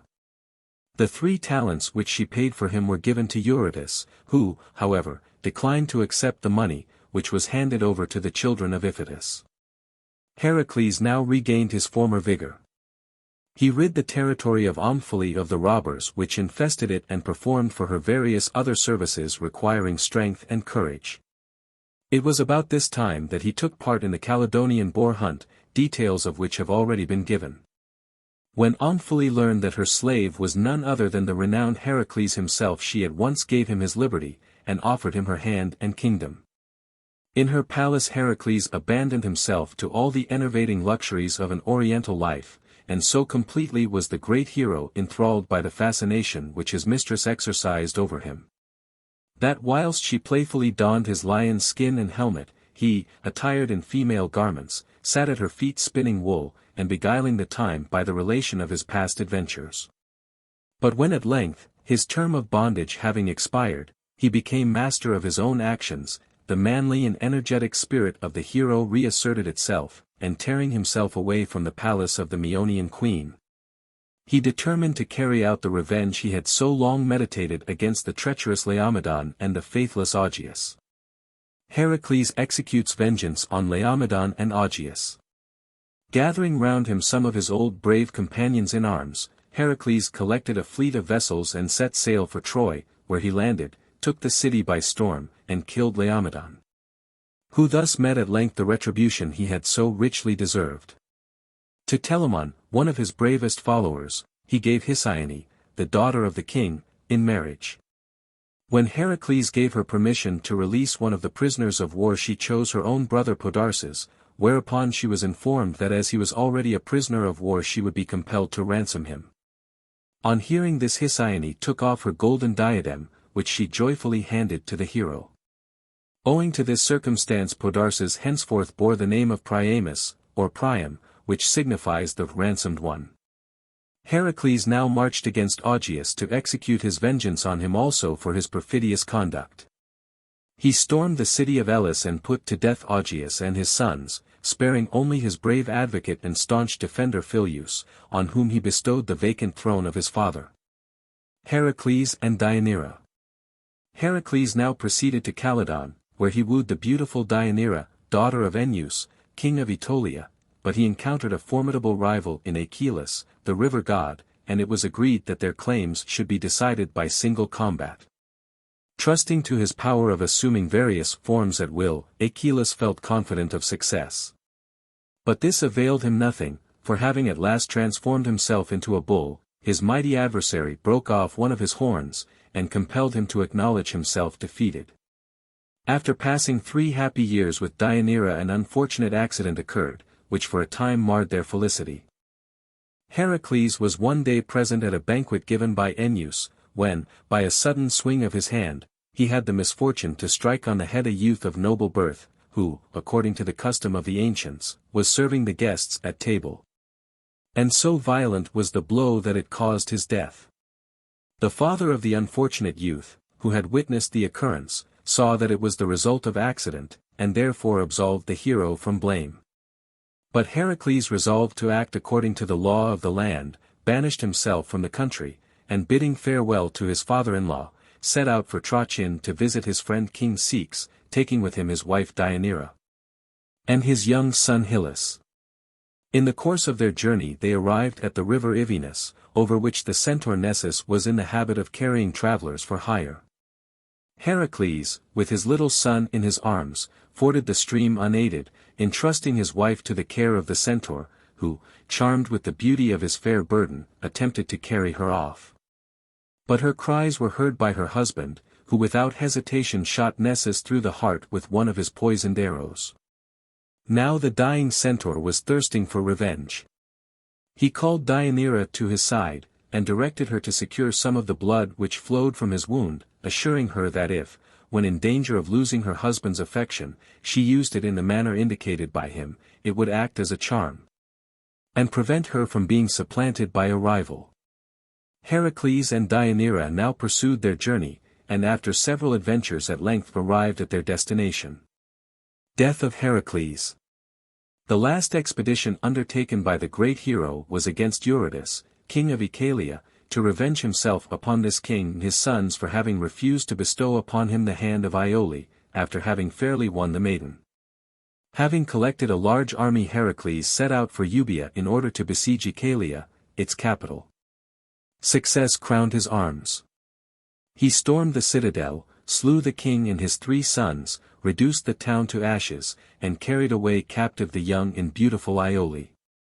Returning from his victorious expedition, Heracles halted at Sinoeus in order to offer a sacrifice to Zeus, and sent to Deianira to Trachin for a sacrificial robe. Deianira, having been informed that the fair Iole was in the train of Heracles, was fearful lest her youthful charms might supplant her in the affection of her husband, and calling to mind the advice of the dying centaur, she determined to test the efficacy of the love charm which he had given to her. Taking out the phial which she had carefully preserved, she imbued the robe with a portion of the liquid which it contained, and then sent it to Heracles.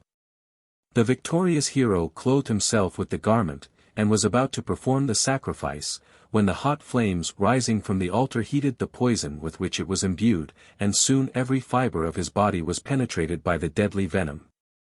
The unfortunate hero, suffering the most fearful tortures, endeavored to tear off the robe, but it adhered so closely to the skin that all his efforts to remove it only increased his agonies.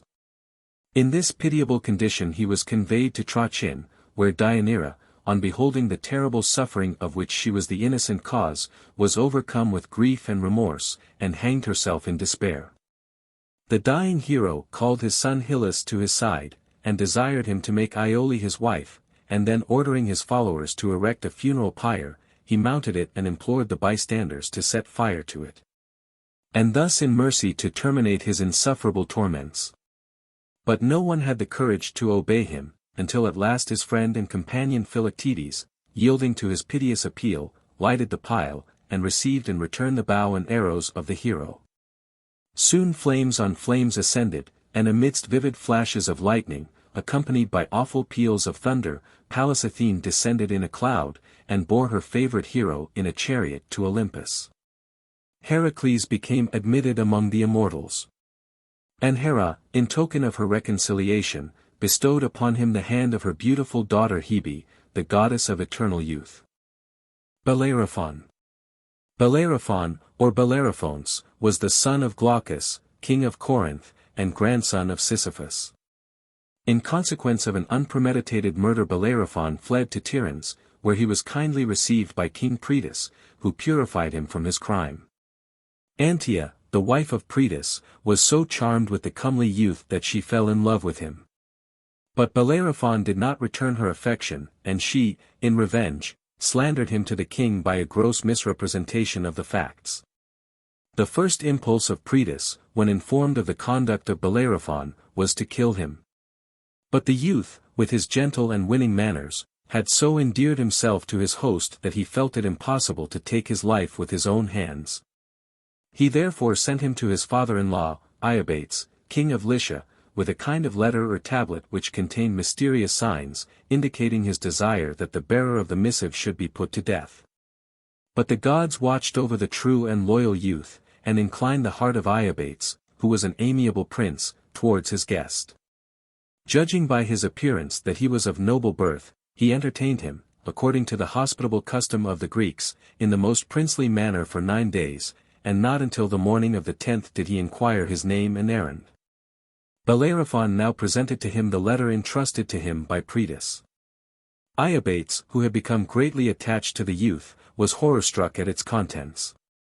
Nevertheless he concluded that Preface must have good reasons for his conduct, and that probably Bellerophon had committed a crime which deserved death.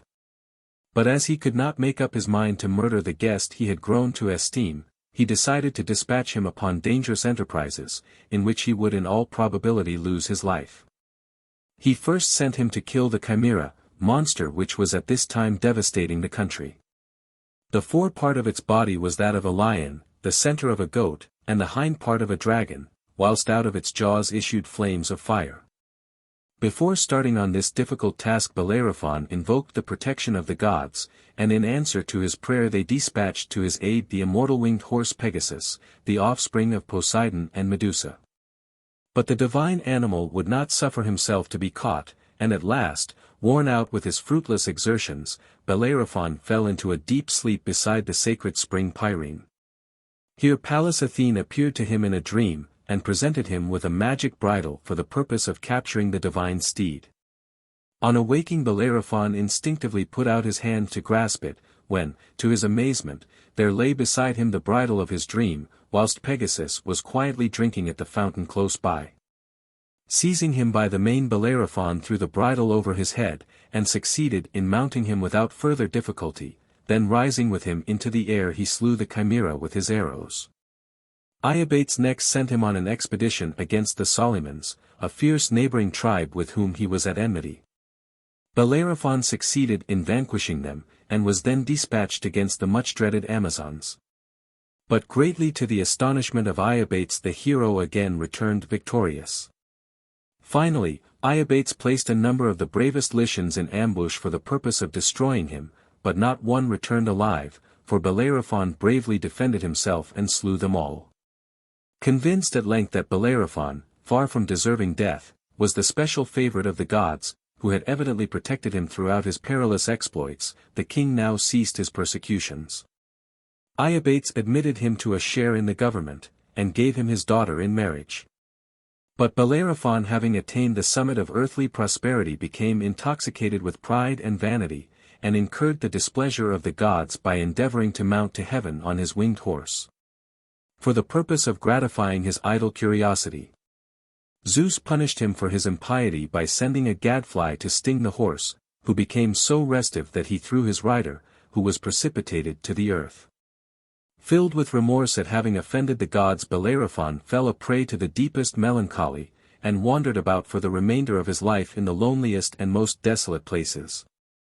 After death he was honored in Corinth as a hero, and an altar was erected to him in the grove of Poseidon. Theseus. Aegeus, king of Athens, being twice married, and having no children, was so desirous of an heir to his throne that he made a pilgrimage to Delphi in order to consult the oracle. But the response being ambiguous, he repaired to Troezen to consult his wise friend Perseus, who reigned over that city, by whose advice he contracted a secret marriage with his friend's daughter Aethra.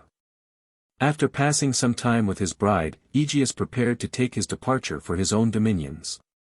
But before doing so he led Aethra to the seashore, where, after depositing his sword and sandals under a huge rock, he thus addressed her: "Should the gods bless our union with a son, do not reveal to him the name and rank of his father until he is old enough to possess the strength requisite for moving this stone.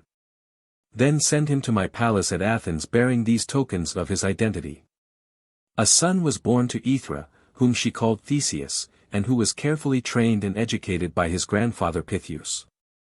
When he had developed into a strong and manly youth, his mother conducted him to the spot where the rock had been placed by Aegeus, and at her command he rolled away the stone, and took possession of the sword and sandals which had lain there for 16 years, and which she now desired him to convey to his father Aegeus, king of Athens. His mother and grandfather were anxious that the youth should travel by the safe sea route, the road between Treason and Athens being at this time infested with robbers of great ferocity and enormous strength. But feeling within himself the spirit of a hero, Theseus resolved to emulate the deeds of Heracles, with whose fame all Greece resounded, and therefore chose the more dangerous journey by land, as calculated to afford him an opportunity of distinguishing himself by feats of valor.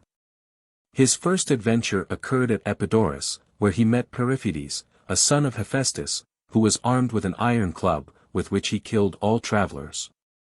Having received from his grandfather a full description of this savage, Theseus at once recognized him, and rushing upon him with his sword, succeeded after a desperate encounter in killing him. He appropriated the club as a trophy of his victory, and proceeded on his journey without hindrance until he arrived at the Isthmus of Corinth. Here the people warned him to beware of Sinis the robber, who forced all travelers to bend with him one of the branches of a tall pine tree. Having dragged it to the ground, the cruel Sinis suddenly released his hold, whereupon the bough rebounding high up into the air, the unfortunate victim was dashed to the ground and killed. When Theseus beheld Sinis advancing towards him, he steadily awaited his approach, then seizing his powerful club, he killed the inhuman wretch with one blow. Passing through the woody district of Cromyon, Theseus next slew a wild and dangerous sow which had long ravaged the country. He then continued his journey and approached the borders of Megara, where, on a narrow path overhanging the sea, dwelt the wicked Siren, another terror to travelers. It was his custom to compel all strangers who passed his abode to wash his feet, during which operation he kicked them over the rock into the sea.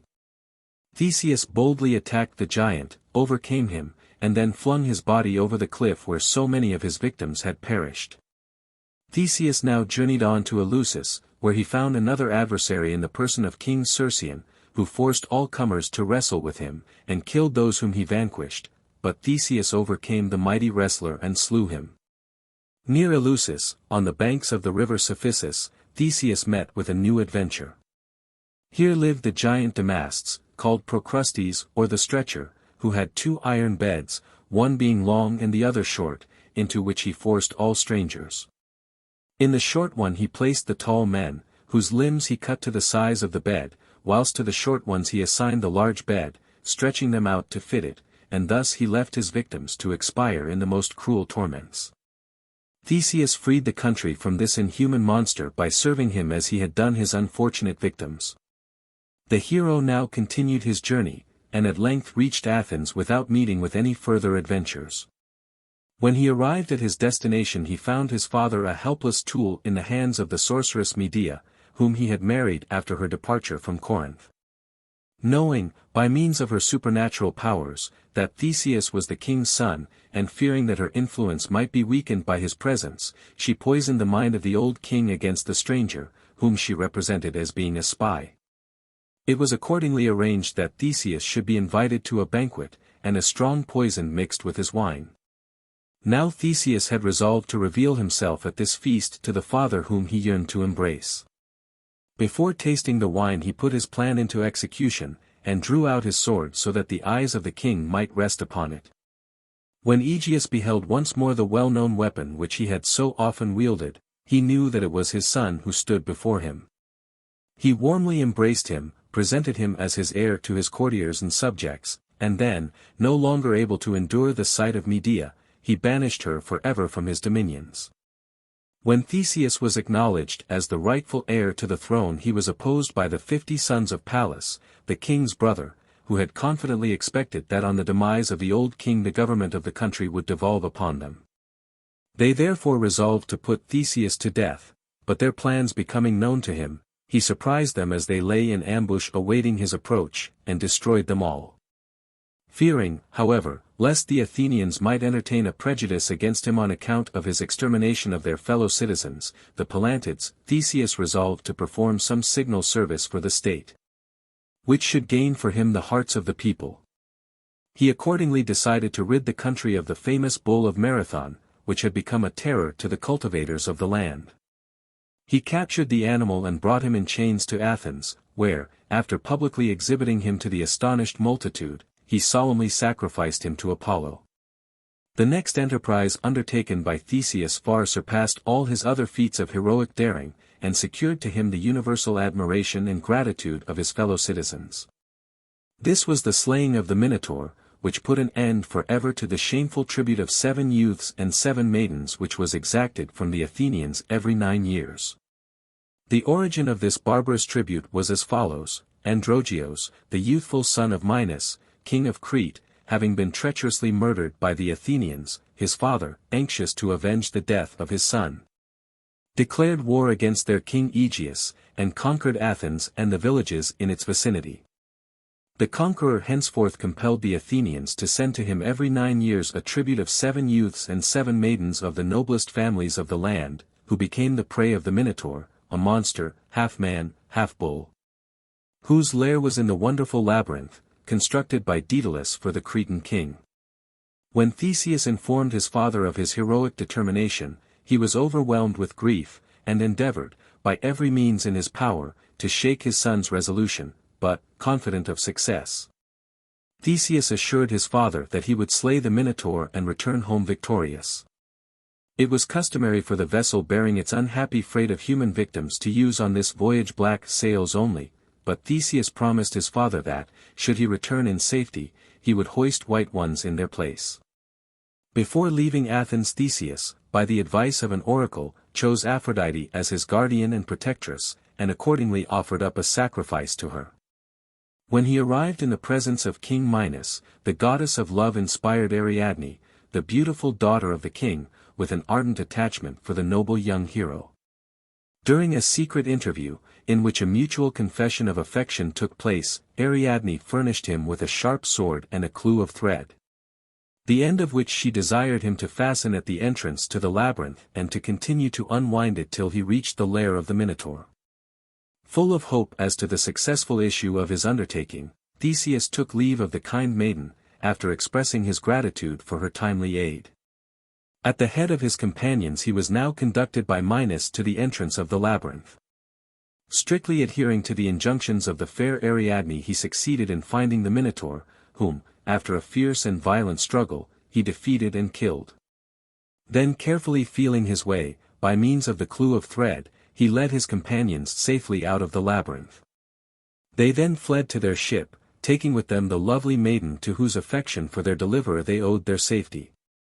Arrived at the island of Naxos, Theseus had a dream, in which Dionysus, the wine god, appeared to him, and informed him that the fates had decreed that Ariadne should be his bride, at the same time menacing the hero with all kinds of misfortunes should he refuse to resign her. Now Theseus, having been taught from his youth to reverence the gods, feared to disobey the wishes of Dionysus. He accordingly took a sad farewell of the beautiful maiden who so tenderly loved him, and left her on the lonely island, where she was found and wooed by the wine god. Theseus and his companions felt keenly the loss of their benefactress, and in their grief at parting with her, forgot that the ship still bore the black sails with which she had left the Attic coast. As she neared the port of Athens, Aegeus, who was anxiously awaiting the return of his son on the beach, caught sight of the vessel with its black sails, and concluding that his gallant son had perished, threw himself in despair into the sea. With the unanimous approval of the Athenians, Theseus now ascended the vacant throne, and soon proved himself to be not only a valiant hero but also a wise prince and prudent legislator. Athens was at this time but a small city surrounded by a number of villages, each of which possessed its own separate form of government. But by means of kind and conciliatory measures Theseus induced the heads of these different communities to resign their sovereignty, and to entrust the administration of public affairs to a court which should sit constantly at Athens, and exercise jurisdiction over all the inhabitants of Attica. The result of these judicious measures was, that the Athenians became a united and powerful people, and that numbers of strangers and foreigners flocked to Athens, which became a flourishing maritime port and a commercial center of great importance. Theseus renewed the Isthmian Games, and also instituted numerous festivals, the principal of which was the Panathenaea, held in honor of Athene Polias. It is related that Theseus upon one occasion arrived during a voyage at the Amazonian coast. Anxious to ascertain the object of his visit, the Amazons sent Hippolyte, one of their number, with presents to the stranger. But no sooner did the fair herald set foot on board his vessel than Theseus set sail and carried her off to Athens, where he made her his queen. Enraged at this indignity, the Amazons determined to be revenged. Some time afterwards, when the whole affair would appear to have been forgotten, they seized the opportunity when the city of Athens was in a defenseless condition and landed an army in Attica. So sudden was their attack that they had penetrated into the very heart of the city before the Athenians could organize their forces. But Theseus expeditiously collected his troops and commenced such a furious onslaught upon the invaders that, after a desperate encounter, they were driven from the city. Peace was then concluded, whereupon the Amazons evacuated the country. During this engagement Hippolyte, forgetful of her origin, fought valiantly by the side of her husband against her own kinsfolk, and perished on the field of battle. It was soon after this sad event that Theseus joined the world-renowned Caledonian boar hunt, in which he took a leading part. He also formed one of the brave band who shared in the perils of the Argonautic expedition. The remarkable friendship which existed between Theseus and Pirithous originated under such peculiar circumstances that it is worthy of mention. Hearing upon one occasion that his herds, pasturing in the plains of Marathon, had been carried off by Pirithous, Theseus collected together an armed force and sallied forth to punish the plunderer. But, when the two heroes met face to face, both were seized with an impulse of sympathetic admiration for each other. Pirithous, holding out his hand in token of peace, exclaimed, "What satisfaction shall I render thee, O Theseus? Be thou thyself the judge." Theseus seized the proffered hand and replied, "I ask not save thy friendship," whereupon the heroes embraced each other and swore eternal fidelity. When, soon afterwards, Pirithous became united to Hippodamia, a Thessalian princess, he invited Theseus to the wedding feast, which was also attended, among other guests, by a large number of centaurs, who were friends of Pirithous. Towards the end of the banquet Eurytion, a young centaur, heated and flushed with wine, seized the lovely bride and sought by force to carry her off. The other centaurs, following his example, each endeavored to capture a maiden. Pirithous and his followers, aided by Theseus, who rendered most valuable assistance, attacked the centaurs, and after a violent hand-to-hand struggle in which many perished, forced them to relinquish their prey. After the death of Hippolyte, Theseus sought the hand of Phaedra, the sister of his former bride Ariadne, to whom he became united. For some years they lived happily together, and their union was blessed by the birth of 2 sons. During this time Hippolytus, the son of the Amazonian queen, had been absent from home, having been placed under the care of the king's uncles in order to be educated. When, having grown to manhood, he now returned to his father's palace, his young stepmother, Phaedra, fell violently in love with him, but Hippolytus failed to return her affection, and treated her with contempt and indifference. Filled with rage and despair at his coldness, Phaedra put an end to her existence. And when she was discovered by her husband, she held in her hand a letter, accusing Hippolytus of being the cause of her death, and of having conspired against the honor of the king. Now Poseidon had upon one occasion promised to grant Theseus whatever request he should demand, he therefore called upon the sea god to destroy Hippolytus, whom he cursed in the most solemn manner. The father's awful malediction fell but too soon upon his innocent son. For, as the latter was driving his chariot along the seashore, between Troezen and Athens, a monster, sent by Poseidon, rose out of the deep, and so frightened the horses that they became altogether unmanageable. As they rushed on in their mad career, the chariot was dashed to pieces, and the unfortunate youth, whose feet had become entangled in the reins, was dragged along until life was nearly extinct. In this condition he was found by the unhappy Theseus, who, having ascertained the true facts of the case from an old servant of Phaedra, had hastened to prevent the catastrophe. But he arrived too late, and was only able to soothe the last moments of his dying son by acknowledging the sad mistake which he had committed, and declaring his firm belief in his honor and innocence. After these events Theseus was persuaded by his friend Pirithous, who had also about this time lost his young wife, Hippodamia, to join him in a journey through Greece, with the object of carrying off by force the most beautiful maidens whom they should chance to meet. Arrived at Sparta they beheld, in the temple of Artemis, Helen, the daughter of Zeus and Leda, who was engaged in performing sacred dances in honor of the goddess. Although the maiden was only 9 years old, the fame of her beauty, which was destined to play so important a part in the history of Greece, had already spread far and wide. Theseus and Pirithous forcibly abducted her, and then having cast lots for her, she fell to Theseus, who placed her under the charge of his mother Aethra. Pirithous now requested Theseus to assist him in his ambitious scheme of descending to the lower world and carrying off Persephone, the queen of Hades. Though fully alive to the perils of the undertaking, Theseus would not forsake his friend, and together they sought the gloomy realm of Shades. But Aides had been forewarned of their approach, and scarcely had the two friends set foot within his dominions when, by his orders, they were seized, bound with chains, and secured to an enchanted rock at the entrance of Hades.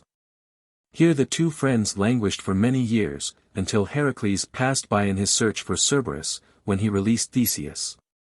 But in obedience to an injunction of the gods, left Pirithous to endure forever the punishment of his too daring ambition. While Theseus was imprisoned in the underworld, Castor and Pollux, the brothers of Helen, invaded Athens, and demanded the restoration of their young sister. Seeing his country threatened with the horrors of warfare, an Athenian citizen named Academus, who knew of Helen's place of concealment, repaired to the camp of the Dioscuri, and informed them where they would find her. Aethra at once resigned her charge, whereupon the brothers took leave of Athens, and, accompanied by Helen, returned to their native country. But the prolonged absence of Theseus gave rise to other troubles of a more serious character. Thinking the opportunity favorable for a revolt, a faction, headed by Menestheus, a descendant of Erectus, arrogated to themselves supreme power, and seized the reins of government. Returned to Athens, Theseus at once took active measures to quell the insubordination which existed on all sides. He expelled Menestheus from office, rigorously punished the ringleaders of the revolt, and placed himself once more upon the throne. But his hold upon the people was gone. His former services were all forgotten, and, finding at length that dissensions and revolts were rife, he voluntarily abdicated the throne, and retired to his estates in the island of Scyros. Here Lycomedes, king of the island, feigned to receive him with the utmost friendship. But being, as it is supposed, in league with Menestheus, he led the old king to the summit of a high rock, under pretense of showing him his estates, and treacherously killed him by pushing him over the cliff. Many centuries after his death, by the command of the oracle of Delphi, Cimon, the father of Miltiades, at the conclusion of the Persian War, brought the remains of Theseus, the great benefactor of Athens, to that city. And in his honor a temple was erected, which exists to the present day, and serves as a museum of art. Œdipus. Laius, king of Thebes, the son of Labdacus, and a direct descendant of Cadmus, was married to Jocaste, the daughter of a noble Theban. An oracle having foretold that he would perish by the hand of his own son, he determined to destroy the infant to whom Jocaste had just given birth.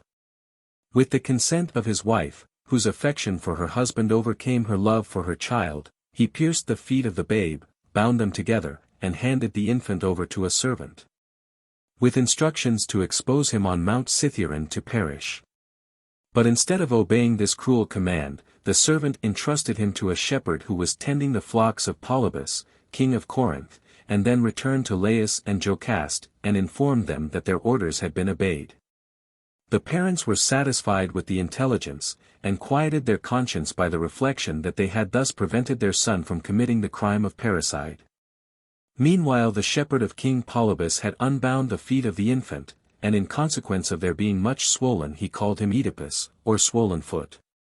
He then carried him to the king, his master, who, pitying the poor little waif, enlisted for him the kind offices of his wife, Merope.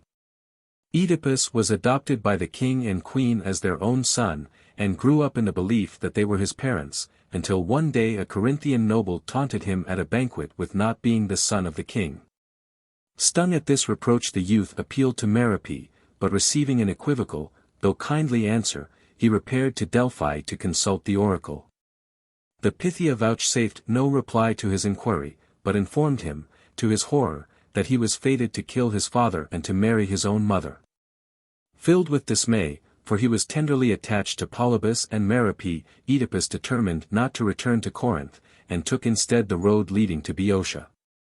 On his way a chariot passed him, in which sat an old man with 2 servants, who rudely pushed the pedestrian out of the path. In the scuffle which ensued Œdipus struck the old man with his heavy stick, and he fell back dead on the seat of the chariot. Struck with dismay at the unpremeditated murder which he had committed, the youth fled, and left the spot without learning that the old man whom he had killed was his father, Laius, king of Thebes. Not long after this occurrence the Sphinx, full details of whom have already been given, was sent by the goddess Hera as a punishment to the Thebans.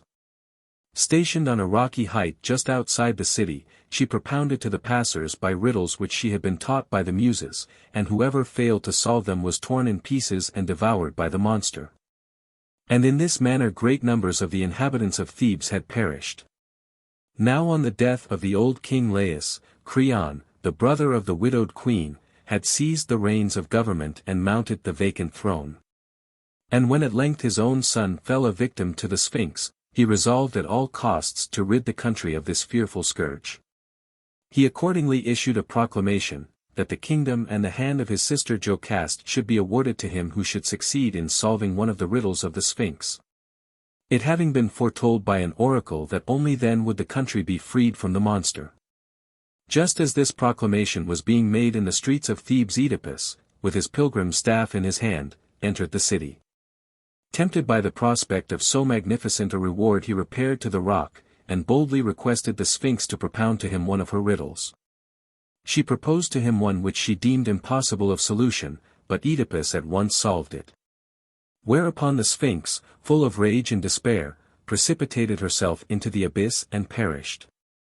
Œdipus received the promised reward. He became king of Thebes and the husband of Jocaste, the widow of his father, King Laius. For many years Œdipus enjoyed the greatest happiness and tranquility. 4 children were born to him, 2 sons, Eteocles and Polynices, and 2 daughters, Antigone and Ismene. But at last the gods afflicted the country with a grievous pestilence, which made terrible havoc among the people. In their distress they entreated the help of the king, who was regarded by his subjects as a special favorite of the gods. Œdipus consulted an oracle, and the response was that the pestilence would continue to rage until the land was purified of the blood of King Laius, whose murderer was living unpunished at Thebes. The king now invoked the most solemn imprecations on the head of the murderer, and offered a reward for any information concerning him. He then sent for the blind old seer Tiresias, and implored him, by means of his prophetic powers, to reveal to him the author of the crime. Tiresias at first hesitated, but yielding to the earnest solicitations of the king, the old prophet thus addressed him: "Thou thyself art the murderer of the old king Laius, who was thy father, and thou art wedded to his widow, thine own mother." In order to convince Œdipus of the truth of his words, he brought forward the old servant who had exposed him as a babe on Mount Cithaeron, and the shepherd who had conveyed him to King Polybus. Horrified at this awful revelation, Œdipus, in a fit of despair, deprived himself of sight, and the unfortunate Jocaste, unable to survive her disgrace, hanged herself. Accompanied by his faithful and devoted daughter Antigone, Œdipus quitted Thebes and became a miserable and homeless outcast, begging his bread from place to place. At length, after a long and painful pilgrimage, he found a place of refuge in the grove of the Eumenides, at Colonus, near Athens, where his last moments were soothed and tended by the care and devotion of the faithful Antigone. The 7 against Thebes. After the voluntary abdication of Œdipus, his 2 sons, Eteocles and Polynices, took possession of the crown and reigned over the city of Thebes. But Eteocles, being an ambitious prince, soon seized the reins of government himself, and expelled his brother from the throne. Polynices now repaired to Argos, where he arrived in the dead of night. Outside the gates of the royal palace he encountered Tydeus, the son of Ennius, king of Calydon. Having accidentally killed a relative in the chase, Tydeus was also a fugitive. But being mistaken by Polynices in the darkness for an enemy, a quarrel ensued, which might have ended fatally, had not King Adrastus, aroused by the clamor, appeared on the scene and parted the combatants. By the light of the torches borne by his attendants Adrastus observed, to his surprise, that on the shield of Polynices a lion was depicted, and on that of Tydeus a boar. The former bore this insignia in honor of the renowned hero Heracles, the latter in memory of the famous Caledonian boar hunt. This circumstance reminded the king of an extraordinary oracular prediction concerning his two beautiful daughters, Argia and Deidalu, which was to the effect that he would give them in marriage to a lion and a boar. Hailing with delight what he regarded as an auspicious solution of the mysterious prophecy, he invited the strangers into his palace. And when he heard their history, and had convinced himself that they were of noble birth, he bestowed upon Polynices his beautiful daughter Argia, and upon Tydeus the fair Deidalu, promising at the same time that he would assist both his sons-in-law to regain their rightful patrimony. The first care of Adrastus was to aid Polynices in regaining possession of his lawful share in the government of Thebes. He accordingly invited the most powerful chiefs in his kingdom to join in the expedition, all of whom readily obeyed the call with the exception of the king's brother-in-law, Amphiaraus, the seer. As he foresaw a disastrous termination to the enterprise, and knew that not one of the heroes, save Adrastus himself, would return alive, he earnestly dissuaded the king from carrying out his project, and declined to take any part in the undertaking. But Adrastus, seconded by Polynices and Tydeus, was obstinately bent on the achievement of his purpose, and Amphiaraus, in order to escape from their importunities, concealed himself in a hiding place known only to his wife Eriphyle. Now on the occasion of the marriage of Amphiaraus it had been agreed, that if he ever differed in opinion with the king, his wife should decide the question. As the presence of Amphiaraus was indispensable to the success of the undertaking, and, moreover, as Adrastus would not enter upon it without the eye of the army, as he called his brother-in-law, Polynices, bent on securing his services, determined to bribe Eriphyle to use her influence with her husband and to decide the question in accordance with his wishes. He bethought himself of the beautiful necklace of Harmonia, wife of Cadmus, which he had brought with him in his flight from Thebes. Without loss of time he presented himself before the wife of Amphiaraus, and held up to her admiring gaze the glittering bauble, promising that if she revealed the hiding place of her husband and induced him to join the expedition, the necklace should be hers. Eriphyle, unable to withstand the tempting bait, accepted the bribe, and thus Amphiaraus was compelled to join the army. But before leaving his home he extorted a solemn promise from his son Alcmæon that, should he perish on the field of battle, he would avenge his death on his mother, the perfidious Eriphyle. 7 leaders were now chosen, each at the head of a separate detachment of troops. These were Adrastus the king, his 2 brothers Hippomedon and Parthenopaeus, Capaneus his nephew, Polynices and Tydeus, and Amphiaraus. When the army was collected they set out for Nemea, which was at this time governed by King Lycurgus. Here the Argives, being short of water, halted on the outskirts of a forest in order to search for a spring, when they saw a majestic and beautiful woman seated on the trunk of a tree, nursing an infant.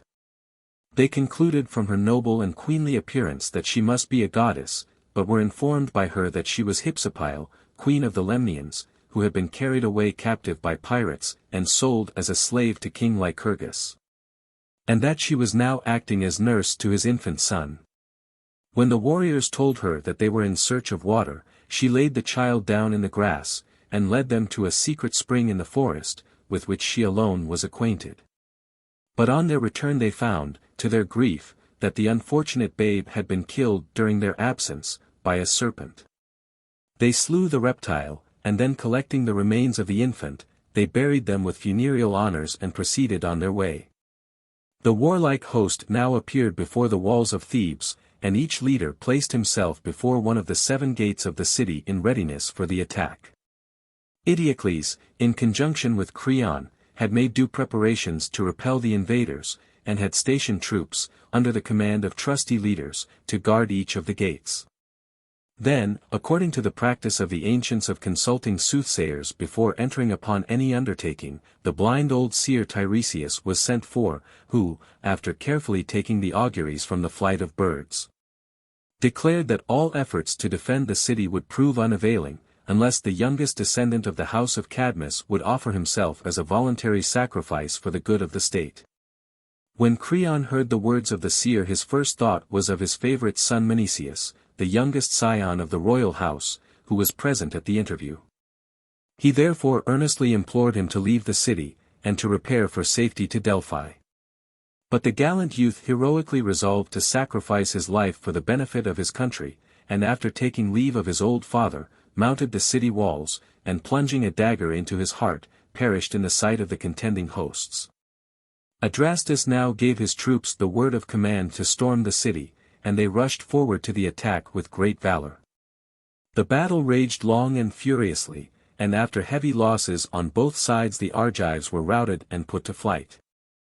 After the lapse of some days they reorganized their forces, and again appeared before the gates of Thebes, when Eteocles, grieved to think that there should be such a terrible loss of life on his account, sent a herald into the opposite camp, with a proposition that the fate of the campaign should be decided by single combat between himself and his brother Polynices. The challenge was readily accepted, and in the duel which took place outside the city walls, in the sight of the rival forces, Eteocles and Polynices were both fatally wounded and expired on the field of battle. Both sides now claimed the day, and the result was that hostilities recommenced, and soon the battle raged with greater fury than ever. But victory at last declared itself for the Thebans. In their flight the Argives lost all their leaders, Adrastus excepted, who owed his safety to the fleetness of his horse Arion. By the death of the brothers, Creon became once more king of Thebes, and in order to show his abhorrence of the conduct of Polynices in fighting against his country, he strictly forbade anyone to bury either his remains or those of his allies. But the faithful Antigone, who had returned to Thebes on the death of her father, could not endure that the body of her brother should remain unburied. She therefore bravely disregarded the orders of the king, and endeavored to give sepulture to the remains of Polynices. When Creon discovered that his commands had been set at defiance, he inhumanly condemned the devoted maiden to be entombed alive in a subterranean vault. But retribution was at hand. His son, Haemon, who was betrothed to Antigone, having contrived to effect an entrance into the vault, was horrified to find that Antigone had hanged herself by her veil. Feeling that life without her would be intolerable, he threw himself in despair on his own sword, and after solemnly invoking the malediction of the gods on the head of his father, expired beside the dead body of his betrothed. Hardly had the news of the tragic fate of his son reached the king, before another messenger appeared, bearing the tidings that his wife Eurydice, on hearing of the death of Haemon, had put an end to her existence. And thus the king found himself in his old age both widowed and childless. Nor did he succeed in the execution of his vindictive designs. For Adrastus, who, after his flight from Thebes, had taken refuge at Athens, induced Theseus to lead an army against the Thebans, to compel them to restore the dead bodies of the Argive warriors to their friends, in order that they might perform due funereal rites in honor of the slain. This undertaking was successfully accomplished, and the remains of the fallen heroes were interred with due honors. The Epigoni. 10 years after these events the sons of the slain heroes, who were called Epigoni, or descendants, resolved to avenge the death of their fathers, and with this object entered upon a new expedition against the city of Thebes. By the advice of the Delphic oracle the command was entrusted to Alcmæon, the son of Amphiaraus, but remembering the injunction of his father he hesitated to accept this post before executing vengeance on his mother Eriphyle. Thersander, however, the son of Polynices, adopting similar tactics to those of his father, bribed Eriphyle with the beautiful veil of Harmonia, bequeathed to him by Polynices, to induce her son Alcmæon and his brother Amphilochus to join in this second war against Thebes. Now the mother of Alcmæon was gifted with that rare fascination which renders its possessor irresistible to all who may chance to come within its influence, nor was her own son able to withstand her blandishments. Yielding therefore to her wily representations he accepted the command of the troops, and at the head of a large and powerful army advanced upon Thebes. Before the gates of the city Alcmæon encountered the Thebans under the command of Laodamas, the son of Eteocles. A fierce battle ensued, in which the Theban leader, after performing prodigies of valor, perished by the hand of Alcmæon. After losing their chief and the flower of their army, the Thebans retreated behind the city walls, and the enemy now pressed them hard on every side. In their distress they appealed to the blind old seer Tiresias, who was over 100 years old. With trembling lips and in broken accents, he informed them that they could only save their lives by abandoning their native city with their wives and families. Upon this they dispatched ambassadors into the enemy's camp. And whilst these were protracting negotiations during the night, the Thebans, with their wives and children, evacuated the city. Next morning the Argives entered Thebes and plundered it, placing Thersander, the son of Polynices, who was a descendant of Cadmus, on the throne which his father had so vainly contested. Alcmæon and the Necklace. When Alcmæon returned from his expedition against the Thebans, he determined to fulfill the last injunction of his father Amphiaraus, who had desired him to be revenged on his mother Eriphyle for her perfidy in accepting a bribe to betray him. This resolution was further strengthened by the discovery that his unprincipled mother had urged him also to join the expedition in return for the much-coveted veil of Harmonia. He therefore put her to death. And taking with him the ill-fated necklace and veil, abandoned for ever the home of his fathers. But the gods, who could not suffer so unnatural a crime to go unpunished, afflicted him with madness, and sent one of the Furies to pursue him unceasingly. In this unhappy condition he wandered about from place to place, until at last having reached Psophis in Arcadia, Phegeus, king of the country, not only purified him of his crime, but also bestowed upon him the hand of his daughter Arsinoe, to whom Alcmæon presented the necklace and veil, which had already been the cause of so much unhappiness. Though now released from his mental affliction, the curse which hung over him was not entirely removed, and on his account the country of his adoption was visited with a severe drought. On consulting the oracle of Delphi he was informed that any land which offered him shelter would be cursed by the gods, and that the malediction would continue to follow him till he came to a country which was not in existence at the time he had murdered his mother. Bereft of hope, and resolved no longer to cast the shadow of his dark fate over those he loved, Alcmæon took a tender leave of his wife and little son, and became once more an outcast and wanderer. Arrived after a long and painful pilgrimage at the river Achelous, he discovered, to his unspeakable joy, a beautiful and fertile island, which had but lately emerged from beneath the water. Here he took up his abode. And in this haven of rest he was at length freed from his sufferings, and finally purified of his crime by the river god Achelous. But in his new-found home where prosperity smiled upon him, Alcmæon soon forgot the loving wife and child he had left behind, and wooed Caliro, the beautiful daughter of the river god, who became united to him in marriage. For many years Alcmæon and Caliro lived happily together, and 2 sons were born to them. But unfortunately for the peace of her husband, the daughter of Achelous had heard of the celebrated necklace and veil of Harmonia, and became seized with a violent desire to become the possessor of these precious treasures. Now the necklace and veil were in the safekeeping of Arsinoe. But as Alcmæon had carefully concealed the fact of his former marriage from his young wife, he informed her, when no longer able to combat her importunities, that he had concealed them in a cave in his native country, and promised to hasten thither and procure them for her. He accordingly took leave of Caliro and his children, and proceeded to Psophis, where he presented himself before his deserted wife and her father, King Phegeus.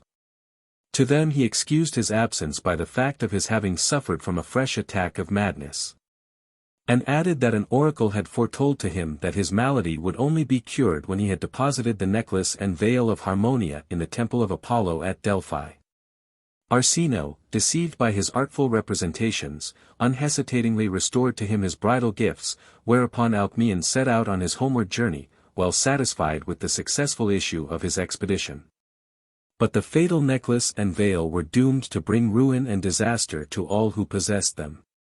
During his sojourn at the court of King Phegeus, one of the servants who had accompanied Alcmæon betrayed the secret of his union with the daughter of the river god. And when the king informed his sons of his treacherous conduct, they determined to avenge the wrongs of their sister Arsinoe. They accordingly concealed themselves at a point of the road which Alcmæon was compelled to pass, and as he neared the spot they suddenly emerged from their place of ambush, fell upon him and dispatched him. When Arsinoe, who still loved her faithless husband, heard of the murder, she bitterly reproached her brothers for the crime which they had perpetrated, at which they were so incensed, that they placed her in a chest, and conveyed her to Agapenor, son of Ancaeus, at Tegea. Here they accused her of the murder of which they themselves were guilty, and she suffered a painful death. Caliro, on learning the sad fate of Alcmæon, implored Zeus that her infant sons might grow at once to manhood, and avenge the death of their father. The ruler of Olympus heard the petition of the bereaved wife, and, in answer to her prayer, the children of yesterday became transformed into bearded men, full of strength and courage, and thirsting for revenge. Hastening to Tegea, they there encountered the sons of Phegeus, who were about to repair to Delphi, in order to deposit the necklace and veil in the sanctuary of Apollo.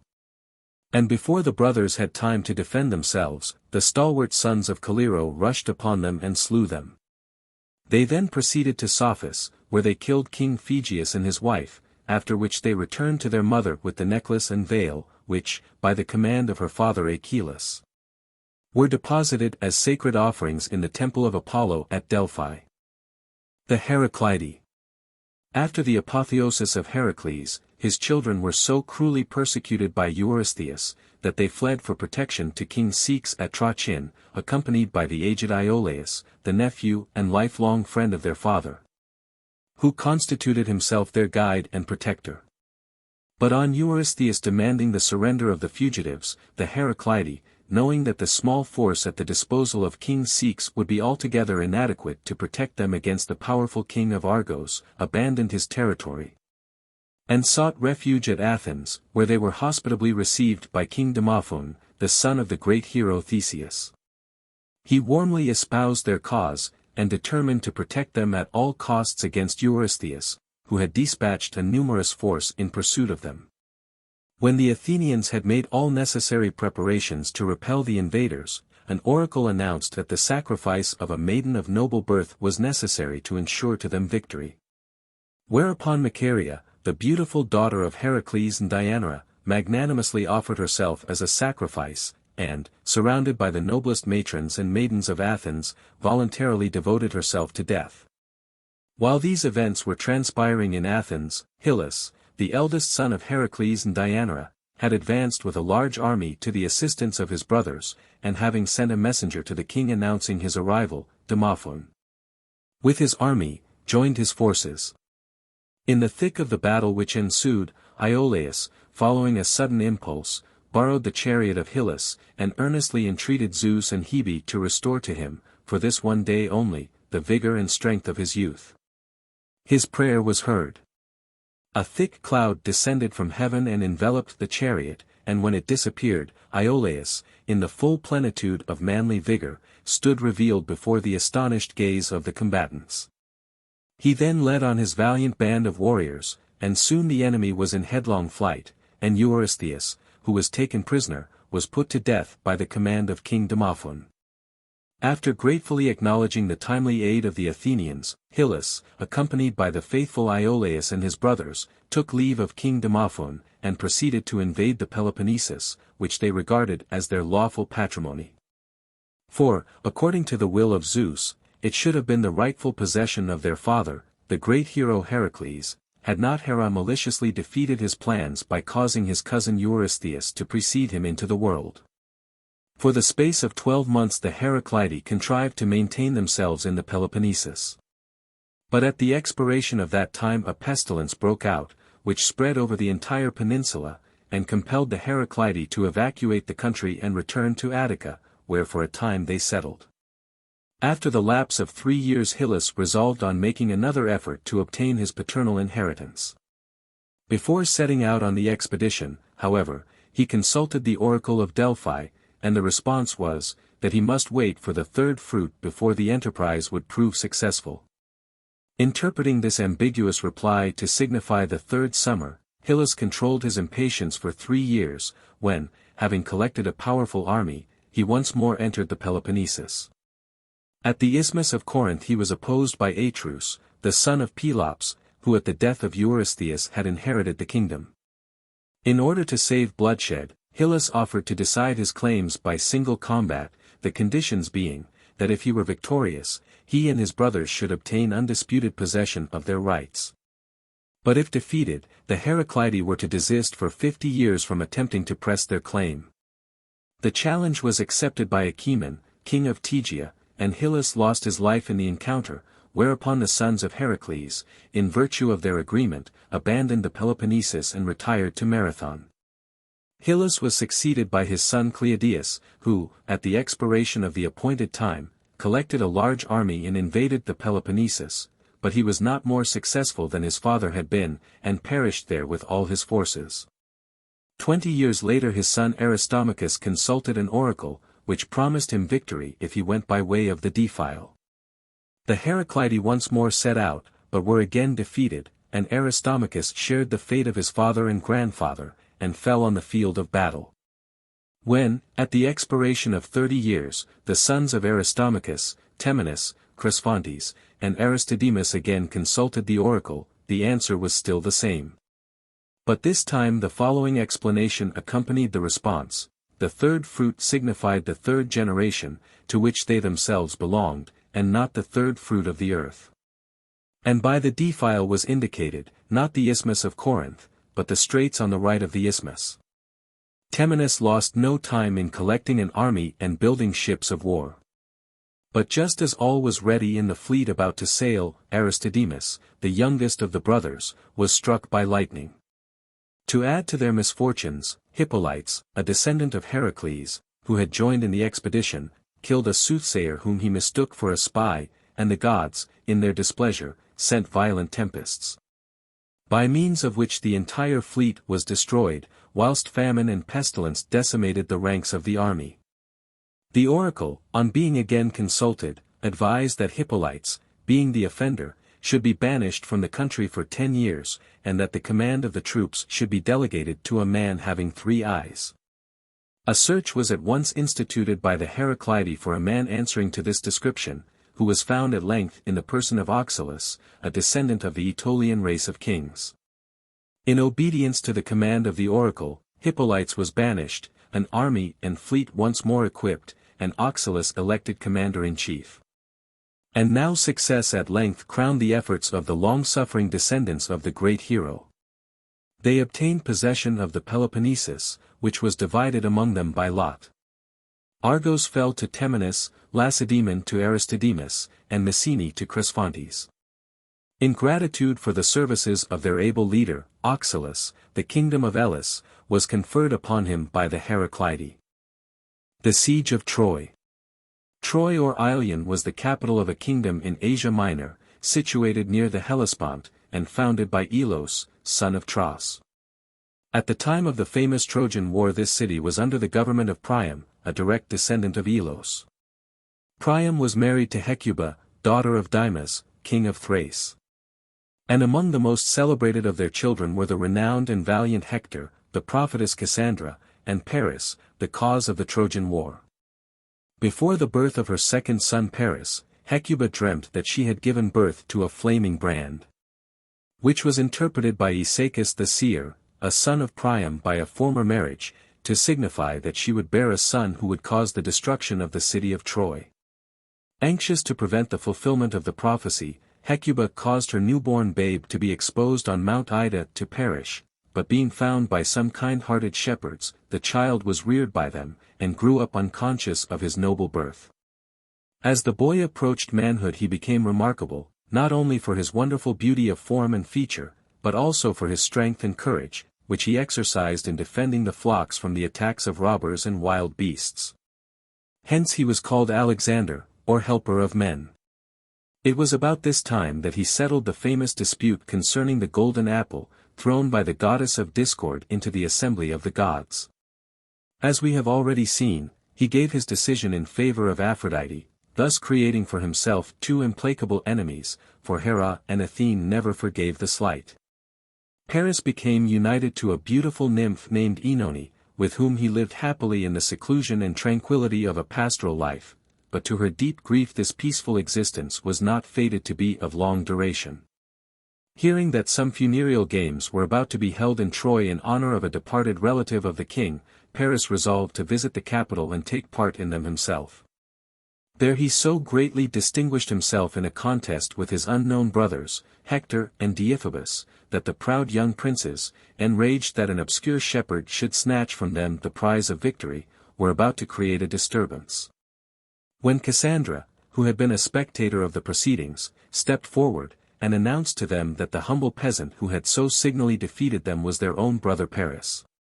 He was then conducted to the presence of his parents, who joyfully acknowledged him as their child, and amidst the festivities and rejoicings in honor of their newfound son the ominous prediction of the past was forgotten. As a proof of his confidence, the king now entrusted Paris with a somewhat delicate mission.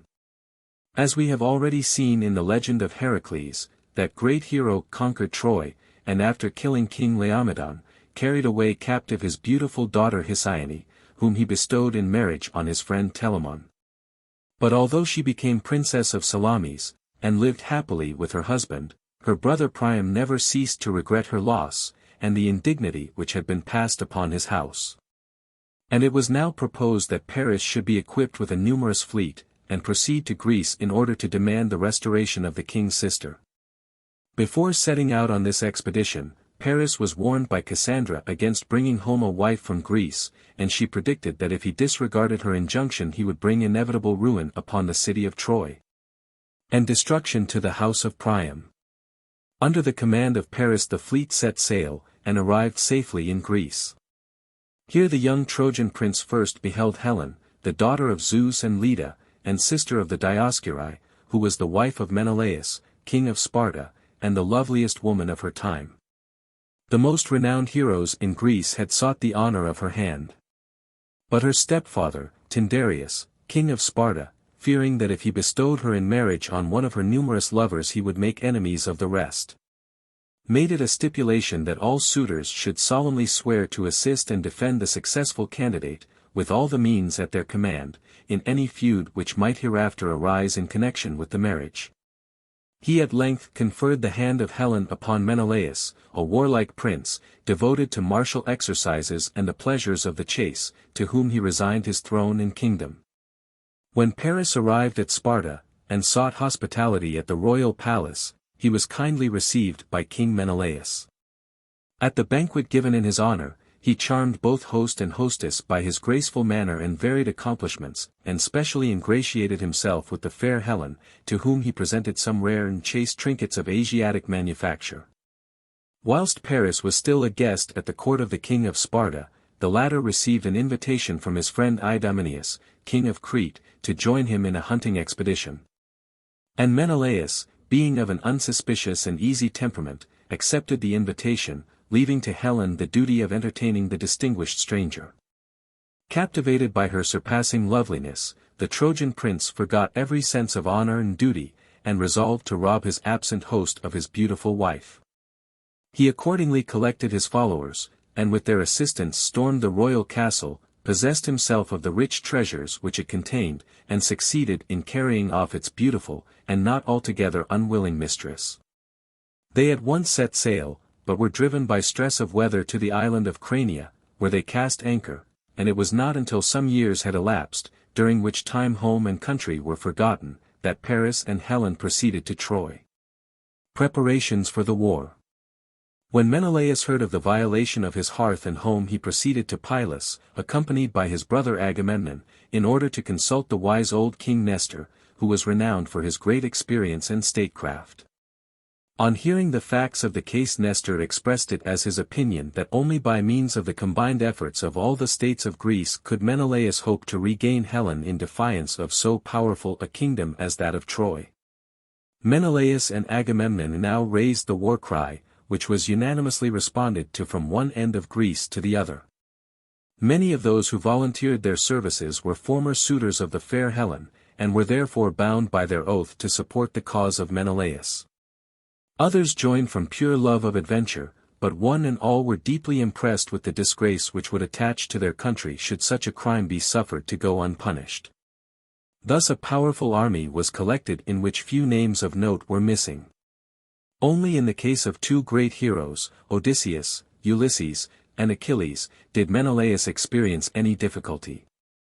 Odysseus, famed for his wisdom and great astuteness, was at this time living happily in Ithaca with his fair young wife Penelope and his little son Telemachus, and was loath to leave his happy home for a perilous foreign expedition of uncertain duration. When therefore his services were solicited he feigned madness, but the shrewd Palamedes, a distinguished hero in the suite of Menelaus, detected and exposed the ruse, and thus Odysseus was forced to join in the war. But he never forgave the interference of Palamedes, and, as we shall see, eventually revenged himself upon him in a most cruel manner. Achilles was the son of Peleus and the sea goddess Thetis, who is said to have dipped her son, when a babe, in the river Styx, and thereby rendered him invulnerable, except in the right heel, by which she held him.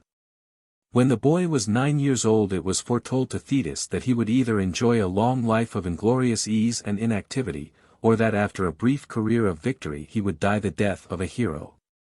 Naturally desirous of prolonging the life of her son, the fond mother devoutly hoped that the former fate might be allotted to him. With this view she conveyed him to the island of Scyros, in the Aegean Sea, where, disguised as a girl, he was brought up among the daughters of Lycomedes, king of the country. Now that the presence of Achilles was required, owing to an oracular prediction that Troy could not be taken without him, Menelaus consulted Calchas the soothsayer, who revealed to him the place of his concealment. Odysseus was accordingly dispatched to Scyros, where, by means of a clever device, he soon discovered which among the maidens was the object of his search. Disguising himself as a merchant, Odysseus obtained an introduction to the royal palace, where he offered to the king's daughters various trinkets for sale. The girls, with one exception, all examined his wares with unfeigned interest. Observing this circumstance Odysseus shrewdly concluded that the one who held aloof must be none other than the young Achilles himself. But in order further to test the correctness of his deduction, he now exhibited a beautiful set of warlike accoutrements, whilst, at a given signal, stirring strains of martial music were heard outside. Whereupon Achilles, fired with warlike ardor, seized the weapons, and thus revealed his identity. He now joined the cause of the Greeks, accompanied at the request of his father by his kinsman Patroclus, and contributed to the expedition a large force of Thessalian troops, or Myrmidons, as they were called, and also 50 ships. For 10 long years Agamemnon and the other chiefs devoted all their energy and means in preparing for the expedition against Troy. But during these warlike preparations an attempt at a peaceful solution of the difficulty was not neglected. An embassy consisting of Menelaus, Odysseus, and was dispatched to King Priam demanding the surrender of Helen, but though the embassy was received with the utmost pomp and ceremony, the demand was nevertheless rejected. Upon which the ambassadors returned to Greece, and the order was given for the fleet to assemble at Aulis, in Boeotia. Never before in the annals of Greece had so large an army been collected. 100,000 warriors were assembled at Aulis, and in its bay floated over 1,000 ships, ready to convey them to the Trojan coast. The command of this mighty host was entrusted to Agamemnon, king of Argos, the most powerful of all the Greek princes. Before the fleet set sail solemn sacrifices were offered to the gods on the seashore, when suddenly a serpent was seen to ascend a plane tree, in which was a sparrow's nest containing 9 young ones. The reptile first devoured the young birds and then their mother, after which it was turned by Zeus into stone. Calchas the soothsayer, on being consulted, interpreted the miracle to signify that the war with Troy would last for 9 years, and that only in the 10th would the city be taken. Departure of the Greek fleet. The fleet then set sail. But mistaking the Mysian coast for that of Troy, they landed troops and commenced to ravage the country. Telephus, king of the Mysians, who was a son of the great hero Heracles, opposed them with a large army, and succeeded in driving them back to their ships, but was himself wounded in the engagement by the spear of Achilles. Patroclus, who fought valiantly by the side of his kinsman, was also wounded in this battle, but Achilles, who was a pupil of Chiron, carefully bound up the wound, which he succeeded in healing. And from this incident dates the celebrated friendship which ever after existed between the two heroes, who even in death remained united. The Greeks now returned to Aulis. Meanwhile, the wound of Telephus proving incurable, he consulted an oracle, and the response was, that he alone who had inflicted the wound possessed the power of curing it. Telephus accordingly proceeded to the Greek camp, where he was healed by Achilles, and, at the solicitation of Odysseus, consented to act as guide in the voyage to Troy. Just as the expedition was about to start for the second time, Agamemnon had the misfortune to kill a hind sacred to Artemis, who, in her anger, sent continuous calms, which prevented the fleet from setting sail. Calchas on being consulted announced that the sacrifice of Iphigenia, the daughter of Agamemnon, would alone appease the incensed goddess. How Agamemnon at length overcame his feelings as a father, and how Iphigenia was saved by Artemis herself, has been already related in a previous chapter. A fair wind having at length sprung up, the fleet once more set sail. They first stopped at the island of Tenedos, where the famous archer Philoctetes, who possessed the bow and arrows of Heracles, given to him by the dying hero, was bitten in the foot by a venomous snake. So unbearable was the odor emitted by the wound, that, at the suggestion of Odysseus, Philoctetes was conveyed to the island of Lesbos, where, to his great chagrin, he was abandoned to his fate, and the fleet proceeded on their journey to Troy. Commencement of hostilities. Having received early intelligence of the impending invasion of their country, the Trojans sought the assistance of the neighboring states, who all gallantly responded to their call for help. And thus ample preparations were made to receive the enemy. King Priam being himself too advanced in years for active service, the command of the army devolved upon his eldest son, the brave and valiant Hector. At the approach of the Greek fleet the Trojans appeared on the coast in order to prevent their landing. But great hesitation prevailed among the troops as to who should be the first to set foot on the enemy's soil, it having been predicted that whoever did so would fall a sacrifice to the fates. Protesilaus of Phylace, however, nobly disregarding the ominous prediction, leaped on shore, and fell by the hand of Hector. The Greeks then succeeded in effecting a landing, and in the engagement which ensued the Trojans were signally defeated, and driven to seek safety behind the walls of their city. With Achilles at their head the Greeks now made a desperate attempt to take the city by storm, but were repulsed with terrible losses. After this defeat the invaders, foreseeing a long and wearisome campaign, drew up their ships on land, erected tents, huts, and formed an entrenched camp on the coast. Between the Greek camp and the city of Troy was a plain watered by the rivers Scamander and Simois, and it was on this plain, afterward so renowned in history, that the ever-memorable battles between the Greeks and Trojans were fought. The impossibility of taking the city by storm was now recognized by the leaders of the Greek forces. The Trojans, on their side, being less numerous than the enemy, dared not venture on a great battle in the open field.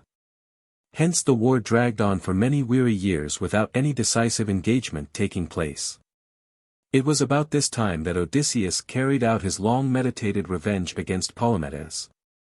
Palamedes was one of the wisest, most energetic, and most upright of all the Greek heroes, and it was in consequence of his unflagging zeal and wonderful eloquence that most of the chiefs had been induced to join the expedition. But the very qualities which endeared him to the hearts of his countrymen rendered him hateful in the eyes of his implacable enemy, Odysseus, who never forgave his having detected his scheme to avoid joining the army. In order to effect the ruin of Palamedes, Odysseus concealed in his tent a vast sum of money. He next wrote a letter, purporting to be from King Priam to Palamedes, in which the former thanked the Greek hero effusively for the valuable information received from him, referring at the same time to a large sum of money which he had sent to him as a reward. This letter, which was found upon the person of a Phrygian prisoner, was read aloud in a council of the Greek princes. Palamedes was arraigned before the chiefs of the army and accused of betraying his country to the enemy, whereupon a search was instituted, and a large sum of money being found in his tent. He was pronounced guilty and sentenced to be stoned to death. Though fully aware of the base treachery practiced against him, Palamedes offered not a word in self-defense, knowing but too well that, in the face of such damning evidence, the attempt to prove his innocence would be vain. Defection of Achilles. During the first year of the campaign the Greeks ravaged the surrounding country, and pillaged the neighboring villages. Upon one of these foraging expeditions the city of Perseus was sacked, and Agamemnon, as commander-in-chief, received as his share of the spoil the beautiful Chryseis, daughter of Chryses, the priest of Apollo. Whilst to Achilles was allotted another captive, the fair Briseis. The following day Chryses, anxious to ransom his daughter, repaired to the Greek camp. But Agamemnon refused to accede to his proposal, and with rude and insulting words drove the old man away. Full of grief at the loss of his child, Chryses called upon Apollo for vengeance on her captor. His prayer was heard, and the god sent a dreadful pestilence which raged for 10 days in the camp of the Greeks. Achilles at length called together a council, and inquired of Calchas the soothsayer how to arrest this terrible visitation of the gods. The seer replied that Apollo, incensed at the insult offered to his priest, had sent the plague, and that only by the surrender of Chryseis could his anger be appeased. On hearing this Agamemnon agreed to resign the maiden. But being already embittered against Calchas for his prediction with regard to his own daughter Iphigenia, he now heaped insults upon the soothsayer and accused him of plotting against his interests.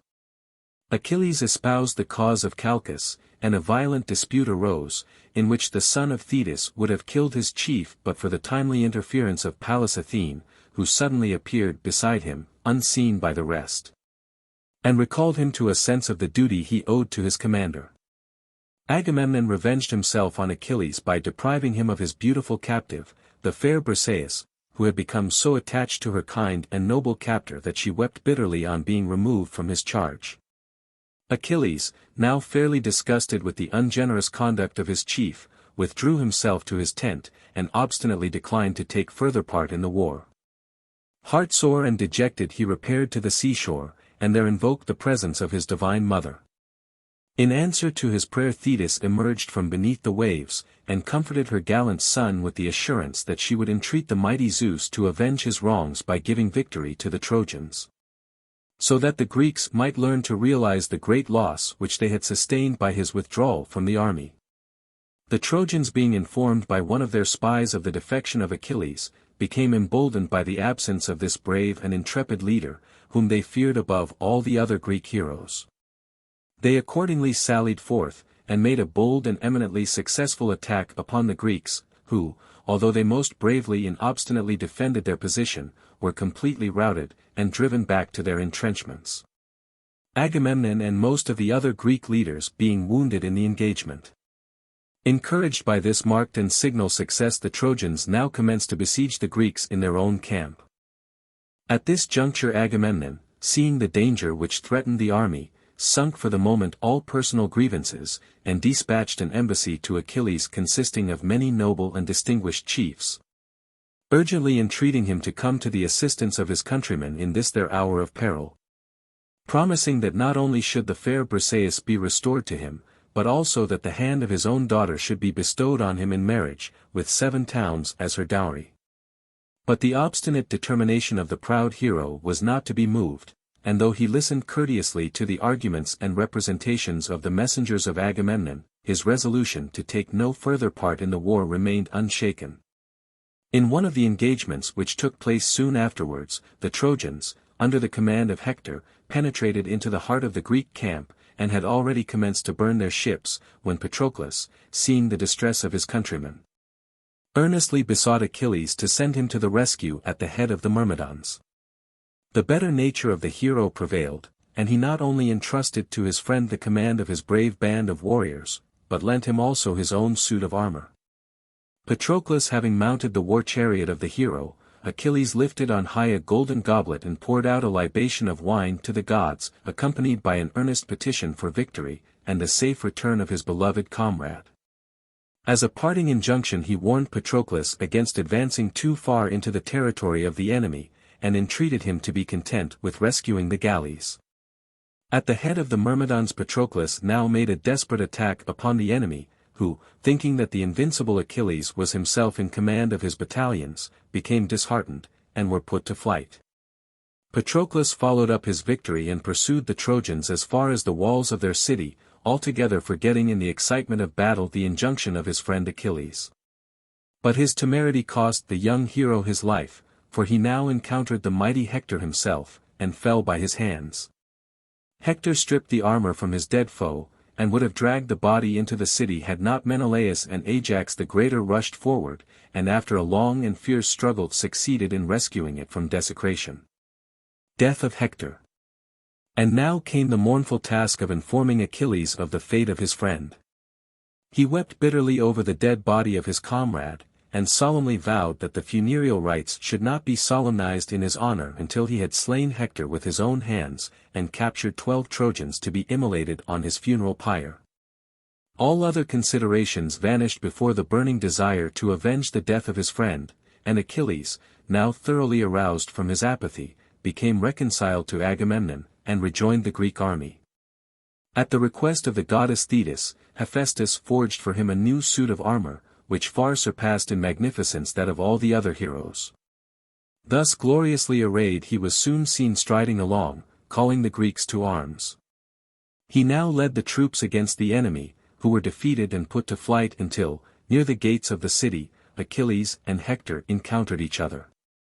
But here, for the first time throughout his whole career, the courage of the Trojan hero deserted him. At the near approach of his redoubtable antagonist he turned and fled for his life. Achilles pursued him.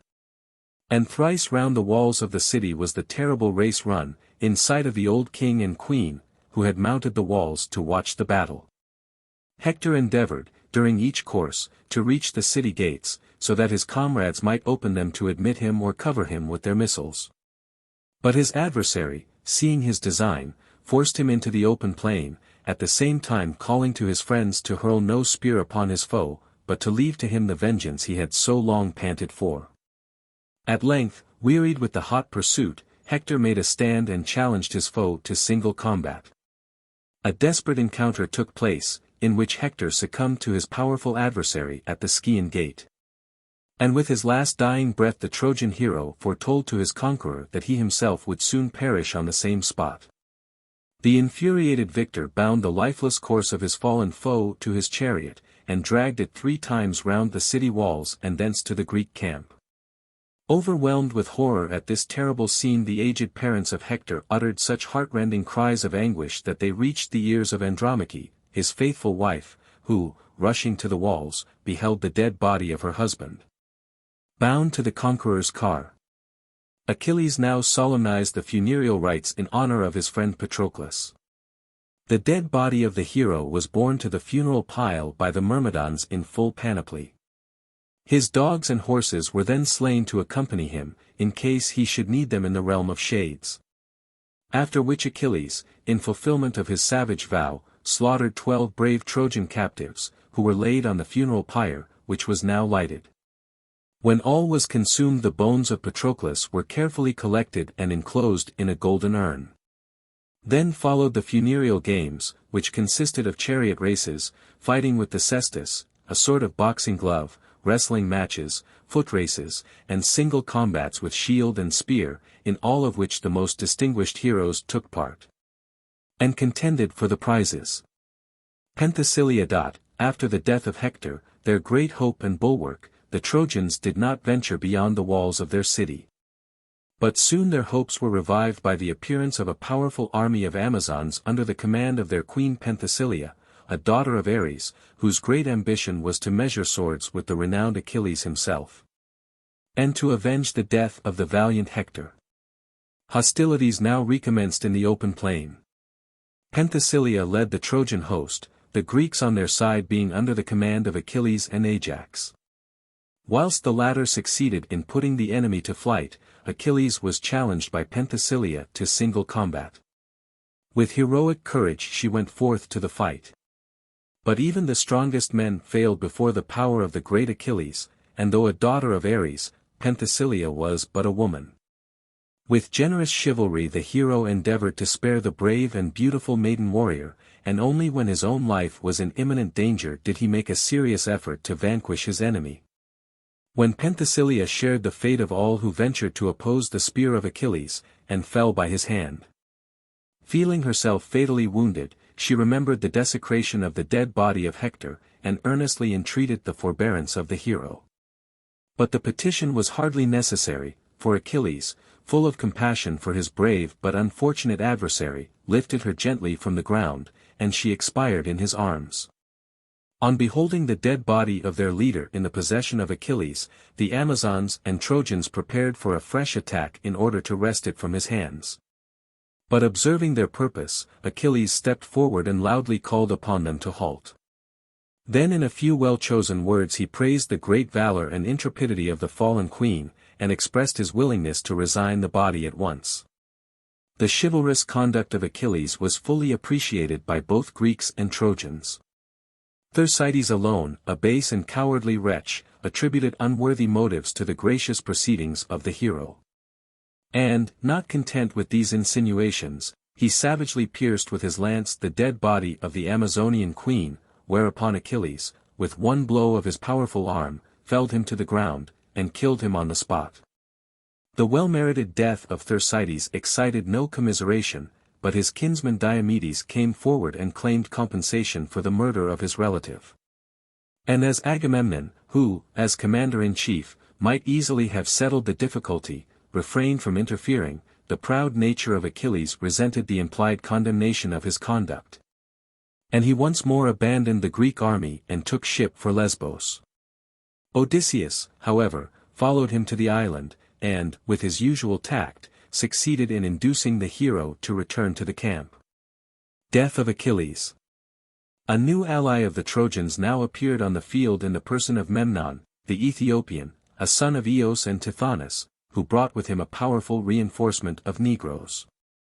Memnon was the first opponent who had yet encountered Achilles on an equal footing, for like the great hero himself he was the son of a goddess, and possessed also, like Achilles, a suit of armor made for him by Hephaestus. Before the heroes encountered each other in single combat, the two goddesses, Thetis and Eos, hastened to Olympus to intercede with its mighty ruler for the life of their sons. Resolved even in this instance not to act in opposition to the Moirai, Zeus seized the golden scales in which he weighed the lot of mortals, and placed in it the respective fates of the two heroes, whereupon that of Memnon weighed down the balance, thus portending his death. Eos abandoned Olympus in despair. Arrived on the battlefield she beheld the lifeless body of her son, who, after a long and brave defense, had at length succumbed to the all-conquering arm of Achilles. At her command her children, the winds, flew down to the plain, and seizing the body of the slain hero conveyed it through the air safe from the desecration of the enemy. The triumph of Achilles was not of long duration. Intoxicated with success he attempted, at the head of the Greek army, to storm the city of Troy, when Paris, by the aid of Phoebus Apollo, aimed a well-directed dart at the hero, which pierced his vulnerable heel. And he fell to the ground fatally wounded before the Scaean gate. But though face to face with death, the intrepid hero, raising himself from the ground, still performed prodigies of valor, and not until his tottering limbs refused their office was the enemy aware that the wound was mortal. By the combined efforts of Ajax and Odysseus the body of Achilles was wrested from the enemy after a long and terrible fight, and conveyed to the Greek camp. Weeping bitterly over the untimely fate of her gallant son, Thetis came to embrace him for the last time, and mingled her regrets and lamentations with those of the whole Greek army. The funeral pyre was then lighted, and the voices of the Muses were heard chanting his funeral dirge. When, according to the custom of the ancients, the body had been burned on the pyre, the bones of the hero were collected, enclosed in a golden urn, and deposited beside the remains of his beloved friend Patroclus. In the funereal games celebrated in honor of the fallen hero, the property of her son was offered by Thetis as the prize of victory. But it was unanimously agreed that the beautiful suit of armor made by Hephaestus should be awarded to him who had contributed the most to the rescue of the body from the hands of the enemy. Popular opinion unanimously decided in favor of Odysseus, which verdict was confirmed by the Trojan prisoners who were present at the engagement. Unable to endure the slight, the unfortunate Ajax lost his reason, and in this condition put an end to his existence. Final measures. Thus were the Greeks deprived at one and the same time of their bravest and most powerful leader, and of him also who approached the nearest to this distinction. For a time operations were at a standstill, until Odysseus at length, contrived by means of a cleverly arranged ambush to capture Helenus, the son of Priam. Like his sister Cassandra, Helenus possessed the gift of prophecy, and the unfortunate youth was now coerced by Odysseus into using this gift against the welfare of his native city. The Greeks learned from the Trojan prince that 3 conditions were indispensable to the conquest of Troy. In the first place, the son of Achilles must fight in their ranks; secondly, the arrows of Heracles must be used against the enemy; and thirdly, they must obtain possession of the wooden image of Pallas Athene, the famous Palladium of Troy. The first condition was easily fulfilled. Ever ready to serve the interests of the community, Odysseus repaired to the island of Scyros, where he found Neoptolemus, the son of Achilles. Having succeeded in arousing the ambition of the fiery youth, he generously resigned to him the magnificent armor of his father, and then conveyed him to the Greek camp, where he immediately distinguished himself in single combat with Eurypylus, the son of Telephus, who had come to the aid of the Trojans. To procure the poison-dipped arrows of Heracles was a matter of greater difficulty. They were still in the possession of the much-aggrieved Philoctetes, who had remained in the island of Lemnos, his wounds still unhealed, suffering the most abject misery. But the judicious zeal of the indefatigable and ever-active Odysseus, who was accompanied in this undertaking by Diomedes, at length gained the day, and he induced Philoctetes to accompany him to the camp, where the skilful leech Machaon, the son of Asclepius, healed him of his wound. Philoctetes became reconciled to Agamemnon, and in an engagement which took place soon after, he mortally wounded Paris, the son of Priam. But though pierced by the fatal arrow of the demigod, death did not immediately ensue. And Paris, calling to mind the prediction of an oracle, that his deserted wife Œnone could alone cure him if wounded, caused himself to be transported to her abode on Mount Ida, where he implored her by the memory of their past love to save his life. But mindful only of her wrongs, Œnone crushed out of her heart every womanly feeling of pity and compassion, and sternly bade him depart. Soon, however, all her former affection for her husband awoke within her. With frantic haste she followed him. But on her arrival in the city she found the dead body of Paris already laid on the lighted funeral pile, and, in her remorse and despair, Œnone threw herself on the lifeless form of her husband and perished in the flames. The Trojans were now shut up within their walls and closely besieged, but the third and most difficult condition being still unfulfilled, all efforts to take the city were unavailing. In this emergency the wise and devoted Odysseus came once more to the aid of his comrades. Having disfigured himself with self-inflicted wounds, he assumed the disguise of a wretched old mendicant, and then crept stealthily into the city in order to discover where the Palladium was preserved. He succeeded in his object, and was recognized by no one save the fair Helen, who after the death of Paris had been given in marriage to his brother Deiphobus.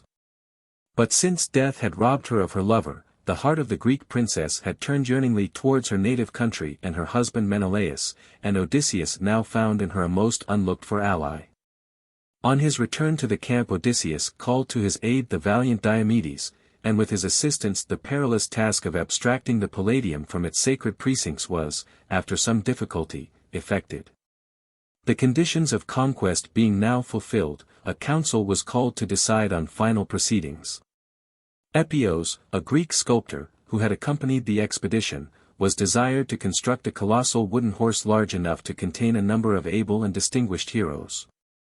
On its completion a band of warriors concealed themselves within, whereupon the Greek army broke up their camp, and then set fire to it, as though, wearied of the long and tedious 10-year siege, they had abandoned the enterprise as hopeless. Accompanied by Agamemnon and the sage Nestor, the fleet set sail for the island of Tenedos, where they cast anchor, anxiously awaiting the torch signal to hasten back to the Trojan coast. Destruction of Troy. When the Trojans saw the enemy depart, and the Greek camp in flames, they believed themselves safe at last, and streamed in great numbers out of the town in order to view the site where the Greeks had so long encamped. Here they found the gigantic wooden horse, which they examined with wondering curiosity, various opinions being expressed with regard to its utility. Some supposed it to be an engine of war, and were in favor of destroying it, others regarded it as a sacred idol, and proposed that it should be brought into the city. Two circumstances which now occurred induced the Trojans to incline towards the latter opinion. Chief among those who suspected a treacherous design in this huge contrivance was Laocoon, a priest of Apollo, who, in company with his 2 young sons, had issued from the city with the Trojans in order to offer a sacrifice to the gods. With all the eloquence at his command he urged his countrymen not to place confidence in any gift of the Greeks, and even went so far as to pierce the side of the horse with a spear which he took from a warrior beside him. Whereupon the arms of the heroes were heard to rattle. The hearts of the brave men concealed inside the horse quailed within them, and they had already given themselves up for lost, when Pallas Athene, who ever watched over the cause of the Greeks, now came to their aid. And a miracle occurred in order to blind and deceive the devoted Trojans.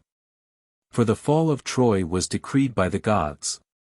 Whilst Laocoon with his 2 sons stood prepared to perform the sacrifice, 2 enormous serpents suddenly rose out of the sea, and made direct for the altar. They entwined themselves first round the tender limbs of the helpless youths, and then encircled their father who rushed to their assistance, and thus all 3 were destroyed in sight of the horrified multitude. The Trojans naturally interpreted the fate of Laocoon and his sons to be a punishment sent by Zeus for his sacrilege against the wooden horse, and were now fully convinced that it must be consecrated to the gods. The crafty Odysseus had left behind his trusty friend Sinon with full instructions as to his course of action. Assuming the role assigned to him, he now approached King Priam with fettered hands and piteous entreaties, alleging that the Greeks, in obedience to the command of an oracle, had attempted to immolate him as a sacrifice. But that he had contrived to escape from their hands, and now sought protection from the king. The kind-hearted monarch, believing his story, released his bonds, assured him of his favor, and then begged him to explain the true meaning of the wooden horse. Sinon willingly complied. He informed the king that Pallas Athene, who had hitherto been the hope and stay of the Greeks throughout the war, was so deeply offended at the removal of her sacred image, the Palladium, from her temple in Troy, that she had withdrawn her protection from the Greeks, and refused all further aid till it was restored to its rightful place. Hence the Greeks had returned home in order to seek fresh instructions from an oracle. But before leaving, Calchas the seer had advised their building this gigantic wooden horse as a tribute to the offended goddess, hoping thereby to appease her just anger. He further explained that it had been constructed of such colossal proportions in order to prevent its being brought into the city, so that the favor of Pallas Athene might not be transferred to the Trojans. Hardly had the crafty Sinon ceased speaking when the Trojans, with one accord, urged that the wooden horse should be brought into their city without delay. The gates being too low to admit its entrance, a breach was made in the walls, and the horse was conveyed in triumph into the very heart of Troy. Whereupon the Trojans, overjoyed at what they deemed the successful issue of the campaign, abandoned themselves to feasting and rioting. Amidst the universal rejoicing the unhappy Cassandra, foreseeing the result of the admission of the wooden horse into the city, was seen rushing through the streets with wild gestures and disheveled hair, warning her people against the dangers which awaited them. But her eloquent words fell on deaf ears, for it was ever the fate of the unfortunate prophetess that her predictions should find no credence. When, after the day's excitement, the Trojans had retired to rest, and all was hushed and silent, Sinon, in the dead of night, released the heroes from their voluntary imprisonment. The signal was then given to the Greek fleet lying off Tenedos, and the whole army in unbroken silence once more landed on the Trojan coast. To enter the city was now an easy matter, and a fearful slaughter ensued. Aroused from their slumbers, the Trojans, under the command of their bravest leaders, made a gallant defense, but were easily overcome. All their most valiant heroes fell in the fight, and soon the whole city was wrapped in flames. Priam fell by the hand of Neoptolemus, who killed him as he lay prostrate before the altar of Zeus, praying for divine assistance in this awful hour of peril. The unfortunate Andromache with her young son Astyanax had taken refuge on the summit of a tower, where she was discovered by the victors, who, fearing lest the son of Hector might one day rise against them to avenge the death of his father, tore him from her arms and hurled him over the battlements. Aeneas alone, the son of Aphrodite, the beloved of gods and men, escaped the universal carnage with his son and his old father Anchises, whom he carried on his shoulders out of the city. He first sought refuge on Mount Ida, and afterwards fled to Italy, where he became the ancestral hero of the Roman people. Menelaus now sought Helen in the royal palace, who, being immortal, still retained all her former beauty and fascination. A reconciliation took place, and she accompanied her husband on his homeward voyage. Andromache, the widow of the brave Hector, was given in marriage to Neoptolemus. Cassandra fell to the share of Agamemnon, and Hecuba, the grey-haired and widowed queen, was made prisoner by Odysseus. The boundless treasures of the wealthy Trojan king fell into the hands of the Greek heroes, who, after having leveled the city of Troy to the ground, prepared for their homeward voyage. Return of the Greeks from Troy. During the sacking of the city of Troy, the Greeks, in the hour of victory, committed many acts of desecration and cruelty, which called down upon them the wrath of the gods. For which reason their homeward voyage was beset with manifold dangers and disasters, and many perished before they reached their native land. Nestor, Diomedes, Philoctetes, and Neoptolemus were among those who arrived safely in Greece after a prosperous voyage. The vessel which carried Menelaus and Helen was driven by violent tempests to the coast of Egypt, and only after many years of weary wanderings and vicissitudes did they succeed in reaching their home at Sparta. Ajax the Lesser, having offended Pallas Athene by desecrating her temple on the night of the destruction of Troy, was shipwrecked off Cape Caphareus. He succeeded, however, in clinging to a rock, and his life might have been spared but for his impious boast that he needed not the help of the gods. No sooner had he uttered the sacrilegious words than Poseidon, enraged at his audacity, split with his trident the rock to which the hero was clinging, and the unfortunate Ajax was overwhelmed by the waves. Fate of Agamemnon. The homeward voyage of Agamemnon was tolerably uneventful and prosperous, but on his arrival at Mycenae misfortune and ruin awaited him. His wife Clytemnestra, in revenge for the sacrifice of her beloved daughter Iphigenia, had formed a secret alliance during his absence with Aegisthus, the son of Thyestes. And on the return of Agamemnon they both conspired to compass his destruction. Clytemnestra feigned the greatest joy on beholding her husband, and in spite of the urgent warnings of Cassandra, who was now a captive in his train, he received her protestations of affection with the most trusting confidence. In her well-assumed anxiety for the comfort of the weary traveler, she prepared a warm bath for his refreshment, and at a given signal from the treacherous queen, Aegisthus, who was concealed in an adjoining chamber, rushed upon the defenseless hero and slew him. During the massacre of the retainers of Agamemnon which followed, his daughter Electra, with great presence of mind, contrived to save her young brother Orestes. He fled for refuge to his uncle Strophius, king of Phocis, who educated him with his own son Pylades, and an ardent friendship sprung up between the youths, which, from its constancy and disinterestedness, has become proverbial. As Orestes grew up to manhood, his one great all-absorbing desire was to avenge the death of his father. Accompanied by his faithful friend Pylades, he repaired in disguise to Mycenae, where Aegisthus and Clytemnestra reigned conjointly over the kingdom of Argos. In order to disarm suspicion, he had taken the precaution to dispatch a messenger to Clytemnestra, purporting to be sent by King Strophius, to announce to her the untimely death of her son Orestes through an accident during a chariot race at Delphi. Arrived at Mycenae, he found his sister Electra so overwhelmed with grief at the news of her brother's death that to her he revealed his identity.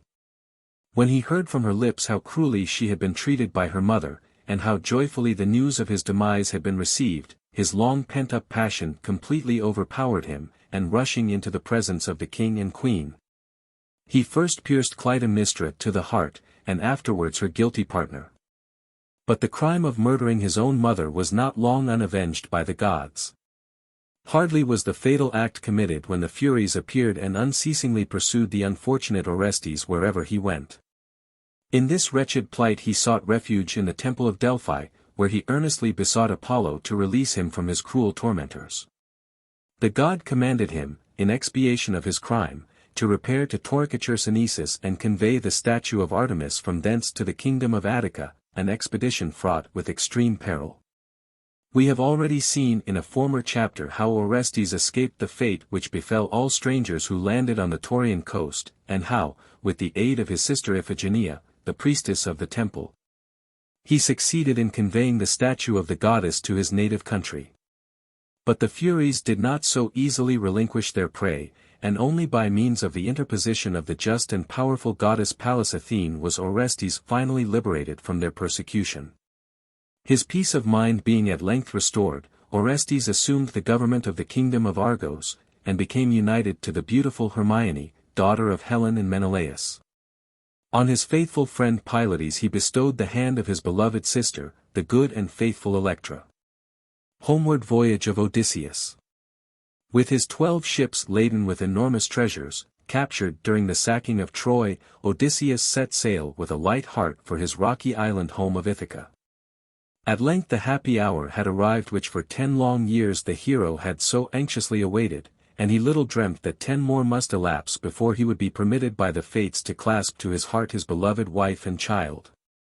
During his homeward voyage his little fleet was driven by stress of weather to a land whose inhabitants subsisted entirely on a curious plant called the lotus, which was sweet as honey to the taste, but had the effect of causing utter oblivion of home and country, and of creating an irresistible longing to remain forever in the land of the lotus-eaters. Odysseus and his companions were hospitably received by the inhabitants, who regaled them freely with their peculiar and very delicious food. After partaking of which, however, the comrades of the hero refused to leave the country, and it was only by sheer force that he at length succeeded in bringing them back to their ships. Polyphemus. Continuing their journey, they next arrived at the country of the Cyclops, a race of giants remarkable for having only one eye, which was placed in the center of their foreheads. Here Odysseus, whose love of adventure overcame more prudent considerations, left his fleet safely anchored in the bay of a neighboring island, and with 12 chosen companions set out to explore the country. Near the shore they found a vast cave, into which they boldly entered. In the interior they saw to their surprise huge piles of cheese and great pails of milk ranged round the walls. After partaking freely of these provisions his companions endeavored to persuade Odysseus to return to the ship.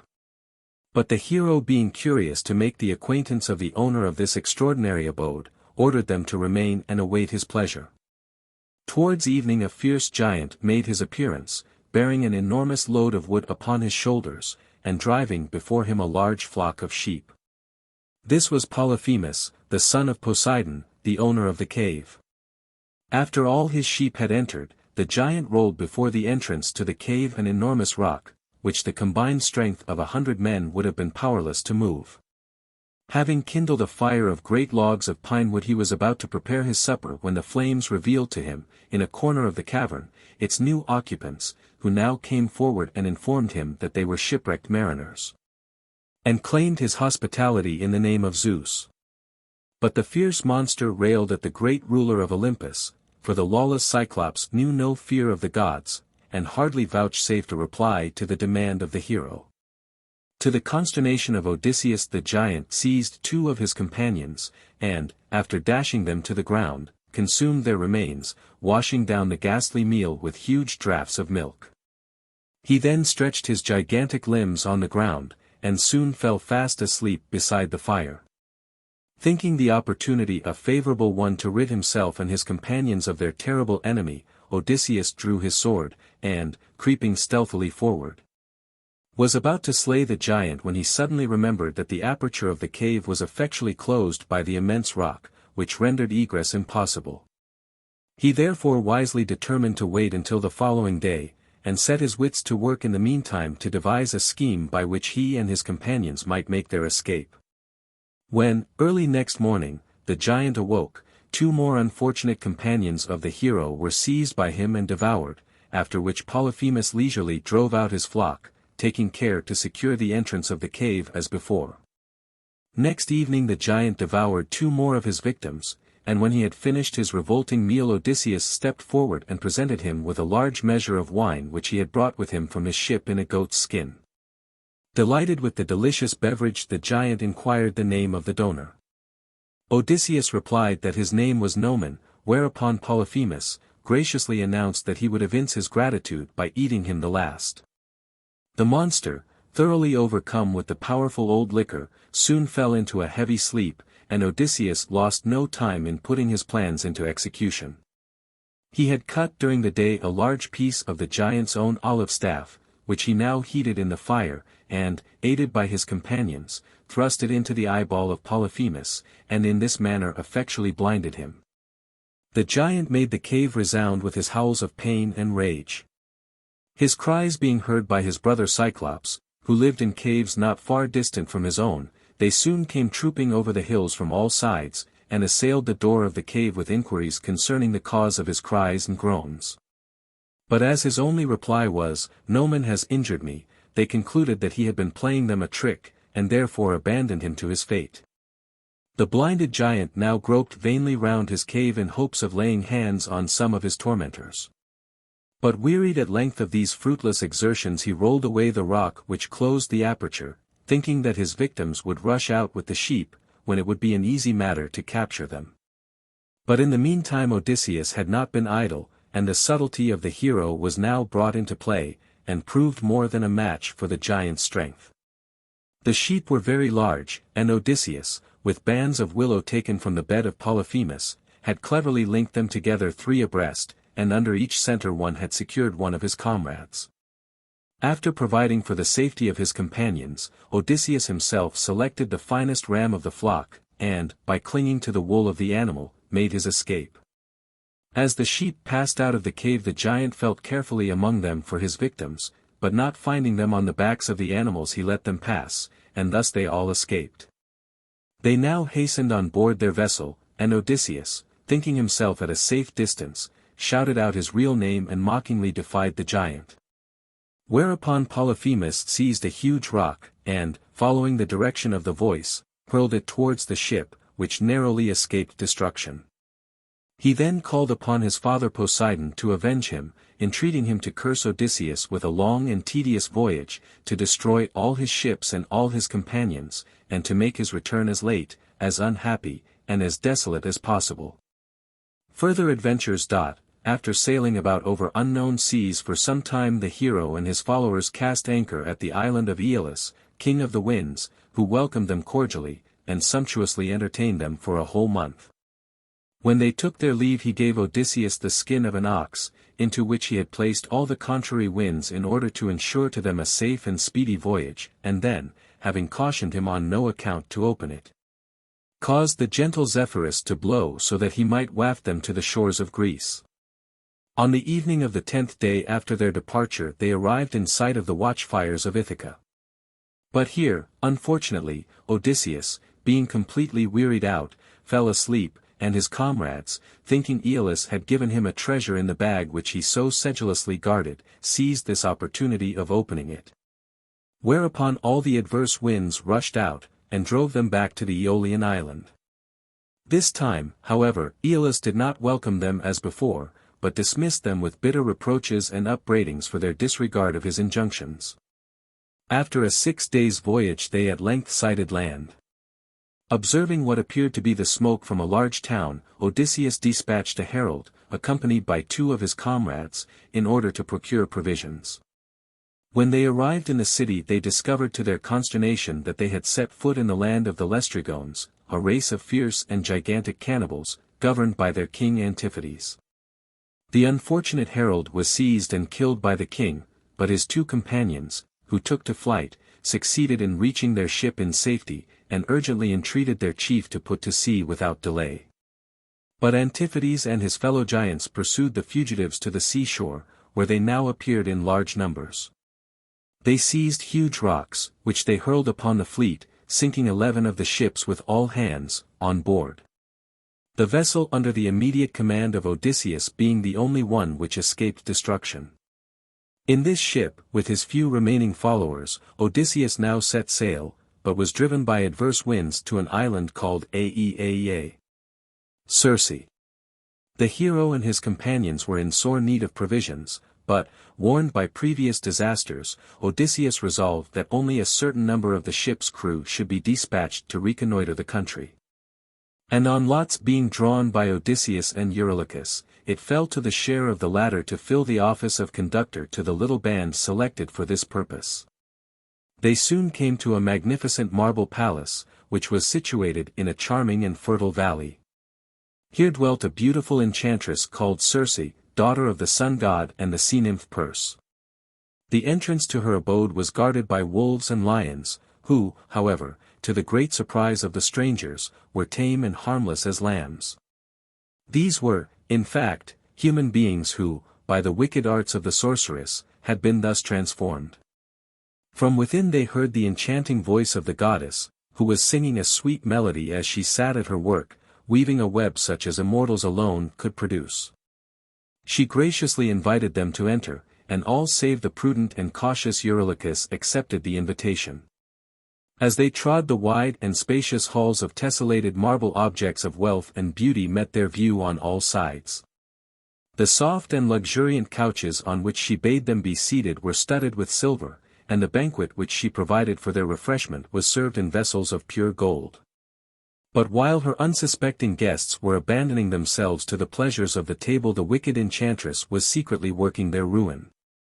For the wine cup which was presented to them was drugged with a potent draught, after partaking of which the sorceress touched them with her magic wand, and they were immediately transformed into swine, still, however, retaining their human senses.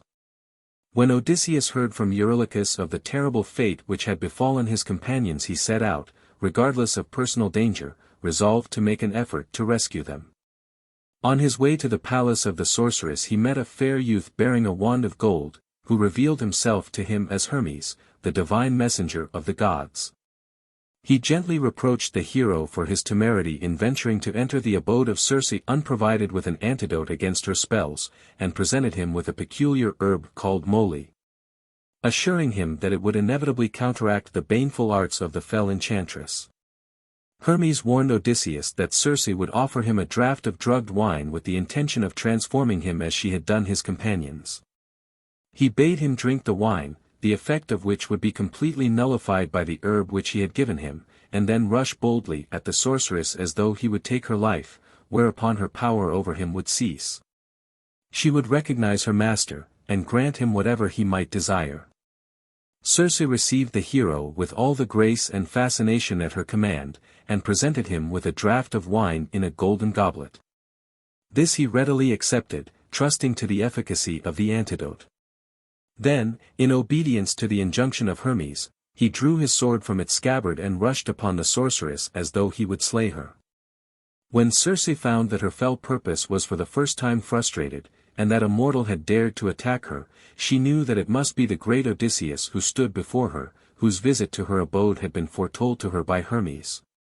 At his solicitation she restored to his companions their human form, promising at the same time that henceforth the hero and his comrades should be free from her enchantments. But all warnings and past experience were forgotten by Odysseus when Circe commenced to exercise upon him her fascinations and blandishments. At her request his companions took up their abode in the island, and he himself became the guest and slave of the enchantress for a whole year. And it was only at the earnest admonition of his friends that he was at length induced to free himself from her toils.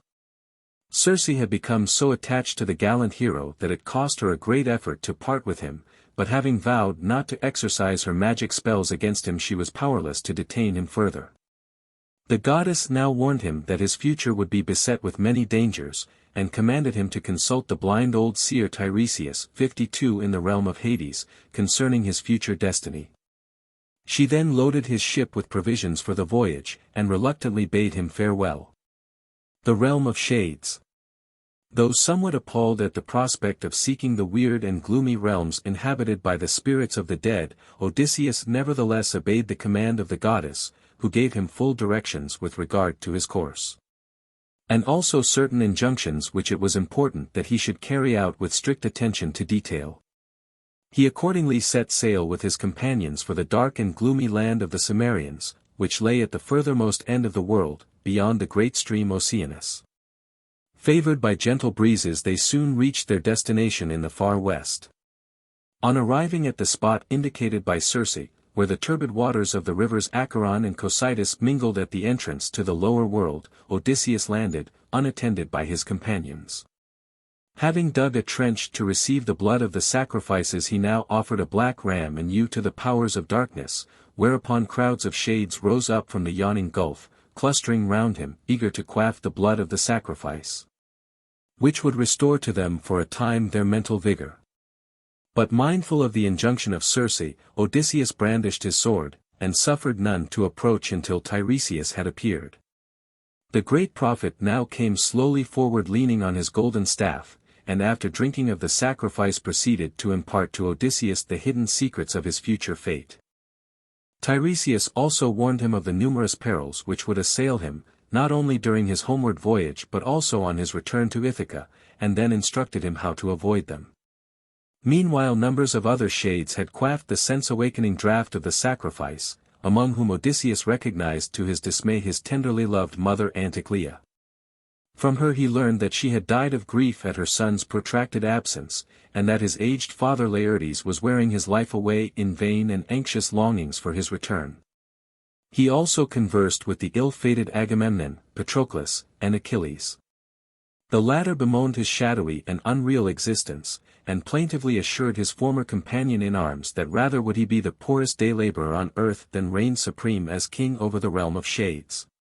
Ajax alone, who still brooded over his wrongs, held aloof, refusing to converse with Odysseus, and sullenly retired when the hero addressed him. But at last so many shades came swarming round him that the courage of Odysseus failed him, and he fled in terror back to his ship. Having rejoined his companions they once more put to sea, and proceeded on their homeward voyage. The Sirens. After some days' sail their course led them past the island of the Sirens. Now Circe had warned Odysseus on no account to listen to the seductive melodies of these treacherous nymphs.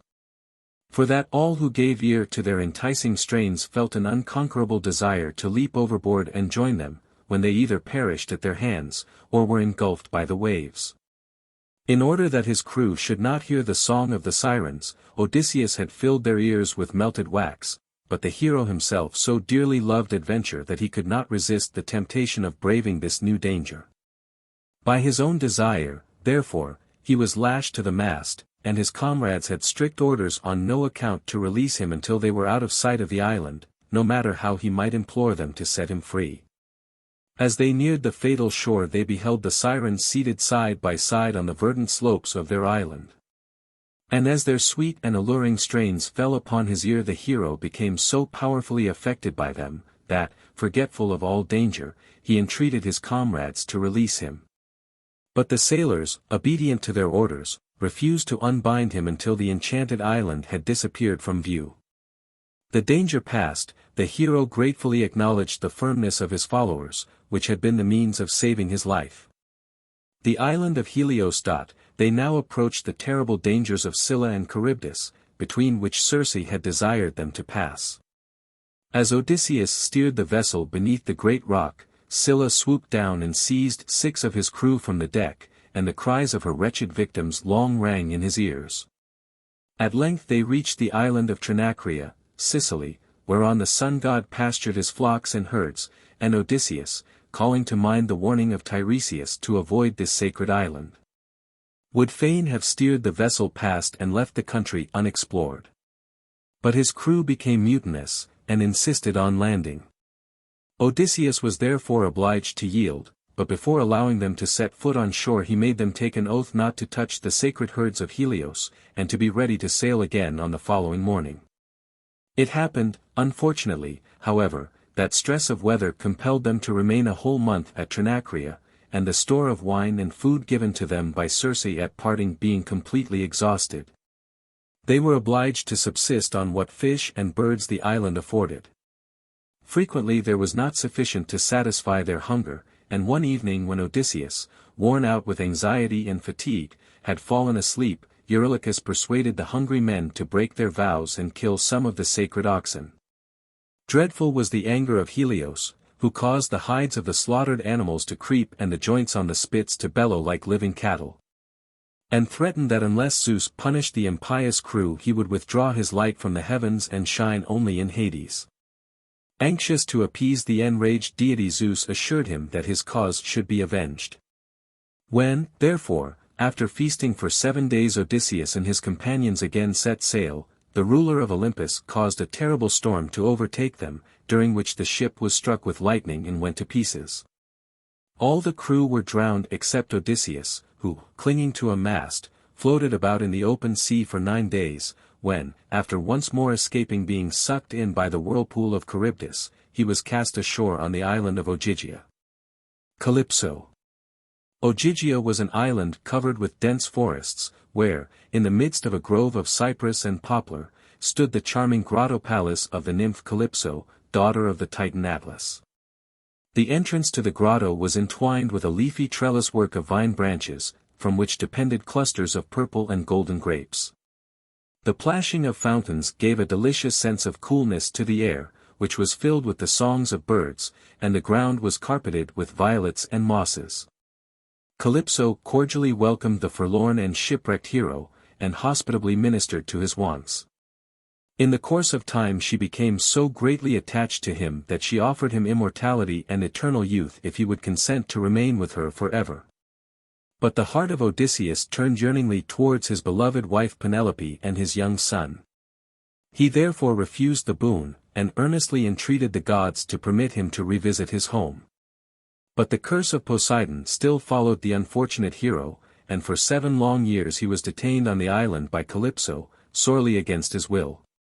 At length Pallas Athene interceded with her mighty father on his behalf, and Zeus, yielding to her request, forthwith dispatched the fleet-footed Hermes to Calypso, commanding her to permit Odysseus to depart and to provide him with the means of transport.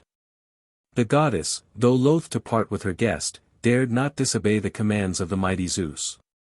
She therefore instructed the hero how to construct a raft, for which she herself wove the sails. Odysseus now bade her farewell, and alone and unaided embarked on the frail little craft for his native land, Nausicaa. For 17 days Odysseus contrived to pilot the raft skillfully through all the perils of the deep, directing his course according to the directions of Calypso, and guided by the stars of heaven. On the 18th day he joyfully hailed the distant outline of the Phaeacian coast, and began to look forward hopefully to temporary rest and shelter. But Poseidon, still enraged with the hero who had blinded and insulted his son, caused an awful tempest to arise, during which the raft was swamped by the waves, and Odysseus only saved himself by clinging for bare life to a portion of the wreck. For 2 days and nights he floated about, drifted hither and thither by the angry billows, till at last, after many a narrow escape of his life, the sea goddess Leucothea came to his aid, and he was cast ashore on the coast of Scheria, the island of the luxurious Phaeaces. Worn out with the hardships and dangers he had passed through, he crept into a thicket for security, and, lying down on a bed of dried leaves, soon fell fast asleep. It chanced that Nausicaa, the beautiful daughter of King Alcinous and his queen Arete, had come down to the shore, accompanied by her maidens, to wash the linen which was destined to form part of her marriage portion. When they had finished their task they bathed and sat down to a repast, after which they amused themselves with singing and playing at ball. Their joyous shouts at last awoke Odysseus, who, rising from his hiding-place, suddenly found himself in the midst of the happy group. Alarmed at his wild aspect, the attendants of Nausicaa fled in terror. But the princess, pitying the forlorn condition of the stranger, addressed him with kind and sympathetic words. After hearing from him the account of his shipwreck and the terrible hardships he had undergone, Nausicaa called back her attendants, reproached them for their want of courtesy, and bade them supply the wanderer with food, drink, and suitable raiment. Odysseus then left the maidens to resume their games, whilst he bathed and clothed himself with the garments with which they had furnished him. Athene now appeared to the hero and endowed him with a commanding and magnificent stature, and with more than mortal beauty. When he reappeared, the young princess was struck with admiration, and requested the hero to visit the palace of her father. She then desired her attendants to yoke the mules to the wagons and prepare to return home. Odysseus was cordially received by the king and queen, who entertained him with magnificent hospitality, and in return for their kindness the hero related to them the history of his long and eventful voyage, and the many extraordinary adventures and miraculous escapes which had befallen him since his departure from the coast of Ilion. When he at last took leave of his royal entertainers, Alcinous loaded him with rich gifts, and ordered him to be conveyed in one of his own ships to Ithaca. Arrival at Ithaca. The voyage was a short and prosperous one. By the direction of King Alcinous, rich furs had been laid on deck for the comfort of his guest, on which the hero, leaving the guidance of the ship to the Phaeacian sailors, soon fell into a deep sleep. When next morning the vessel arrived in the harbor of Ithaca, the sailors, concluding that so unusually profound a slumber must be sent by the gods, conveyed him on shore without disturbing him, where they gently placed him beneath the cool shade of an olive tree. When Odysseus awoke he knew not where he was, for his ever-watchful protectress Pallas Athene had enveloped him in a thick cloud in order to conceal him from view. She now appeared to him in the disguise of a shepherd, and informed him that he was in his native land, that his father Laertes, bent with sorrow and old age, had withdrawn from the court. That his son Telemachus had grown to manhood, and was gone to seek for tidings of his father, and that his wife Penelope was harassed by the importunities of numerous suitors, who had taken possession of his home and devoured his substance. In order to gain time, Penelope had promised to marry one of her lovers as soon as she had finished weaving a robe for the aged Laertes. But by secretly undoing at night what she had done in the day, she effectually retarded the completion of the work, and thus deferred her final reply. Just as Odysseus had set foot in Ithaca, the angry suitors had discovered her stratagem, and had become in consequence more clamorous than ever. When the hero heard that this was indeed his native land, which, after an absence of 20 years, the gods had at length permitted him to behold once more, he threw himself on the ground, and kissed it in an ecstasy of joy. The goddess, who had meanwhile revealed her identity to Odysseus, now assisted him to conceal in a neighboring cave the valuable gifts of the Phaeacian king. Then seating herself beside him, she consulted with him as to the best means of ridding his palace of its shameless occupants. In order to prevent his being recognized, she caused him to assume the form of an aged mendicant.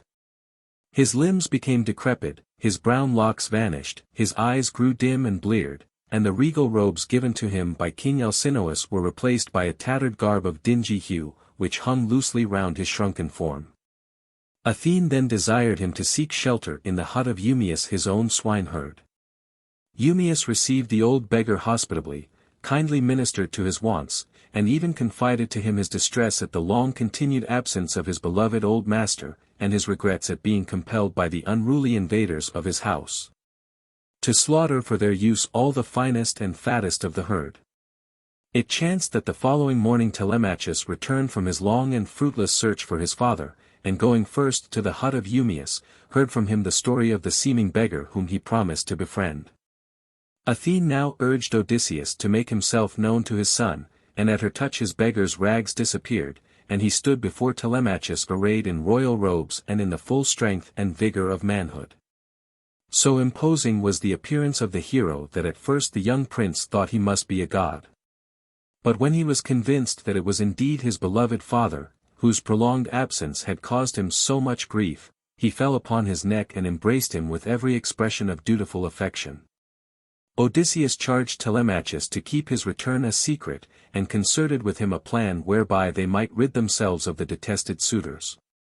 In order to carry it into effect, Telemachus was to induce his mother to promise her hand to the one who could conquer in shooting with the famous bow of Odysseus, which the hero had left behind when he went to Troy, deeming it too precious a treasure to be taken with him. Odysseus now resumed his beggar's dress and appearance and accompanied his son to the palace, before the door of which lay his faithful dog Argo, who, though worn and feeble with age and neglect, instantly recognized his master. In his delight the poor animal made a last effort to welcome him, but his strength was exhausted, and he expired at his feet. When Odysseus entered his ancestral halls he was mocked and reviled by the riotous suitors, and Antinous, the most shameless of them all, ridiculed his abject appearance, and insolently bade him depart. But Penelope, hearing of their cruel conduct, was touched with compassion, and desired her maidens to bring the poor mendicant into her presence. She spoke kindly to him, inquiring who he was and whence he came. He told her that he was the brother of the king of Crete, in whose palace he had seen Odysseus, who was about starting for Ithaca, and had declared his intention of arriving there before the year was out. The queen, overjoyed at the happy tidings, ordered her maidens to prepare a bed for the stranger, and to treat him as an honored guest. She then desired the old nurse Euryclea to provide him with suitable raiment and to attend to all his wants. As the old servant was bathing his feet, her eyes fell upon a scar which Odysseus had received in his youth from the tusks of a wild boar. And instantly recognizing the beloved master whom she had nursed as a babe, she would have cried aloud in her joy, but the hero, placing his hand upon her mouth, implored her not to betray him. The next day was a festival of Apollo, and the suitors in honor of the occasion feasted with more than their accustomed revelry. After the banquet was over, Penelope, taking down the great bow of Odysseus from its place, entered the hall and declared that whosoever of her lovers could bend it and send an arrow through 12 rings, a feat which she had often seen Odysseus perform, should be chosen by her as her husband. All the suitors tried their skill, but in vain, not one possessed the strength required to draw the bow. Odysseus now stepped forward and asked permission to be allowed to try, but the haughty nobles mocked at his audacity, and would not have permitted it had not Telemachus interfered. The pretended beggar took up the bow, and with the greatest ease sent an arrow whizzing through the rings, then turning to Antinous, who was just raising a goblet of wine to his lips, he pierced him to the heart. At this the suitors sprang to their feet and looked round for their arms, but in obedience to the instructions of Odysseus, Telemachus had previously removed them. He and his father now attacked the riotous revelers, and after a desperate encounter not one of the whole crew remained alive. The joyful intelligence of the return of Odysseus being conveyed to Penelope, she descended to the hall, but refused to recognize, in the aged beggar, her gallant husband. Whereupon he retired to the bath, from which he emerged in all the vigor and beauty with which Athene had endowed him at the court of Alcinous. But Penelope, still incredulous, determined to put him to a sure test. She therefore commanded in his hearing that his own bed should be brought from his chamber.